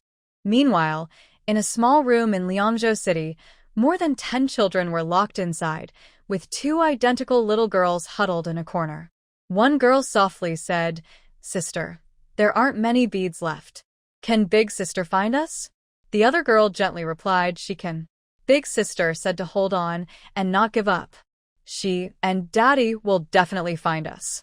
But what if she can't find us? Then we will live well and find our way back ourselves. Okay. Just then, the sound of a door opening came from outside. The 2 little girls exchanged a glance in the darkness and both leaned to one side, as if they had fainted. A single bead slipped from their hands, falling softly to the ground. When dawn broke, Li Yunjin and Mr. Jiang left the East City Gate in plain clothes. The guard at the gate wanted to salute but was stopped by Mr. Jiang, who quietly asked, 5 days ago, did any women try to enter the city? No. Reporting to you, sir, 5 days ago, a few refugees without travel permits tried to enter the city, and we captured them, but there were no women. Mr. Jiang glanced at Li Yunjin, who immediately exited the city gate. Chen Xiaowan had become so thin. She must not have eaten for a long time or had very little to eat, which caused her to lose weight so quickly. The doctor said she was starving, exhausted, and weak. She should be able to find something to eat here. She had some silver, though not much, still more than half of what I had given myself back then. Li Yunjin looked around. There was a bit of everything. The horses could survive in the desert, so they wouldn't always be hungry. He approached those selling fodder and asked, Do you know if a woman about this tall came here to buy supplies 5 days ago? No. After asking several times, he slapped himself. That woman, Chen Xiaowan, should have fed herself first. At that moment, Mr. Jiang came to ask him, Well, did you find anything? How could Liangzhou become a sieve? Li Yunjin glanced at him and then walked towards the only tea shop. If she was anywhere, she would be here. However, Chen Xiaowan probably wouldn't think of herself, which left him feeling a bit heavy-hearted. He would have to leave a message for the Chen family. Excuse me, did a lady named Chen leave a message here 5 days ago? The shopkeeper was taken aback, recalling the small bundle wrapped in cloth, and looked at the man in front of him. He felt a bit regretful and then glanced at his wife, who was busy cleaning dishes. His own wife was better. Who are you? Yes, a lady did leave a message 5 days ago. Li Yunjin felt a surge of joy, while Mr. Jiang was stunned, thinking, no way. I am her husband. The shopkeeper turned and pulled out a small cloth bundle from the tea cabinet, asking, what is that lady's full name? Chen Xiaowan. The shopkeeper relaxed his grip and handed it to him, saying, she mentioned she went to Wuliangang and asked you to follow this to find her. Li Yunjin opened the bundle and found a few beads inside. Mr. Jiang felt a wave of shock. Li Yunjin asked shopkeeper, did my wife go into the city or? Oh, she followed a group of people into the desert. She might already be at Wuliangang. Mr. Jiang felt like the sky was falling on him. Li Yunjin realized the situation was serious and thought he might need to call his father for help. He grabbed Mr. Jiang and left. The shopkeeper's wife called from behind. What's wrong, dear? The shopkeeper pouted. That lady who went to her doom has brought her husband here. This is too late. I fear the yellow sand has already buried her. In the governor's office, Li Yunjin gathered with the officers, showing them the beads and warning them to be cautious if they saw any, as they might be linked to human traffickers. Liangzhou City is located at the border and serves as an important defense line for entering the mainland. The soldiers and officers here are of good quality, considered elite troops. Previously, there were no leads, but now that a clue had come to them, they were eager to act. The people here were not known for their good nature. Li Yunjin repeatedly reminded them about the 2 little girls, urging them not to scare or hurt anyone. Once they left, he turned to the puppet-like Mr. Jiang and asked, have you finished writing the letter? Mr. Jiang pushed the paper away, and Li Yunjin folded it and tucked it into his pocket, saying, don't alarm them. You can't handle it. Mr. Jiang's face turned red and pale with anger, feeling helpless as he replied, I understand. He added, I have matters in Liangzhou City, but how much better can the Northwest Army be? Let's die together. I have someone to burn paper for me. What about you, General Jiang? Then, General Jiang's official boots flew out. Dajiang was very harsh on defeated generals and city officials. It wasn't uncommon for them to be left to rot in the wilderness. Li Yunjing's fast horse arrived at Wuliangang only at night. Before he dismounted, he said, Zhongzhong Yangji, Li Yong, listen up. Return to the camp immediately and report to the general. He tossed a package to them. Go. The 3 of them had many questions, but military orders were strict, so they couldn't ask anything and quickly mounted their horses to leave. Another 3 quickly grabbed some food and rode after them. This was their usual way of looking out for each other in the army. Li Yunjin handed the reins to someone else, resisting the urge to go upstairs. He went to see the deputy commander, and then to the room where the prisoners were held. He finally went upstairs in the middle of the night.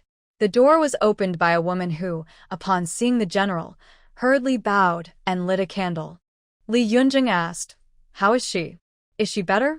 The woman replied, General, the lady woke up twice and only had a little rice porridge and half a bowl of medicine. When she heard you were in Liangzhou, she fell back asleep. Dr. Ge has checked on her and said it's fine as long as she sleeps. All right, it's getting late. You should rest too. I'll take care of her tonight. Yes. Li Yunjing removed his armor, took the candle, and walked to the bedside. Looking at Chen Xiaowan's sleeping face, he thought she looked slightly better than yesterday, but she was still too thin. He sighed, turned, and lay down beside her. The space next to her was a bit wider today, but she still had injuries, so he couldn't get too close. He gently tucked a strand of hair behind her ear and whispered, sleep now. There will be much to do later. When Chen Xiaowan woke up again, it was already bright outside. She could finally move, and her body wasn't as stiff. Enduring the pain all over, She sat up, thinking that if she lay down any longer, she would really become a corpse. She had been motionless for several days. But what was going on with the man beside her? Why was he back? She remembered he had gone to Liangzhou to find Xiao Xiao and Xiaoya. She wanted to reach out and push him, but seeing his scruffy appearance, she pulled her hand back. It had been a long time. A moment more wouldn't matter. Liangzhou wasn't close, so how long would it take for him to come back? Had he found the two children? Just then, someone opened the door. It was a woman who, upon seeing her sitting up, was startled. She looked at the general still sleeping beside her, unsure whether to enter or leave. Li Yunjing woke up at that moment, noticed the light, and turned to see Chen Xiaowan sitting up. Feeling happy, he reached out and touched her face, saying, "You're awake." The woman turned around and quickly left the room. Li Yunjing was surprised and said, "She must have come to give you your medicine. I'll go call her." He got up to leave, and Chen Xiaowan, "Wait, you need to let me speak." At that moment, Nie Zheng's voice came again. "Don't think about anything or ask any questions. I'll be back soon." Chen Xiaowan, "Soon." The woman returned, helped her drink the medicine, had her eat porridge, wiped her down, changed her into fresh clothes, and styled her hair. Then she told her to continue resting, as her legs were very swollen. Suddenly, Chen Xiaowan asked, "Miss, did you also change my clothes that day?" The woman paused at the address, then at the question, and smiled gently, saying, "Madam, my surname is Su. You can call me Su Nyangzi." "Shunyanfi." "Yes, I wasn't there when you arrived at the inn. It was the general who changed your clothes." Chen Xiaowan. This was awkward. She looked at her legs. Su Nyangzi continued, "The medicine that day was also applied by the general. I came the day before you woke up." Chen Xiaowan felt too weak to even move. Suppressing her embarrassment, she asked, "What day is it today?" "It's August 29th. The day after tomorrow will be September 1st. Chen Xiaowan's thoughts shifted entirely. The two little girls had been taken away for half a month. Her heart sank a little, and now she couldn't rely solely on Nie Zheng. At that moment, Nie Zheng walked in, dressed differently and clean-shaven. Compared to his time in Lianshan village, he looked thinner and more robust. Su Nyangzi bowed and left. "Here, eat this. It's a tonic from Dr. Ge." That old man was reluctant to give it, saying I was wasting good medicine.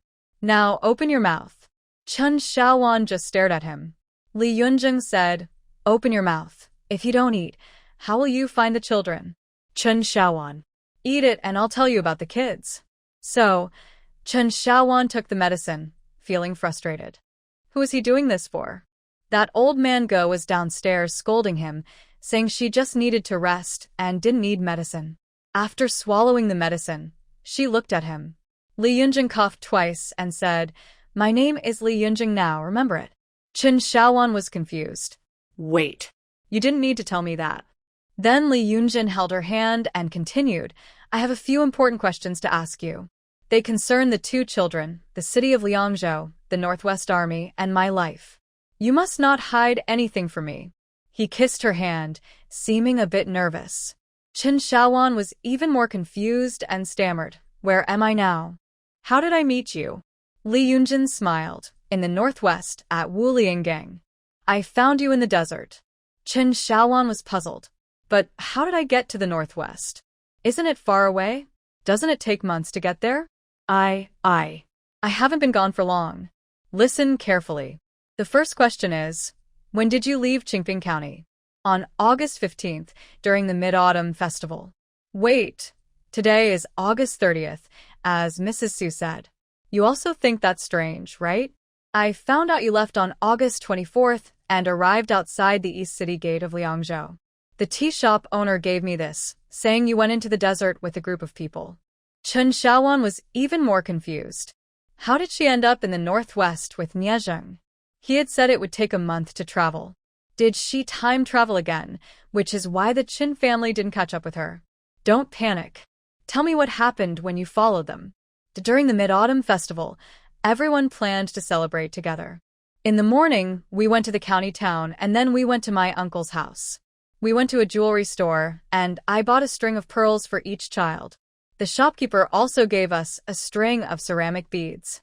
The kids loved them and put them on right away. As we walked out, we chatted, and then we heard Malian crying. I ran over and saw Huang Erxing and Huang Sanqing hitting them while holding Xiao Xiao and Xiaoya. A crowd gathered around. They took Xiao Xiao and Xiaoya and ran away. I chased after them but lost sight of them in a few alleys. Then Uncle Lai said they were heading to the city gate, and since I couldn't run anymore, I took a horse. Uncle Lai, is he the one from the village, Wang Lai? Yes, that's him. Wow, he even dared to take a horse. Chen Xiaowan. Do you want to hear more? I want to hear. I chased after them, but couldn't find anyone. Many people said they hadn't seen them. Then an old man told me his grandson saw them, so I followed. No matter how hard I tried, I couldn't catch up. I fell off the horse and saw the beads on the ground. I kept chasing and entered a town with only one street. Chungalong Town is the only way north from Qingping County. I didn't dare to stay at an inn, so I found a place to sit and fell asleep. When I woke up, I saw the beads again. I chased after them, but then there was no path. I had no choice but to turn back and met an old man with an ox cart. I asked him where the road was and he told me. Walk 10 miles ahead to the Wolf Slope. Vehicles can't pass. There's a small path beside it. Head west, towards Goat Horn Mountain. Further ahead is Wind Gorge, Yulin River, and beyond that is Liangzhou Prefecture. Another day's journey north leads to Wuliang Ridge, and further ahead is the West Mountain Corridor. Beyond that is the Sandbank. He also said that once you leave, it's the territory of the Hu people, and he told me to go back. Li Yunjing said, "This is the route the old man pointed out to you." Chen Xiaowan nodded. So, you came out of Chungalong Town, and the next town you encountered is Liangzhou Prefecture. Chen Xiaowan nodded again. Li Yunjing's heart sank as he asked, "You entered that path with only the cart carrying Xiaoxiao and Xiaoya." Chen Xiaowan nodded once more. "How many days did you walk on that road?" Chen Xiaowan counted on her fingers. "What did you eat?" "On the first day, I had steamed buns, but on the second day, there were none. I ate wild fruits from the trees in the forest and drank spring water and dew." Li Yunjing couldn't help but laugh in disbelief. "Chen Xiaowan, you almost really died." Chen Xiaowan, tell me how you got out. I just came out like that. "When I left, I saw the cart enter the city gate, and I was going to report to the officials at the gate. But they said without a travel permit, they would capture refugees, and I might not be released for a year and a half. I had no choice but to try to go around the city and wait at the front intersection, but who knew it would lead into the desert?" "Chen Xiaowan, you." Li Yunjing stood up in frustration and paced around. He grabbed her shoulders, his eyes red, and said, "Chen Xiaowan, do you know you almost died? Just a little bit, buried under the yellow sand, with no one knowing." Chen Xiaowan, feeling wronged, cried, "I didn't know it was a desert. I thought I was just going around the city, just a little farther. I didn't know it was a desert. When I realized it, I knew I couldn't go back. I could only move forward, but I had no strength left." Li Yunjing felt a mix of anger, heartache, and helplessness. With Chen Xiaowan's stamina, she could only rest at home. After not eating for 7 or 8 days and traveling a long distance, then going through the desert, it was a miracle she was still alive. But what could he do? He couldn't scold her or hit her. Who would have thought that Chungalong Town could lead directly to Liangzhou Prefecture? It felt unbelievable. Chen Xiaowan reached out to grab him, saying, "How? How did you find me and save me?" Li Yunjing was taken aback. How could he explain? He couldn't just say a voice told him to come. "You have good luck. I happen to be here to deal with bandits and investigate human trafficking, and then I found you." Chen Xiaowan seemed skeptical, thinking about how the female general had sent the white-robed general to call for him, who was actually Nie Zheng. She suddenly asked, "Human trafficking? Are there any girls named Xiao Xiao or Xiaoya?" Take it easy. A recent group was detained downstairs, and there are no Xiao Xiao or Xiaoya. They might still be trapped in Liangzhou City. I have confirmed your beads with the soldiers. If the 2 children are still alive, we should hear news soon. I need to go out in the next few days, so you should rest here at the inn. Madame Su will take care of you. You need to recover. You look so thin. If you go back to Lianshan village like this, your uncle and aunt might not even recognize you. Chun Shaowan. Don't go outside, it won't be safe these days. Chun Shaowan. After saying this, Li Yunjung left. He needed to make arrangements before his father arrived, whether it was dealing with the bandits, the traffickers, or the spies. The path Chun Shaowan took would likely need to be reported to the emperor. It was better for his father and Lord Jiang to handle it. In the following days, Li Yunjung was out early and back late, sometimes not returning at all. But he always came back to lie down next to Chun Shaowan, sometimes able to talk a little, sometimes not at all. It was completely different from the closeness of the first few days. Madame Su thought Chun Shaowan had upset him and advised her several times. Chun Shaowan. What could she say? The one helping her was a nobleman, and she needed his assistance. On the 7th day, General Li arrived with troops. Li Yunjung stepped forward to report the situation. General Li asked, "Does the road from Chungalang town lead directly to Liangzhou city?" Yes, Shaowan said that. There are no towns or people along the way, just one road suitable for carriages. She chased after it for 8 days. If it were a fast horse, it might only take 5 days or even less. General li siga daepli. If that's the case, many things make sense. He asked, "How is your wife doing?" Li Yunzeng. Uncle Zhong, who talks too much. She's better now. She can get out of bed. Good. Stay with her for a while. We need to get to Liangzhou by tomorrow morning, and the next few days will be busy. Yes. Observant people would notice that when General Li left, he left a team outside the inn to guard it, showing his care for his daughter-in-law, whom he had never met. When Li Yunjung left, he told Chun Shaowan that when he returned, he would bring news about Xiao Xiao and Xiaoya to ease her worries.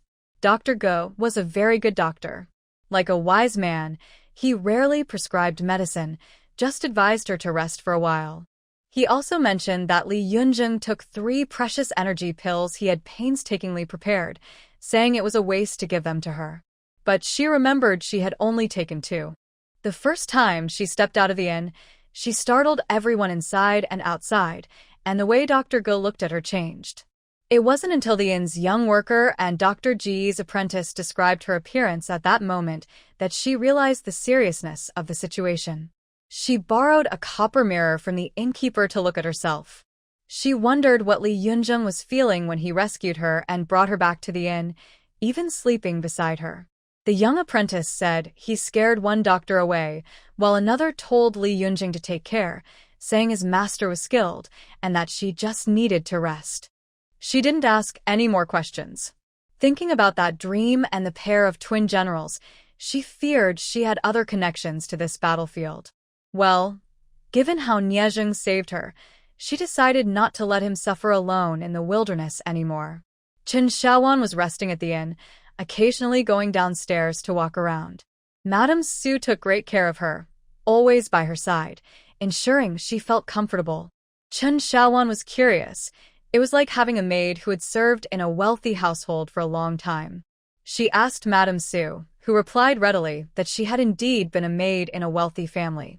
Later, when her master fell into disgrace, her parents redeemed her. After marrying into a cruel family, she was abandoned and ended up here, helping the innkeeper with chores, washing items, and taking care of female guests when they arrived. However, there were very few female guests in this remote area. Thinking of Xiaozhen and the village's female scholars, Chun Shaowan asked if she understood the etiquette of wealthy families. Madame Su looked at her in surprise and answered, "I know a little." Chun Shaowan understood that Madame Su had come to this distant place for a reason. Since her task was not yet complete, she chose not to mention it again. Occasionally, she would call out to the child named Jixiang to say a few words, as the guard informed her that if the child talked too much, Li Yunjin would not be able to find her. The child was like a lifesaver for her, but due to military orders, she couldn't go inside or release anyone. The guard could only let the child out for a short while, and he couldn't wander far, having to stay in their sight. Chun Shaowan sighed. Since the day she was rescued, it was now the 13th of September, and half a month had passed. Li Yunjin was still holding people captive, and while those involved didn't speak up, neither did they ask questions. Curious, she asked the child, Jixiang, where are you planning to go across the desert? Is there something you need to do? Jixiang looked around and whispered, Grandpa said we need to go to Q's to bring Daddy home. Chen Xiaowan quietly asked, then why don't you go through Liangzhou? Why take the desert? Big sister, they won't let anyone go there. Then, how do you? Chen Xiaowan paused, looking at Jixiang. Jixiang whispered again, Daddy is there, and we need to bring him home. He passed away many years ago. Then you. I'm an orphan, just a little one. Grandpa raised me, so I'm like Daddy's son, to bring him back. Tears began to well up in Chen Xiaowan's eyes as she asked, Aren't you afraid they are human traffickers who will sell you? We know, they are human traffickers. Oh, then you. But big sister, without them, we can't reach Q's or cross the desert. But if they sell you, you still can't go to Q's. But big sister, if we get out, we will have hope. Grandpa said he might not live much longer. He wants me to bring him and Daddy home in a jar. Tears streamed down Chen Xiaowan's face. The love of parents is truly profound. She hugged Jixiang, gently patting his back. This small child carried such a heavy burden. Jixiang, with red eyes, quietly said, Big sister, will I also lose Grandpa then? I don't want that. I want Grandpa. Can't they be like you and come back to life after they die? Chen Xiaowan was at a loss for words. How could she respond?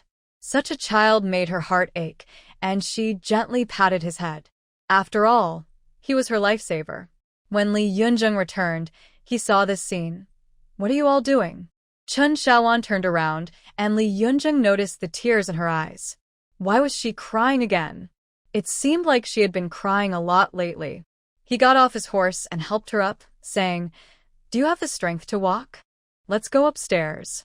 Chen Xiaowan stood up and gently patted Jixiang's head, saying, Wait for your sister. Jixiang nodded and turned to enter the room where the captives were held. Li Yunjing supported her as they went upstairs to her room and said, What are you saying? You've made yourself cry. If you keep crying, you really won't be able to go back. Have you found Xiaoxiu and Xiaoya? Li Yunjing paused and said, Xiaowan, I found 3 places with beads, but there was no one there, not a single person. Chen Xiaowan stiffened, looking at him in disbelief. Li Yunjing took her hand and pulled out a cloth bag from his chest to give to her. As soon as Chen Xiaowan opened it, tears fell down her cheeks. It's Xiaoya's bead. It's a double happiness symbol. Don't cry. Chen Xiaowan looked up at him, and Li Yunjing continued, I didn't say we couldn't find them. I'm just worried that if too much time passes, you'll be anxious. Let's go to Liangzhou first. They're still searching. Really? Yes, really. Please stop crying. I've seen you cry too much lately. Hurry and pack up. I'll arrange for the carriage. He turned to leave. Li Yunjing, do you know about Kasei?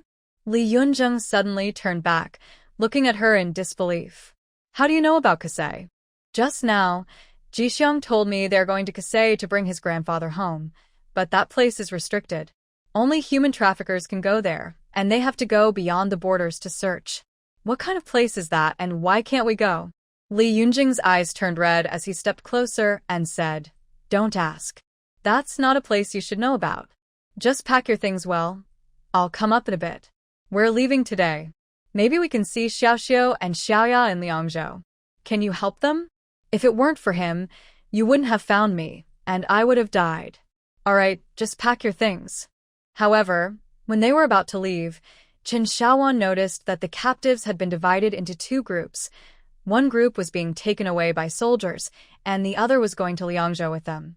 Li Yunjing didn't ride his horse, but got directly into her carriage. Once inside, he lay down in the carriage and said, Chen Xiaowan, let me sleep for a while. I haven't slept for 3 days and nights. Chen Xiaowan felt like crying again. What was wrong with her? She was becoming more emotional. Maybe she was being influenced or something. Li Yunjing suddenly opened his eyes and said, Don't cry. Otherwise, others will think I'm dead, and that's not good luck. Chen Xiaowan smiled. Or you can lie down and keep me company. Chen Xiaowan kicked him and tilted her head to hold back her tears.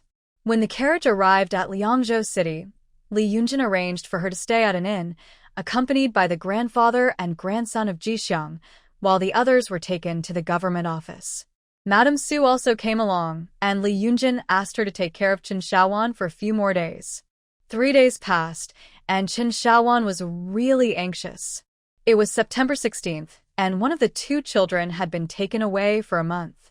Her body was a bit thinner and more tired than before, but otherwise, she was fine. She was still taking the pills prescribed by Dr. Go, who also gave her a recipe for nourishment to take when she returned home.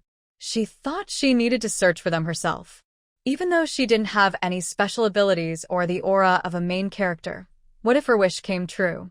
Just as she was about to go outside, Madame Su quickly stopped her, saying the general had instructed her to rest well. As her health improved, Chen Xiaowan's temper began to rise. Madame Su struggled to hold her back, and just then, an officer at the door asked, "Is there a lady named Chen Xiaowan staying here?" Chen Xiaowan turned around and replied, "That's me." "What is it?" The officer wiped the sweat from his forehead and said, "Lady, quickly, come with me. We found them."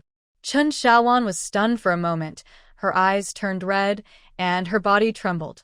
She rushed forward and said, "Where are they? Hurry, take me there." The officer quickly replied, "Follow me."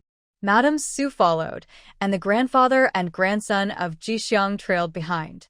They passed through 4 alleys and saw a large area surrounded by soldiers, with many onlookers nearby. Chen Xiaowan's heart was in turmoil. Pushing through the crowd, the soldiers tried to stop them, but the officer quickly said, "Sent by General Li, let us in to find them." After a glance, the soldier allowed them to pass. Tattered people lay scattered on the ground, mostly young girls and children, uncertain if they were alive or dead. Chen Xiaowan felt weak, scanning the area, unsure where her 2 children were. The officer said, "Lady, don't worry, there are still some not yet carried out." Chen Xiaowan wanted to ask, but just as she looked up, she heard a clear voice call out, "Big sister."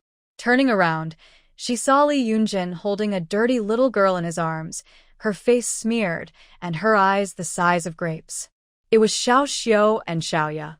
Chen Xiaowan smiled, feeling that the rain had passed and the world was beautiful again. She ran over and hugged the 3 of them. "Xiao Xiu, Xiaoya," she said, and tears began to fall from her smiling face. It had been a tough month for her. The 2 children rushed into her arms, and soon their cries filled the air. Li Yunjin set the children down and squatted to watch the 3 of them crying together. The general observed the scene and thought, "Useless, try harder. My granddaughter is this big now." Uncle Zhong, standing nearby, chattered on, "General, it's amazing. We followed that little bead to find this place. These 2 kids are incredible. They haven't lost their way at all. How many beads do you think they have?" General Li shot him a glance and said, "They are quite useless. Without these 2 kids, you would still be lost in the city." Uncle Zhong shrugged it off. He was used to being scolded by the general. However, Lord Jiang couldn't take it anymore. His face turned red. As the governor, he had been searching in the city for months and was quite anxious. General Li glanced at him as well, thinking, he's also useless. Madame Su was very thoughtful. She came in with a cloak she had found and draped it over the 2 children. They looked up, and Chen Xiaowan smiled, saying, "This is Madame Su. She has been taking care of my sister during this time." The children were still shy after being locked away for so long, so they clung to Chen Xiaowan. She was starting to feel overwhelmed and leaned back. Li Yunjing supported her gently and said softly to the children, "Your sister is still weak. Let's take you to the carriage." "Wah, wah, wah. We don't want the carriage." The sudden crying surprised everyone. Chen Xiaowan squatted down and said, "How about we walk slowly to the inn?" Wah, sister. Wah. "I want to go home. I want Mom. I want Dad. I want my brother." Okay, we'll go home. We just need to go to the inn first."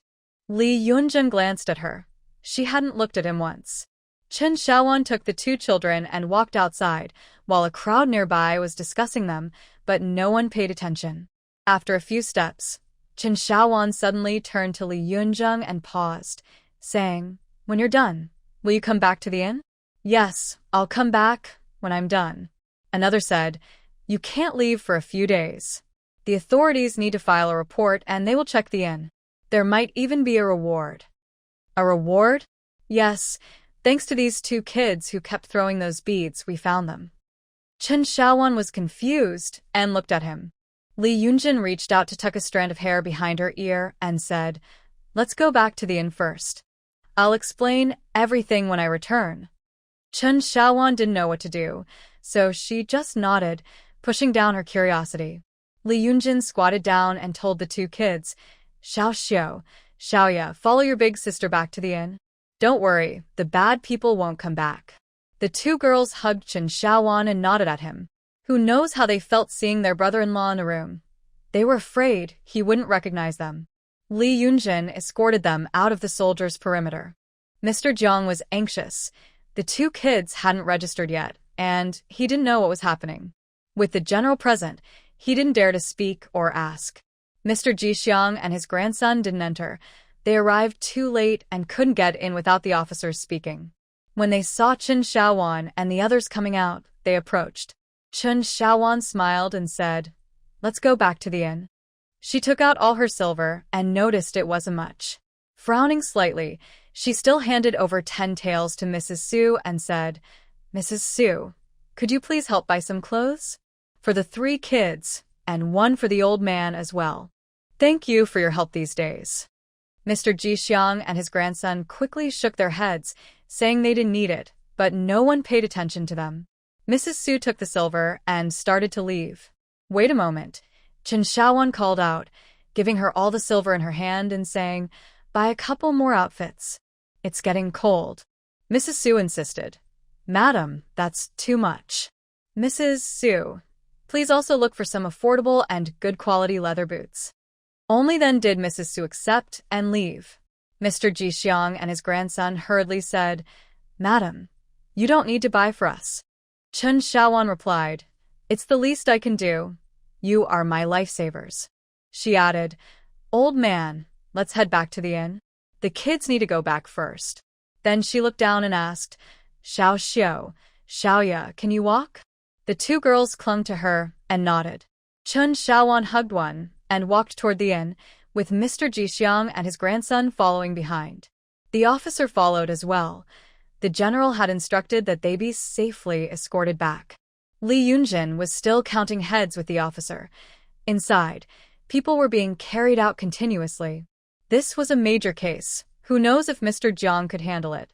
Turning his head, he watched a few people walk away through the crowd, unsure if anyone from the Qin family was following. The weather was getting colder, and they couldn't stay there. Once the heavy snow came, they wouldn't be able to leave. Yes, they couldn't delay any longer. This person's health was weak, especially the woman. Meanwhile, Chen Xiaosand and Wang Lizi, searching for someone, stumbled into Tongzhou. They were completely lost, having no clues at all. Their most recent lead was in Chungalong town. Chen Xiaosan wondered more than once if they had taken a wrong turn. He asked Wang Lizi many times, but Wang Lizi insisted they were on the right path. This was the only road out of Chungalong town. If there was a mistake, it might have been between Xing'an Prefecture and somewhere else. Zhao Hansheng and his team also arrived in Tongzhou. He found it easy to gather information since Chen Xiaosan and Wang Lizi had left clues. However, they spent a lot of time contacting the authorities along the way. Uncle Chen had asked him to stay in Xing'an Prefecture and left a constable to take care of him, saying he could return to Qingping County once he was well. Regardless of whether they could find the person, they would return to Qingping County before the new year. Inside the inn, Chen Xiaowan requested hot water to bathe the two children and wash their hair. The clothes bought by Madame Su were made of cotton, in light green and light blue, perfect for the kids and very modest. They had one pair of cloth shoes and another pair of ankle-high leather boots. In addition to that, each child had 2 outfits and 2 pairs of shoes. The old man also arranged 2 outfits and shoes for them, but they were in black and gray, while the kids had blue and blue-gray. Both the old man and the children were moved to tears. Qin Shaoan was very satisfied. Madame Su was very thoughtful. However, she was worried because she had run out of silver. She wondered what kind of reward Li Yunjin had mentioned. Could it be silver? Otherwise, she would need to find a way to earn some money to return home and buy a cart. After feeding the two children some porridge and coaxing them to sleep, they clung to her because they were frightened, so she had to sleep with one on each side.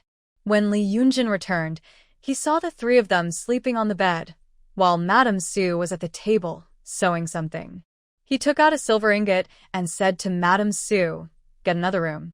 Madame Su looked at the three on the bed and replied, "General, the two children are scared and may not want to leave their mother for a while." Li Yunjin replied, "I meant to get a room for yourself." Madame Su was taken aback, then bowed and said, "Yes," before taking the silver and leaving. Li Yunjin removed his armor and went to wash up. When he returned to the room, the three of them were still asleep. Once again, I ordered food downstairs to be delivered to the room and asked someone to call a doctor. When Qin Shaoan woke up, it was already dark, and the two children were still asleep. Sitting up, she saw Li Yunjin in a maroon outfit sitting on the couch, drawing something with a pen, while Su was nowhere to be seen. She got out of bed, tucked the children in a bit more, and walked over to him, asking, "When did you come back?" Li Yunjin was pleased with her choice of words and handed her a cloak, saying, "Put this on. It's getting cold." Qin Shaoan took it and asked, "Where did this come from?" "I had Su buy it. There's one for the children too. You treat her like a servant." "Where's she?" "She's next door. I paid her, and besides, if she's taking care of you, she should do it well." Qin Shaoan thought he was a bit unreasonable. "Are you hungry? I can have something sent over." "I'm not hungry. I'll wait for Xiao Xiao and Xiaoya to wake up to eat together." "I'm hungry, just have a little with me," Qin Shaoan thought. Couldn't he just say it directly? Li Yunjin opened the door and instructed the waiter, then returned to her, saying, "Come, help me take a look." She moved closer and saw it was a map, but it looked a bit rough. "What are you looking at?" she asked. "Look for the road you took." Qin Shaoan was surprised. "You didn't find it?" "We didn't go looking." "What have you been doing all this time?" She glanced at the children again. "Looking for the kids." Li Yunjin pressed his lips together and made a shushing gesture, saying, "I can't say too much. We caught quite a few spies and found some people we couldn't locate before." Qin Shaoan was even more confused. Li Yunjin pulled her down to sit beside him, saying, "We surrounded Liangzhou City. The people inside can't get out, and we've cut off the official roads leading into the city. But still, some people manage to get in every day." "Shaoan, where do you think these people are coming from?" "There's only one road into Liangzhou City." "Well, there are multiple routes to the northwest, but only one official road into Liangzhou City. Is it possible they came through the desert?" Li Yunjin looked at her, and she sighed, staring at the map. "I can't find what you drew either." Li Yunjin was surprised and looked at the map, wondering if his drawing was that bad. Then he heard her say, "But I can still take you to find them. It's not far from Liangzhou City." "All right, I'll come to pick you up tomorrow during the day." "Okay." Just then, the waiter brought the food, but before they could eat much, the two children started crying loudly. Qin Shaoan quickly got up to comfort them. "Please tidy up your clothes. I will go call the doctor in." Qin Shaoan was taken aback. She looked at her outfit, still in the clothes she wore while sleeping with the kids. She quickly adjusted her cloak and went to pick up the two children. Just then, Su Nyangzi came in to help her. However, the two kids kept crying with their eyes closed and wouldn't settle down. Li Yunzheng brought the doctor in. The doctor, an elderly man, checked the children's pulses and said they were frightened, having been disturbed by a nightmare. He advised that after waking them, they should take calming medicine and that they were a bit weak, but would be fine with some good care. But the two children wouldn't wake up. The old doctor had to give them acupuncture to rouse them. Once awake, their little faces were pale, and they clung tightly to Qin Shaoan, not letting go, not even for Li Yunzheng. Su Nyangzi went to prepare medicine, and the four of them sat on the edge of the bed, looking at each other. Qin Shaoan smiled and said, "Xiao Xiao, Xiaoya, are you hungry?" Your big sister and brother-in-law are hungry too. Shall we eat first?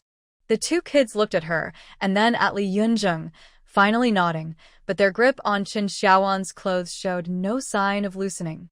After some effort, they got the kids to the table, each with a bowl of tofu soup. The kids were not shy about eating. They might have been very hungry after not having decent food for a long time. They gulped it down quickly. Qin Xiaowan kept saying, "Slow down, slow down." But the kids drank with enthusiasm, and after finishing, Xiao Xiao wiped her mouth and asked, "Brother-in-law, did you find the pretty sister?" She was locked up by bad people. She even made a gesture like a big door closing. Both adults were puzzled. Li Yunjing asked, "Where did this big sister come from?" "Your big sister is right here." Xiao Xiao and Xiaoya exchanged glances, and Xiao Xiao replied, "Not big sister. It's a big sister, a very pretty one. She was tied up and locked away, and she kept crying." Qin Xiaowan looked at Li Yunjing. Li Yunjing said, "There are many young girls and children, but there is no big sister like you described. Not just one big sister, but many," Xiaoya added, counting on her fingers. Qin Xiaowan asked, "Xiao Xiao, Xiaoya, where did you see them, and how old were they?" "In a room, like the third sister," they said. "They thought we had fainted." The two looked at each other, stood up, closed their eyes, and fell back onto the couch in unison. If they hadn't been so obvious, Li Yunjing and Qin Xiaowan would have been quite startled. It seemed these two kids used this trick to drop those beads. Qin Xiaowan got up, looked at Li Yunjing, and went to help the kids. "Get up quickly. Don't scare your big sister." The two little ones quickly opened their eyes and hugged her, looking very pitiful. Qin Xiaowan turned to Li Yunjin and said, "Could there be a hidden room we haven't found?" Li Yunjin also got up and said to Xiao Xiao and Xiaoya, "Did you really see several big sisters as tall as Senjia?" The two little ones nodded. "In the room." They nodded again. "But when I went to find you, there were no big sisters there." The door was closed. Yes, the door was closed. Li Yunjin looked at Qin Xiaowan and said, "I'll go take a look." After taking a few steps, he returned and said, "Xiaowan, don't go out these days. This case is already serious, and if it involves more, it will be even more troublesome." He took out a few banknotes from his pocket and handed them to Qin Xiaowan, saying, "Prepare some food and supplies for yourself and the kids, like winter clothes. You probably can't go back for a while, so don't go buy them yourself. Let Madame Su and the shopkeeper help. They know Liangzhou City better than you." After saying that, he left, remembering to close the door behind him. Qin Xiaowan looked at the two little ones in her arms, and they looked up at her. "Big sister, did we say something wrong?" "No." She glanced at the food on the table. They hadn't eaten much. Opening the banknotes in her hand, she saw 300 taels. In the middle of the night, Li Yunjin returned and knocked on the door, calling, "Xiaowan, Xiaowan." Qin Xiaowan got up to open the door and found Madame Su had also come. "Xiaowan, put on some clothes and dress warmly. The kids should do the same. Madame Su, please help her. I'll go call Ji Bo and the others." "Madame Su, what happened?" "I don't know. The general just called for me and asked me to pack things." After a flurry of activity, when Qin Xiaowan took the two kids out of the inn, Ji Xiang and his grandson were already in another carriage, both looking quite anxious. They sighed in relief when they saw her come out. Li Yunjin helped her, but the two kids were reluctant to get on the carriage. Li Yunjin squatted down and comforted them. "Don't be afraid. Your big sister and brother-in-law will sit with you." The two kids pouted, but were carried onto the carriage. Qin Xiaowan got in, and he followed her. Qin Xiaowan felt that the atmosphere was a bit off and asked, "Where's Madame Su?" "With Ji Xiang." "Xiaowan, this is serious. There are several official young ladies involved. Xiao Xiao and Xiaoya still need to check the scene to see if we missed anything, including that room they mentioned that we haven't found. More importantly, you can no longer stay at the inn. Go stay at the governor's residence." Qin Xiaowan. On the way, Li Yunjin got out of the car for a moment, and soon Yangzi's carriage turned around. The place where Qin Xiaowan got out was exactly where they had picked up the two children in mourning. The governor of Liangzhou was waiting at the door, unsure of what to say. He felt that his time as governor was coming to an end, The best outcome would be to become a county magistrate like Xiao Tingji, and the worst might be that he wouldn't survive much longer. Seeing Chen Xiaowan get out of the car with the two children, he hurried over.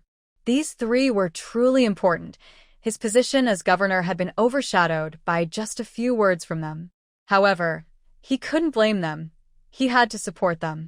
After all, they had saved countless citizens of Liangzhou and benefited the country and its people, which was far more significant than his role as governor. Li Yunzheng introduced Chen Xiaowan, who, along with the two children, half bowed. Everyone called her madam, and she wasn't sure if that was correct, considering Li Yunzheng's status. Lord Jiang quickly returned the greeting, mindful of the other important guests present. As they entered, they noticed a few young girls squatting in the corner, covered with cloaks, but not fully concealed, revealing their fair skin. Chen Xiaowan held the two children tightly and looked at Li Yunzheng, who nodded slightly. Chen Xiaowan felt a pang in her heart. What would happen to these girls' futures? Would there be a place for them in this feudal dynasty? Reaching the door of a room, Nezheng squatted down and said, "Xiao Xiao, Xiaoya, do you remember this place?" The two children looked around and nodded after a moment. "You said this morning that you couldn't find your big sister and brother-in-law. Why don't you check if it's this room?" The two children glanced at him and then at Chen Xiaowan, holding hands as they entered the room together. Inside, there were other officials. When the two children entered, they were about to scold them, but then saw three more people enter, so they obediently closed their mouths and stepped back. The two children walked up to the officials and stared at the candle flame in one of their hands, making the official feel uneasy.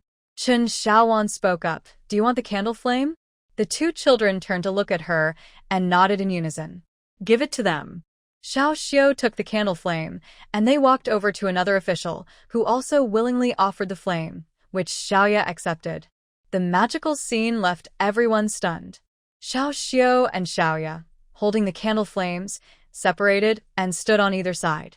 "Xiao Xiao, Xiaoya, wait a moment," Li Yunzheng called out, then shouted outside, "Uncle Zhong, come in." Uncle Zhong walked in with a smile and said, "Xiao Zheng, how did you know I was here?" Li Yunzheng pulled Chen Xiaowan back and said to the two officers, "You two step back as well." Then he moved behind Xiaoya, and Uncle Zhong naturally positioned himself behind Xiao Xiao. "Xiao Xiao and Xiaoya can start now." The two little girls raised the candle high, found a spot, and gently placed it on the ground. They lay down on their stomachs, feet touching, and began tapping their hands rhythmically. After a few moments, they made soft bird-like sounds.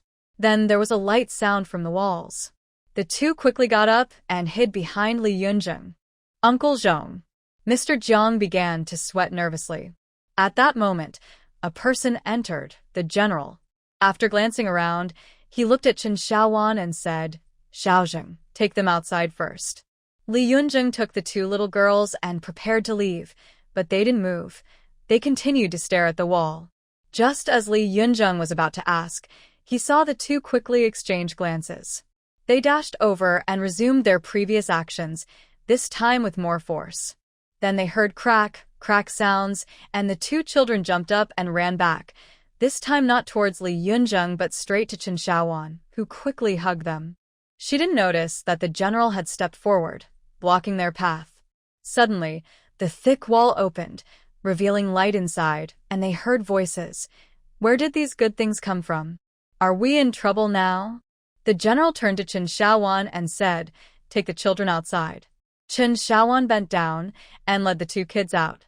Inside, they heard the sounds of a struggle. Chen Xiaowan thought for a moment and guided the children toward the door. Some scenes were not meant for them to see. Once they were in the carriage, she asked the children if they were scared. They leaned against her legs, shaking their heads. "Sister, will those big sisters die?" "I don't know. They probably won't." "Sister, Xiaoya and I talked in the carriage. If you can't find us, we will take care of ourselves and come back to you in the future."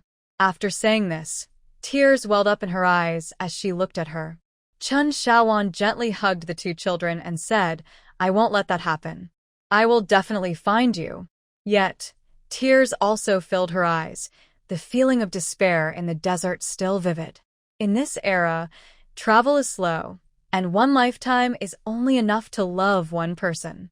In this era, travel is slow, and one mistake can last a lifetime. Her little Xiaoxiao and Xiaoya almost faced a ruined life. As dawn approached, Li Yunjin lifted the curtain of the carriage and entered, and Chen Xiaowan immediately smelled blood. "You're hurt." "It's nothing, just a small injury." "Xiaoxiao, Xiaoya, do you remember anyone else?" The two girls shook their heads in unison. "All right, I'll take you to rest first." Then he went to tend to the horses himself. Chen Xiaowan thought. Something serious must have happened. After arriving at their destination, Li Yunjin escorted the three of them inside, where Madame Su was already waiting for them. He told Chen Xiaowan, "Rest well. I'll come back to pick you up in the afternoon. Remember, don't go to anyone else except me." As he turned to leave, Chen Xiaowan took a couple of steps forward. "Your injury." Li Yunjin didn't look back and waved his hand while walking. "It's nothing, just a small injury." In the afternoon, Li Yunjin returned driving the carriage, changed his clothes, and tidied his hair. However, the two children insisted on coming along. So they set off, but this time Madame Su and the elder Ji Xiang did not join, as it wouldn't be appropriate to bring them everywhere. Li Yunjin spoke a few words privately with the elder.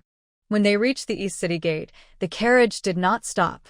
Chen Xiaowan comforted the two children and got out to sit beside Niezheng, recalling the scene from when they arrived and calculating the distance.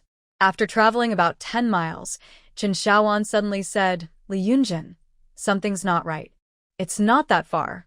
With a whoa, the carriage stopped, and Niezheng looked at her in surprise. "Xiaowan, we're less than 10 miles from the city gate." "We've passed it." "You mean it's not that far?" "It's very close to the city gate." "Yes, I remember when I came out, I saw the carriage entering the city. Since I could see it, it wouldn't be more than a mile." "Go." Niezheng urged the horses to turn back, signaling with his hand. Unbeknownst to Chen Xiaowan, a group of soldiers was moving stealthily nearby. But even if she knew, she wouldn't say anything. She was the one leading them in finding the way. As for safety, she wasn't worried, since Li Yunjin was with them. If it came to her life, wouldn't it be cleaner to not save her in the desert? After about half an hour of travel, they could already see the city gate. Chen Xiaowan called for a stop, then got off the carriage to look around, pointing to a spot surrounded by low stone slopes. "There." Li Yunjin looked at her several times, and the two girls climbed out of the carriage to hold Chen Xiaowan's hand. Li Yunjin said, "I'll go take a look." "Let's go together." Xiaoxiao and Xiaoya should also see if they recognize anything. The two girls nodded vigorously. The general in the distance watched the scene and thought to himself that his son needed better guidance. If they were a happy family of 4, it would be wonderful. He would die in peace. After all, a general has fought many battles, and no one can escape death. Li Yunjin wanted to go around the back of the hill, but Chen Xiaowan pulled him and pointed up. "Let's go up." Up. Okay. Then, with Xiaoxiao and Xiaoya, they started to walk up. However, after just a few steps, they disappeared from sight. Li Yunjin quickly followed them, and the crowd, including the general, hurried a few steps as well. Soon, Li Yunjin also vanished from sight. The general waved his hand, and the group quickly moved forward. Inside, Chen Xiaowan led Xiaoxiao and Xiaoya, looking around as Li Yunjin caught up, wiping the sweat from his brow. The slope was a bit crowded, and it was steep. In the middle of the rocky mountain, there was a path wide enough for a cart to pass. More importantly, Xiaoxiao and Xiaoya found 2 beads by the roadside, leaving Chen Xiaowan and Niezheng speechless. What could they say? "How many beads do you two have?" Chen Xiaowan couldn't help but ask. She had only bought 4 strings and given them all away. The 2 kids had traveled nearly 1,000 miles, and now they still had some. However, she never expected that the 2 children had been feeling around in their sleeves and each pulled out a small string. Xiaoya, holding her string of beads, pouted and said, "We only have these left. If you can't find us again, we will really be lost." She looked at them with tears in her eyes. Seeing this made both of them feel sad, and they didn't want to ask further. Xiaoxiao said, "Fifth sister and Lillian gave us their beads, saying we could wear them when we get home, so we have this many." As soon as she said this, Chen Xiaowan felt something was off. She squatted down and asked, "You said you have 8 strings of beads?" The 2 kids nodded. But I found all the beads on the way, and they were yours and Xiaoya's, without any patterns. They are indeed yours and Xiaoya's. The shopkeeper said that good fortune brings happiness. You mean, you exchanged your beads for those with the characters for good fortune and happiness? The 2 kids nodded again. Chen Xiaowan turned to Li Yunjin and said, "There should still be many on the road. I didn't pick up that many." Li Yunjin nodded and replied, "Yes, we'll know when we send people to scout the path." He then said to the 2 kids, "Xiao Xiao, Xiaoya, can you give the beads to your big brother-in-law?" The 2 kids shook their heads. Li Yunjin. Chen Xiaowan said, "Here, take it. The big brother has something to do, and later, the big sister will help you get something. Something that belongs only to the 2 of you and is different from others." The 2 children looked at her, reluctantly handing the beads to Li Yunjin, their expressions filled with reluctance and grievance.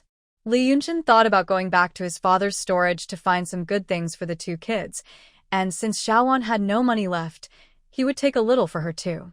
"Let's go back. Someone will come soon." After they left, the general looked at the road with a dark expression.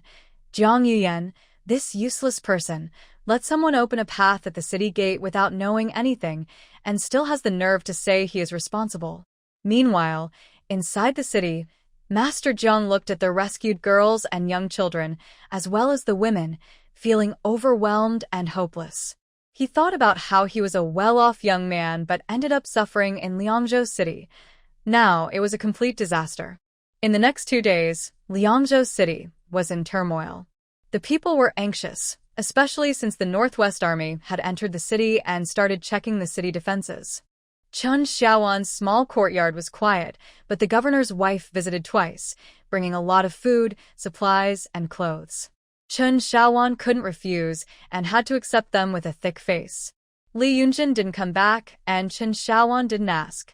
Their relationship was complicated, and she felt uneasy about being called Madam. However, she couldn't argue since he introduced her that way. If this became official, what would happen to their original agreement?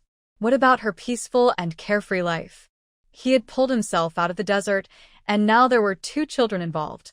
Sigh. Meanwhile, news spread quickly in Liangzhou City about many girls, young children, and women who had been abducted or gone missing. Some people from Liangzhou City and nearby counties came upon hearing the news, and even those from farther away came looking for their children or family members. On the 4th day, Qin Xiaoxi and Wang Lizi received the news while on their way to Liangzhou City. They had learned that someone was secretly selling people outside the pass. Although they weren't sure if the news was true, they still rushed over without waiting for Zhao Hansheng. Just 2 days out, they heard that Liangzhou City had found many women and children who had been abducted or gone missing. The horsewhip never stopped, making Wang Lizi feel nauseous, but there was no choice. Chen Xiaosan was excited, no, he was clearly exhilarated, as if they were sure to find someone this time. Wang Lizi secretly glanced at the horse several times, worried that Chen Xiaosan might damage it, leaving them to walk. He wasn't afraid of walking, he was used to it. It was just that the weather in the north could be tough for Chen Xiaosan. Lord Zhang looked at Li Yunjin with a headache because this guy not only lacked understanding but also insisted that Xiao Xiao and Xiaoya not be added to the registry. His reason was that the children were too young, and it might affect their future marriages. Does he even hear himself? There are plenty of kids outside, Zhang thought. But he asked, about finding someone, how should the memorial be written? Don't you want a reward? I don't need a reward. Just be honest. They shouldn't be added to the registry. Lord Zhang. Was this guy trying to take half his life? But if this man's sister-in-law had a good future, it might indeed affect their marriages, especially with those noble families. Forget it, he thought. He had come this far, and since the man meant well, he would help him out this time. Besides, it would provide another option for his own family. Li Yunjin left the front yard and went straight to the backyard, where he found Chen Xiaowan staring blankly at a pile of things. The 2 little girls and Jixiang were playing with beads nearby. What's going on? He asked. Seeing him, Chen Xiaowan stood up and said, The governor's wife sent these. Okay, just accept them. They don't lack for these. But the governor's wife said, she wants to leave with us. What's going on? Let's go together. It's safer. Why do they want to leave too? Come with me. I need to talk to you. Just as they started to move, the two little girls chased after them. They couldn't bear to be away from Qin Shaoan for even a moment. Li Yunjin. He couldn't say that. Although they were just two little girls, they were quite clever. Without them, the case in Liangzhou wouldn't be solved. Reluctantly, the two had to focus on the kids. Li Yunjin stayed for lunch and told her he would take her out in a couple of days. Meanwhile, Chen Shaosan and Wang Lizi entered Liangzhou City, excitedly heading to the government office, only to find that there was no record of the person they were looking for. Chen Shaosan immediately slumped down, sitting on the ground and staring at the sky, lost in thought. Wang Lizi felt a pang of sadness. He had seen everything clearly on this journey. If he had such a brother, he would give his life for him. Even though his own life wasn't worth much, he would trade several lives for it. The heavens just don't care for the unfortunate. He hasn't had that kind of luck. He has lived aimlessly for over 30 years, always thinking he might just collapse in that little village, but the village has always kept a home for him. He remembers how the people of the village helped him bury 3 individuals, even though those 3. Now the village treats him well. The brick house he has now was something he never dared to dream of. The village chief offered it to him, along with some money. This time, he only intended to lend a hand, but unexpectedly traveled a long distance. However, the beautiful scenery along the way has been worth it for a lifetime. But for Qin Shaosan, the challenges with the Qin family might be tough. If they were less emotional, it would be easier, but he has known since childhood that the Qin family values loyalty and unity. If something happens, those two families won't let it go easily. The two of them sat together all night. Wang Lizi couldn't do anything with Qin Shaosan, so he had to drape a coat over him. A kind official, feeling sorry for them, brought 2 cloaks, as there were still many prepared for the women and children. The fabric wasn't the best, but it was thick and warm. The next morning, when the official came to start his shift and saw the 2 still there, he was quite surprised. He tried to persuade them for a long time, but Qin Shaosan didn't say a word. Wang Lizi, however, chatted away with the official. The official asked in surprise, "You came from Qingping County, the one known for its double-crop rice?" Yes. What did you lose?" "It's his sister and older sister." "I am from the same village." "How did both sisters go missing together?" No, it was the younger sister. First. They are twins. Someone took her, and the older sister went to chase after her, and then they both disappeared." "Oh, how old is the older sister?" "She is in her 20s, Shaosan in her 20s. The younger sister is about 7 or 8, Shaosan. But Shaosan ignored him completely. The official took note of this. He remembered the adult's instructions that those 2 children were twins and had come from the south. After chatting for a bit, he returned to the office to report to the magistrate. "Sir, could it be that they are looking for those 2 little girls?" Magistrate Jiang looked over with interest and asked, "What are their last names?" "One is Wang, and the other is Chen." Magistrate Jiang looked again and thought to himself, "Shaojing, if you cause trouble for your uncle, life might not be easy for you. If you have a hard time, I'll be happy about it. You little rascal trying to threaten me." He looked again and said, "You go to the backyard and see if General Li is there." "Yes." As the messenger arrived at the second gate, he saw Li Yunjin coming in with a box. He hurried to greet him. "General, 2 people from Qingping County came to the office, looking for a sister in her 20s and 2 twin sisters." Li Yunjing's heart skipped a beat. They had arrived, but he didn't know who they were. Looking at the box in his hand, he told the messenger, "Wait here." He then entered the courtyard, where Qin Shaoan was having breakfast with the 2 little ones, along with Jixiang. Li Yunjing handed the box to Qin Shaoan and said, "Take good care of this, it's all good stuff." He then patted the heads of the little ones and said, "Eat well, hurry up." Then he left without letting Qin Shaoan say anything. Xiao Xiao asked sister, "What's wrong with brother-in-law?" Chen Shaoan. Li Yunzheng and the messenger walked toward the office. The messenger said they came yesterday, looked for the list, but found no one. The younger one just sat at the door and wouldn't leave. The older one couldn't be persuaded either. They sat there all night and are still there this morning. I asked a few questions. Li Yunzheng glanced at him. When they reached the door, Wang Lizi was anxiously pacing back and forth. He hadn't eaten for a whole day and night. This couldn't go on. Chen Shifeng, Wang Lizi, Li Yunzheng called out. Wang Lizi felt like spring had arrived. His savior had come. Although this person was also a bit of a troublemaker, it didn't matter. He was willing to serve him now. He reached out to poke Xiao San, saying, "Xiao San, look who it is, look who it is." But Xiao San remained indifferent. Li Yunzheng stepped closer and called, "Xiao San." Xiao San lifted his head, seemingly in disbelief, blinking and rubbing his eyes. Then he stood up, grabbing Li Yunzheng's shirt, wanting to speak, but tears flowed first, and the words that came out were, "Brother-in-law. Big brother-in-law. My sister is missing.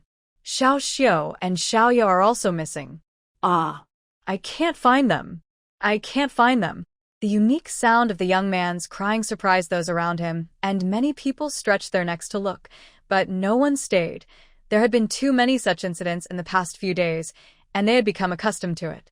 Li Yunzhen also felt heartbroken. He had endured so much on this journey and helped him a bit. "Don't cry. You're not a child anymore. Your big sister, Xiao Xiu, and Xiaoya are safe." Chen Xiaosan looked at him in disbelief, tears and snot flowing freely, gripping tightly. Li Yunjin couldn't bear to see him like this and wiped his face with his hand, saying, "Stop crying. When you see your big sister, don't make her cry too, and think about Xiao Xiu and Xiaoya." Chen Xiaosan continued to stare at him. Li Yunjin pried his hand away and said, "Come with me." He glanced at Wang Lizi and added, "You come too." When Chen Xiaosan saw Chen Xiaowan, he hugged her and cried loudly. A big boy cried harder than a child. Chen Xiaowan let him hold her, understanding his feelings well. When she woke up and saw Li Yunjin, she felt similarly. Plus, this child had endured even longer and traveled further, so his heart was heavier and more tormented. Xiao Xiu and Xiaoya also came over to hug their brother and cry. The four of them embraced, three crying loudly while one silently shed tears, and soon Wang Lizi was crying too. They cried until Li Yunjin's face turned dark. He was still there, and this wasn't how siblings should behave. He directly lifted Chen Xiaosan, saying, "Stop crying. Look at them."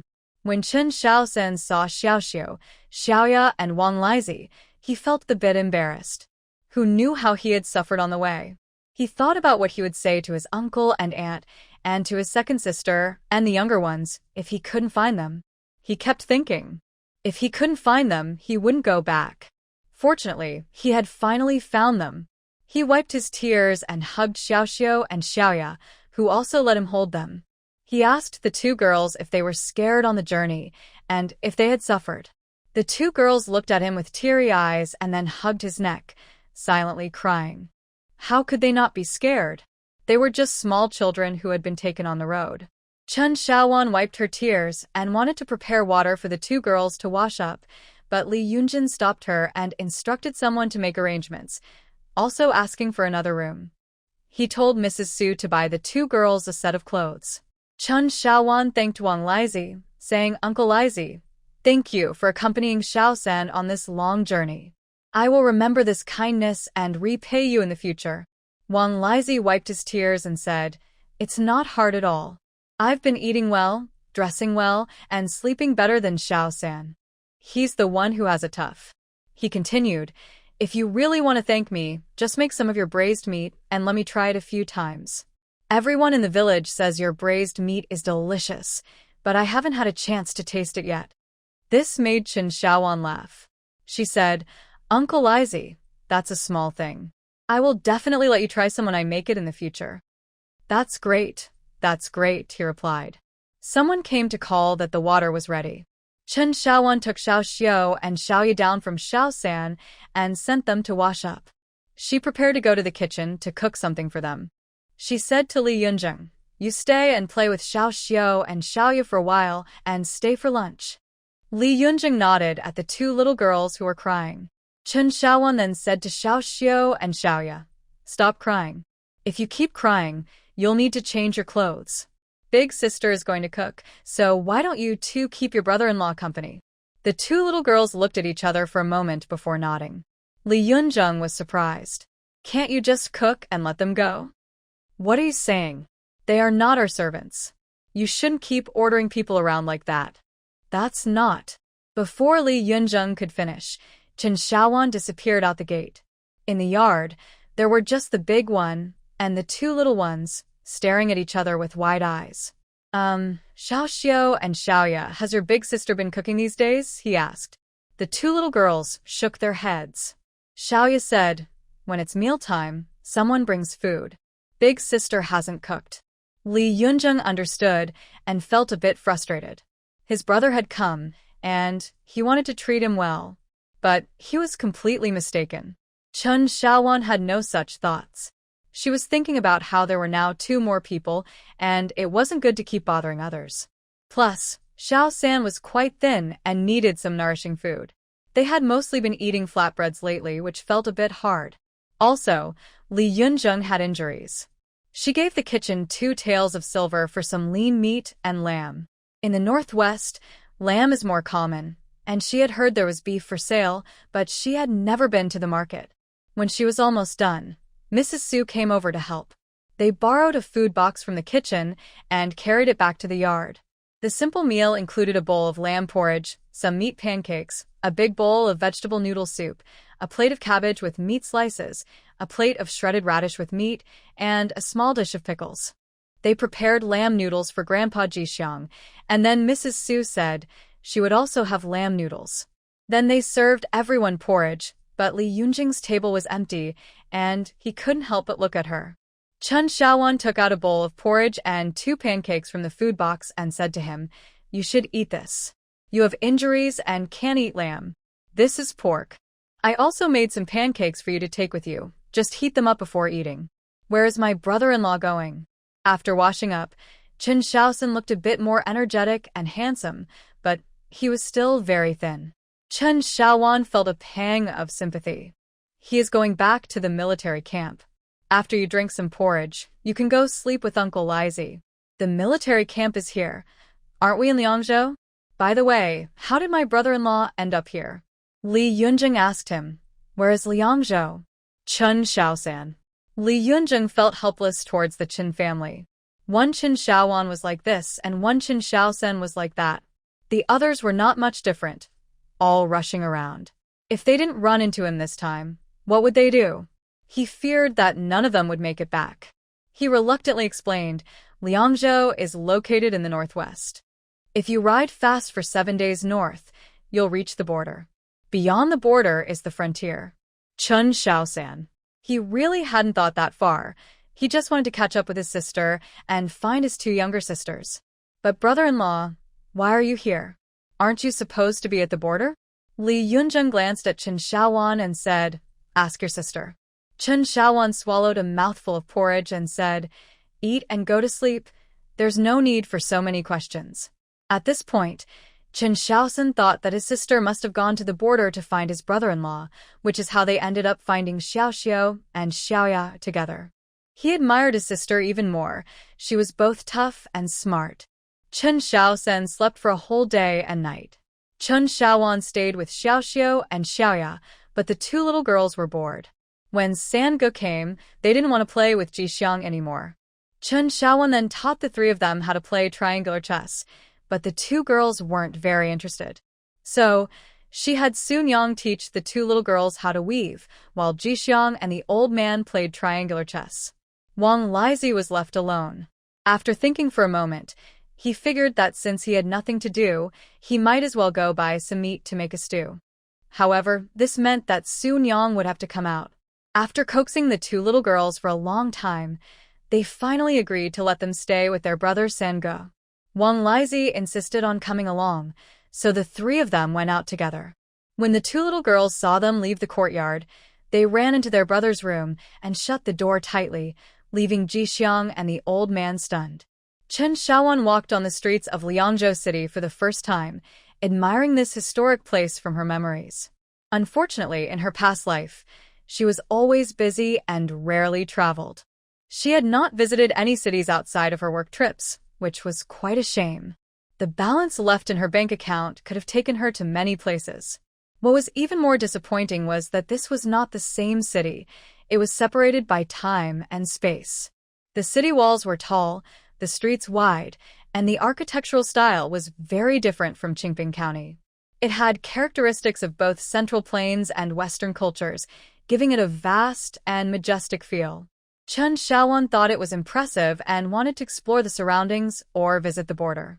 However, given Li Yunjin's recent behavior, he might not agree, and with the arrival of the third party, they needed to return home.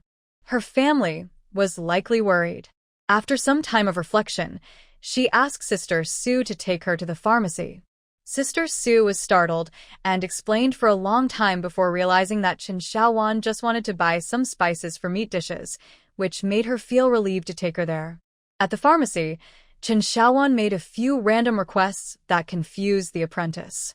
She mentioned several tea recipes, but forgot the quantities. She knew a bit about herbal medicine and thought she could figure it out at home. The apprentice, feeling bewildered, prepared the herbs for her, but later worried about what would happen if something went wrong.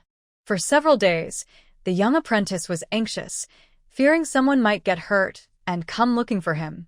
Chen Xiaowan also felt a bit exhausted. She wanted to keep the recipes a secret because she didn't want to be questioned every time she bought something. In the mountain village, Dr. Yu understood her needs and provided her with what she wanted, but his supplies were often incomplete. Outside, it was a different story. She had already been questioned in Qingping County. After thinking it over, she decided that asking once or twice was enough. She returned to the pharmacy to grab some more items, including red dates, goji berries, saffron, and cumin. She even discussed flavors with the young apprentice, who was already confused and became even more so. They sold her the items, but there was no pepper. Chen Xiaowan thought cumin would be fine. As long as it had some flavor, she was okay with it. She wondered if she could find chili peppers, not remembering where they originally came from. It seemed her years of studying were not as practical here as they were on certain apps. Worried about the two children and the third party, she didn't feel like browsing much longer. She bought some meat, lamb, beef, and a few chickens, but no one wanted the offal, and she didn't want to clean it.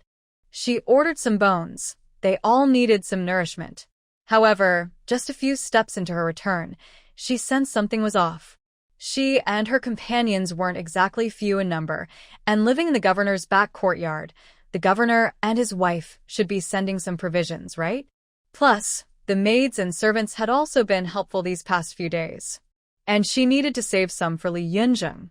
Was that enough? She truly had a hard life.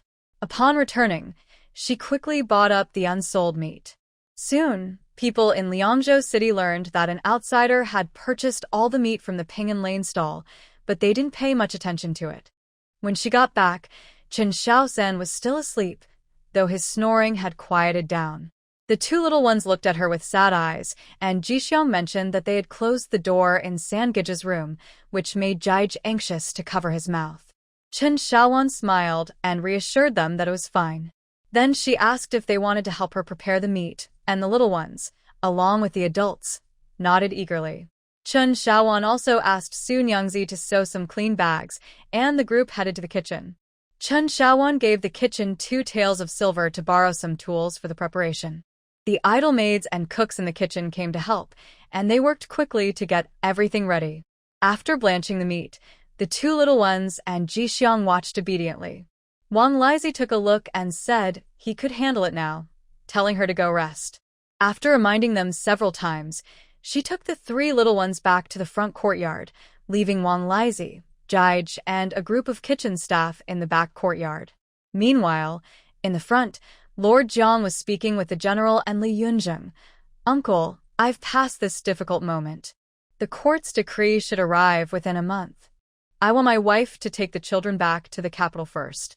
When the time comes, I'll be in trouble, and I can't bear to put them through that." Although this time your family may not be affected, have you thought about how they will manage? Uncle, I have thought about it. There are 2 houses in the capital that can provide for them, and a few shops for their livelihood. The children can attend school without issue, but their marriages will be out of my and my wife's control. Those people will surely take advantage of the situation. You can't blame yourself entirely. If those people could speak on your behalf, there might still be a chance. Uncle, I'd rather they not speak for me. If they do, my children might end up paying with their lives in the future. Alas, the general sighed deeply. How old is your eldest? 16. There's still time. If you don't want to be at the mercy of the people in the capital, you should make some arrangements. Uncle, are you saying? It will be too late once we return to the capital. Mr. Jiang was anxiously pacing, then glanced at Li Yunjin. Before Li Yunjin could react, the general said, "Don't think about him. He's not in your generation." Mr. Jiang. Li Yunjin. What is happening? Mr. Jiang was in a hurry, and the general continued, "You should go back and discuss it with your wife." As he stood up to leave, Li Yunjin quickly followed, hearing the general say, "I'll give you 3 days. Report to the northwest camp in 7 days." Yes. Then the general added, "Make sure everything is arranged. Don't entertain any inappropriate thoughts. Don't let Jiang Yuyan's tricks lead you astray, and don't wander around the back courtyard." Li Yunjin. Seeing him still confused, the general sighed and continued, "Jiang Yuyan's eldest daughter is 16 this year." Li Yunjin's eyes widened. What does that have to do with him? "Father, I'm married. Shaowan is in the back courtyard. As long as you remember. I'll take people back tonight." Without another word, he walked away. Li Yunjin. What did he do to deserve this? If he really got involved with someone else, not to mention Qin Shaowan, even the Qin family's uncles would make sure that he and Qin Shaowan would truly separate. Why hadn't he thought of this before? But it was fortunate he hadn't. If he had acted on it, his life would have been restless. "Wait a minute, father. Wasn't that your suggestion? You set me up." But the general had already walked far away. In the back courtyard, Qin Shaowan divided the ingredients into several bags, each not small. Then she took 2 to the kitchen. When Li Yunjin entered, only Madame Su was there, still sewing bags. He asked, "Where is everyone?" Madame Su stood up and replied, "General, Madame went to the kitchen. She bought a lot of meat and said she was going to make braised meat. She's busy." Li Yunjin's eyes lit up at this, but he said, with her condition, she should take care of herself and not go to the kitchen. Then he turned and went out to find her. Madame Su smiled and continued sewing the bags. When Li Yunjin arrived at the kitchen, he saw a familiar scene. He had helped her with this before in Lianshan village, but this time, surprisingly, it was Wang Lizi helping out. He saw Qin Shaowan adding various seasonings to the pot and placing a cloth bag inside. Holding another cloth bag and feeling hesitant, he walked in and said, "Just start another pot. How long will it take to cook all that meat?" Qin Shaowan turned around and saw him. "What are you doing here?" "Just came to see you. I have something to discuss." He turned back to the kitchen staff and said, "Start another pot quickly, so you can have some hot food too." The chef laughed and replied, "Thank you, General. Feel free to use this pot. We can cook with the smaller one over there." He hurried to help start the fire. Qin Shaowan slightly bowed and said, "Thank you, chef." Don't mention it, madam. This is the first time I've seen you cook meat like this. I'm learning something new. Just a simple method, chef. She then glanced at Li Yunjin and quickly went back to preparing the seasoning. The kitchen here had much better quality spices than in Lianshan village, and she was quite pleased with them. The head chef was not surprised and even looked a bit impressed. When Qin Shaowan finished, Li Yunjin said to Wang Lizi, "Uncle Lizi, please keep an eye on things here. I need to talk to Shaowan." He waved and took Qin Shaowan out of the residence. "Where are we going?" "I'm taking you to the street. Once you go back, it will be hard to see the scenery of the Northwest again." "Go back?" "Yes, you don't want to go back?" "No, just wondering when." 3 days from now. The matters in Liangzhou City will be settled, and the Northwest Army will return to camp tonight. I can stay at most 3 more days, so Shaowan has to go back. Okay. After thinking for a moment, he added, "Shaowan, I'm not rushing you back. The weather is getting colder, and if it snows later, the roads will be harder to travel. Your health might not handle it, and you might have to spend the new year here. Chen Xiaowan rolled her eyes at him. You don't need to explain. I should go back. My family must be worried. Besides, Xiao San has arrived, so it's the right time to leave. If you hadn't mentioned it today, I would have brought it up when Xiao San wakes up. Li Yunjin looked at her. You don't want to. Well, the governor's wife will travel with you, and once you reach Xing'an Prefecture, she will head to the capital while you return to Qingping County. The governor's wife is coming with us? Yes. It's difficult to get through with Lord Jiang, so we're sending the wife and daughter back to the capital first. Chen Xiaowan wanted to ask why they lived the way they did after returning to the capital, but she held back. As a farmer's daughter, she didn't plan to pursue wealth and status. Asking too many questions would only make her feel worse, since she couldn't help.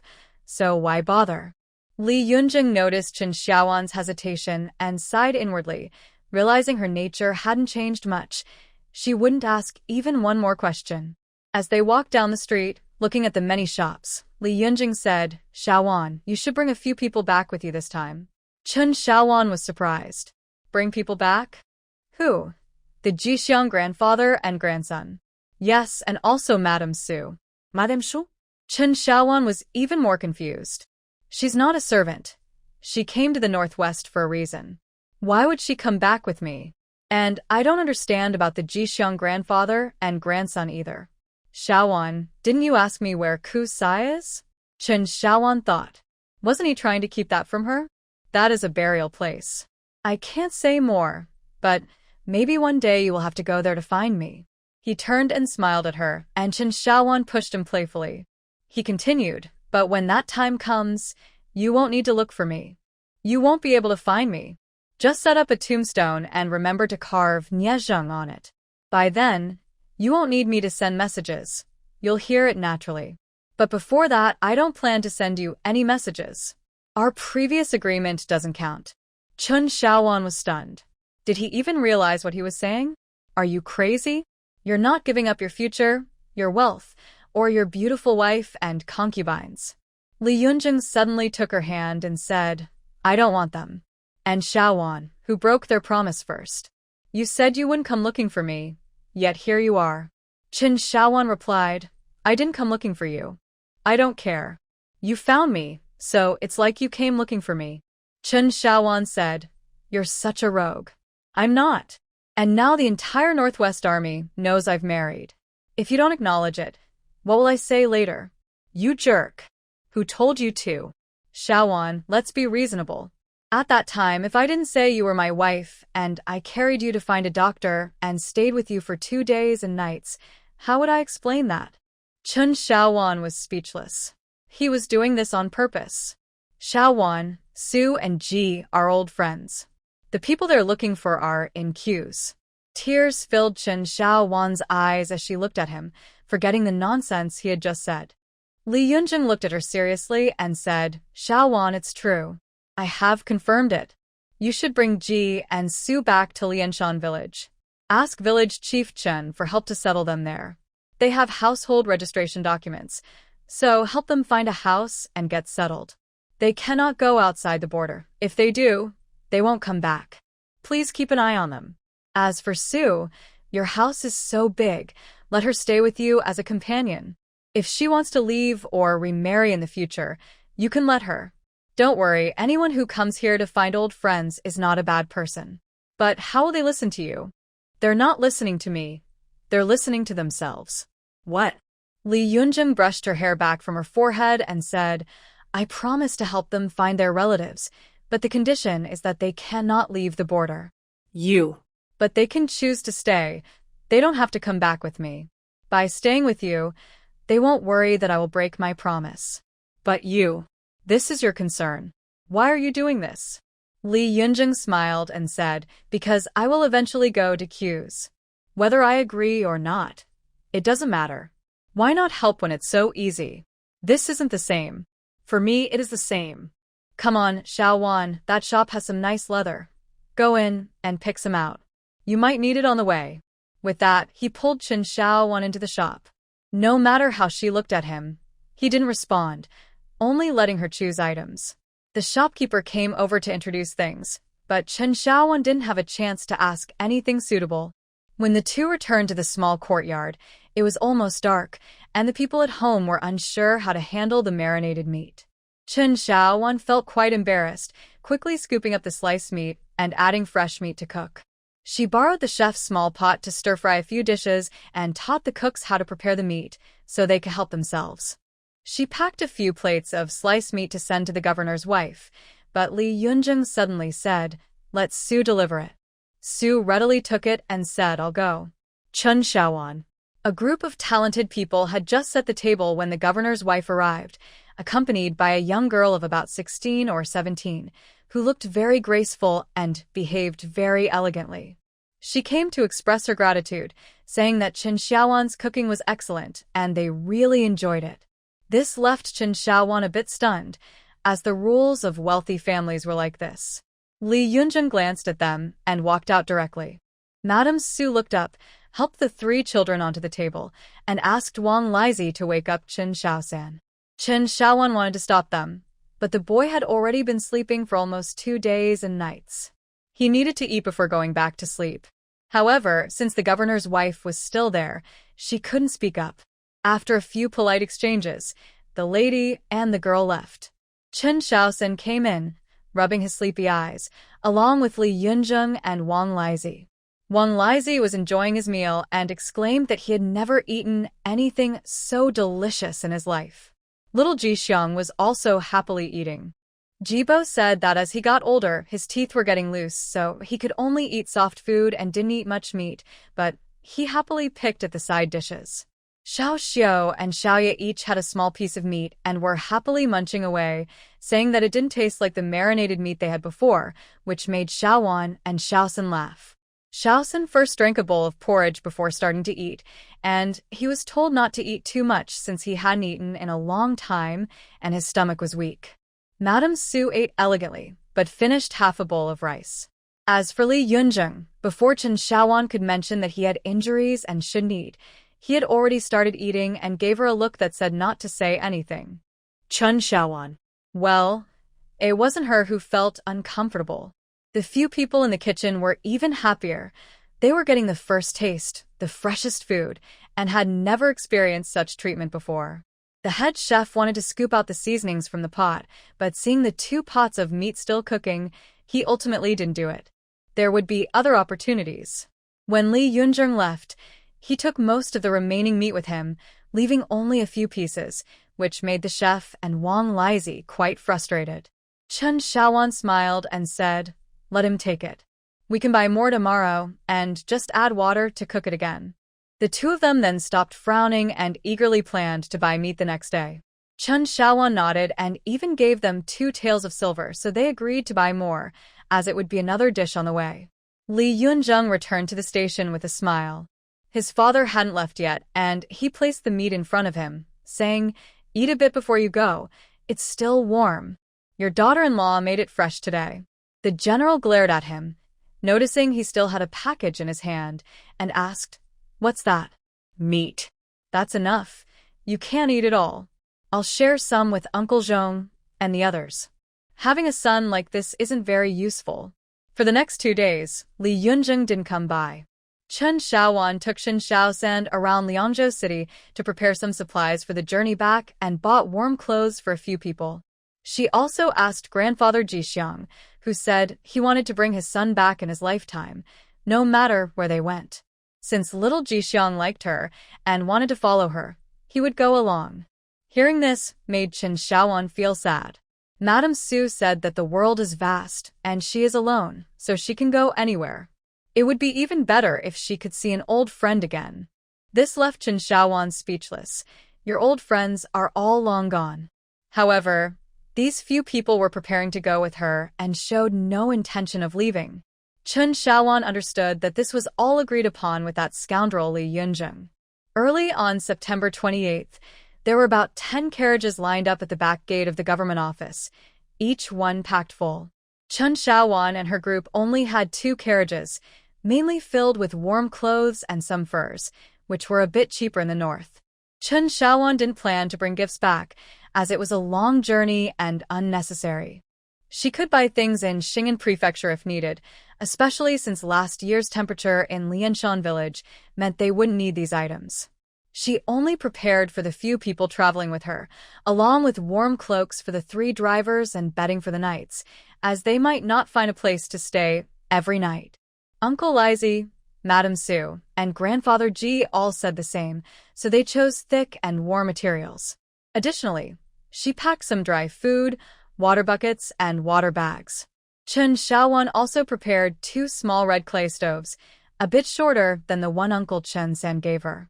She brought 2 pots, hoping they could enjoy a small hot pot or cook some porridge and soup. Especially since Chen Shaosan would soon be on the road again, she needed to ensure he got enough nutrition. He needed to recover well when they returned. However, there was still a troubling issue. She and the 2 girls didn't have travel permits. She had asked the governor, who told her it was fine to go ahead. Chen Shaowan felt he was just trying to reassure her. If it weren't for the children, she might have considered taking a shortcut to save time. She could prepare better, and might have been able to pass through. But that scoundrel Li Yunjing warned her that there would be no food in the mountains during winter, and wild animals would come out to hunt, which scared her. She also found some seeds, bought them at the grain and grocery stores, and some shopkeepers didn't even know what they were. She thought it was nothing and could just plant them when she got back. Then she bought some goji berries, licorice, and red dates to use later. After everyone got ready, they were about to head out when Li Yunjing arrived with a big man. Chen Shaowan recognized him as Uncle Zhong, and Wang Lizzie also knew him from when he was around the 4 counties and 28 towns. Uncle Zhong greeted him casually. "Hey, Lizzie, I can't believe I see you here in the north. Why don't you just stay with me and go to the military camp?" This startled Wang Lizzie quite a bit. He then pulled Wang Lizzie aside and whispered for a while, and soon Wang Lizzie was nodding his head. Li Yunjing came out with the others and pointed to a cart, saying it was filled with supplies for them. Chen Shaowan lifted the curtain and saw it was packed full. "What is all this?" she asked. "Some things from the northwest. You can sort them out slowly when you get there, just be careful about giving them away." He called out to Chen Shaosan, "Shaosan, you drive this cart." Chen Shaosan nodded.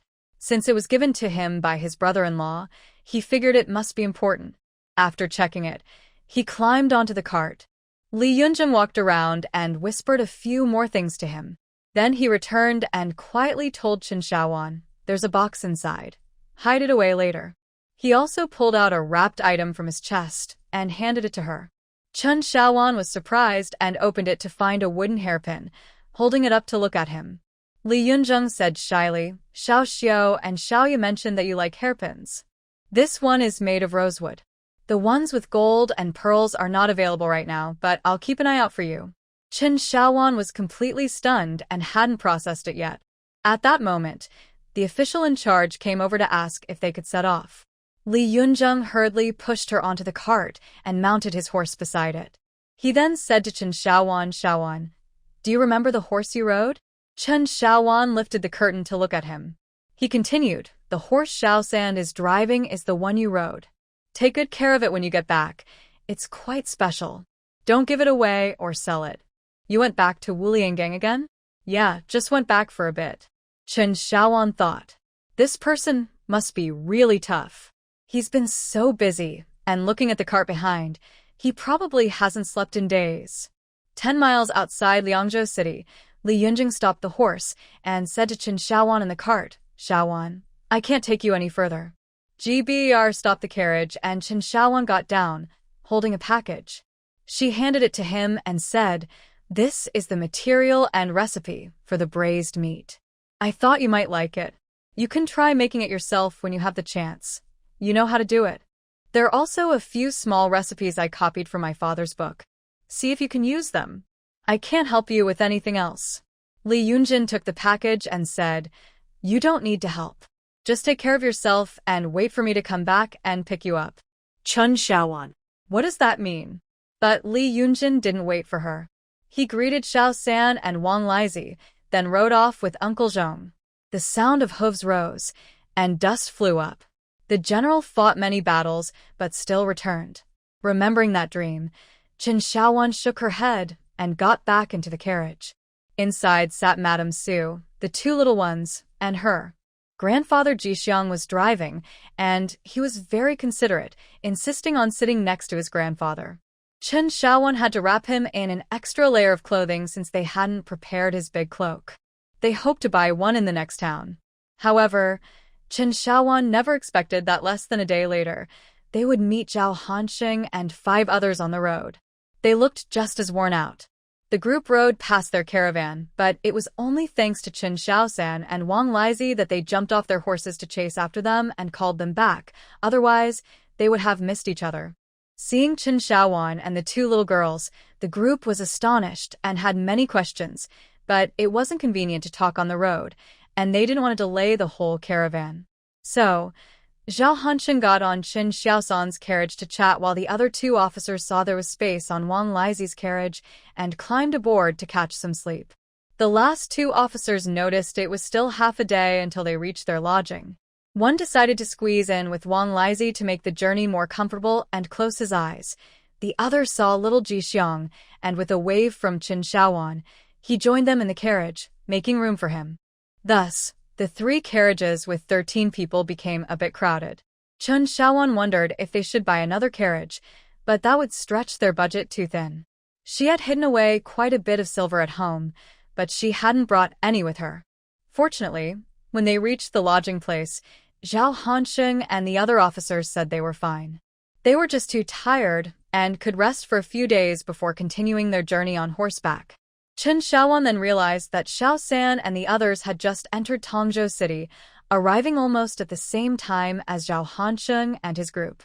However, they were officials who needed to visit the government office to gather information and inquire about the situation in Liangzhou. News about Liangzhou spread quickly, and if this case of missing persons was officially reported, there would be a list of victims. Yet, after several searches, they found no trace of the 3 people and were hesitant to confirm anything. Since Xiao San and his group were coming this way, they had to follow them. It would be better to find the missing people, but if they couldn't, they could at least bring Xiao San and Wang Lizi back.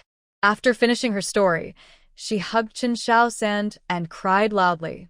The 4 officials were speechless, thinking to themselves, "You didn't cry at all on the way, but now that the person is found, you are crying." The officials felt that the 2 little girls were very lucky, considering it a great blessing. In the end, when Qin Shaosan said that her brother-in-law helped find them, they didn't ask too many questions about where the children were found. Since the children were safe, there was no need to dig deeper. The 2 little girls were not afraid of their second brother-in-law. They answered his questions, describing how they had been tied up in a carriage, feeling hungry, and later locked in a room. Then they saw their brother-in-law, followed by their older sister, and finally their 3rd brother. Everyone was moved by their story and sighed, thinking how fortunate they were to be found. It is known that in the Great Jiang Dynasty, cases of human trafficking are very difficult to resolve, especially over such a long distance. Seeing that someone was looking for Qin Shaowan, the governor's wife did not come over to interrupt, but sent someone to say that they would depart at dawn the next day. Qin Shaowan thanked her.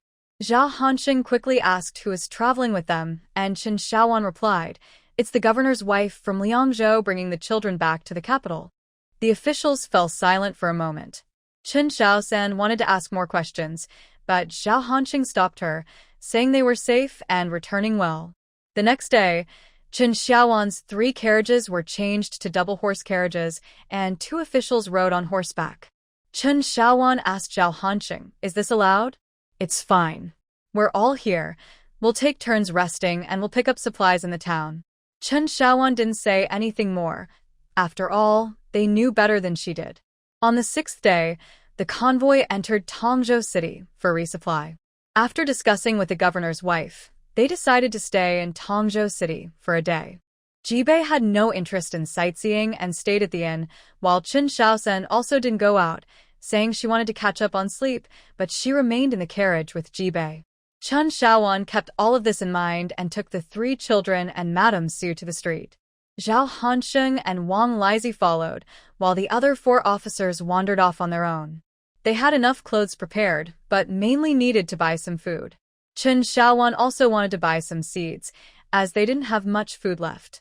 She didn't have many skills, but she recognized some things and wanted to be ready for the future. However, this was still a tough task. It was winter, and everything looked bleak. She was just an ordinary person and couldn't work miracles. Along the way, they could only look at the shops in the town. They browsed the shops but found little. Zhao Hanxing returned to the government office with a few bags of snacks, saying they had found the person and thanking the official for his efforts. The children held onto their hands tightly, afraid of getting lost again, which made Chen Xiaowan smile and feel more at ease. The next day, as they set off again, the children were much quieter and a bit listless. Xiao Xiao and Xiaoya seemed a bit anxious, a leftover feeling from the previous events. Chen Xiaowan understood well. Travel was difficult in those times, and she could hardly bear it, let alone the children. This journey would take more than a month. Seeing the children looking downcast, she patted their heads and said, "Don't be like this. Cheer up.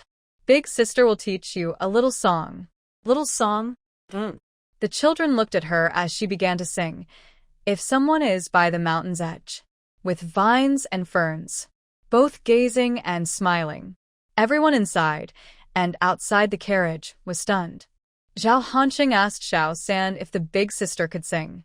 Xiao San looked at him and shook his head, saying he didn't know. Xiao Xiao and Xiaoya looked at her with bright eyes. After that day, songs often filled the carriage, such as, "Under the big bridge in front of the door, a group of ducks swims by. Come and count them. 1, 2, 3, 4, 5, 6, 7, 8. Quack, quack. There are really many." Or, "The bright moon shines before my bed. It seems like frost on the ground." Chen Xiaowan's voice mixed with the two little girls and a rough, cheerful voice, creating a somewhat uncoordinated but joyful sound. People outside enjoyed it, and gibberish laughter never stopped. The two younger ladies from the governor's wife's family visited a few times to squeeze into the carriage with them, singing little songs and playing. But after a maximum of a day and a half, Madame Lin would come with her eldest daughter to thank them and take the two children back. The eldest daughter, whom Chen Xiaowan met in the governor's courtyard, is a very generous girl named Jiang Jinyan. The second daughter, Jiang Jinxian, is 12 years old, and the third daughter, Jiang Jinhui, is 8, about the same age as the younger girls, Xiaoxiu and Xiaoya. There are also two boys. The older one, Jiang Qingwen, is 14, and the younger, Jiang Qingzhang, is only 4. They are mostly taken care of by the governor's wife and the nurse. Chen Xiaowan doesn't understand all the rules, but she knows how to get along with people, and she has Mrs. Su by her side, so everything goes smoothly. Occasionally, Chen Xiaowan uses the inn's kitchen to cook porridge or soup and invites them to share or send some over. Thus, they traveled smoothly to Xing'an Prefecture, and more than half a month has passed. Here, they must part ways. Chen Xiaowan decides to stay in Xing'an Prefecture a few more days to rest and let the children stretch their legs, as she finds it a bit overwhelming. She also wants to explore Xing'an Prefecture to buy some useful items to take back. However, the governor's wife and the others do not plan to stay, saying the journey is long and there are many matters in the capital. They worry they might not make it back before the new year. Chen Xiaowan doesn't fully understand but accepts it, knowing that wealthy families have many rules. For instance, the three young ladies are all wearing veils. Chen Xiaowan politely sees them off outside the city and gives them farewell gifts. They are not anything extravagant. She simply copied the children's songs she taught them and gave them a few pieces of the best marinated meat, packed in 3 food boxes. This meat was bought by Wang Lizi yesterday and marinated by him. Chen Xiaowan just cooked it with some seasoning. There was plenty of food, and they had no complaints. Chen Xiaowan even suggested making more for the journey home, which made the officials very happy. 2 of them directly asked for extra provisions, as they would rest for a day before heading back to deliver news. Chen Xiaowan was very grateful and asked Zhao Hanxing to prepare more items. Zhao Hanxing smiled and said, "Don't worry, big sister. It's no trouble. In our line of work, we help each other, and since we're officials, we have money. I'll prepare some wine later, so we can treat them to a few more meals. Right now, giving them too much food isn't convenient for riding." The two officials readily agreed, saying exactly, "Madam Chun, there's no need to fuss. Just prepare us some more marinated meat for the journey, and that will be great. We don't need anything else." Chun Shaoan thanked them one by one, but this group still doesn't know that a messenger has already sent news to the county office in Qingping. In the courtyard of the county office, Chen Xiaoro sat across from the county magistrate's wife, holding a handkerchief and looking at the embroidery. She said, "Madam, look at this embroidery. The stitches are so nice. This was done by my younger sister who is not even 8 years old. Her skills are quite impressive. Madam, I see that your piece is old, so I will give you this one," she said, pushing the handkerchief into the county magistrate's wife's hands. This made the county magistrate's wife laugh in disbelief. Chun Xiaoro was quite a character. When the Chun family's twins were taken away, she was calm and just came to ask a few questions. However, as time passed and Zhao Hansheng and the others went north to chase after them, she started coming every day. Mr. Zhao grew tired of her questions and eventually refused to see her. Chun Xiaoro was not upset. She simply turned and ran to the county magistrate's wife. After all, the magistrate had previously invited her to visit to win over Zhao Hansheng, so she felt justified in her visits. At first, the magistrate's wife was polite and tried to comfort her. But Chun Xiaoro was persistent. She listened but refused to leave. As time went on, the magistrate's wife lost interest and told her to sit quietly while she attended to other matters. Chun Xiaoro was not annoyed. She thanked her cheerfully and sat in silence, not leaving. This frustrated Mr. Zhao and his wife greatly, and they felt quite sad about it. Mr. Zhao spent several late nights in his study because of this. The magistrate's wife grew more resentful each time she saw Chun Xiaoro. Chun Xiaoro was clever. She started bringing small gifts when she visited. Today it was a piece of cloth, tomorrow a box of snacks, and the next day a local specialty. They weren't very expensive, but they were always useful. At first, the magistrate's wife was relieved that Chun Xiaoro stopped talking about her children and sister, but soon she noticed a pattern. Each time, Chun Xiaoro would end with, "My sister loves this, you should try it too. My younger sisters made this. It's not that great, but it's a fun gift for the young master and young lady to play with." Each time, the magistrate's wife felt a bit stifled, but she couldn't get angry. After all, Chun Xiaoro was just making casual remarks, thanking her, and then leaving politely, only to return the next day. The county magistrate's wife was very upset and went back to complain to Magistrate Zhao. However, he was also quite troubled and asked her, why not just keep her out of the back courtyard? The magistrate's wife, feeling wronged, glared at him and said, "But she is the wife of your trusted subordinate. If I don't let her in, what will others think? With her temper, if she causes trouble, what will happen to your reputation? This time, we worked hard on the second harvest of rice and the fruit trees, and we received no response from the court, not even a promotion or a small reward. If something goes wrong now, how are we supposed to live?" Magistrate Zhao was anxious and paced back and forth. He was equally worried because he hadn't received any news about those people. Many from the county office and Lianshan village had gone out to inquire, but they found nothing. It was as if those people had vanished into thin air. The Huang family also knew nothing. He had tried questioning and investigating, but it was useless. Chun Xiaoro was quietly causing trouble without making a fuss, leaving both him and his wife in a state of unrest. He realized that Lianshan village was full of people who didn't respect him as the county magistrate. Even the village head, Chun, pretended to be respectful, but would forget him as soon as he turned away. He had been magnanimous and didn't hold it against them. Now, Chun Xiaoro moved freely in and out of the county office as if it were her own place. He could deal with her, but everyone in the office was watching. Plus, he had to explain things to Zhao Hansheng and the people from Lianshan village, which didn't align with his usual way of handling matters. Frustrated, Magistrate Zhao sighed, realizing that finding her was not as easy as he thought. "Sir, we have a message." Magistrate Zhao turned to comfort his wife, saying, "Don't cry, I'll go check." He turned and left. The magistrate's wife followed him, asking, "What are you going to check?" Chen Xiaoro is still sitting in the back courtyard. Magistrate Zhao stumbled, noticing that it was almost dark. Why is she still here so late? She's been like this for a few days, hinting that the new year is coming, and she wants to spend it with her family. Magistrate Zhao felt both angry and sad. He also wanted to have a peaceful family reunion for the new year. He asked the clerk, "Where did the message come from? Where is the person?"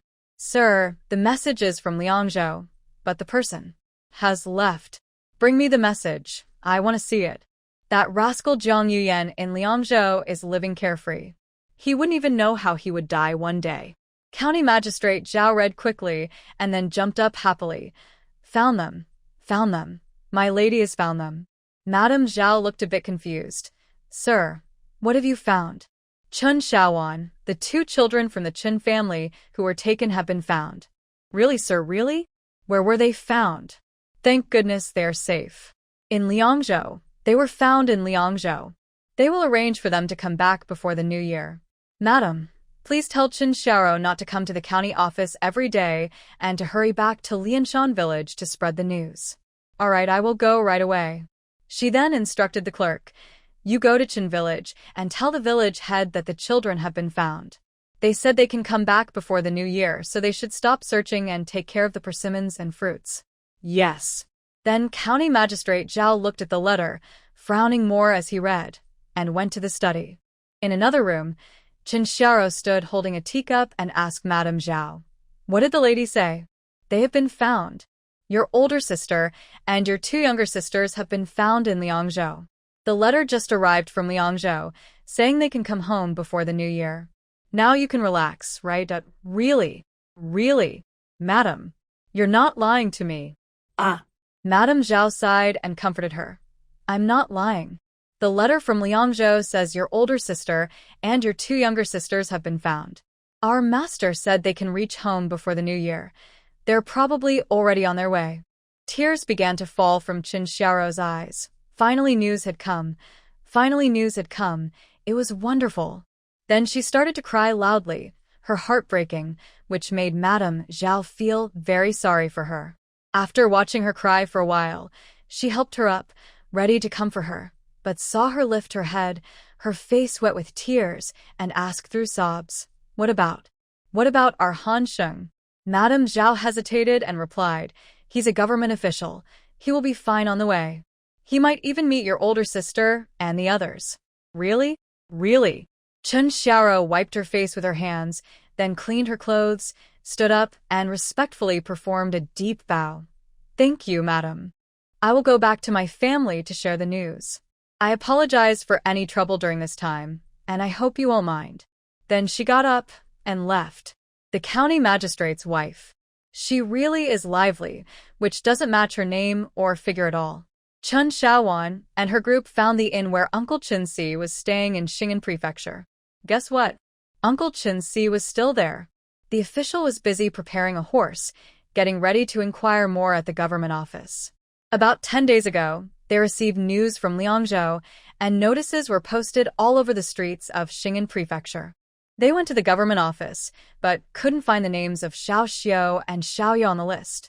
Feeling disappointed, Uncle Chen Si miraculously started to feel better day by day. He was determined to continue north. In his words, he wanted to at least bring back Chen Xiaosan. When they arrived, Uncle Chen Si's heart soared from despair to joy.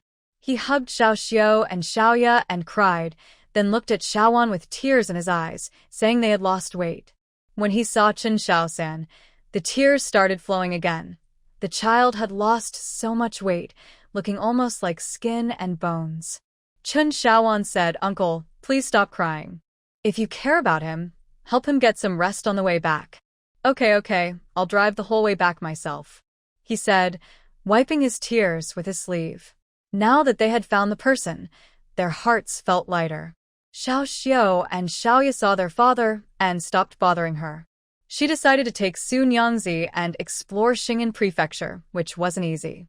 After returning this time, with her personality, who knows when she would leave the village again. However, Uncle Chen Si was worried. Zhao Hansheng volunteered to accompany them, and Wang Lizi, who couldn't stay still, insisted on going too. Chen Shaosen seemed to want to talk to Uncle Chen Si, but when his brother-in-law said he was going, he said he wouldn't go. Jixiang was still very sensible and wanted to stay with Grandpa to watch the horse cart, while the other three officials went out for drinks. As the four of them strolled through the streets, Chen Shaowan observed while Su Nyingzi helped with selections. Zhao Hansheng and Wang Lizi chatted lightly, but Wang Lizi was cautious around officials, answering carefully. After hearing a few exchanges, Chen Shaowan found it amusing. Wang Lizi was indeed burdened by his family background. Otherwise, he would be quite impressive. He was clever and perceptive, and this trip also gave Uncle Si and Shaosan some space to talk while allowing her and the others to keep an eye on him. Life isn't easy for anyone, Chen Shaowan sighed. She had lived longer, but her thoughts weren't as complicated. Chen Shaowan picked out some affordable and unique items and wanted to choose gifts for her family. She decided to get several times more for Chen Xiao, as Zhao Hanxing had really gone through a lot this time. She went to the seed store and bought some unusual items. She even asked the shopkeeper if there were any unique or foreign seeds. The shopkeeper showed her some options, but she didn't really recognize them since she had never grown vegetables before, so she decided to take a little of everything. The shopkeeper noticed her mixed selection and asked a few questions. She replied, "We have a garden at home, and I like flowers and plants.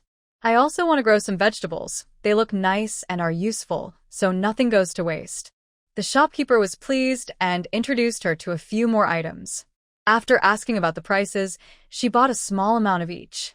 The shopkeeper then offered her a bag of moldy seeds, saying they were flower seeds that bloom white and bear red fruit, which are very pretty and have a long blooming and fruiting period, so he gave them to her for free. Chen Shaowan thanked him but hadn't opened the bag yet when she heard Wang Lizi shouting loudly.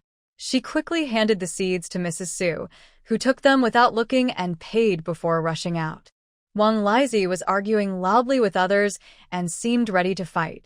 Zhao Hansheng, a big man, couldn't hold him back. Chen Shaowan stepped forward and asked, "What's going on?"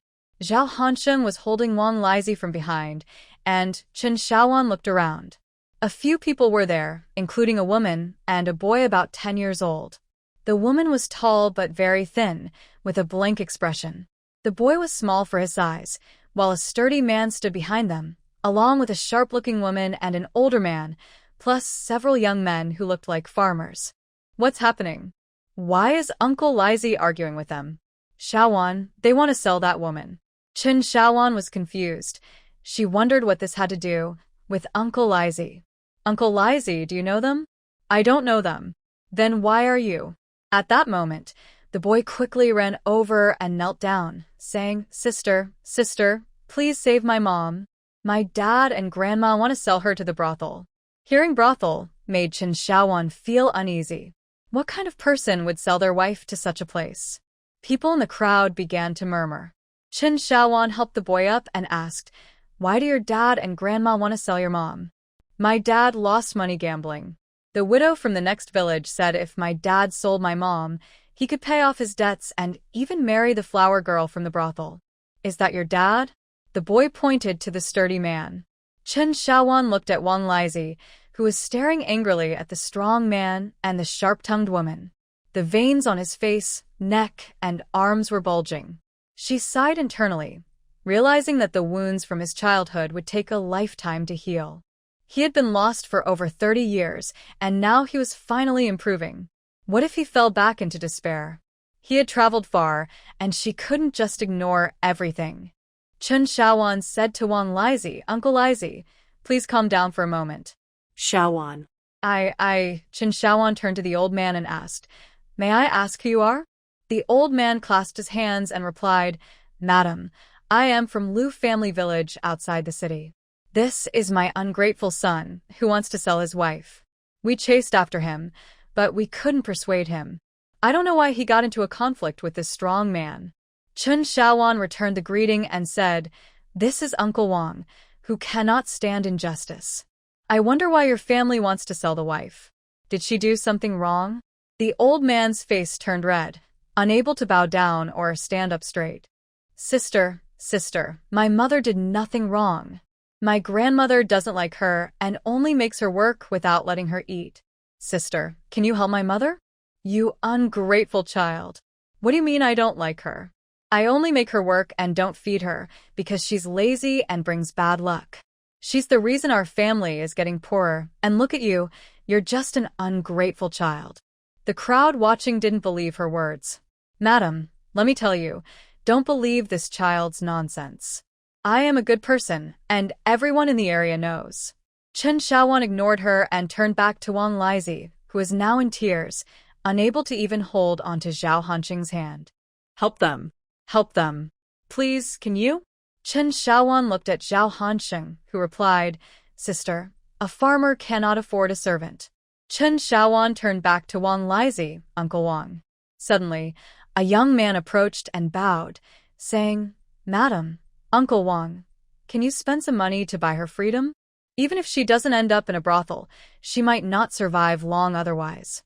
Chen Xiaowan said, No, you can't control your own people. The man replied, Of course we can control them. They have already been expelled from the clan. It's just that people can't stand it. This mother and son now claim that since they have been expelled, they are no longer part of the clan and have no right to be managed. Zhao Hanqing asked, What exactly is going on? The man bowed and said, It's a disgraceful matter in our clan. This mother and son are my aunt and cousin. My sister-in-law is this woman, and she is from our village but not from our clan. She was promised to my uncle when they were children. Unfortunately, not long after the engagement, her parents passed away and the clan members took over their property. My uncle brought her home, saying that a daughter-in-law is also like a daughter. This was supposed to be a good thing, but my uncle passed away shortly after. My aunt started saying that my sister-in-law was a bad omen, and she treated her worse. You can see how honest my sister-in-law is just by looking at her. As time went on, she didn't have any celebrations and ended up having a child, but my cousin didn't behave well. He listened to my aunt and believed that my sister-in-law caused my uncle's death, so he treated her poorly. Now.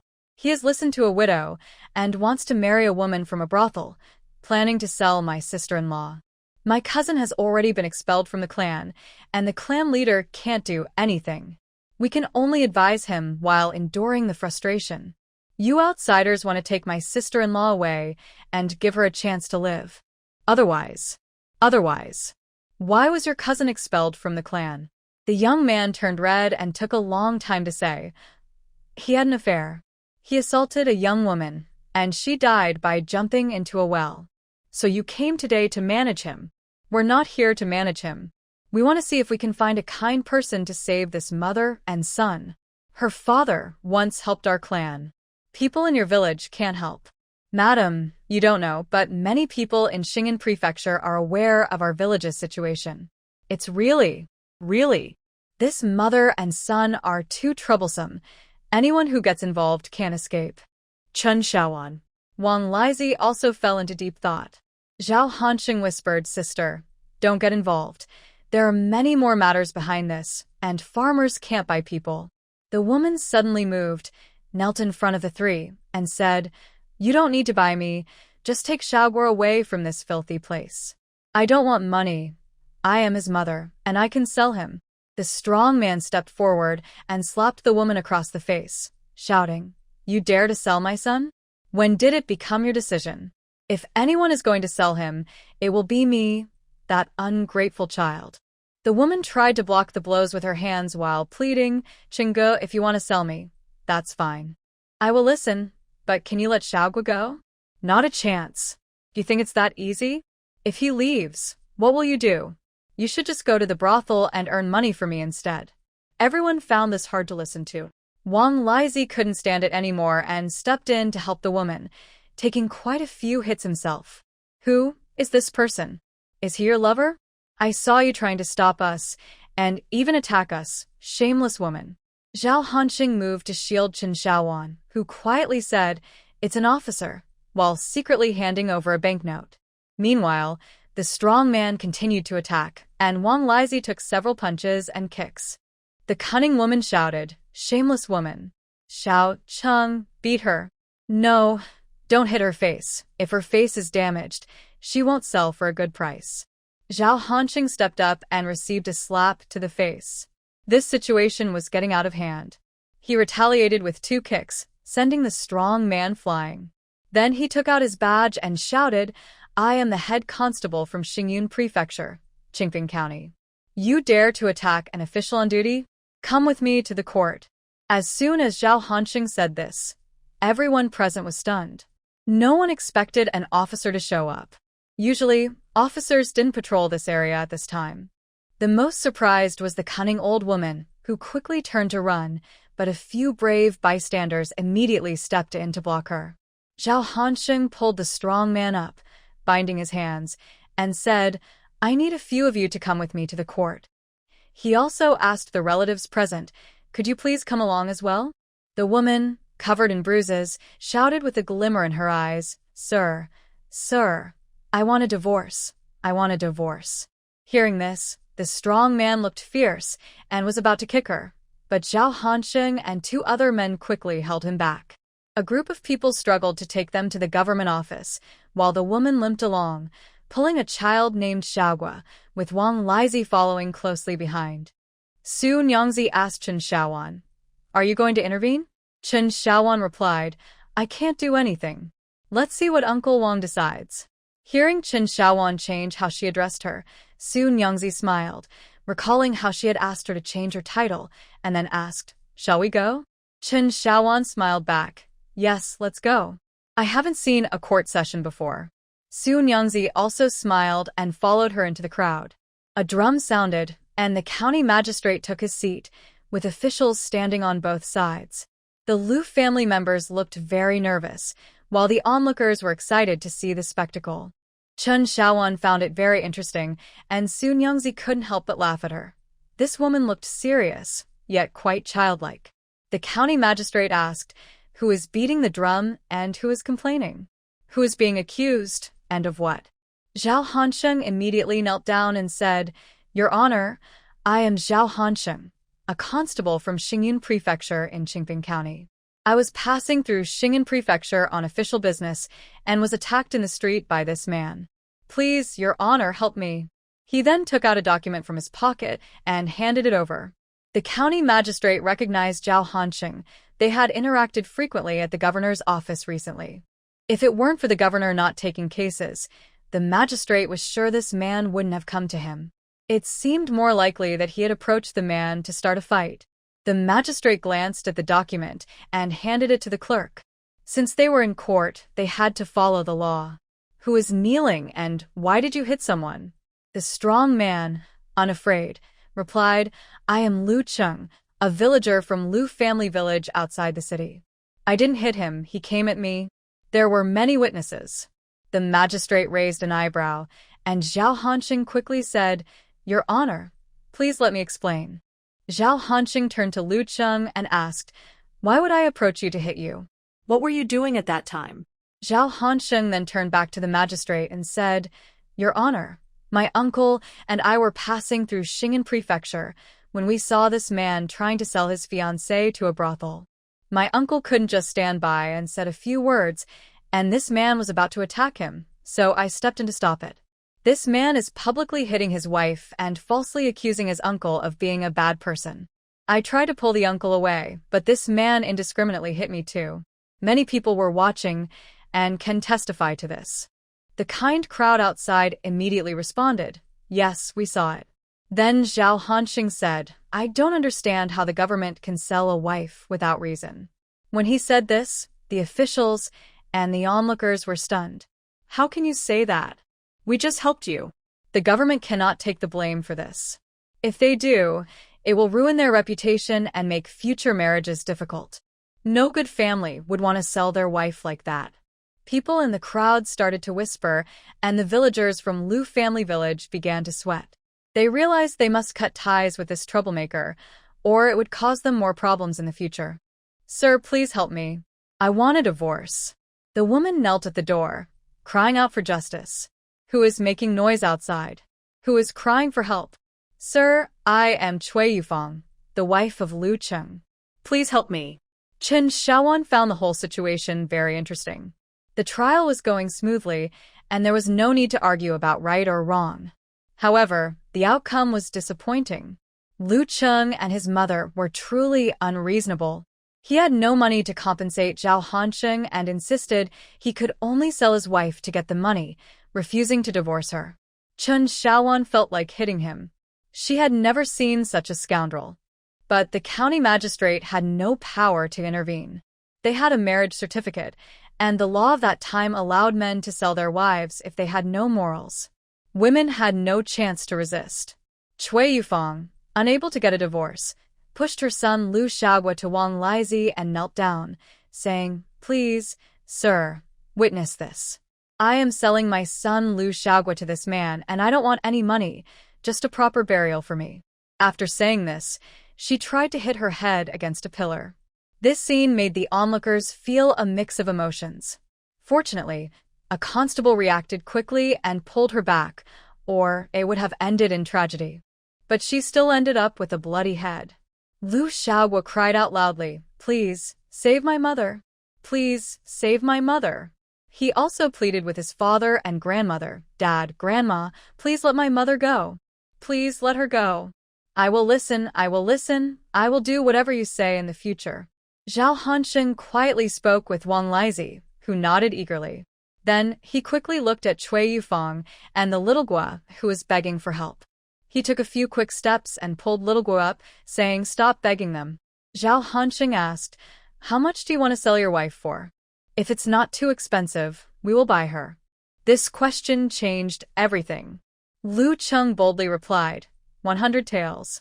Zhao Hansheng glanced at him and directly addressed the county magistrate.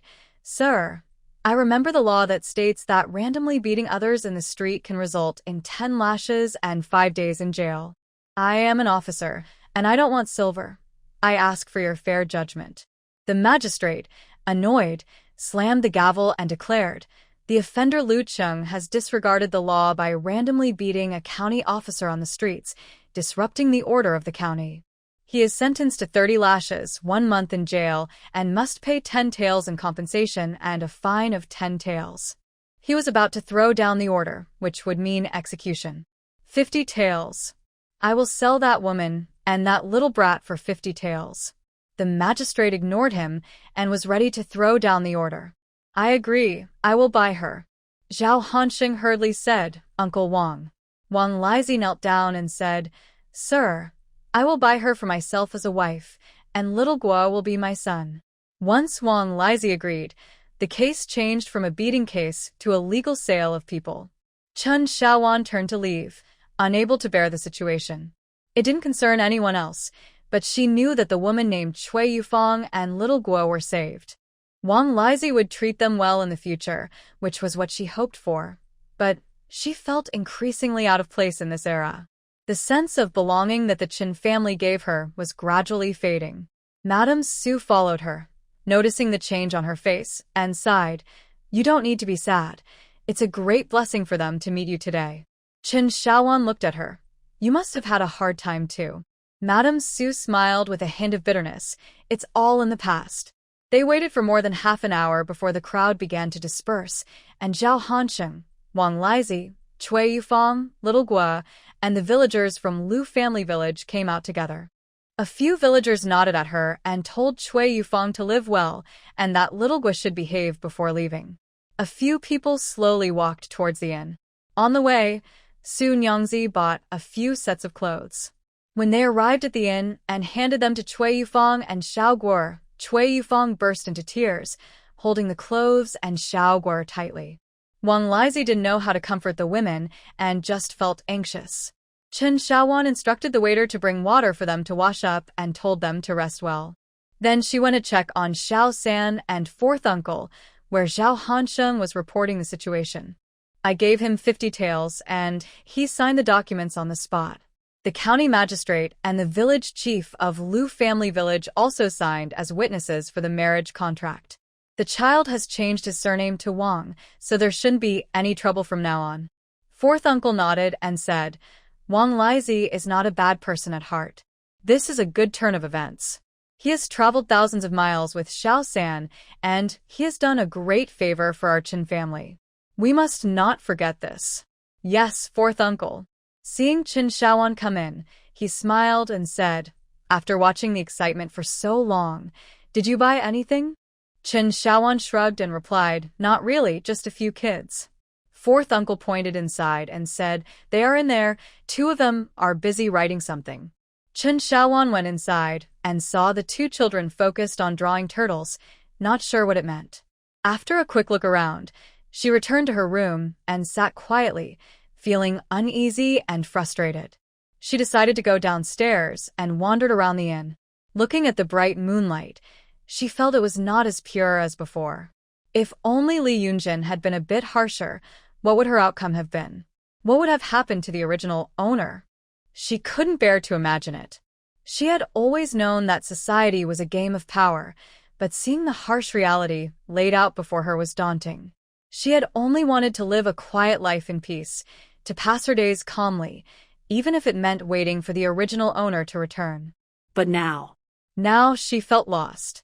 Where should she go from here? Eventually, Xiao Xiao and Xiaoya urged her to come in for dinner. Everyone was waiting for her, and Cui Yufang came down with Xiao Guo. The two had changed into clean clothes and looked much better, though they still seemed a bit shy. Ji Bo and Ji Xiang also joined the table, which was quite rare as Ji Bo usually didn't eat with them.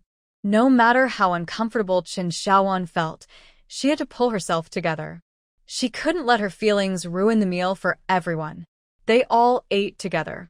With Wang Lizi having the marriage contract, they wouldn't hold a banquet for this situation. Everyone simply referred to her as Aunt, while Cui Yufang shyly hugged Xiao Guo. Wang Lizi got a few officers drunk. Drunk Wang Lizi forced himself into the room of Ji Bo and Ji Xiang. He used to share a room with Qin Shaosan, but today he must be with Qin Sishu. Even when drunk, he still had some sense. The next day, when Qin Shaoan went out, Wang Lizi was getting the cart ready, saying that Cui Yufang needed to go back for something.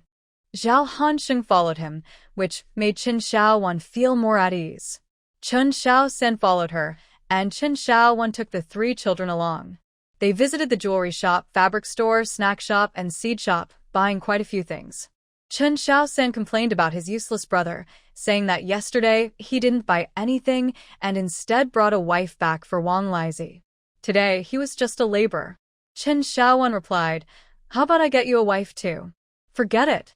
I can't afford such a beauty. Let's leave that for Uncle Lizi." "But sister, I never noticed that Uncle Lizi is quite loyal. He traveled so far without a single complaint." Qin Shaoan looked at him and said, "You appreciate what you've lost. He may have been down and out, but he never harmed anyone in the village. Even when he was reckless, he would still save a child from drowning. Xiao San, you can't just judge people by appearances. You need to listen to what they say and observe what they do. In the future, pay attention to people. Sweet words can easily deceive, and behind flattery often lie traps. Silence doesn't always mean honesty. Uncle Lizi has been around for many years and may understand this better than you. Okay, sister, I will definitely be more observant in the future." By the end of the day, they had collected a lot, filling the carts to the brim. They had 4 carts, 2 for people and 2 for goods, just enough. Qin Sishu and Qin Shaosan took turns driving the cart prepared by Li Yunjing, while Ji Bo and his grandson continued to drive the cart that Qin Shaoan was in.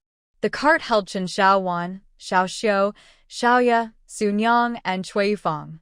Xiao Guo and Wang Lizi drove another cart loaded with goods, and the last cart was left to the officials and Zhao Hansheng, who could ride horses or take a break as they wished.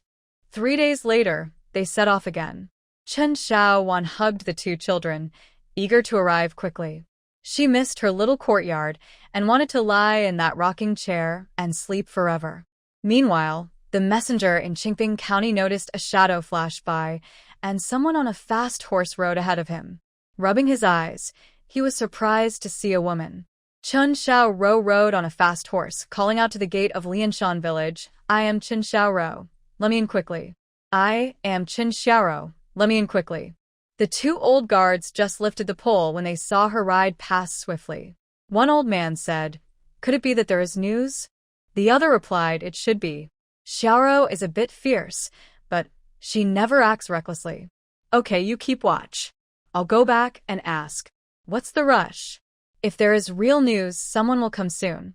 At Uncle Chen's house in Lianshan village, Aunt Chen was holding little Four and crying, "Little Four, little Four. You must listen. You can't go out again.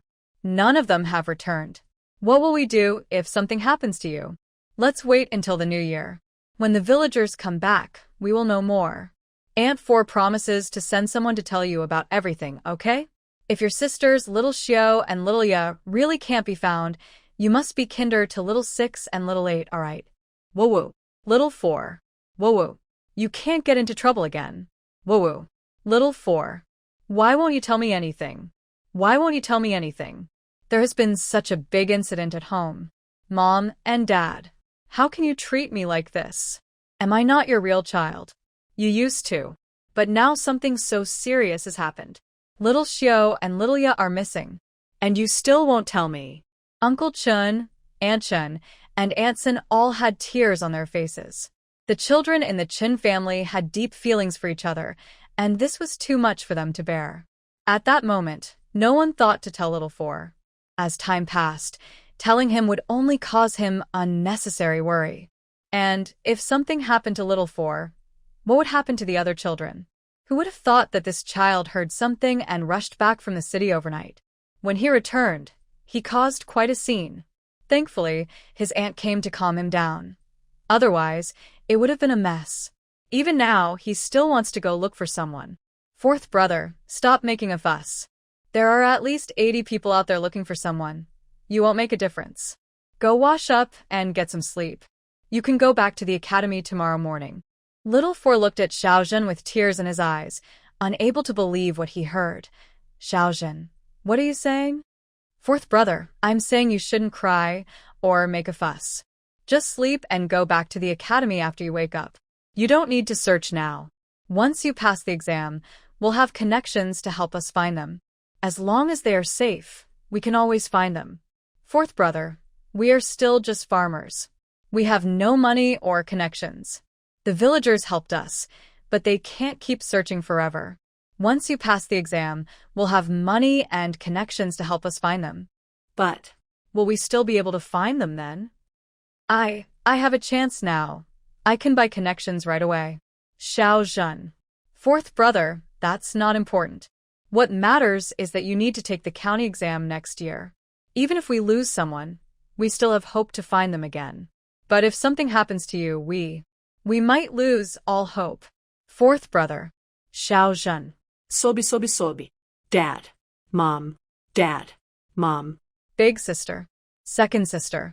They found Big Sister and Xiao Xiao and Xiaoya. Everyone in the room looked at each other with tears in their eyes, unable to believe it. Andy quickly got up and walked out, then paused to look at everyone.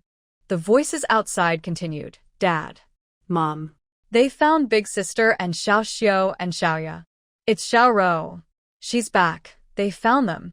Uncle Chen hurried a few steps and went straight into the yard, and everyone quickly followed. They saw Xiao Rou riding into the yard, clearly anxious. When she saw them, she jumped off her horse and rushed over. Mom and Dad, I found them. Third aunt, fourth aunt, Big Sister, and Xiao Xiao and Xiaoya are on their way back. Everyone smiled through their tears, which fell like rain, their throats choked with emotion, unable to speak. Second sister, did you really find them? You found Big Sister and Xiao Xiao and Xiaoya? Xiaozhen asked, her voice trembling. Xiao Rou, with tears in her eyes, wiped her face and looked at everyone. Yes, I found them in Liangzhou. The letter just arrived at the county office, and I came back right away. They said. They are already on their way, and will be home by New Year at the latest. Mom, we need to prepare more things to help them feel better. They must be scared, and they need to recover their strength. Yes. Okay.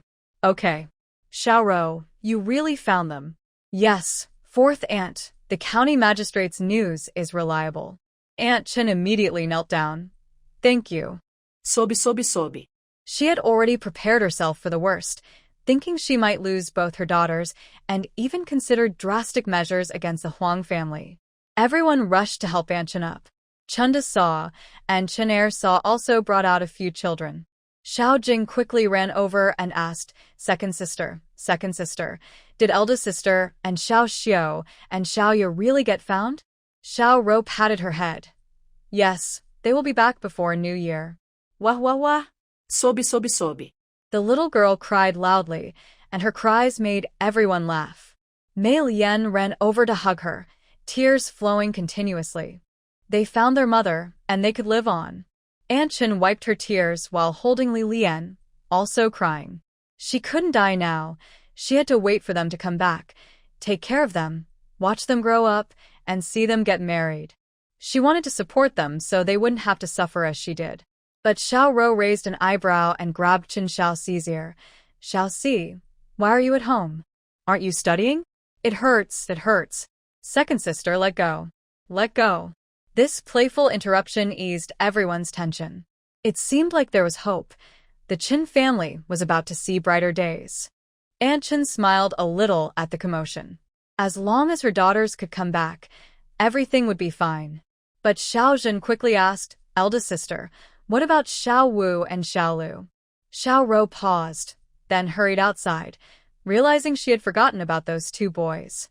Chen Xiaoxi rubbed his ear and looked at his second sister with a pitiful expression, his tears still not dry. Xiao Rou got on her horse and turned back to Chen Xiaoxi. Come with me. Wait. Then he went to the barn to untie the horse, mumbling to himself about how it was getting dark and how it was strange for a woman to be riding alone. No matter how fierce she was still his sister, and he couldn't ignore her. The two rode away. The remaining people looked at each other, feeling a bit more relaxed. When village chief Chen arrived with a messenger, he happened to see the two riding off and said, everyone knows now, Xiao Rou has already returned with news. The crowd exchanged smiles, tears in their eyes, nodding in agreement. Village chief Chen was also happy. He had felt gloomy in the village lately, but now things were looking up, even better in the mountain village. He hurried to introduce the messenger, who, upon seeing Xiao Rou, understood the situation and congratulated everyone. After chatting for a while, village chief Chen asked if they should notify everyone in the village to come back and stop searching. Uncle Chen nodded repeatedly and said they would thank everyone once they arrived. That night, Lianshan village was filled with laughter again. The school, which had been delayed, started to get organized quickly, and the children would be able to start classes before the new year. After leaving Xing'an Prefecture, everyone had a smooth journey. During breaks, Chen Xiaowan took a few children for a walk around, and Xiaogua blended in well. Cui Yufang had a smile on her face. This was probably the best time she had in years. Although she felt anxious about not having work, no one dared to ask her about it. Mrs. Su was unaware of the situation in Lianshan village and simply said to relax. Wang Lizi had married, but it was unclear what was happening. The two hardly spoke. However, Xiaogua was well taken care of. Most of the time, Chen Xiaowan was surrounded by Xiao Xiao and Xiao Ya. The two children had become more spoiled, needing Chen Xiaowan nearby. Without her, they would cry. Even Zhao Hanqing couldn't handle it, making everyone laugh and cry at the same time. On the 5th day of November, the group finally arrived at Chungalong town. It was still early, so they planned to rest for the night and reach home the next day. However, as they approached the city gate, a crowd greeted them. Chen Xiaowan lifted the curtain of the carriage and saw Aunt Chen running toward them, looking anxious and hurried. Behind her were Xiao Rou and Xiao Si, with Uncle Chen in front. Xiao San was already surrounded. The Ji Xiang family looked a bit confused, while Xiao Xiao and Xiao Ya were crying for their mother. Everyone got off the carriage, creating a lively scene that blocked the passing vehicles. Chen Xiaoxi stepped forward and bowed, saying, "Elder sister." Chen Xiaowan smiled gently and said, "Why are you here?" Chen Xiaoxi pouted, "Sister, how can you keep everything from me? When it was urgent, there was no time to call anyone. If I had told you later, it wouldn't have mattered." "Sister." Chen Xiao also came over, circling around her, and said, "Well, You're just a bit thin, but you're fine. No missing arms or legs. Then she ruffled the heads of Xiao Xiao and Xiaoya, saying, You need to be more alert from now on. If someone tries to take you away again, there won't be anyone to chase after them. Then she casually went to find Zhao Hansheng and the others. Chen Xiaowan went to greet Uncle Chen and Uncle San with a deep bow, which was a big gesture of respect. Xiao Xiao and Xiaoya struggled out of Aunt Chen's arms and imitated her bow, making everyone emotional. They helped them up, saying, It's good that you're okay. It's good that you're okay. In the small town, there were only 2 inns, and they had booked one. Uncle San had lost some weight, which moved Chen Xiaowan. Only when she was with her family could she forget the barriers of this era. She introduced Uncle Chen and Uncle San to Madame Su and the grandson, and when Uncle Chen heard it was arranged by Niezheng, he readily agreed, saying he would make arrangements when they returned to the village. The 3 of them expressed their gratitude repeatedly. As for Cui Yufang and her son, Chen Xiaowan simply said she was the wife that Wang Lizi married on the road. Everyone was happy for Wang Lizi, and as for the child, it was fine as long as Wang Lizi wanted to settle down. Raising kids was not a big deal in the mountain village anymore. Chen Xiaowan looked at Uncle Chen's gray hair and asked, Uncle, how long have you been waiting here? We got news about you half a month ago, saying you would arrive before the new year, and then we heard you were already on the way. With your aunt constantly reminding me, I couldn't stay at home, so I just came here to wait. How is Aunt and San Aunt and Xiaozhen? They're all good. Very happy to know you are back. Your older brother, second brother, and some men from the village have been looking for you. They have been returning one after another these past few days, and you will see them when you get home. By the way, did you find Xiaozhen? How is he? He's doing well. He's the leader now and has gotten quite strong. That's good, that's good. I hope he can come back soon. Chen Xiaowan felt speechless and thought to herself. She didn't dare to mention that the name on that marriage certificate was fake. She decided to take it slow and deal with it when the time came. The next day, before dawn, Uncle San and Chen Xiaoxi rode fast horses back to Lianshan village, arriving in the afternoon. At the village entrance, when they saw the horse-drawn carriage, firecrackers were set off, continuing all the way into the village. Uncle Chen San and Chen Dashing were responsible for this, and the villagers came out to welcome them. Sun Yangzi, along with grandfather Jixiang and Cui Yufang with her children, were all amazed. They had never seen such a road, such people, or such a village. As the group entered the village, a banquet was set up to welcome them home. This was arranged by village chief Chen, and Uncle Chen paid for it. He was grateful to the villagers for helping to find his niece, and he was truly happy. Words couldn't express his feelings about having her back. The villagers were quite familiar with this kind of celebration. When the village chief struck his gong, tables and chairs were quickly moved outside. The women headed to their gardens, and Chen the butcher brought out pork. The cooks didn't need any further instructions from village chief Chen. They simply forgot that someone was covering the costs today. However, they didn't mind, as the vegetables from their gardens were worth very little. The fact that a child from the village could be found from 1,000 miles away showed that the village was blessed, and such good fortune would continue. Watching the bustling crowd, village chief Chen wondered if the threshing ground was a bit small. He thought about clearing some trees and grass to make it larger and more attractive. When he saw Chen Xiaoxi, he forgot about Chen Xiaowan and started to chat with him. Xiaoxi glanced around and saw his older sister had returned, so he decided to take some notes. Chen Xiaowan brought Xiao Xiao and Xiaoya to greet their great-grandfather. The village elders welcomed them, and village chief Chen smiled as he accepted their greetings. He cheerfully asked, "You must be Elder Ji." Elder Ji was taken aback, but then laughed and told Chen Xiaowan and the others, "You all keep busy. I'll take these 2 to see the house."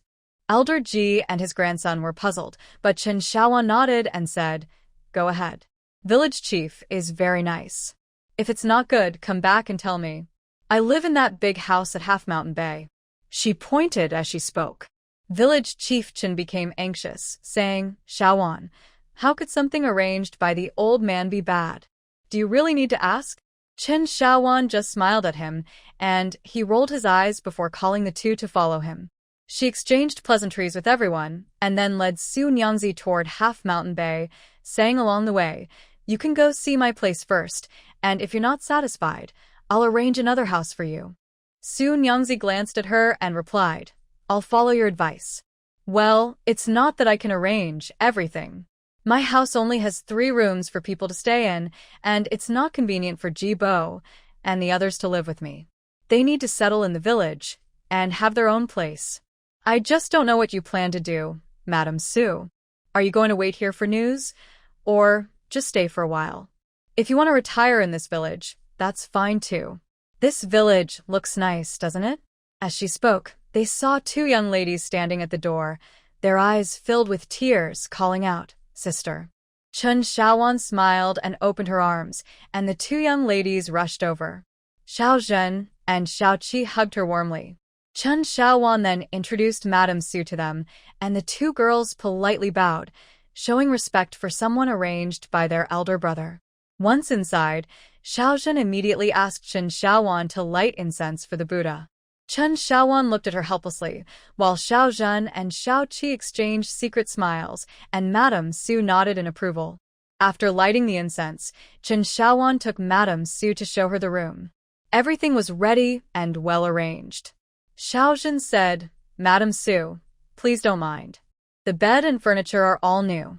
We may not have anything particularly fancy in a farmer's home, but it's clean. There are also 2 sets of new clothes. Since we didn't know your size, Xiao Si said it's similar to my sister-in-law's, so we brought her 2 sets. If they don't fit, I can help you adjust them. You can make do for a few days, and I'll make you new ones later." Madame Su stared at everything in a daze. It had been so many years since she experienced such a life. Holding back tears, she managed to smile and said to Xiao Zhen, "Thank you, Miss Zhen. It's wonderful. I'm very satisfied, but it makes me a bit uneasy." Xiao Qi laughed, "Madame Su, don't worry. My sister's place is just like this. There's nothing better and nothing worse." Chen Xiaowan added with a smile, "Don't listen to these 2 girls. If you're not satisfied, I can take you to choose another house later." Madame Shushmail. She had noticed that although it was a farmer's home, the courtyard was quite nice, with neatly laid tiles and no dust at all. She had never lived in such a house for long in her life. What was wrong with it? Perhaps coming here was not a mistake after all. Wiping her eyes, she said, "I'm satisfied, very satisfied. Thank you, Miss Zhen, and thank you, Miss Qi." The 2 girls smiled shyly, feeling a bit bashful. Chen Xiaowan said, "Now that we're back in the village, you can just call me Xiaowan. Call them Xiao Zhen and Xiao Qi. There's no need for formal titles. We can pretend a little outside, and no one will know our true situation." Hearing this, everyone laughed. Xiao Qi said, "I'll bring you some water for bathing." Su Nyang quickly stopped her, and in the end, each person got a bucket. When Su Nyang saw the bathing area and toilet at the back of the room, she was surprised but soon accepted it. She thought that since they were here, they should treat Xiaowan and the Qin family well, especially since the general.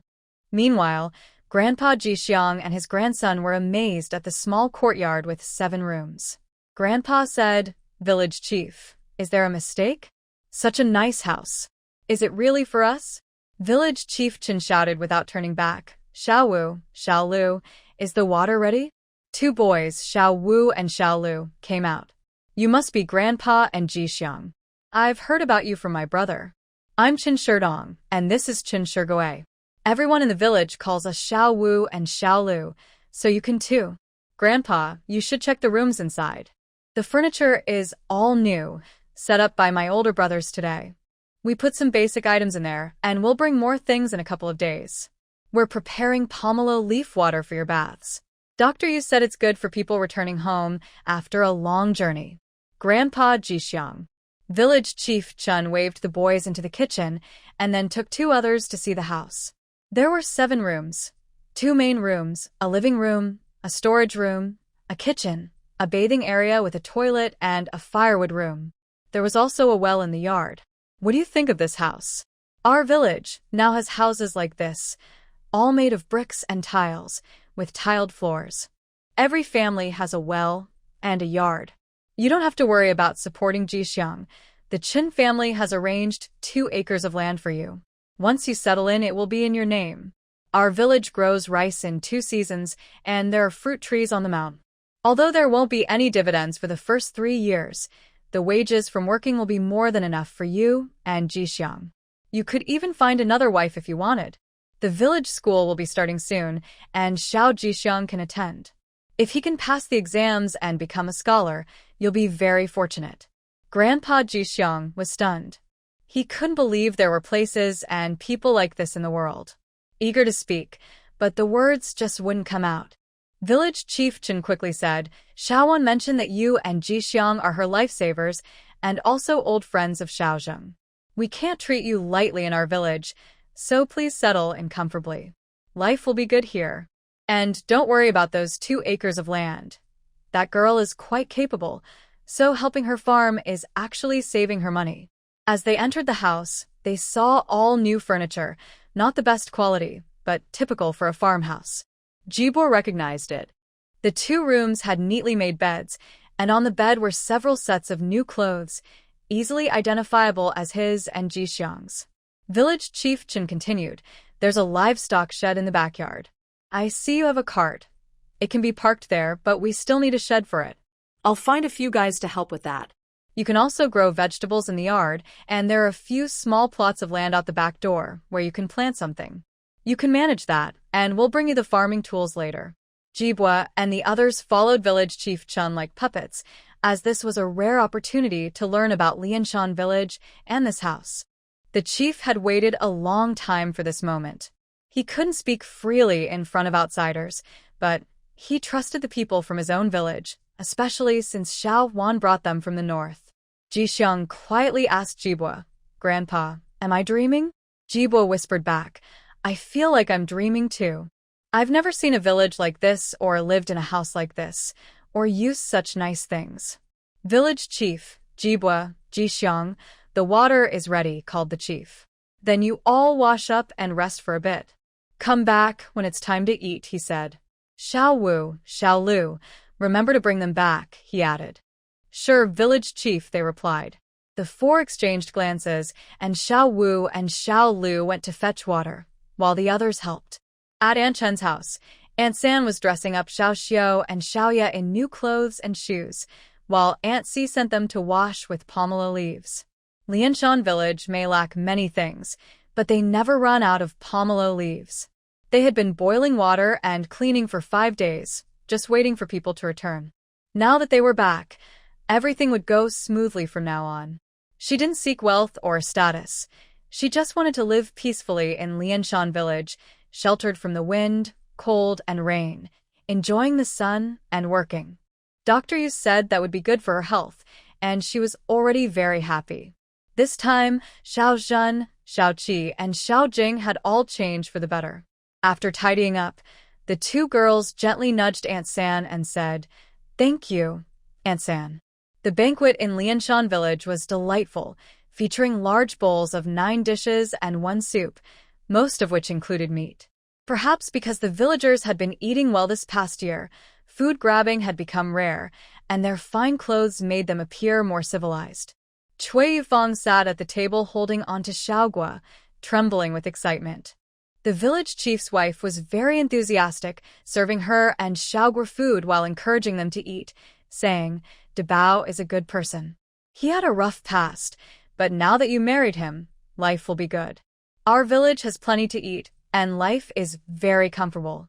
Xiaogua can even go to school in the future. But you also need to manage the household.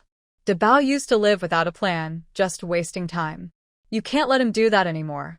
Cui Yufang felt as if this life had either fallen from the sky or was something she had stolen. She both hoped it was real and feared it was not. Wang Lizi had been taken away to drink, so she couldn't ask him. When she saw Chen Xiaowan approaching, she stared at her. Chen Xiaowan smiled and walked over, taking Xiaogua from her arms and saying, Go play with Jixiang. Xiaogua glanced back at his mother before slowly moving away. He wasn't familiar with the people at the table, but Jixiang was a little friend he was used to playing with along the way. Chen Xiaowan smiled and greeted the village chief's wife. Auntie, You are looking younger every day. You little rascal, just talking nonsense to flatter me. Was the journey hard? Were you tired? Not really, I just speak the truth. The journey was definitely tough. I was worried about losing my way. It was tiring, but the scenery in the northwest was beautiful. Life there isn't as good as ours, though. The sandstorms are everywhere, and the land is very dry. Really? Are you okay? Do I look like I'm not okay? You little rascal. Tell me what it was like over there, so I can learn something.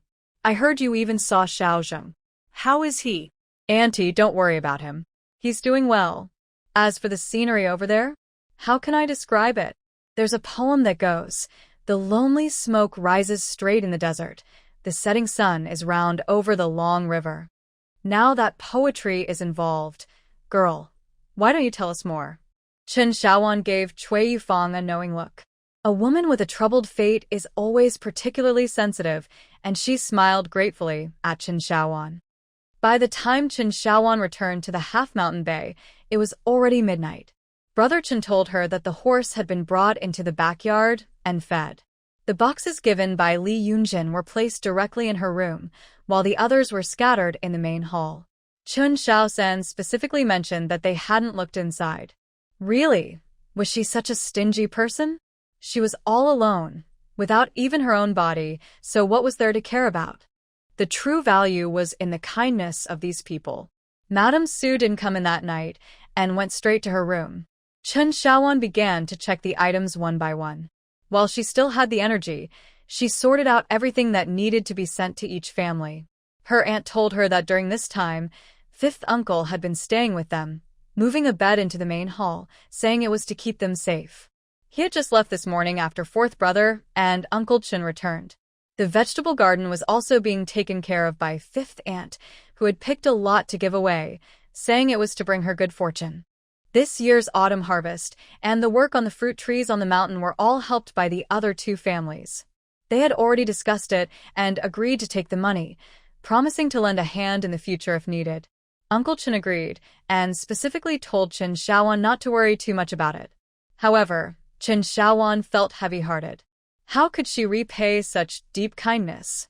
The leather bought from the north should be given to the elderly first. They were getting old and suffering from ailments like rheumatism and cold sensitivity, so thick robes should be given to several of Uncle Chen's family.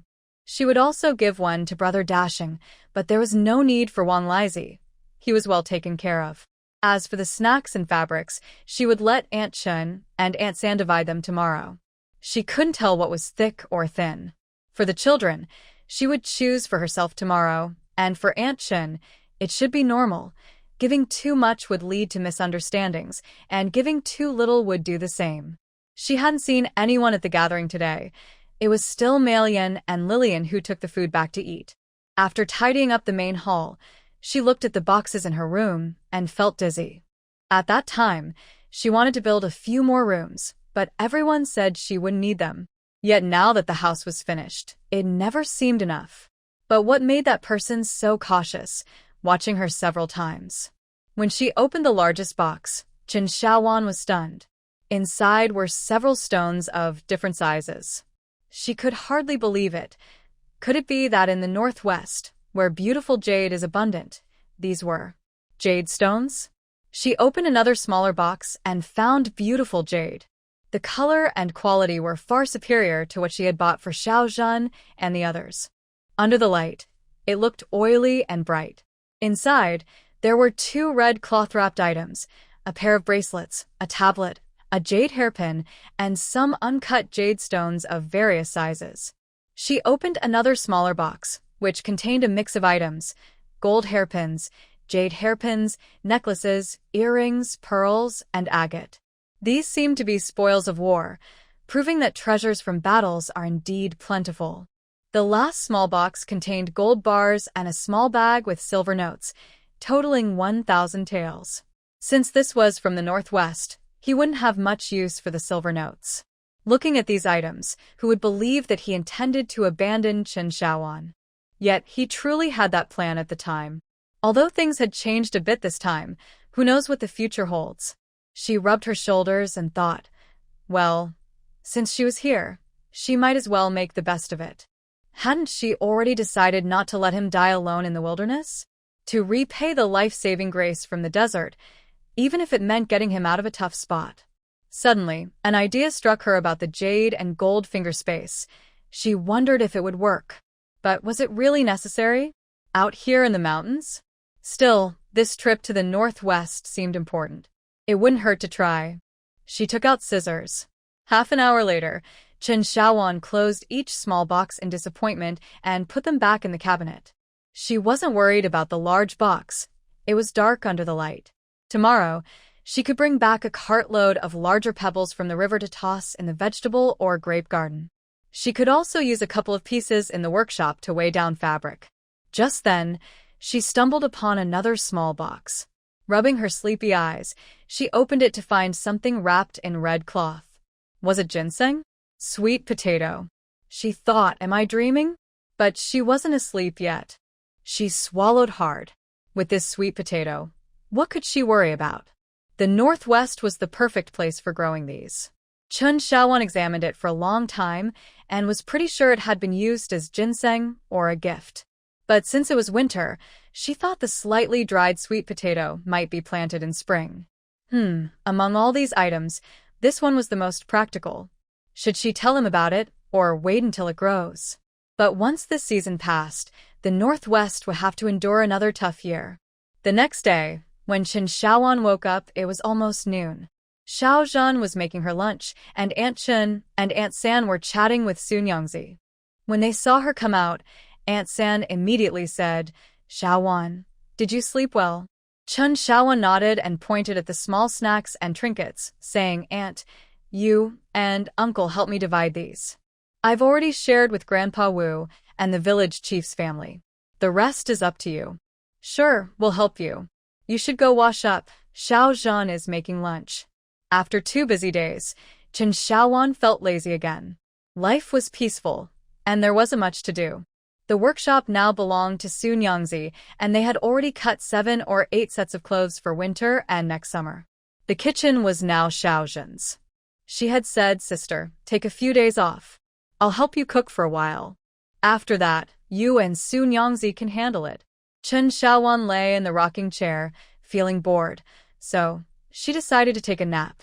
When asleep, she didn't have to think about anything, and dreams could be anything. But how could she really be idle? Just as she lay down, Chen Xiaoxi arrived. "Sister, are you just resting?" Yeah. "The village chief wants to expand the threshing ground. It's a bit small now, and it gets crowded during the banquets." "Are you saying the village chief wants to renovate the threshing ground?" This caught Chen Xiaowan's attention. She quickly got up, put on a robe, and said, "Let's go take a look and see what can be done." They spent half a day walking around the threshing ground, the riverbank, and the pond in front of her house, discussing the old houses and pathways. The siblings talked excitedly about everything from daily sitting to leisure activities, from busy farming to convenience in life and organizing banquets. Then, sketches began to appear in Xiao Xi's hands. He carefully handed them to the village chief and waved goodbye as he left for the academy in the city. Village Chief Chen looked at the sketches repeatedly. His wife asked, "What's going on?" "I don't understand." Village Chief Chen slapped the sketches and said, "That little rascal. This isn't just about renovating the threshing ground. He's redesigned the entire village's open spaces." "Really? Let me see." "Oh, dear, I think Xiao Xi's drawings are quite nice. This part looks good. Is this by the riverbank?" "Beautiful. And this is next to Zhuangzi's house, right?" "Oh, this is in front of her house. It looks good, but does that little rascal know how much money it will cost?" "What's the problem? If we can't finish it this year, we can continue next year. Didn't you say a few days ago that we shouldn't spend the money too quickly? Just in case something happens. This works out perfectly." Village Chief Chen squinted his eyes and stretched out his hands, saying, "Give it to me. I will go find the clan elders and the 5 families." His wife rolled her eyes at him, thinking that this old man was getting too ambitious, and it was all because of the Chen family's indulgence. She decided to talk to him later to prevent him from getting spoiled. On the way, he met Jibei, who was busy digging in the small vegetable plots assigned to him. This is better, thought village chief Chen, recalling how gloomy the village had been recently.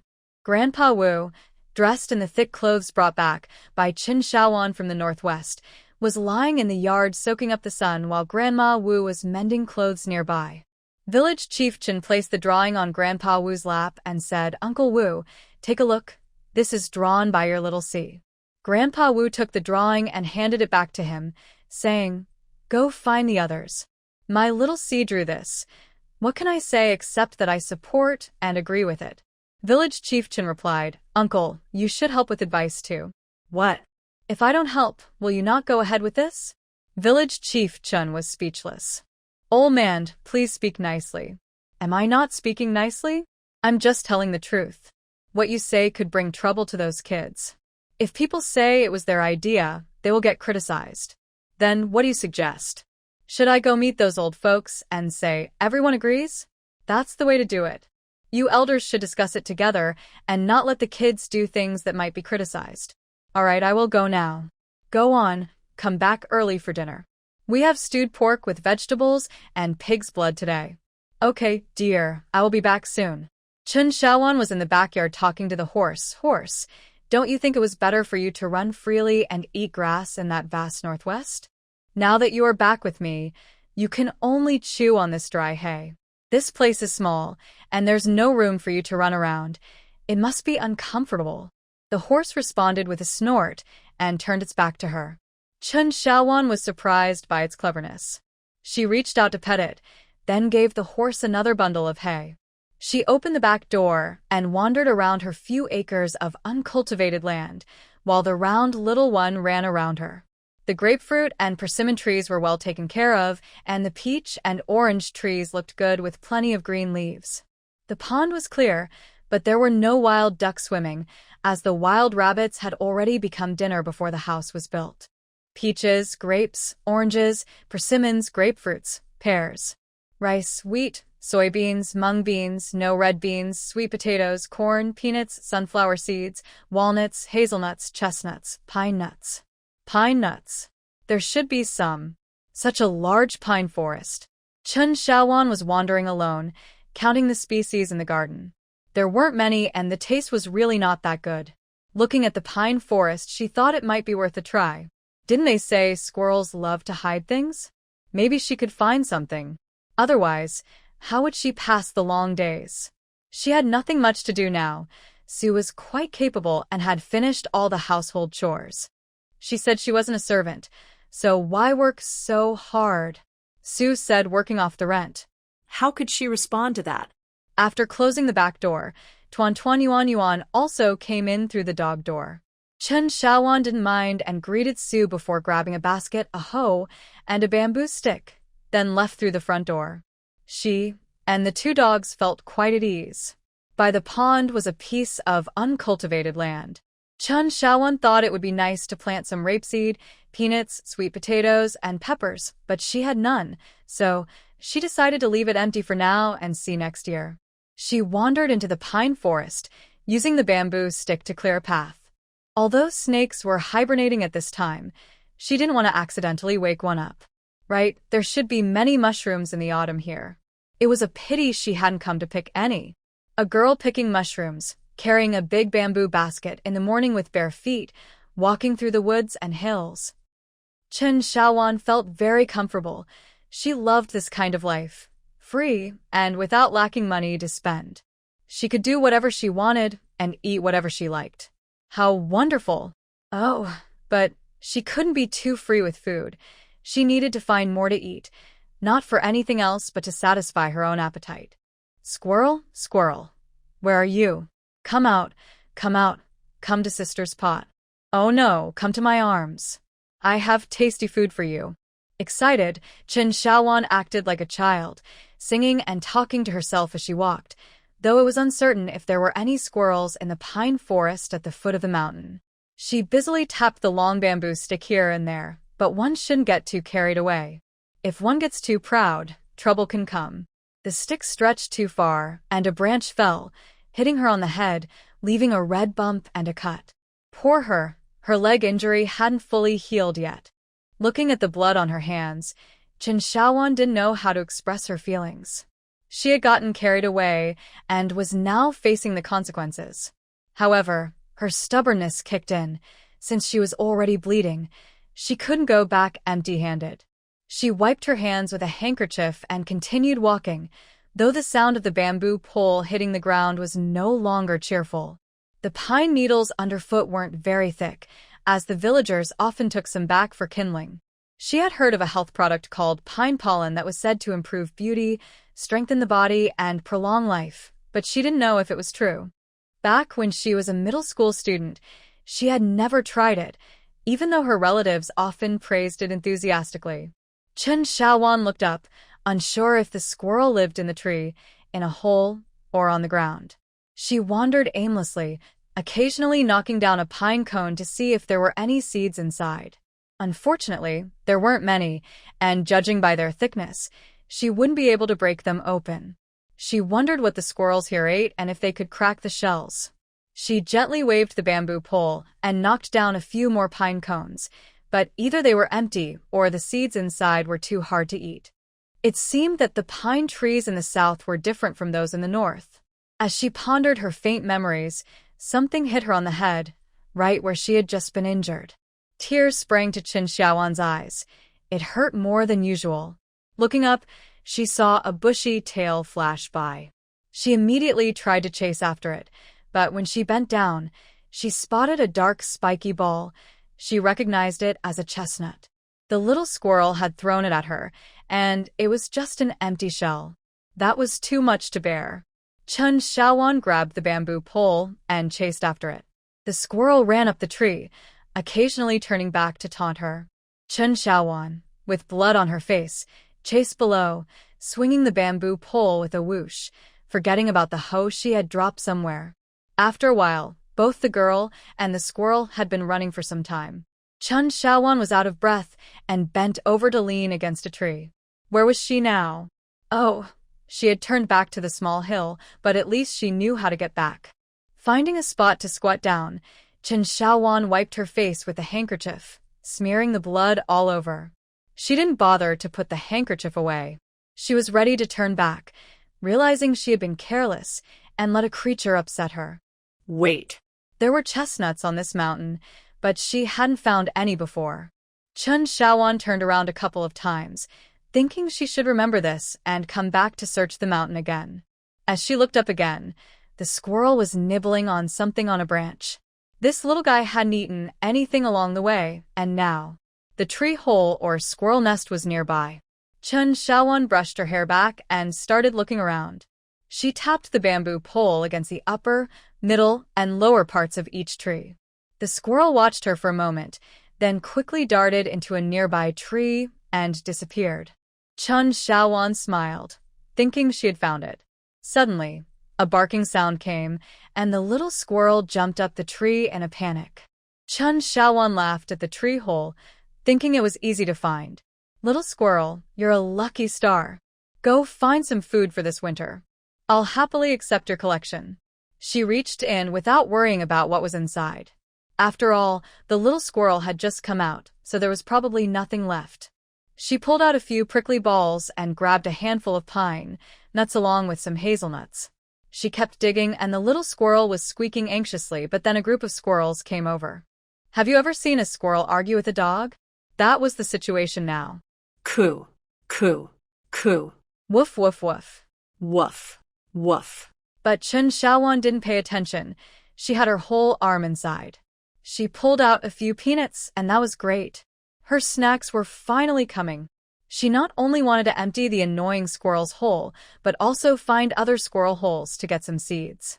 After about 10 minutes of digging, she realized her small basket was almost full. She decided to take all the peanuts, but only a few pine nuts, hazelnuts, and chestnuts, leaving the rest in the hole.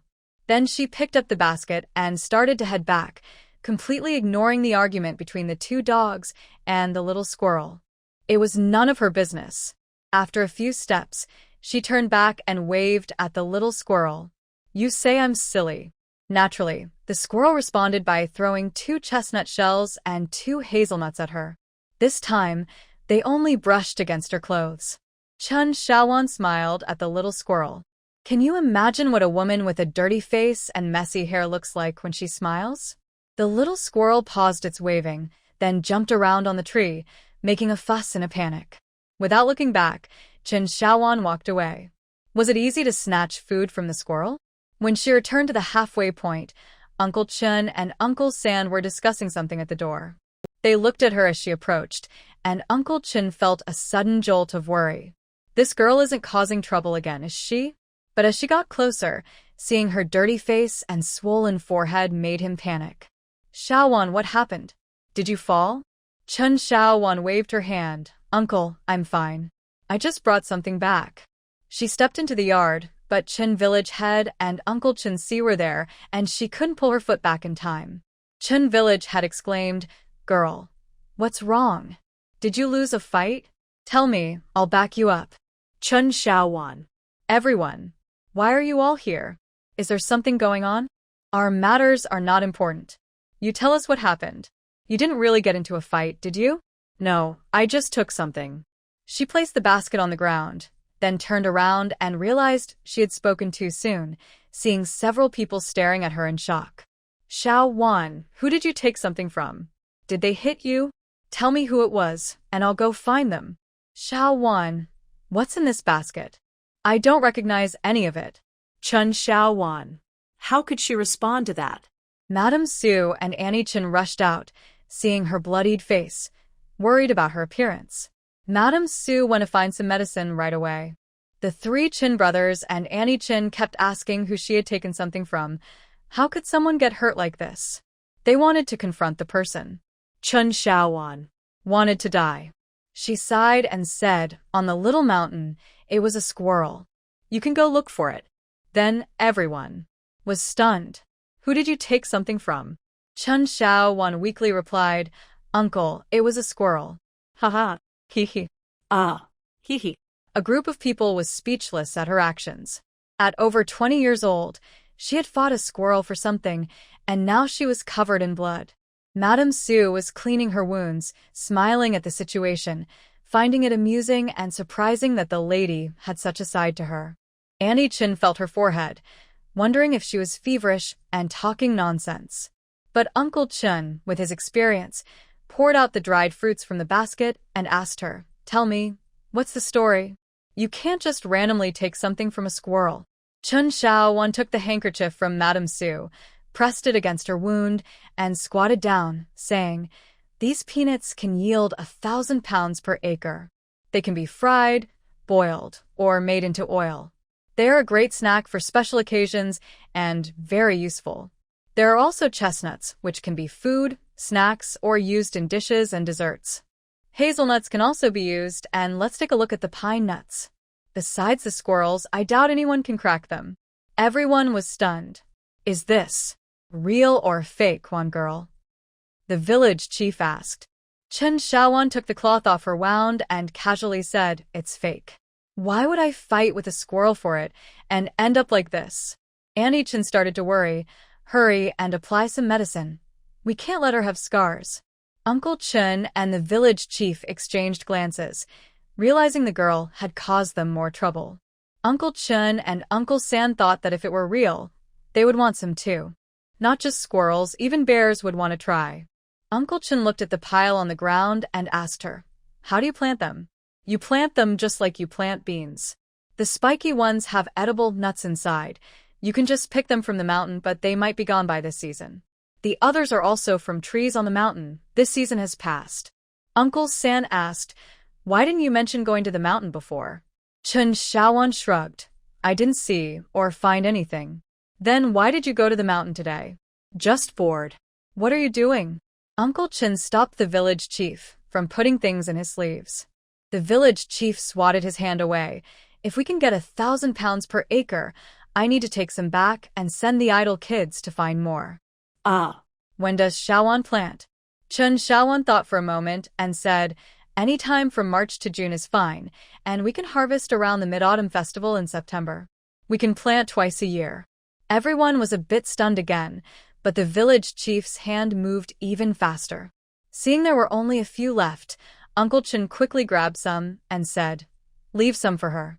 The girl got hurt over this little bit. You can't take it all. Why are you being stingy?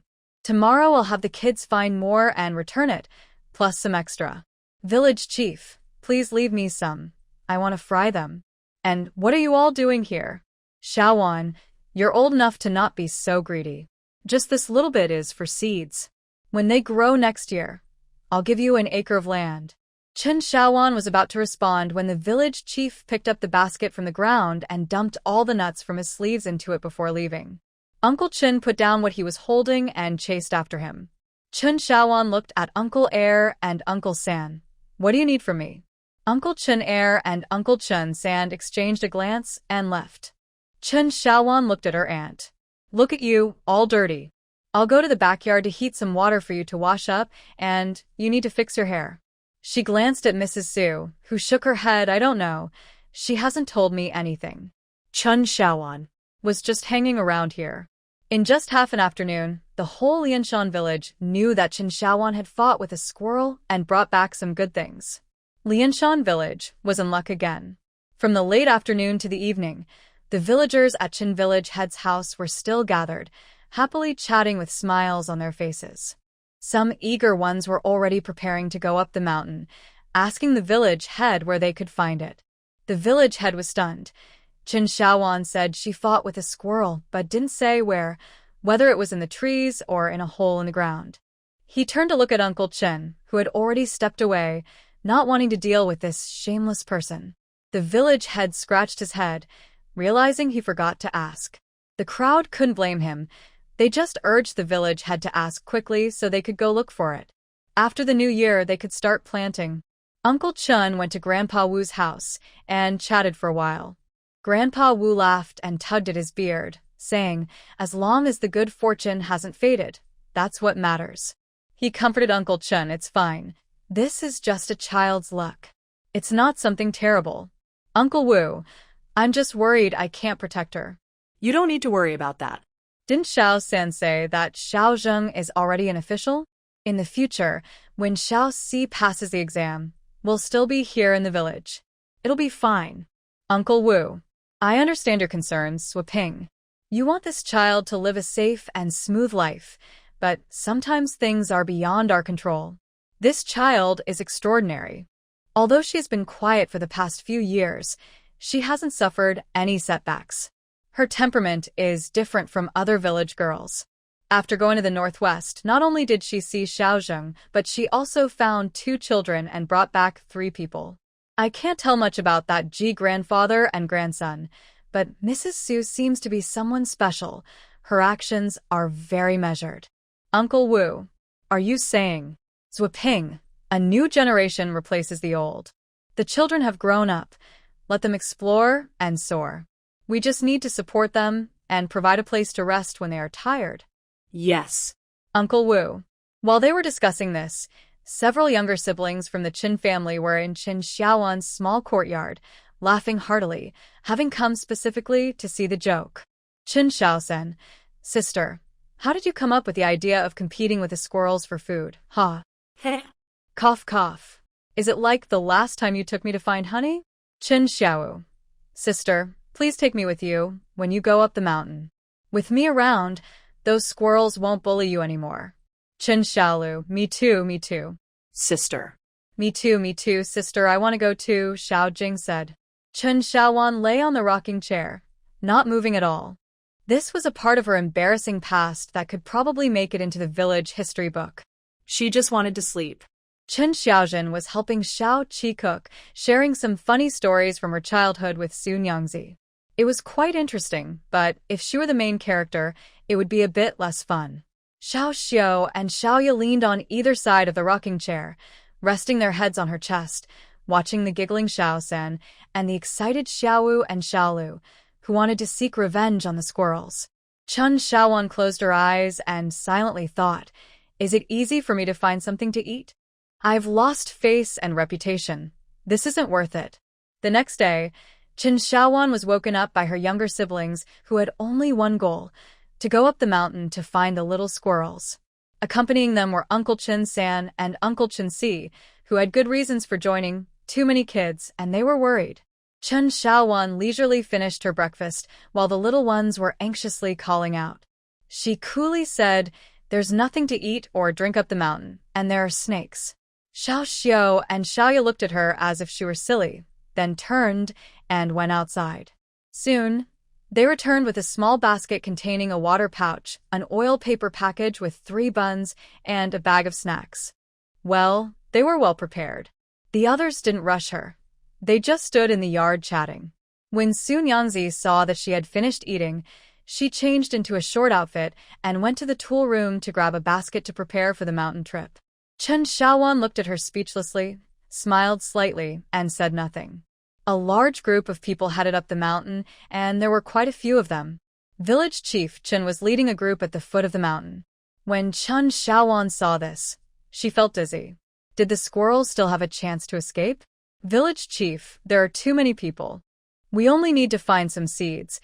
It's not necessary to have so many. I can manage with just a few people. But they all came.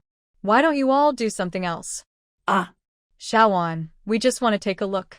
Big brother dashing, we really don't need this many people. I can take some kids up. Well, you all go ahead and do what you need to do. Okay, we'll wait here at the foot of the mountain. just shout if you need anything. All right. With that, Chen Xiaowan took a group of about 10 children along with Uncle Chen San and Uncle Chen Si up the mountain. They found the spot where the squirrel had been yesterday, but the little squirrel was nowhere to be seen. Chen Xiaowan gathered all the children and said, "Kids, be careful where you step and look slowly. For the squirrel holes and tree cavities, poke around gently with a stick to check for animals or snakes inside. Just find the peanuts and leave the rest for the little squirrels. We don't want them to go hungry in winter, and if there are babies, we shouldn't hurt them." Okay. Then the children scattered in pairs, with an adult following behind. However, there might not be many squirrels on this small mountain, and the forest wasn't very large. By noon, they had only found 4 tree holes. Chen Xiaowan then turned her attention to the forest diagonally across from her, where she had first seen the squirrel yesterday. She spoke a few words to Uncle Chen Si, who instructed a few children, and then went down the mountain. By early afternoon, around 1 o'clock, they had only found 1 more tree hole. Chen Xiaowan decided it was time to stop searching and head back down, suggesting that the adults could look for squirrels elsewhere.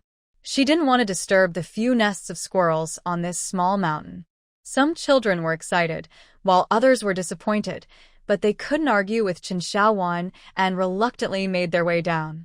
Some adults were still there, while others had already left. Chen Xiaowan handed over their findings to Chen Dashing, as there was no need to hide anything now. The villagers had put in a lot of effort regarding the matters of Xiao Xiao and Xiaoya. Although it didn't have much effect, their goodwill was appreciated.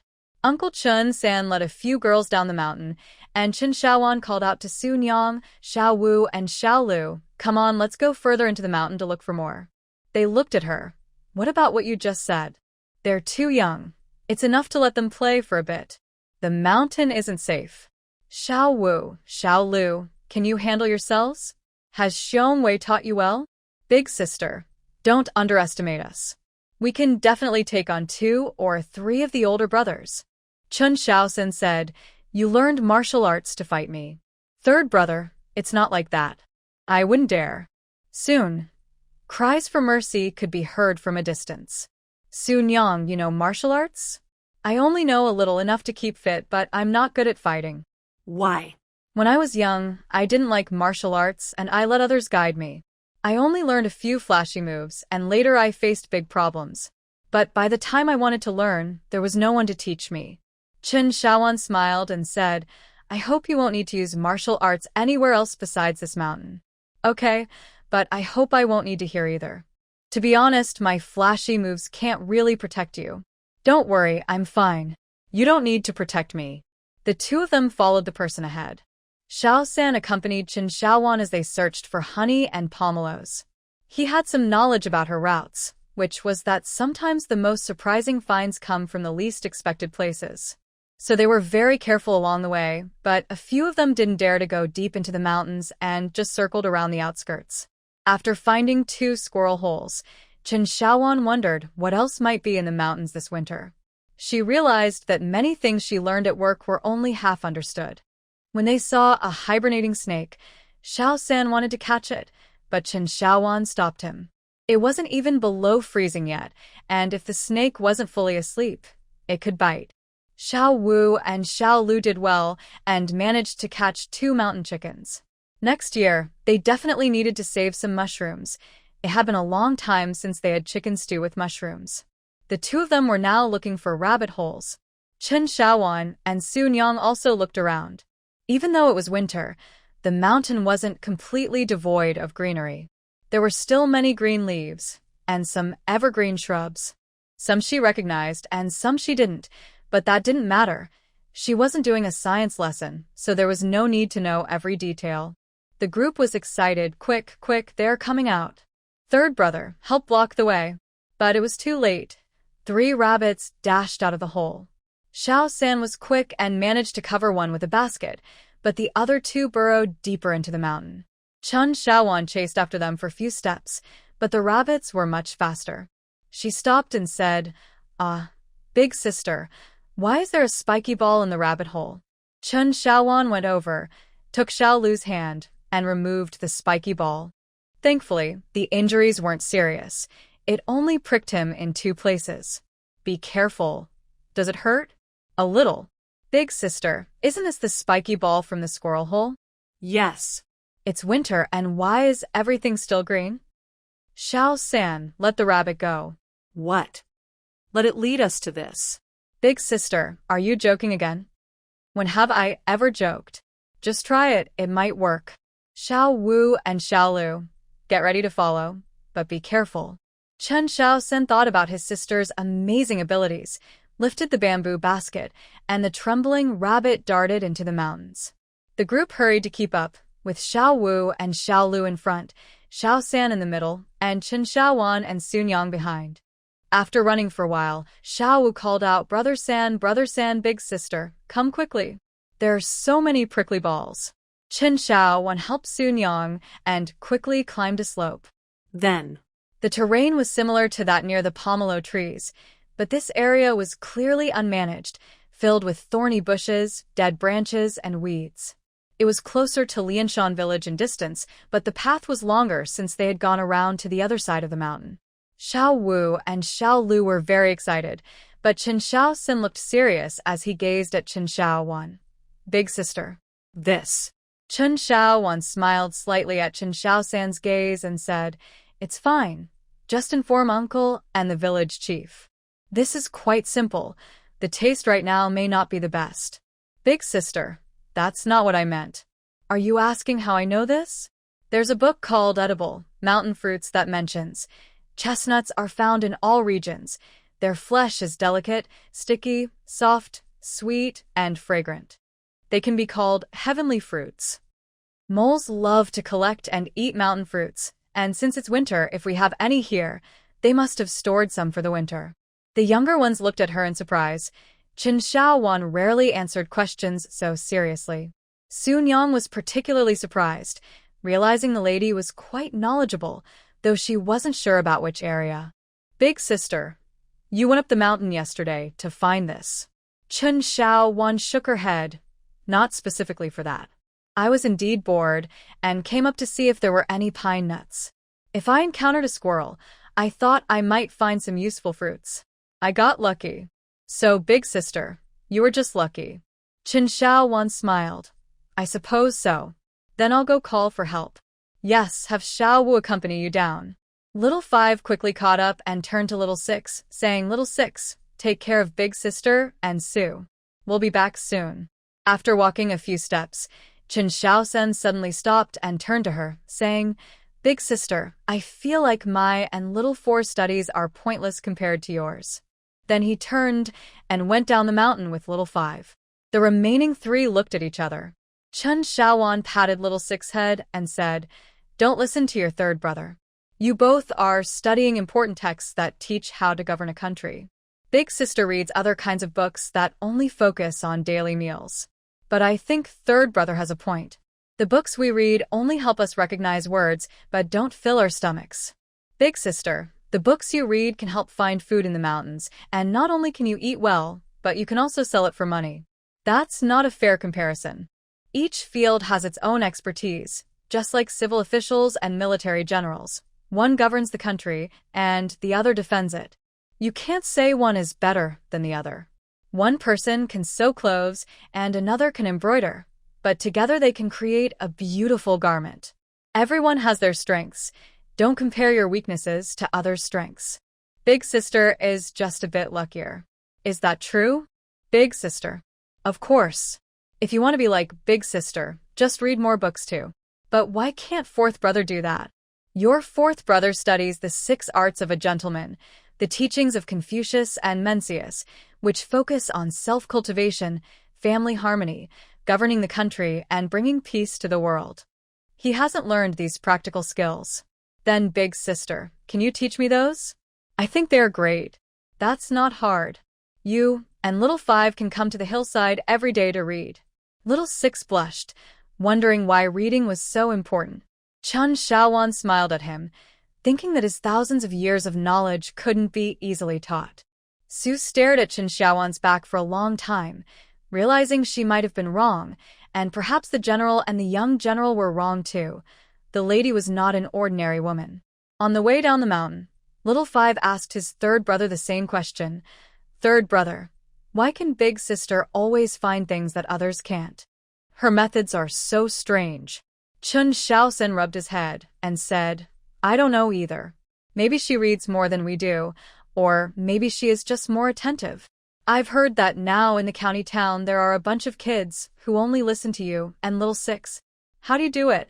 Hee hee, it's what Big Sister says. Unity can bring together all kinds of strength. By using persuasion and understanding, we can solve their problems and then take them to have fun. They will be useful to me, and both Xiao Lu and I treat them well. You have really put this into practice. Of course, the older sister has explained it clearly. I'm not foolish. I think if you can't find Xiao Xiao and Xiao Ya when Xiao Lu and I are a bit older, I will go out to look for them. Any news will be sent back to Xiao Lu and you through them. Don't get too carried away. Stay humble. You are still young. Third brother, I understand. Besides, Xiao Lu and I usually don't leave the village. Third brother, is the scenery in the northwest nice? Xiao Xiao and Xiao Ya said some places are good, and some are not. Is it good for my brother-in-law to be in the army? Can I join the army in the future? If you join the army, what about Xiao Lu? Oh.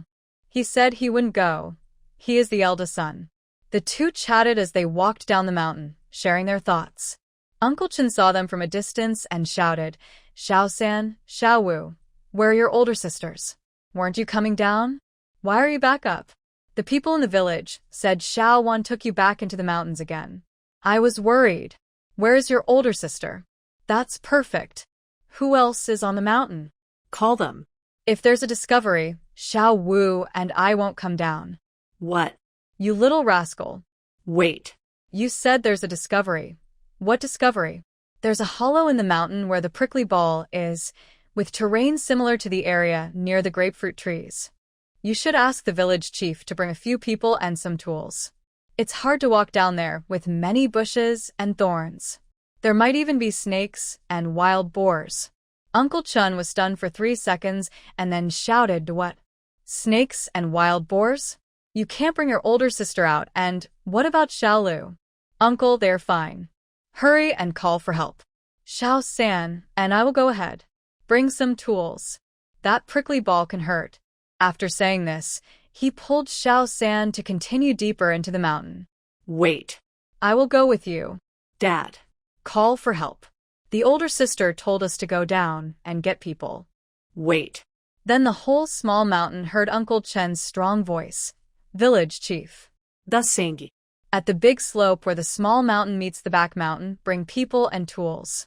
He repeated it 3 times, causing a flurry of birds and wild animals to scatter. Listening to the noise, they hurried over. Xiao San and Xiao Wu exchanged glances and asked him, Are you sure it's safe to shout like that? The wild animals in the mountains won't come because of your yelling, will they? Uncle Chen looked at the weather and the surroundings, thinking, It can't be that unlucky. Village Chief Chen, Chen Dashing, and Uncle Chun were all panting as they rushed over. Uncle Chun Si also stopped working and gathered his people to come here. Even those in the village who hadn't gone up the mountain paused their work and started heading up. Was there a big discovery, or had something happened? As they walked, Village Chief Chen said to Uncle Chun, "You need to talk to your son properly. This isn't how to act. If something is wrong, how can we hide it?" Uncle Chun sighed. "There might be something. Let's go check." Chun Shaosen said to his father, "You wait here. Follow this mountain path. Turn left after walking for a bit, and there's a small road. Walk a little further, and you'll see a slope. You'll find us there. No way, you guys come with me. Who will take them up the mountain?" Did Jie, Xiaolu, and Sunyang are still up there? Alright, just be careful and look after them. Okay, got it. Xiao San and Xiao Wu turned back and continued up the mountain. Uncle Chun stayed behind to wait for the others. In just a quarter of an hour, the main group arrived one after another. When they asked what was going on, Uncle Chun said, "Xiao San and Xiao Wu just came to report that they found a patch of prickly plants on the mountain. They want us to see if we can pick some, but there are a lot of thorns and bushes, so there might be poisonous snakes and wild animals. We should prepare ourselves." Village Chief Chen wanted to scold him, but Uncle Chun spoke up first. "If you want to prepare, shouting like that will wake the hibernating animals in the mountains. They'll come out looking for food." "Where are Xiao San and Xiao Wu?" "They went up the mountain. Xiao Wan, Xiao Lu, and Sunyang are still up there." "Village Chief, I'll go up the mountain with Lao San. You wait here for a bit." The village chief glanced at Uncle Chen, feeling helpless. Although Lao San was usually very clever, he could be careless, and today his shouting would attract a lot of attention. "Dashing, take 2 people with you, and pay attention to the situation. Don't let anyone get hurt." "Okay, Dad." Uncle Chun repeated the location, and a few people turned to leave, taking only a few hos with them. Over there, Xiao Wu asked Xiao San, "Brother San, do you think this will be safe?" "I don't know, we need to hurry, and make sure not to shout anything out." Unfortunately, Chen Xiaowan, Xiao Lu, and Sun Yangzi had already carefully hidden behind a tree. A few wild boars were foraging at the bottom of the hill. Chen Xiaowan thought maybe they should just go down the hill. After all, the forest wouldn't run away, and there was no need to take risks. She stretched her neck to look again, thinking that if they wanted to collect the chestnuts, the forest would need to be cleared first. She wondered if the villagers could manage that. With this thought, Chen Xiaowan decisively called the 2 to go down the hill. They carefully circled to the other side, trying not to make any noise. Just as they stood still and were about to head back, they saw Xiao San and Xiao Wu returning. Chen Xiaowan was surprised and quietly walked over, saying, "Why are you back so soon? Just the 2 of you?" Xiao Wu replied, "Sister, why did you come down?" "Wu Ge, there are wild boars. We were just about to head down." "This isn't a place to talk. Let's go down first." Xiao San and Xiao Wu exchanged glances, wondering if their father and third uncle had called them out. As they walked down the hill, they soon encountered Uncle Chun and Uncle San coming up. They were surprised and asked, "What's going on? You're coming down already?" "Father, my sister said there are wild boars on the mountain." Uncle Chun paused and looked at Chen Xiaowan, saying, "Xiaowan, really?" "Yes, Uncle. There shouldn't be anyone in that valley. There are 3 wild boars now, and there might be more inside. We can't go in carelessly." "All right, there's a gentle slope ahead. You all wait there while we go take a look." "Uncle." Chen Xiaowan tugged at his clothes.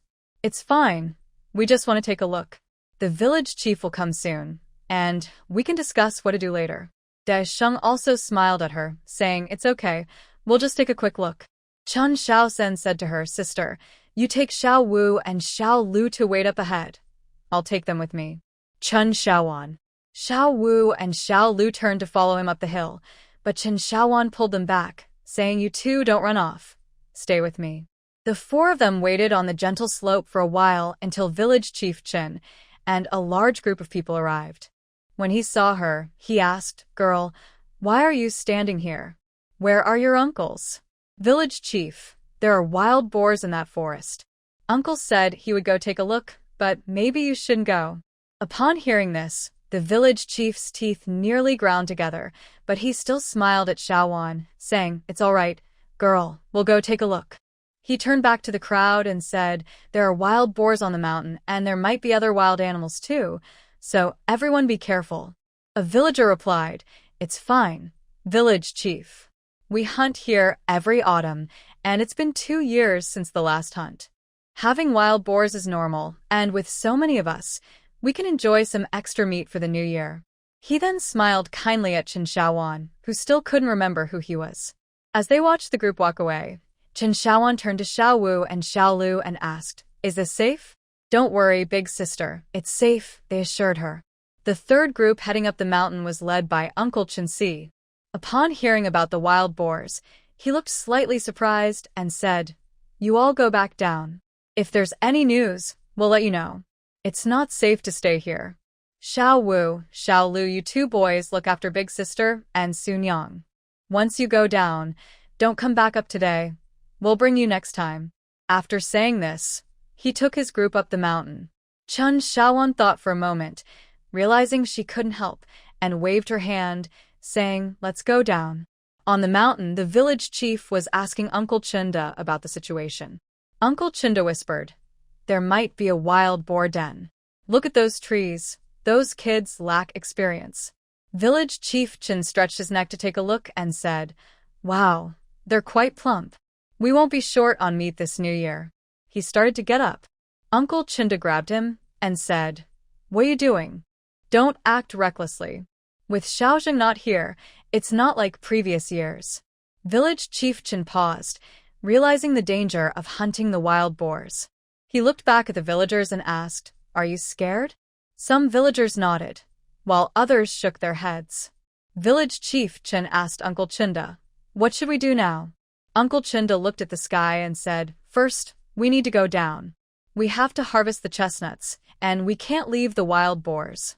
We also need to clear the thorny bushes below, otherwise, it will be hard to collect. There might be other wild animals too."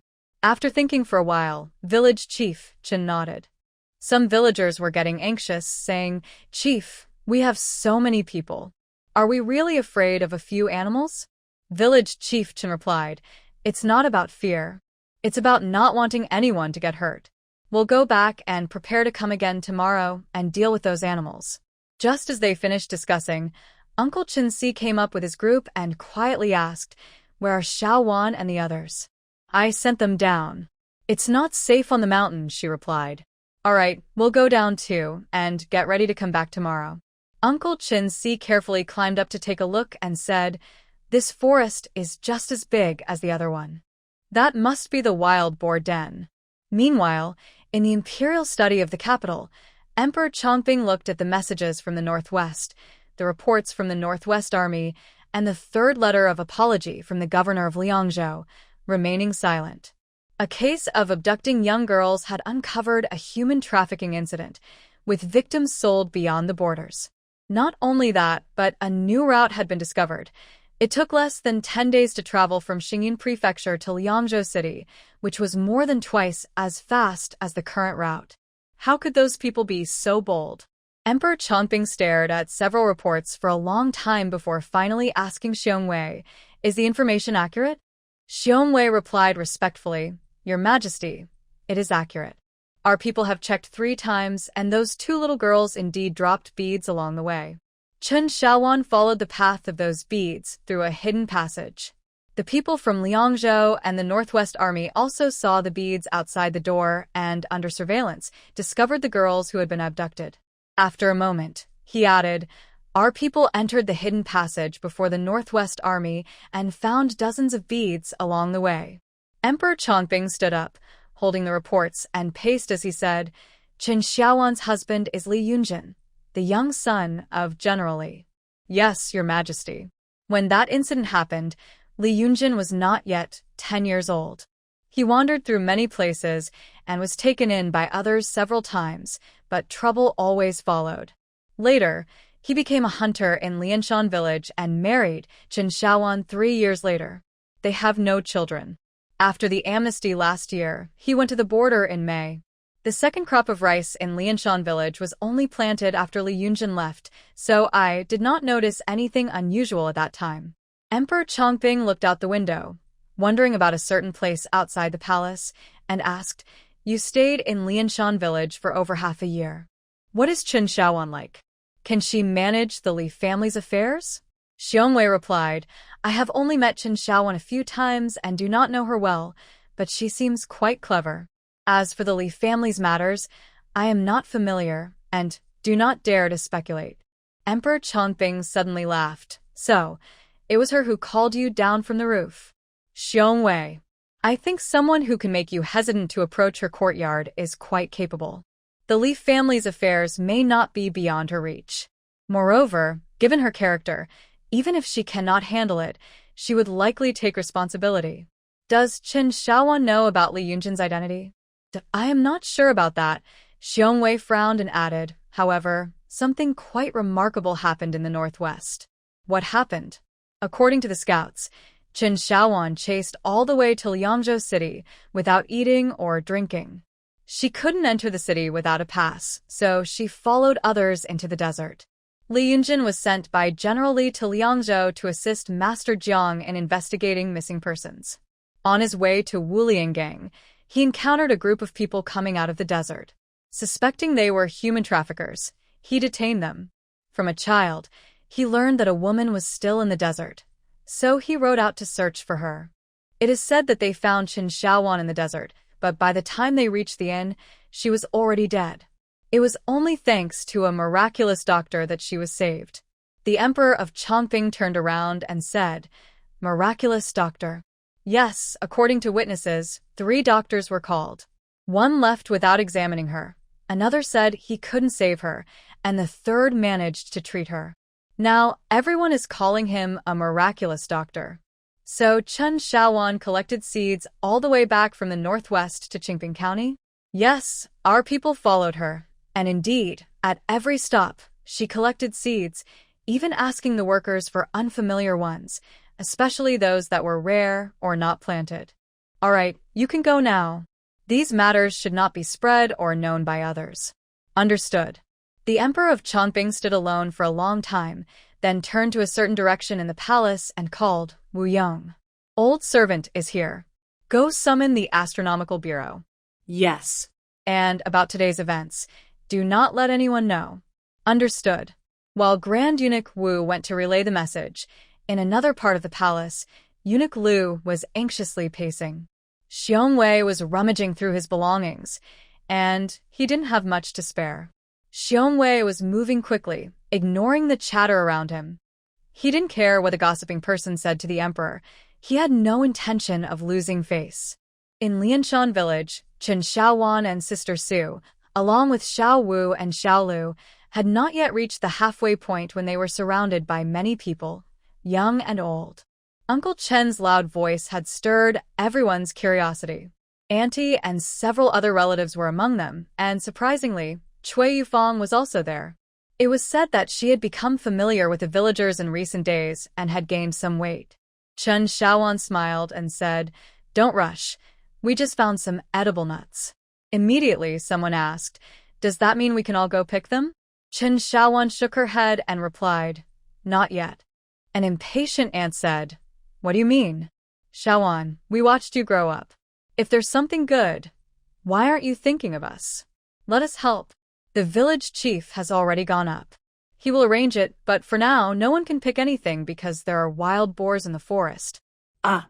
Wild boars. Yes, there are quite a few. Are they okay? They should be fine. They said they are just observing today and won't hunt. That's good. We can't just go looking for those creatures. It's getting late. Why don't the ants go back and prepare dinner? They can have a warm meal when they come back down. After saying that, Chen Xiaowan walked ahead and went straight back to the yard without inviting anyone in. Third aunt was chatting at the door. Fourth aunt came in and immediately pulled her aside, asking, "Xiaowan, did they really not hunt the wild boars?" I'm not sure, fourth aunt. I came down first. Uncle said they wouldn't hunt. Hearing this, fourth aunt rushed to her living room. There was no other place in the village with a statue of Guanyin. Qin Shaowan looked at fourth aunt, who was lighting incense, and asked her aunt, "Aunt, do you think I should tell the village chief to build a temple in the village?" Aunt looked at her, and then at fourth aunt, who was praying, and seriously considered it before saying, "That's fine, but not right now. You just came back, and are busy with these nuts and peanuts. There are still wild boars in the mountains, so you'll probably be busy until the new year. Let's talk about it later." Qin Shaowan was confused. Why was this her responsibility? How did it become her task? Aunt smiled and patted her, saying, "You just need to say a word or share an idea, and the whole village will be restless for months. I think you should take a break and take care of yourself." Mrs. Su was a bit confused, while Xiao Wu and Xiao Lu were already laughing. Xiao Wu came over and whispered, "Sister, remember to take me next time." Qin Shaowan playfully patted his back and said through gritted teeth, "Tomorrow, you and Xiao Lu come to my place to study, and bring some books from your fourth brother's study." Xiao Wu got anxious. "Sister, that's not fair. Can I bring my third sister and her friends instead? What do you think? Ask Xiao Lu if he wants to come." Xiao Wu turned to look at Xiao Lu, who thought for a moment and said, "Sure." Xiao Wu became even more anxious, thinking, "Hey, we're supposed to be a team.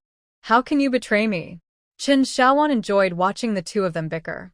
Then she waved to Mrs. Su and went into the kitchen.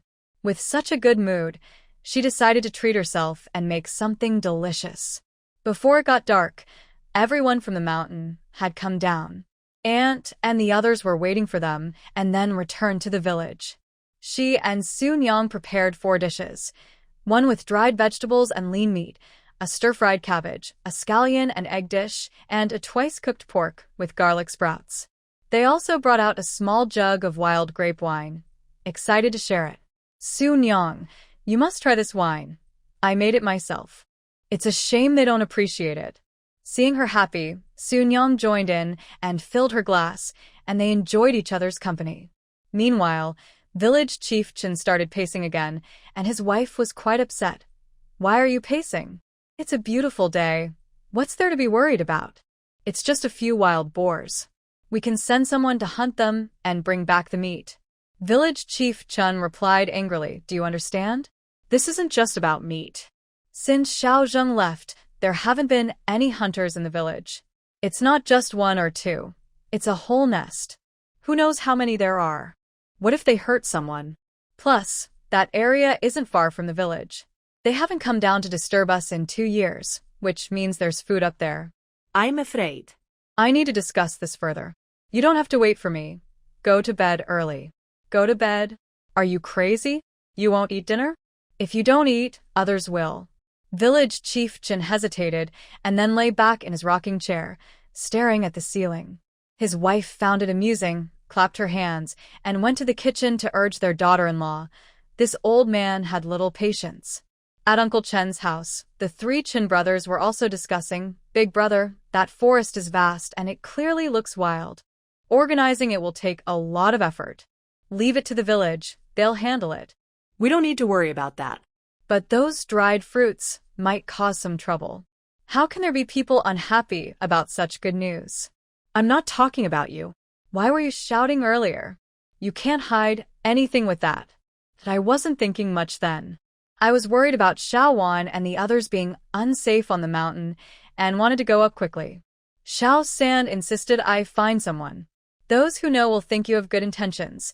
Those who don't might think you're foolish. Xiaowan is simple-minded and doesn't think deeply about many things. As an uncle, you should be more careful. Big brother, I'm already worried. You worry and create more trouble. Don't be so reckless next time." "Fourth brother, how many peanuts did you collect?" "Not many, maybe about 10 pounds at most." "That's enough. Stop looking. Leave some food for the squirrels. It's going to be cold for another month or 2, and we don't know if there's still food in the mountains." Xiaowan is also like this. She can find something. Who would have thought before? "As soon as she comes back, we'll be busy. Next year, we'll probably be busy from the start to the end. Brother, you don't have to worry if she doesn't come back. All right, with your voice today, everyone in the village might hear about it by tomorrow." "Really? Brother, there are village people all over the mountain today. I've told you many times, you can know a person's face but not their heart. The village is better off now, but there are still some with bad intentions, and many want to come in. You all need to be careful. Should we say something to Xiaowan? She knows better than you. The peanuts and dried fruits are a thank you gift for the villagers who helped find Xiao Xiao and Xiaoya. Don't do this again. Keep some for her. Don't forget there are a few trees in her yard. I want to enclose a few acres of land next to her yard. Brother, why is that? Xiao San said she collected a lot of seeds on her way back. She might want to do something with them. And that wild boar today isn't far from her place. We need to be cautious. Right now, it's not a good time to act. You all should pay attention. At this point, Auntie interjected, I think you all are overthinking. The school has been built, but if we don't hire a teacher or set up desks and chairs, it will just be decoration. I'm telling you, Xiao Wan and Xiao San have been back for only a few days, and look how thin they are. Don't push them too hard. And you, Lao Si, Han Sheng said he was very sick. Don't tire him out. He needs to take care of himself. Yes, sister-in-law. Sister-in-law, that's not right. Isn't it Xiao Wan who is tiring us out? How are we tiring her? You just think too much. The mountains are connected, and with more pine trees, there will be fewer squirrels and fewer nuts. Every village probably has them. Now, everyone knows. I say we should directly notify the authorities to send people to hunt the wild boars. Then they can spread the word in each village, and everyone can have enough to eat, saving you from bothering these kids. The three brothers looked at each other and thought it made sense. Uncle Chin San and Uncle Chin Si stood up. Brother, you all eat. We'll head back first. Auntie said, Lao San and Lao Si, don't leave without eating. No. The kid's mother is waiting. Aunt looked at Uncle Chun and said, I spoke out of turn. No, you made a good point. I'll go find the village chief after I eat, to avoid troubling our own children. Aunt smiled happily and replied, Exactly. Our own children deserve our care. Uncle Chun smiled back at her. The next day, Village Chief Chun hurried to the county town with his family's cart. This cart was one that Xiao Wan and the others had brought back, and Village Chief Chun bought it along with the horse. Wang Lizi also wanted one, but didn't pay. Uncle Chun said it was fine, as not everyone could travel 1,000 miles for no reason.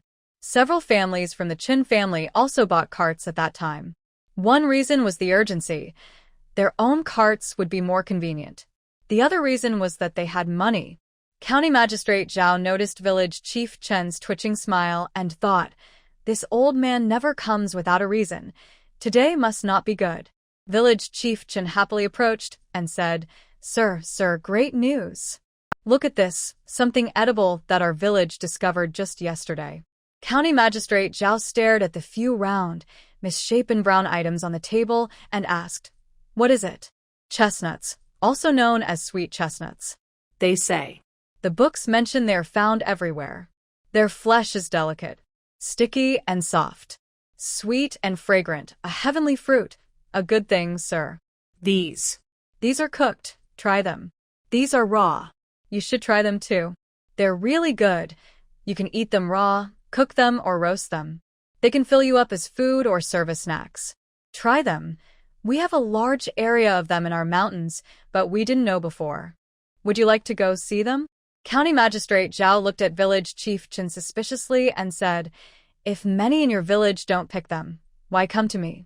Village Chief Chen clasped his hands and replied, Sir, those wild fruits on the mountain aren't exclusive to our village. There are many mountains in the county. In this cold winter, everyone needs to fill their stomachs, and I'm reporting this. No one has eaten these before. It's a new thing. You should have picked some first. Sir, of course we will pick them, but I had to inform you first.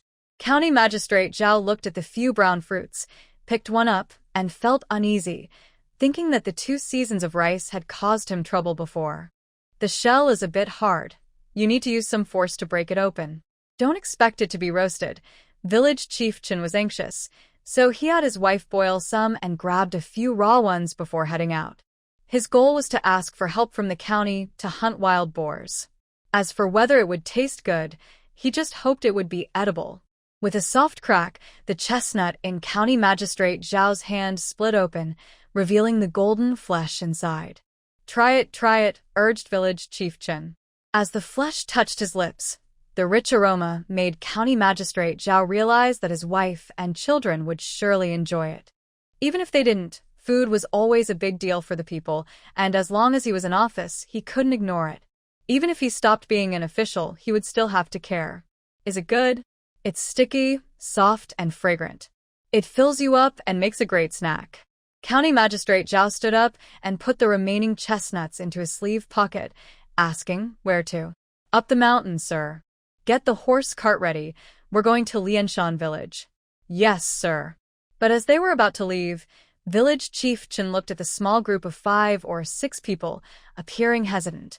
County Magistrate Zhao asked, "What's wrong?" "Sir, you're only bringing a few people. Shouldn't you take more?" County Magistrate Zhao looked at him. Village Chief Chen stammered, "Sir, that area is newly discovered. No one has been there before. There's a nest of wild boars inside, and with just this few people, it might not be enough." County Magistrate Zhao was furious, his eyes turning red. This old man was truly overstepping. He was using him as a tool to hunt wild boars. Village Chief Chen continued in a low voice, "Sir, if you could bring a few more people or some skilled fighters, we don't have hunters in our village. Otherwise, we wouldn't need to trouble the county." "So you came to ask the county for help with hunting wild boars?" Ah. "Yes, sir. I wanted you to bring people to check out the trees and the fruit, so others in the village would know. It would give us another food source, and we wouldn't have to go hungry.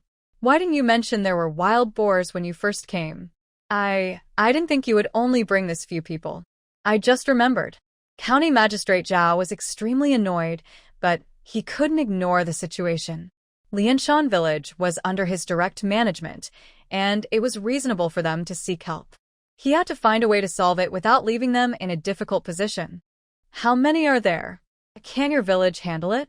Village Chief Chen shook his head. "Sir, our village doesn't have any hunters now. The villagers haven't gone hunting for years. That forest is old, and we don't know how many animals are there. There might be other dangers, so we can't act recklessly." "You are quite protective of your people," the official remarked. Village Chief Chen smiled awkwardly, adjusting his sleeves. "Bring me some skilled fighters, grab your weapons, and find Zhao Hansheng." Village Chief Chen was taken aback, but continued to smile awkwardly. When they set off again, the group had grown to over 10 people, all armed with knives, and a few carried long bows. Several village elders were organizing strong and agile men with hunting experience. Regardless of whether Village Chief Chen could bring back the county officials, their people were determined to go into the mountains. Besides wild boars, the forest needed to be cleared. Otherwise, how would they harvest the fruits each year? However, today was not peaceful at the Chen household. The reason was that Brother Chen volunteered to hunt wild boars, but sister-in-law Chen disagreed, saying the mountains were dangerous. They didn't need the money that badly and shouldn't take risks. Brother Chen insisted it was a village task and every household had to send someone. Sister-in-law Chen was skeptical. "That's impossible. There are many elderly and young in the village. How can the only man in a family go up the mountain? You always want to take the lead and end up with nothing."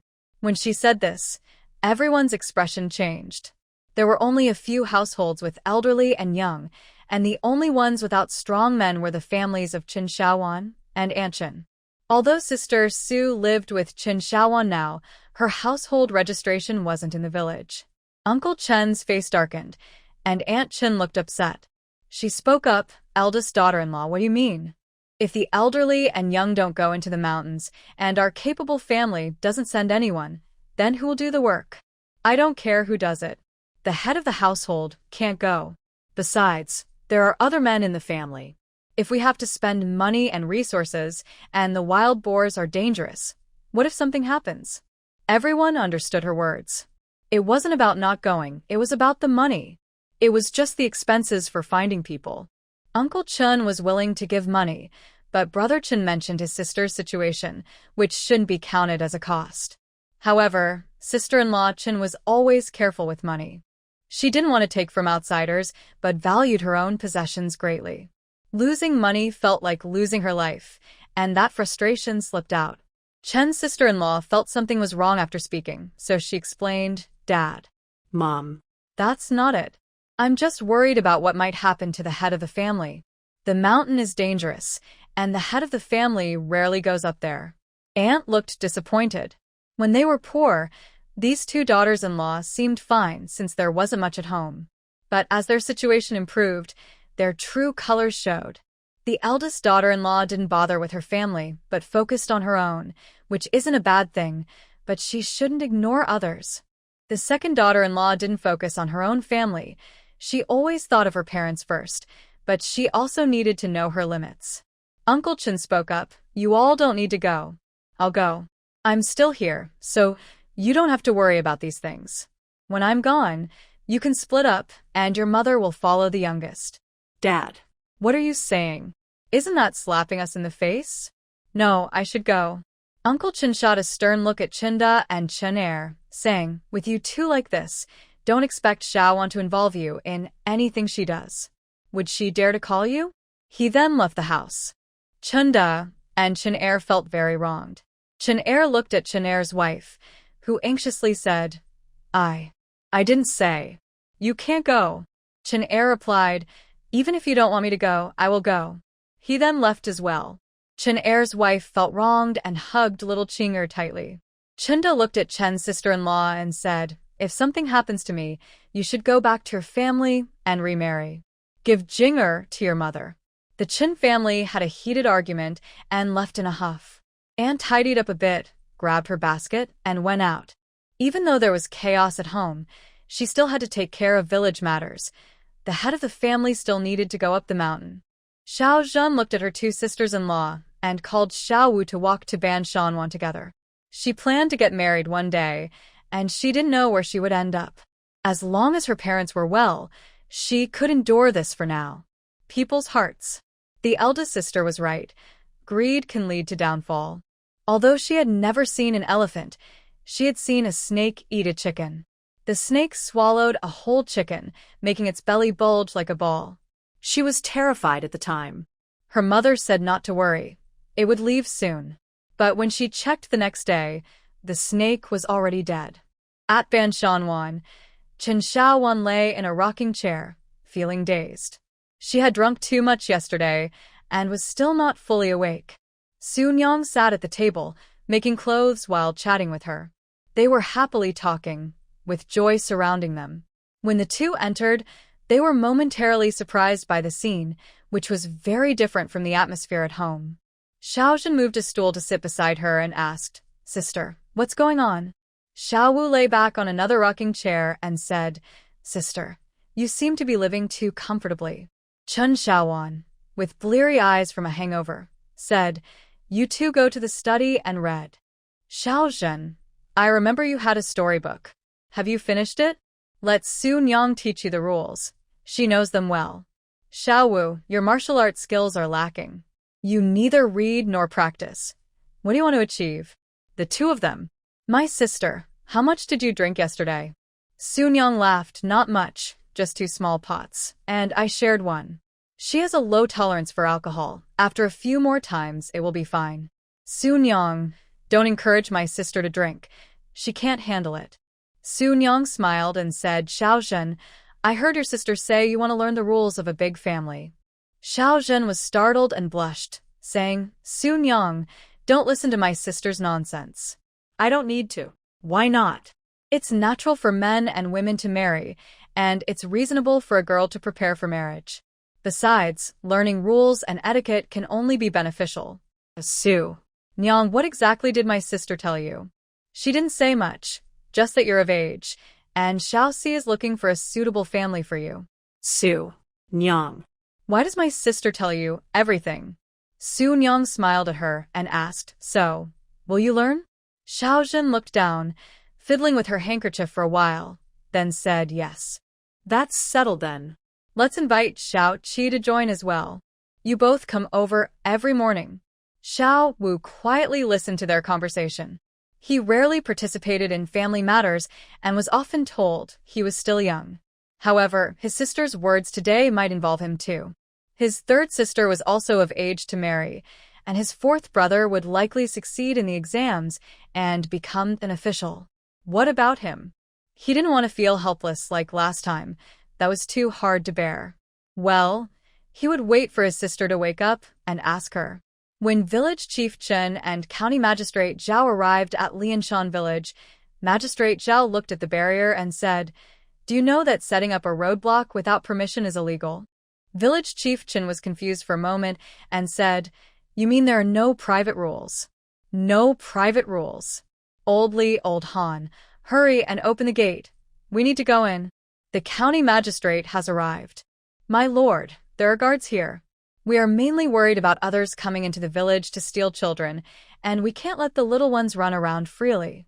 Our village has suffered greatly. You know that." County Magistrate Zhao ignored him. As the gate opened, the two old men bowed deeply, saying, "Forgive us, my lord. We just dozed off for a moment." The carriage moved forward along the road lined with trees and brick flower beds in the middle. He hadn't been here for a while, and it was clear that great efforts had been made in Lianshan village. Even in winter, it looked so nice. If it were spring or summer, County Magistrate Zhao thought. Looking out the window at the newly built dam, the river flowed gently, and the newly planted willow trees had grown a bit. The riverbank was lined with stone slabs, and there were stone tables, chairs, and a pavilion. Looking at the village, the threshing ground seemed larger, and the rows of brick houses were unique in this area. This was his jurisdiction, and thinking of this made him feel happier, easing some of his frustration with village chief Chen. In the village's threshing ground, about 100 strong men were divided into two groups, talking about something. When they saw them arrive, everyone knelt and greeted, "We greet you, my lord." At this point, Zhao's frustration finally faded. Lianshan village was not just a bunch of fools. "What are you all doing?" "Reporting to you, my lord, there are wild boars in the mountains, and we are organizing a hunting party." Hearing this, Zhao breathed a sigh of relief. They weren't just using him. They were prepared. He glanced at village chief Chen again. The old man couldn't express himself well, but he had a genuine concern for the villagers, which was quite admirable. "Then make your arrangements and let's go. It's getting late." "Yes, my lord." Some women from the village brought some dry food, and a group headed up the mountain, split into two teams. One team went with Zhao and his officials, while the other lagged behind with various tools for cleaning up the area after the hunt. They were responsible for carrying the wild boar down the mountain and quickly clearing the forest to prevent other wild animals from taking over. Butcher Chen now lived in the first row. He was originally chosen for the first family, but the village elders said his aura from slaughtering pigs was too strong, and the first family was afraid it would bring bad luck to the village. So he was moved to the fifth family. The elders said this position would help stabilize the village, using his aura to keep things in check, and then they would rely on the luck from the threshing ground to ensure everyone was safe and blessed. Chen Xiaowan felt confused at first, but when she heard that Uncle Wu came to her house to bless it, she fell silent. Regardless of whether it was true or not, it showed the old man's genuine care. No one was harmed, and the villagers were willing, so there was no need to overreact. Today, the outdoor cooking area was set up again, but it only had water in it. Once someone brought news, they would start boiling water to prepare for the pig slaughter. The aunts and cousins, along with the young wives, brought their small stools to the threshing ground. They enjoyed the warm sunshine while stitching shoes and embroidering flowers. They were excited to watch the commotion, but they worried more about the men who went up the mountain. It was nice to sit in the sun and work while waiting for news. They could lend a hand when the men came down and then buy some meat to take home. This year would be another good year. Cui Yufang quietly listened to the discussions. From bits and pieces, she could piece together who Wang Lizi was and what kind of life he lived. However, these people treated her no differently. She felt a sense of gratitude. If it weren't for this trip, she thought she might have died months ago. What had happened to her little Gua? Looking back at her little Gua playing with Jixiang, Cui Yufang felt like she was dreaming. They wore clean, soft clothes, lived in a brick house, had enough rice and flour to eat, and even had a horse cart at home.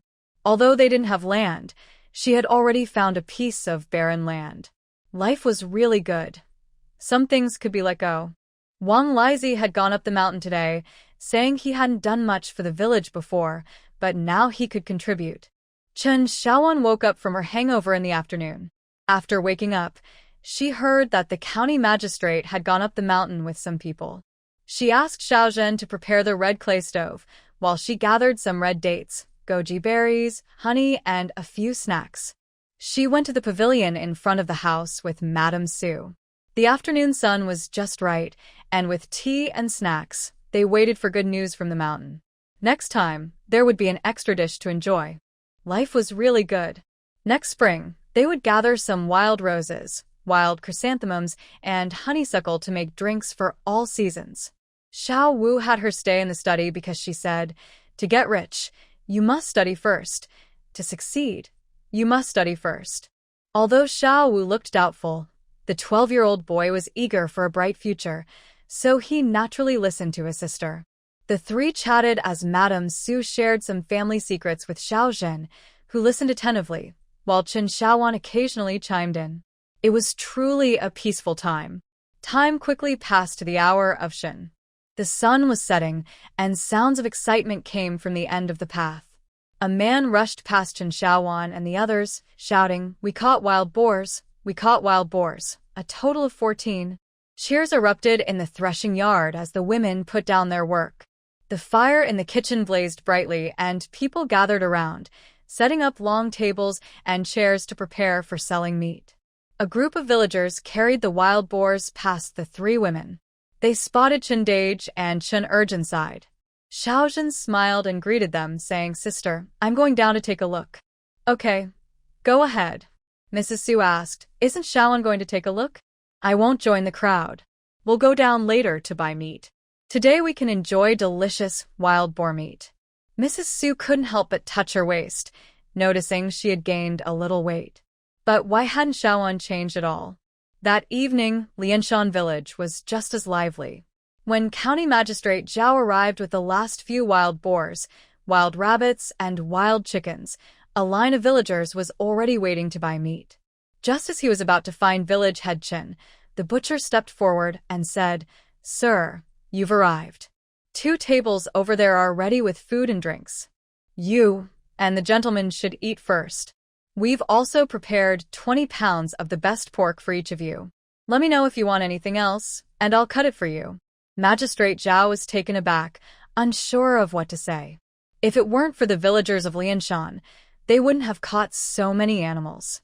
Well, if they were going to kill them, they might as well eat them.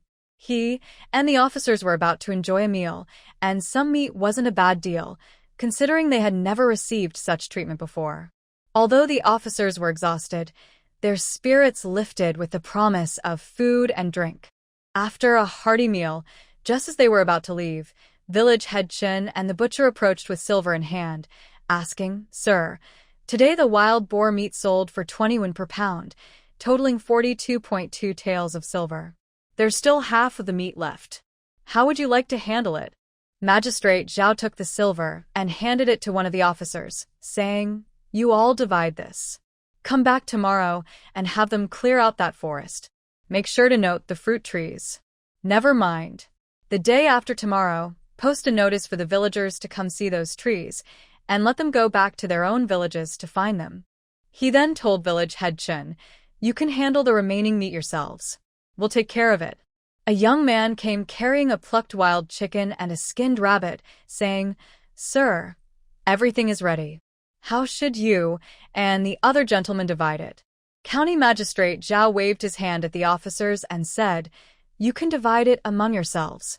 However, when Zhao and the officers left Lianshan village with the meat, the villagers cheered again because the village chief announced that everyone who went up the mountain would receive 20 pounds of meat, and the rest would be divided among the households.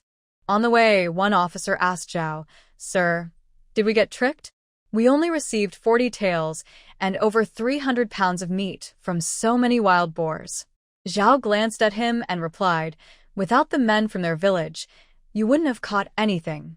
Plus, that tree is beneficial for the country, and the people. If they hadn't come to help, who would we complain to if we didn't catch anything? Yes, sir. This is already a good outcome. In the past, we didn't have such treatment. Wang Chong and Zhu Ming, who were on horseback, said. Meanwhile, Zhao Hanshan was worried about how to explain the extra 10 pounds of meat and a wild chicken in his bundle, which was the same size as what Uncle Chen had packed. Sir, are we coming back tomorrow? Zhao Hanshan, you're in charge. Don't mess it up. Yes. The villagers in Lianshan were happily dividing the meat. Uncle Chen's family received 60 pounds, and with what they bought and what would be shared later, it would be enough for the new year. When Uncle Chen got home, he told his wife, "Send my 20 pounds to Shaowan. You two can arrange your share." He was still a bit upset. Chun Urge immediately said, "Use mine to send to my aunt." Chun Urseo's mouth was left hanging open in surprise. Chun Dage quickly added, "I'll give," but then thought about Uncle Wu and the other families who also needed the meat. He decided to split the meat in half and said, "Let's also give some to Shaowan and my aunt. They can take their time eating." Chun Dage's wife remained silent, knowing that causing trouble now would only drive the family apart. Looking at the children playing on the ground, tears filled her eyes, wondering for whom she was doing this. Xiaozhen watched but didn't mention that her older sister had already bought 50 pounds of meat. That evening, Chen Shaowan looked at nearly 100 pounds of meat and went to the village again. Luckily, the market was still open, and she got a lot of small intestines as well as some unwanted pig heads and bones. She mentioned that the bones were good for children to grow strong and for the elderly to strengthen their bones, prompting village chief Chen to distribute them again to the village's elderly, weak, and women. As for the offal, Chen Shaowan firmly refused, joking that the wild smell was too strong for her pots. Moreover, it is advised that people should not eat it, as we do not know if there are any unknown toxic substances inside. Village Chief Chen listened to the advice and ended up using everything for fertilizer. Nothing else went to waste, and this month, even the people in the mountain village had enough oil and water. The next day, when Zhao Hansheng brought people into the village, the men were already waiting. Along with them was Chen Xiao. Chen Shaowan started preparing the intestines, while Sister Su chopped the pork into small pieces. Uncle Fu's business was thriving again, as many villagers wanted to order new baskets for the mountain. Everyone knew that once the mountain was cleared, they would go up to pick fruits. The young wives at home were busy sewing pairs of coarse cloth gloves, joking that the fruits on the mountain had thorns and could not be handled directly.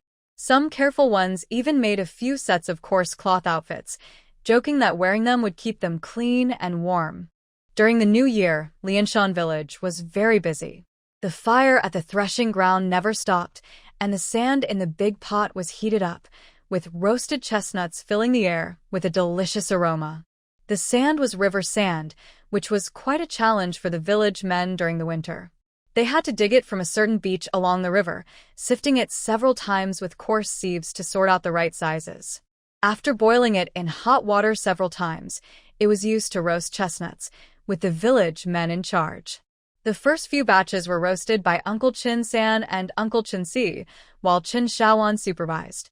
Then there were tasks at the threshing ground, where the men were divided into groups. One group picked fruits from the mountain. Another brought them back. The village chief's wife and auntie brought several women to spread out the fruits and extract the flesh, while another group of men roasted them, and yet another group took them to sell in the town. However, after just 2 days, the merchants were already waiting at the entrance of Lianshan village. The chestnuts had to be hot to taste good. The merchants brought their own insulated containers and cotton, and Lianshan village sold well. Other villages saw the notice and came to inquire. They could find the fruits, eat them raw, or cook them, but village chief Chen did not want to teach them how to roast them. Chen Shaowan suggested selling the recipe instead, charging a fee for teaching it. After all, the ginger was quite large, and they didn't want to worry about too many details, especially since they weren't in the business themselves. Village Chief Chen and the elders, along with the 5 village heads, discussed it for a night and decided to sell the recipe. They would charge no more than 30 taels per person, teaching up to 100 people. As a result, fewer villagers came seeking help, but more merchants and shop owners came to visit. Village Chief Chen welcomed them and, after receiving the money, took them to the threshing ground to observe. He even gave them a small bag of usable river sand, explaining that it wasn't produced in their village, so he wanted them to have a sample. When those people left, they bought several hundred or even 1,000 pounds of chestnuts. If they needed more, they would have to go to another village since Lianshan village didn't have that much supply. This boosted business throughout Qingping County, and the advisor remarked in surprise, "Sir, this Lianshan village is impressive. Not only have the chestnuts increased their income, but people from nearby counties and the capital are also inquiring." County Magistrate Zhao smiled wryly. While Lianshan village's income increased, people within a 50-mile radius could now afford to eat, yet the county office remained as poor as ever. This year, they only collected taxes on the second crop, and it was uncertain how the court would respond next year. Village Chief Qin even brought over 2 carts of chestnuts, claiming they were for the emperor, along with recipes for cooking them. However, he felt quite frustrated. In Lianshan village, aside from the men roasting chestnuts, there were women and children making sausages. While Qin Shaowan and Sun Yang were busy, Anchen saw them and decided to ask Butcher Qin for 50 pounds of meat. This news spread quickly, and since the villagers now had money, Butcher Qin ended up slaughtering dozens more pigs. Happy Manhwa sent Qin Shaowan several batches of pig offal, as there was nothing else left to give. Everything else had been sold out. The merchants were very sharp and wanted to buy both the meat and the recipes. Village Chief Qin opened his eyes wide and said, "No, no, no. We won't sell. How can you want to buy everything when we haven't even tasted it yet?" While Lianshan village was bustling, Qin Shaowan and Sun Yang were struggling to handle the overwhelming amount of meat. There were so many gifts coming in, and Aunt Hua had sent over 4 full batches of offal alone. Qin Shaowan felt that this meat could feed her and Sun Yang for years. The problem was that they couldn't refuse it. People just dropped it off and left. Aunt Hua even had little Yaozu bring some over, and he huffed, "Sister Shaowan, if you don't take it, my mom will scold me. Plus, I don't have the strength to carry it back." Qin Shaowan had to negotiate with Butcher Qin, who agreed in front of Aunt Hua. As soon as she returned to Hanshan Bay, little Yaozu arrived with the items, saying, "Sister Shaowan, please take it. You have many ideas for cooking, make some delicious dishes, and we can enjoy it too." This left Qin Shaowan speechless and made everyone helping in the yard laugh. Even Auntie Li teased her, saying, "Come on, tell us how else we can help you so we can all pitch in." Meanwhile, Qin Shaosan, who was outside digging sand with the villagers, brought her 2 big bowls of fish, saying, "There are plenty of fish in that spot, and they're easy to catch. You love eating them, so take some home for the new year." Qin Shaowan, feeling frustrated, called Qin Xiaoro, Aunt Qin, Xiao Qi, and Aunt Qin Si to help with the work. The kids were all kept in the study and the warm room to read until Xiao Si returned, and then she handed everything over to him. But Xiao Si was busy, so he was left to wash the fish. Watching the annoyed Qin Shaowan and the sorrowful Xiao Si made Sun Yang and Grandma Wu laugh. Poor Qin Shaowan still had to teach Uncle Qin to smoke half of the meat, but when the fire was lit, Uncle Qin said, "Isn't it the 3rd brother's job to watch the fire? I'll go call him." Then, when Uncle Qin San came in carrying a pig leg, Qin Shaowan shouted, "Aunt San, can you manage this?" Aunt Qin San looked and said, "Oh, this leg of meat is nice and fatty. Shaowan, how should we cook it for the new year?" Qin Shaowan. So, on the 25th day of the 12th month, Mr. Zhao surprisingly received a New Year's gift from Lianshan village, which included cured meat, smoked meat, sausages, dried fish, and a recipe. While everyone was making tofu and preparing New Year snacks, Qin Shaowan borrowed a large pot from the threshing ground, filled it with spices, and marinated everything she could. Then she cut it up and sent it back to everyone. This made the villagers both laugh and feel touched, as they all knew how much trouble she went through to prepare the meat, and she had even lost her temper at Shanshan Bay. However, once they tasted the meat, everyone wanted to send some back next year, as they couldn't resist such delicious food. They just planned to prepare the meat differently next time before sending it over.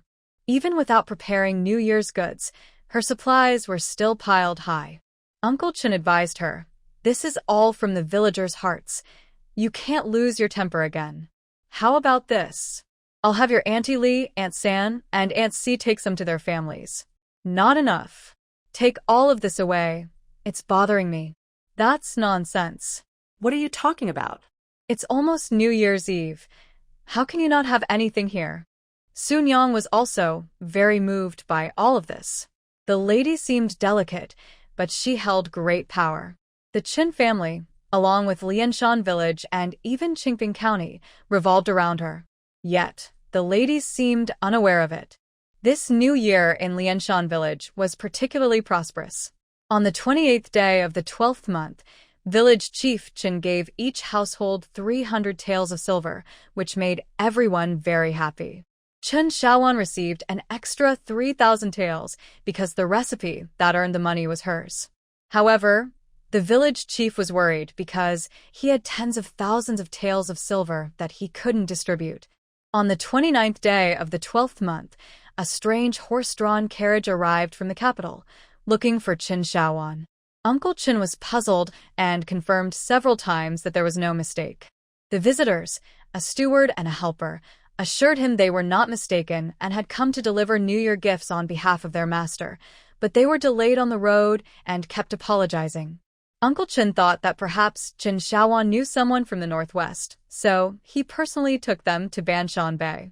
There, Chen Shaoan was loading items into the carriage for her 3 aunts to deliver. She had also sent a lot to her grandparents, making the villagers laugh as they dropped off the gifts and left. Aunt Wu straightforwardly told her daughter-in-law, Shaoan's treats are delicious. You all discuss whether to send some to your family. This made the daughters-in-law very happy. When the carriage arrived, several people were arguing about how much Chen Shaoan had packed. Some aunts said she had packed too much, while she thought it was too little. When Uncle Chen brought in the carriage, Aunt Chen jumped on and drove off without greeting him. Chen Shaosen also left with his own carriage, while Aunt Chen couldn't drive, but her 12-year-old son Lu was already very skilled and drove smoothly. Chen Shaoan stood with her hands on her hips, looking at her uncle. Uncle Chen scratched his nose and said, They came from the capital to bring you New Year gifts. Chen Shaoan was confused. Who did she know in the capital that would send her gifts? The people living in Lianshan village were just glad not to scold her. The steward and the helper got out of the carriage and respectfully bowed, saying, Madam, we should have arrived 10 days ago, but we were delayed because the nanny who came with us fell ill on the way, and we got lost. Which family do you serve? We are from Shaoan, hurry. Aunt Huang's grandson is choking. Sun Yang, please help me entertain our guests. Wait for me to come back. Then they ran away quickly. Life is precious, especially during the New Year. Uncle Chen was with them, leaving the 2 of them at the door. When Madame Su appeared at the door, their eyes met in surprise. Madame Su gently shook her head and respectfully bowed, and the 2 returned the gesture. After exchanging greetings, when they were leaving, Madame Su packed a variety of meats and fruits that Miss Chen wanted to give but hadn't yet, and handed them a note saying, There aren't many valuable things in this mountain, just some wild foods, but they taste good. Please take this back as a token of my appreciation. She also prepared some snacks for the journey. Little Jeanne brought 3 jars of freshly made honey grapefruit tea and said, You 2 have traveled a long way. This tea is great for soothing the lungs and relieving heat and dryness. 1 jar is for you to drink on the road, and the other 2 jars are for your family, to thank them for remembering my sister and sending gifts for the festival. The steward smiled as he accepted the jars, thinking to himself how the lady's sister didn't even know who they were. He wondered how she would react once she found out.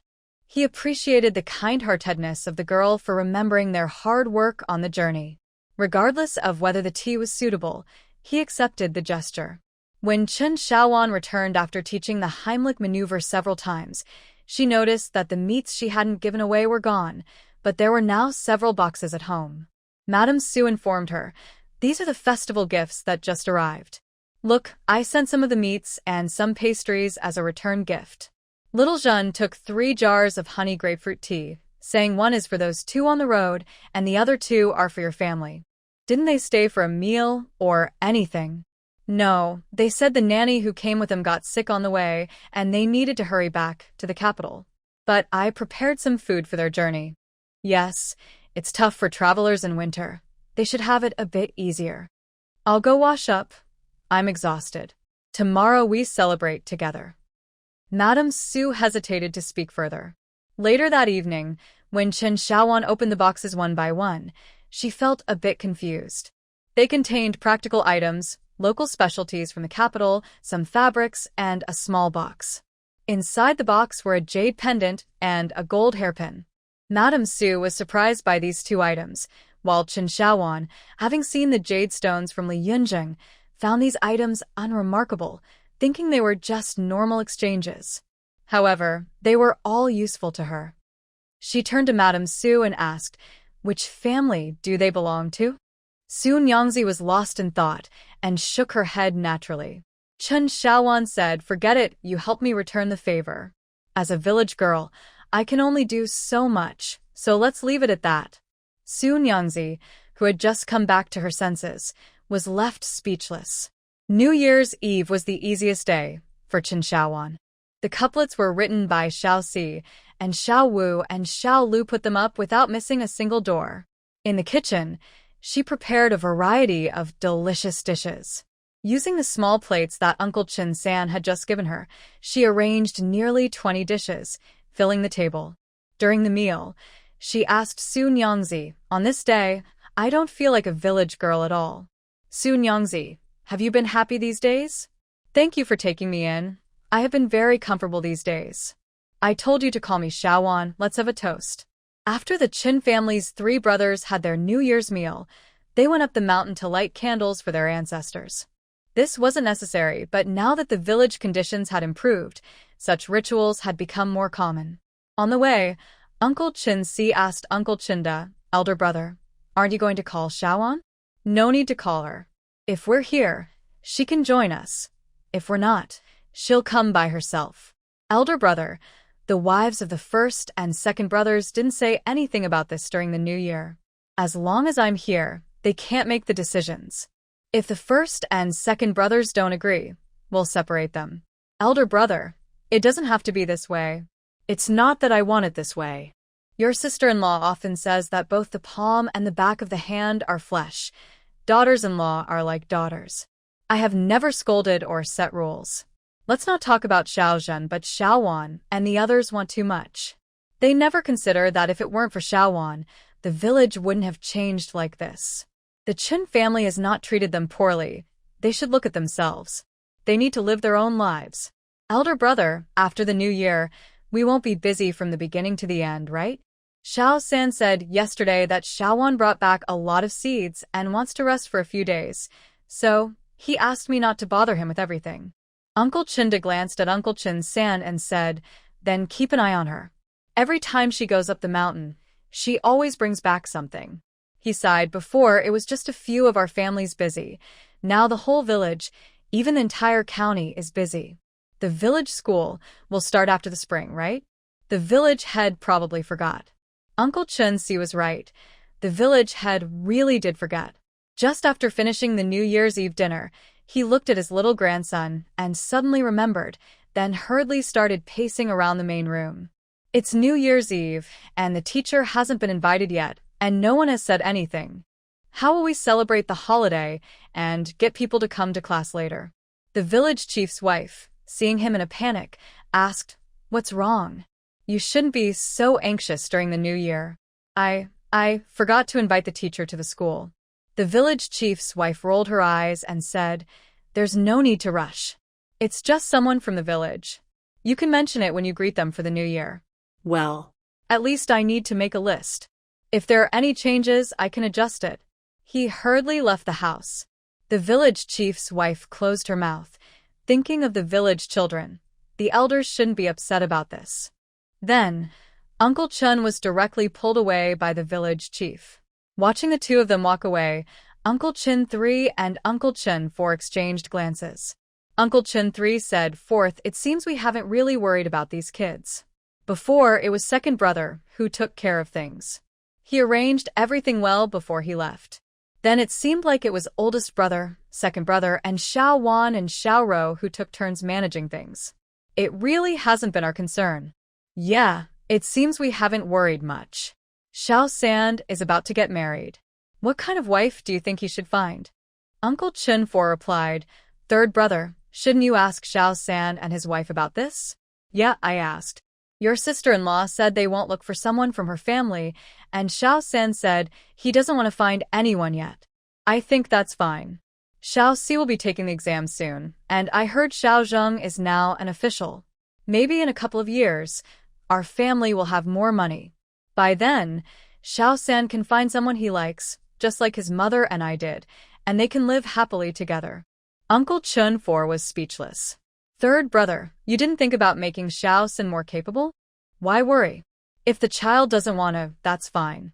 Let Xiao Qi take the exam in the future.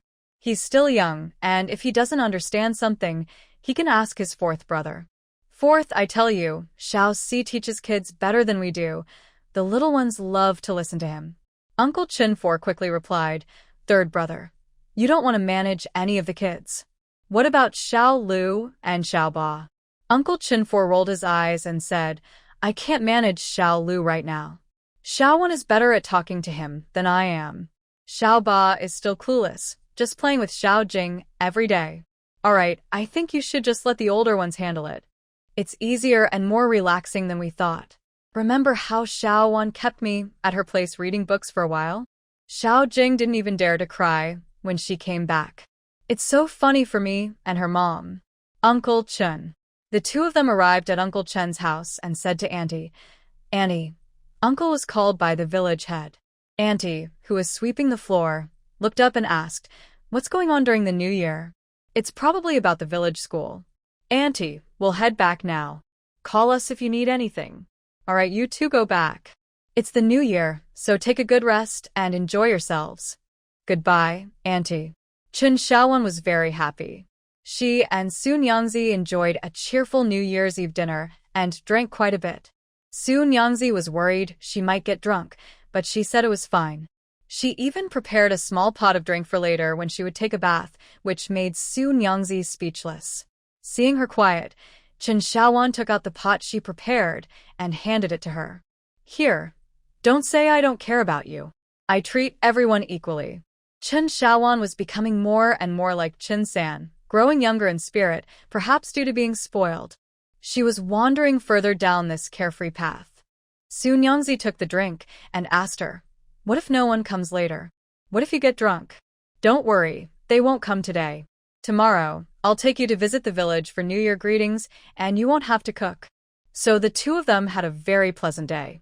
In the afternoon, they each soaked in their own bathtubs, sipping red wine and thinking about their happy and not-so-happy moments. In the evening, while Chen Xiaowan was setting out snacks, she mumbled, next year there will be peanuts. How can there be no peanuts? And dried meat. How could I forget to make some dried meat with all that meat? But beef jerky is the best.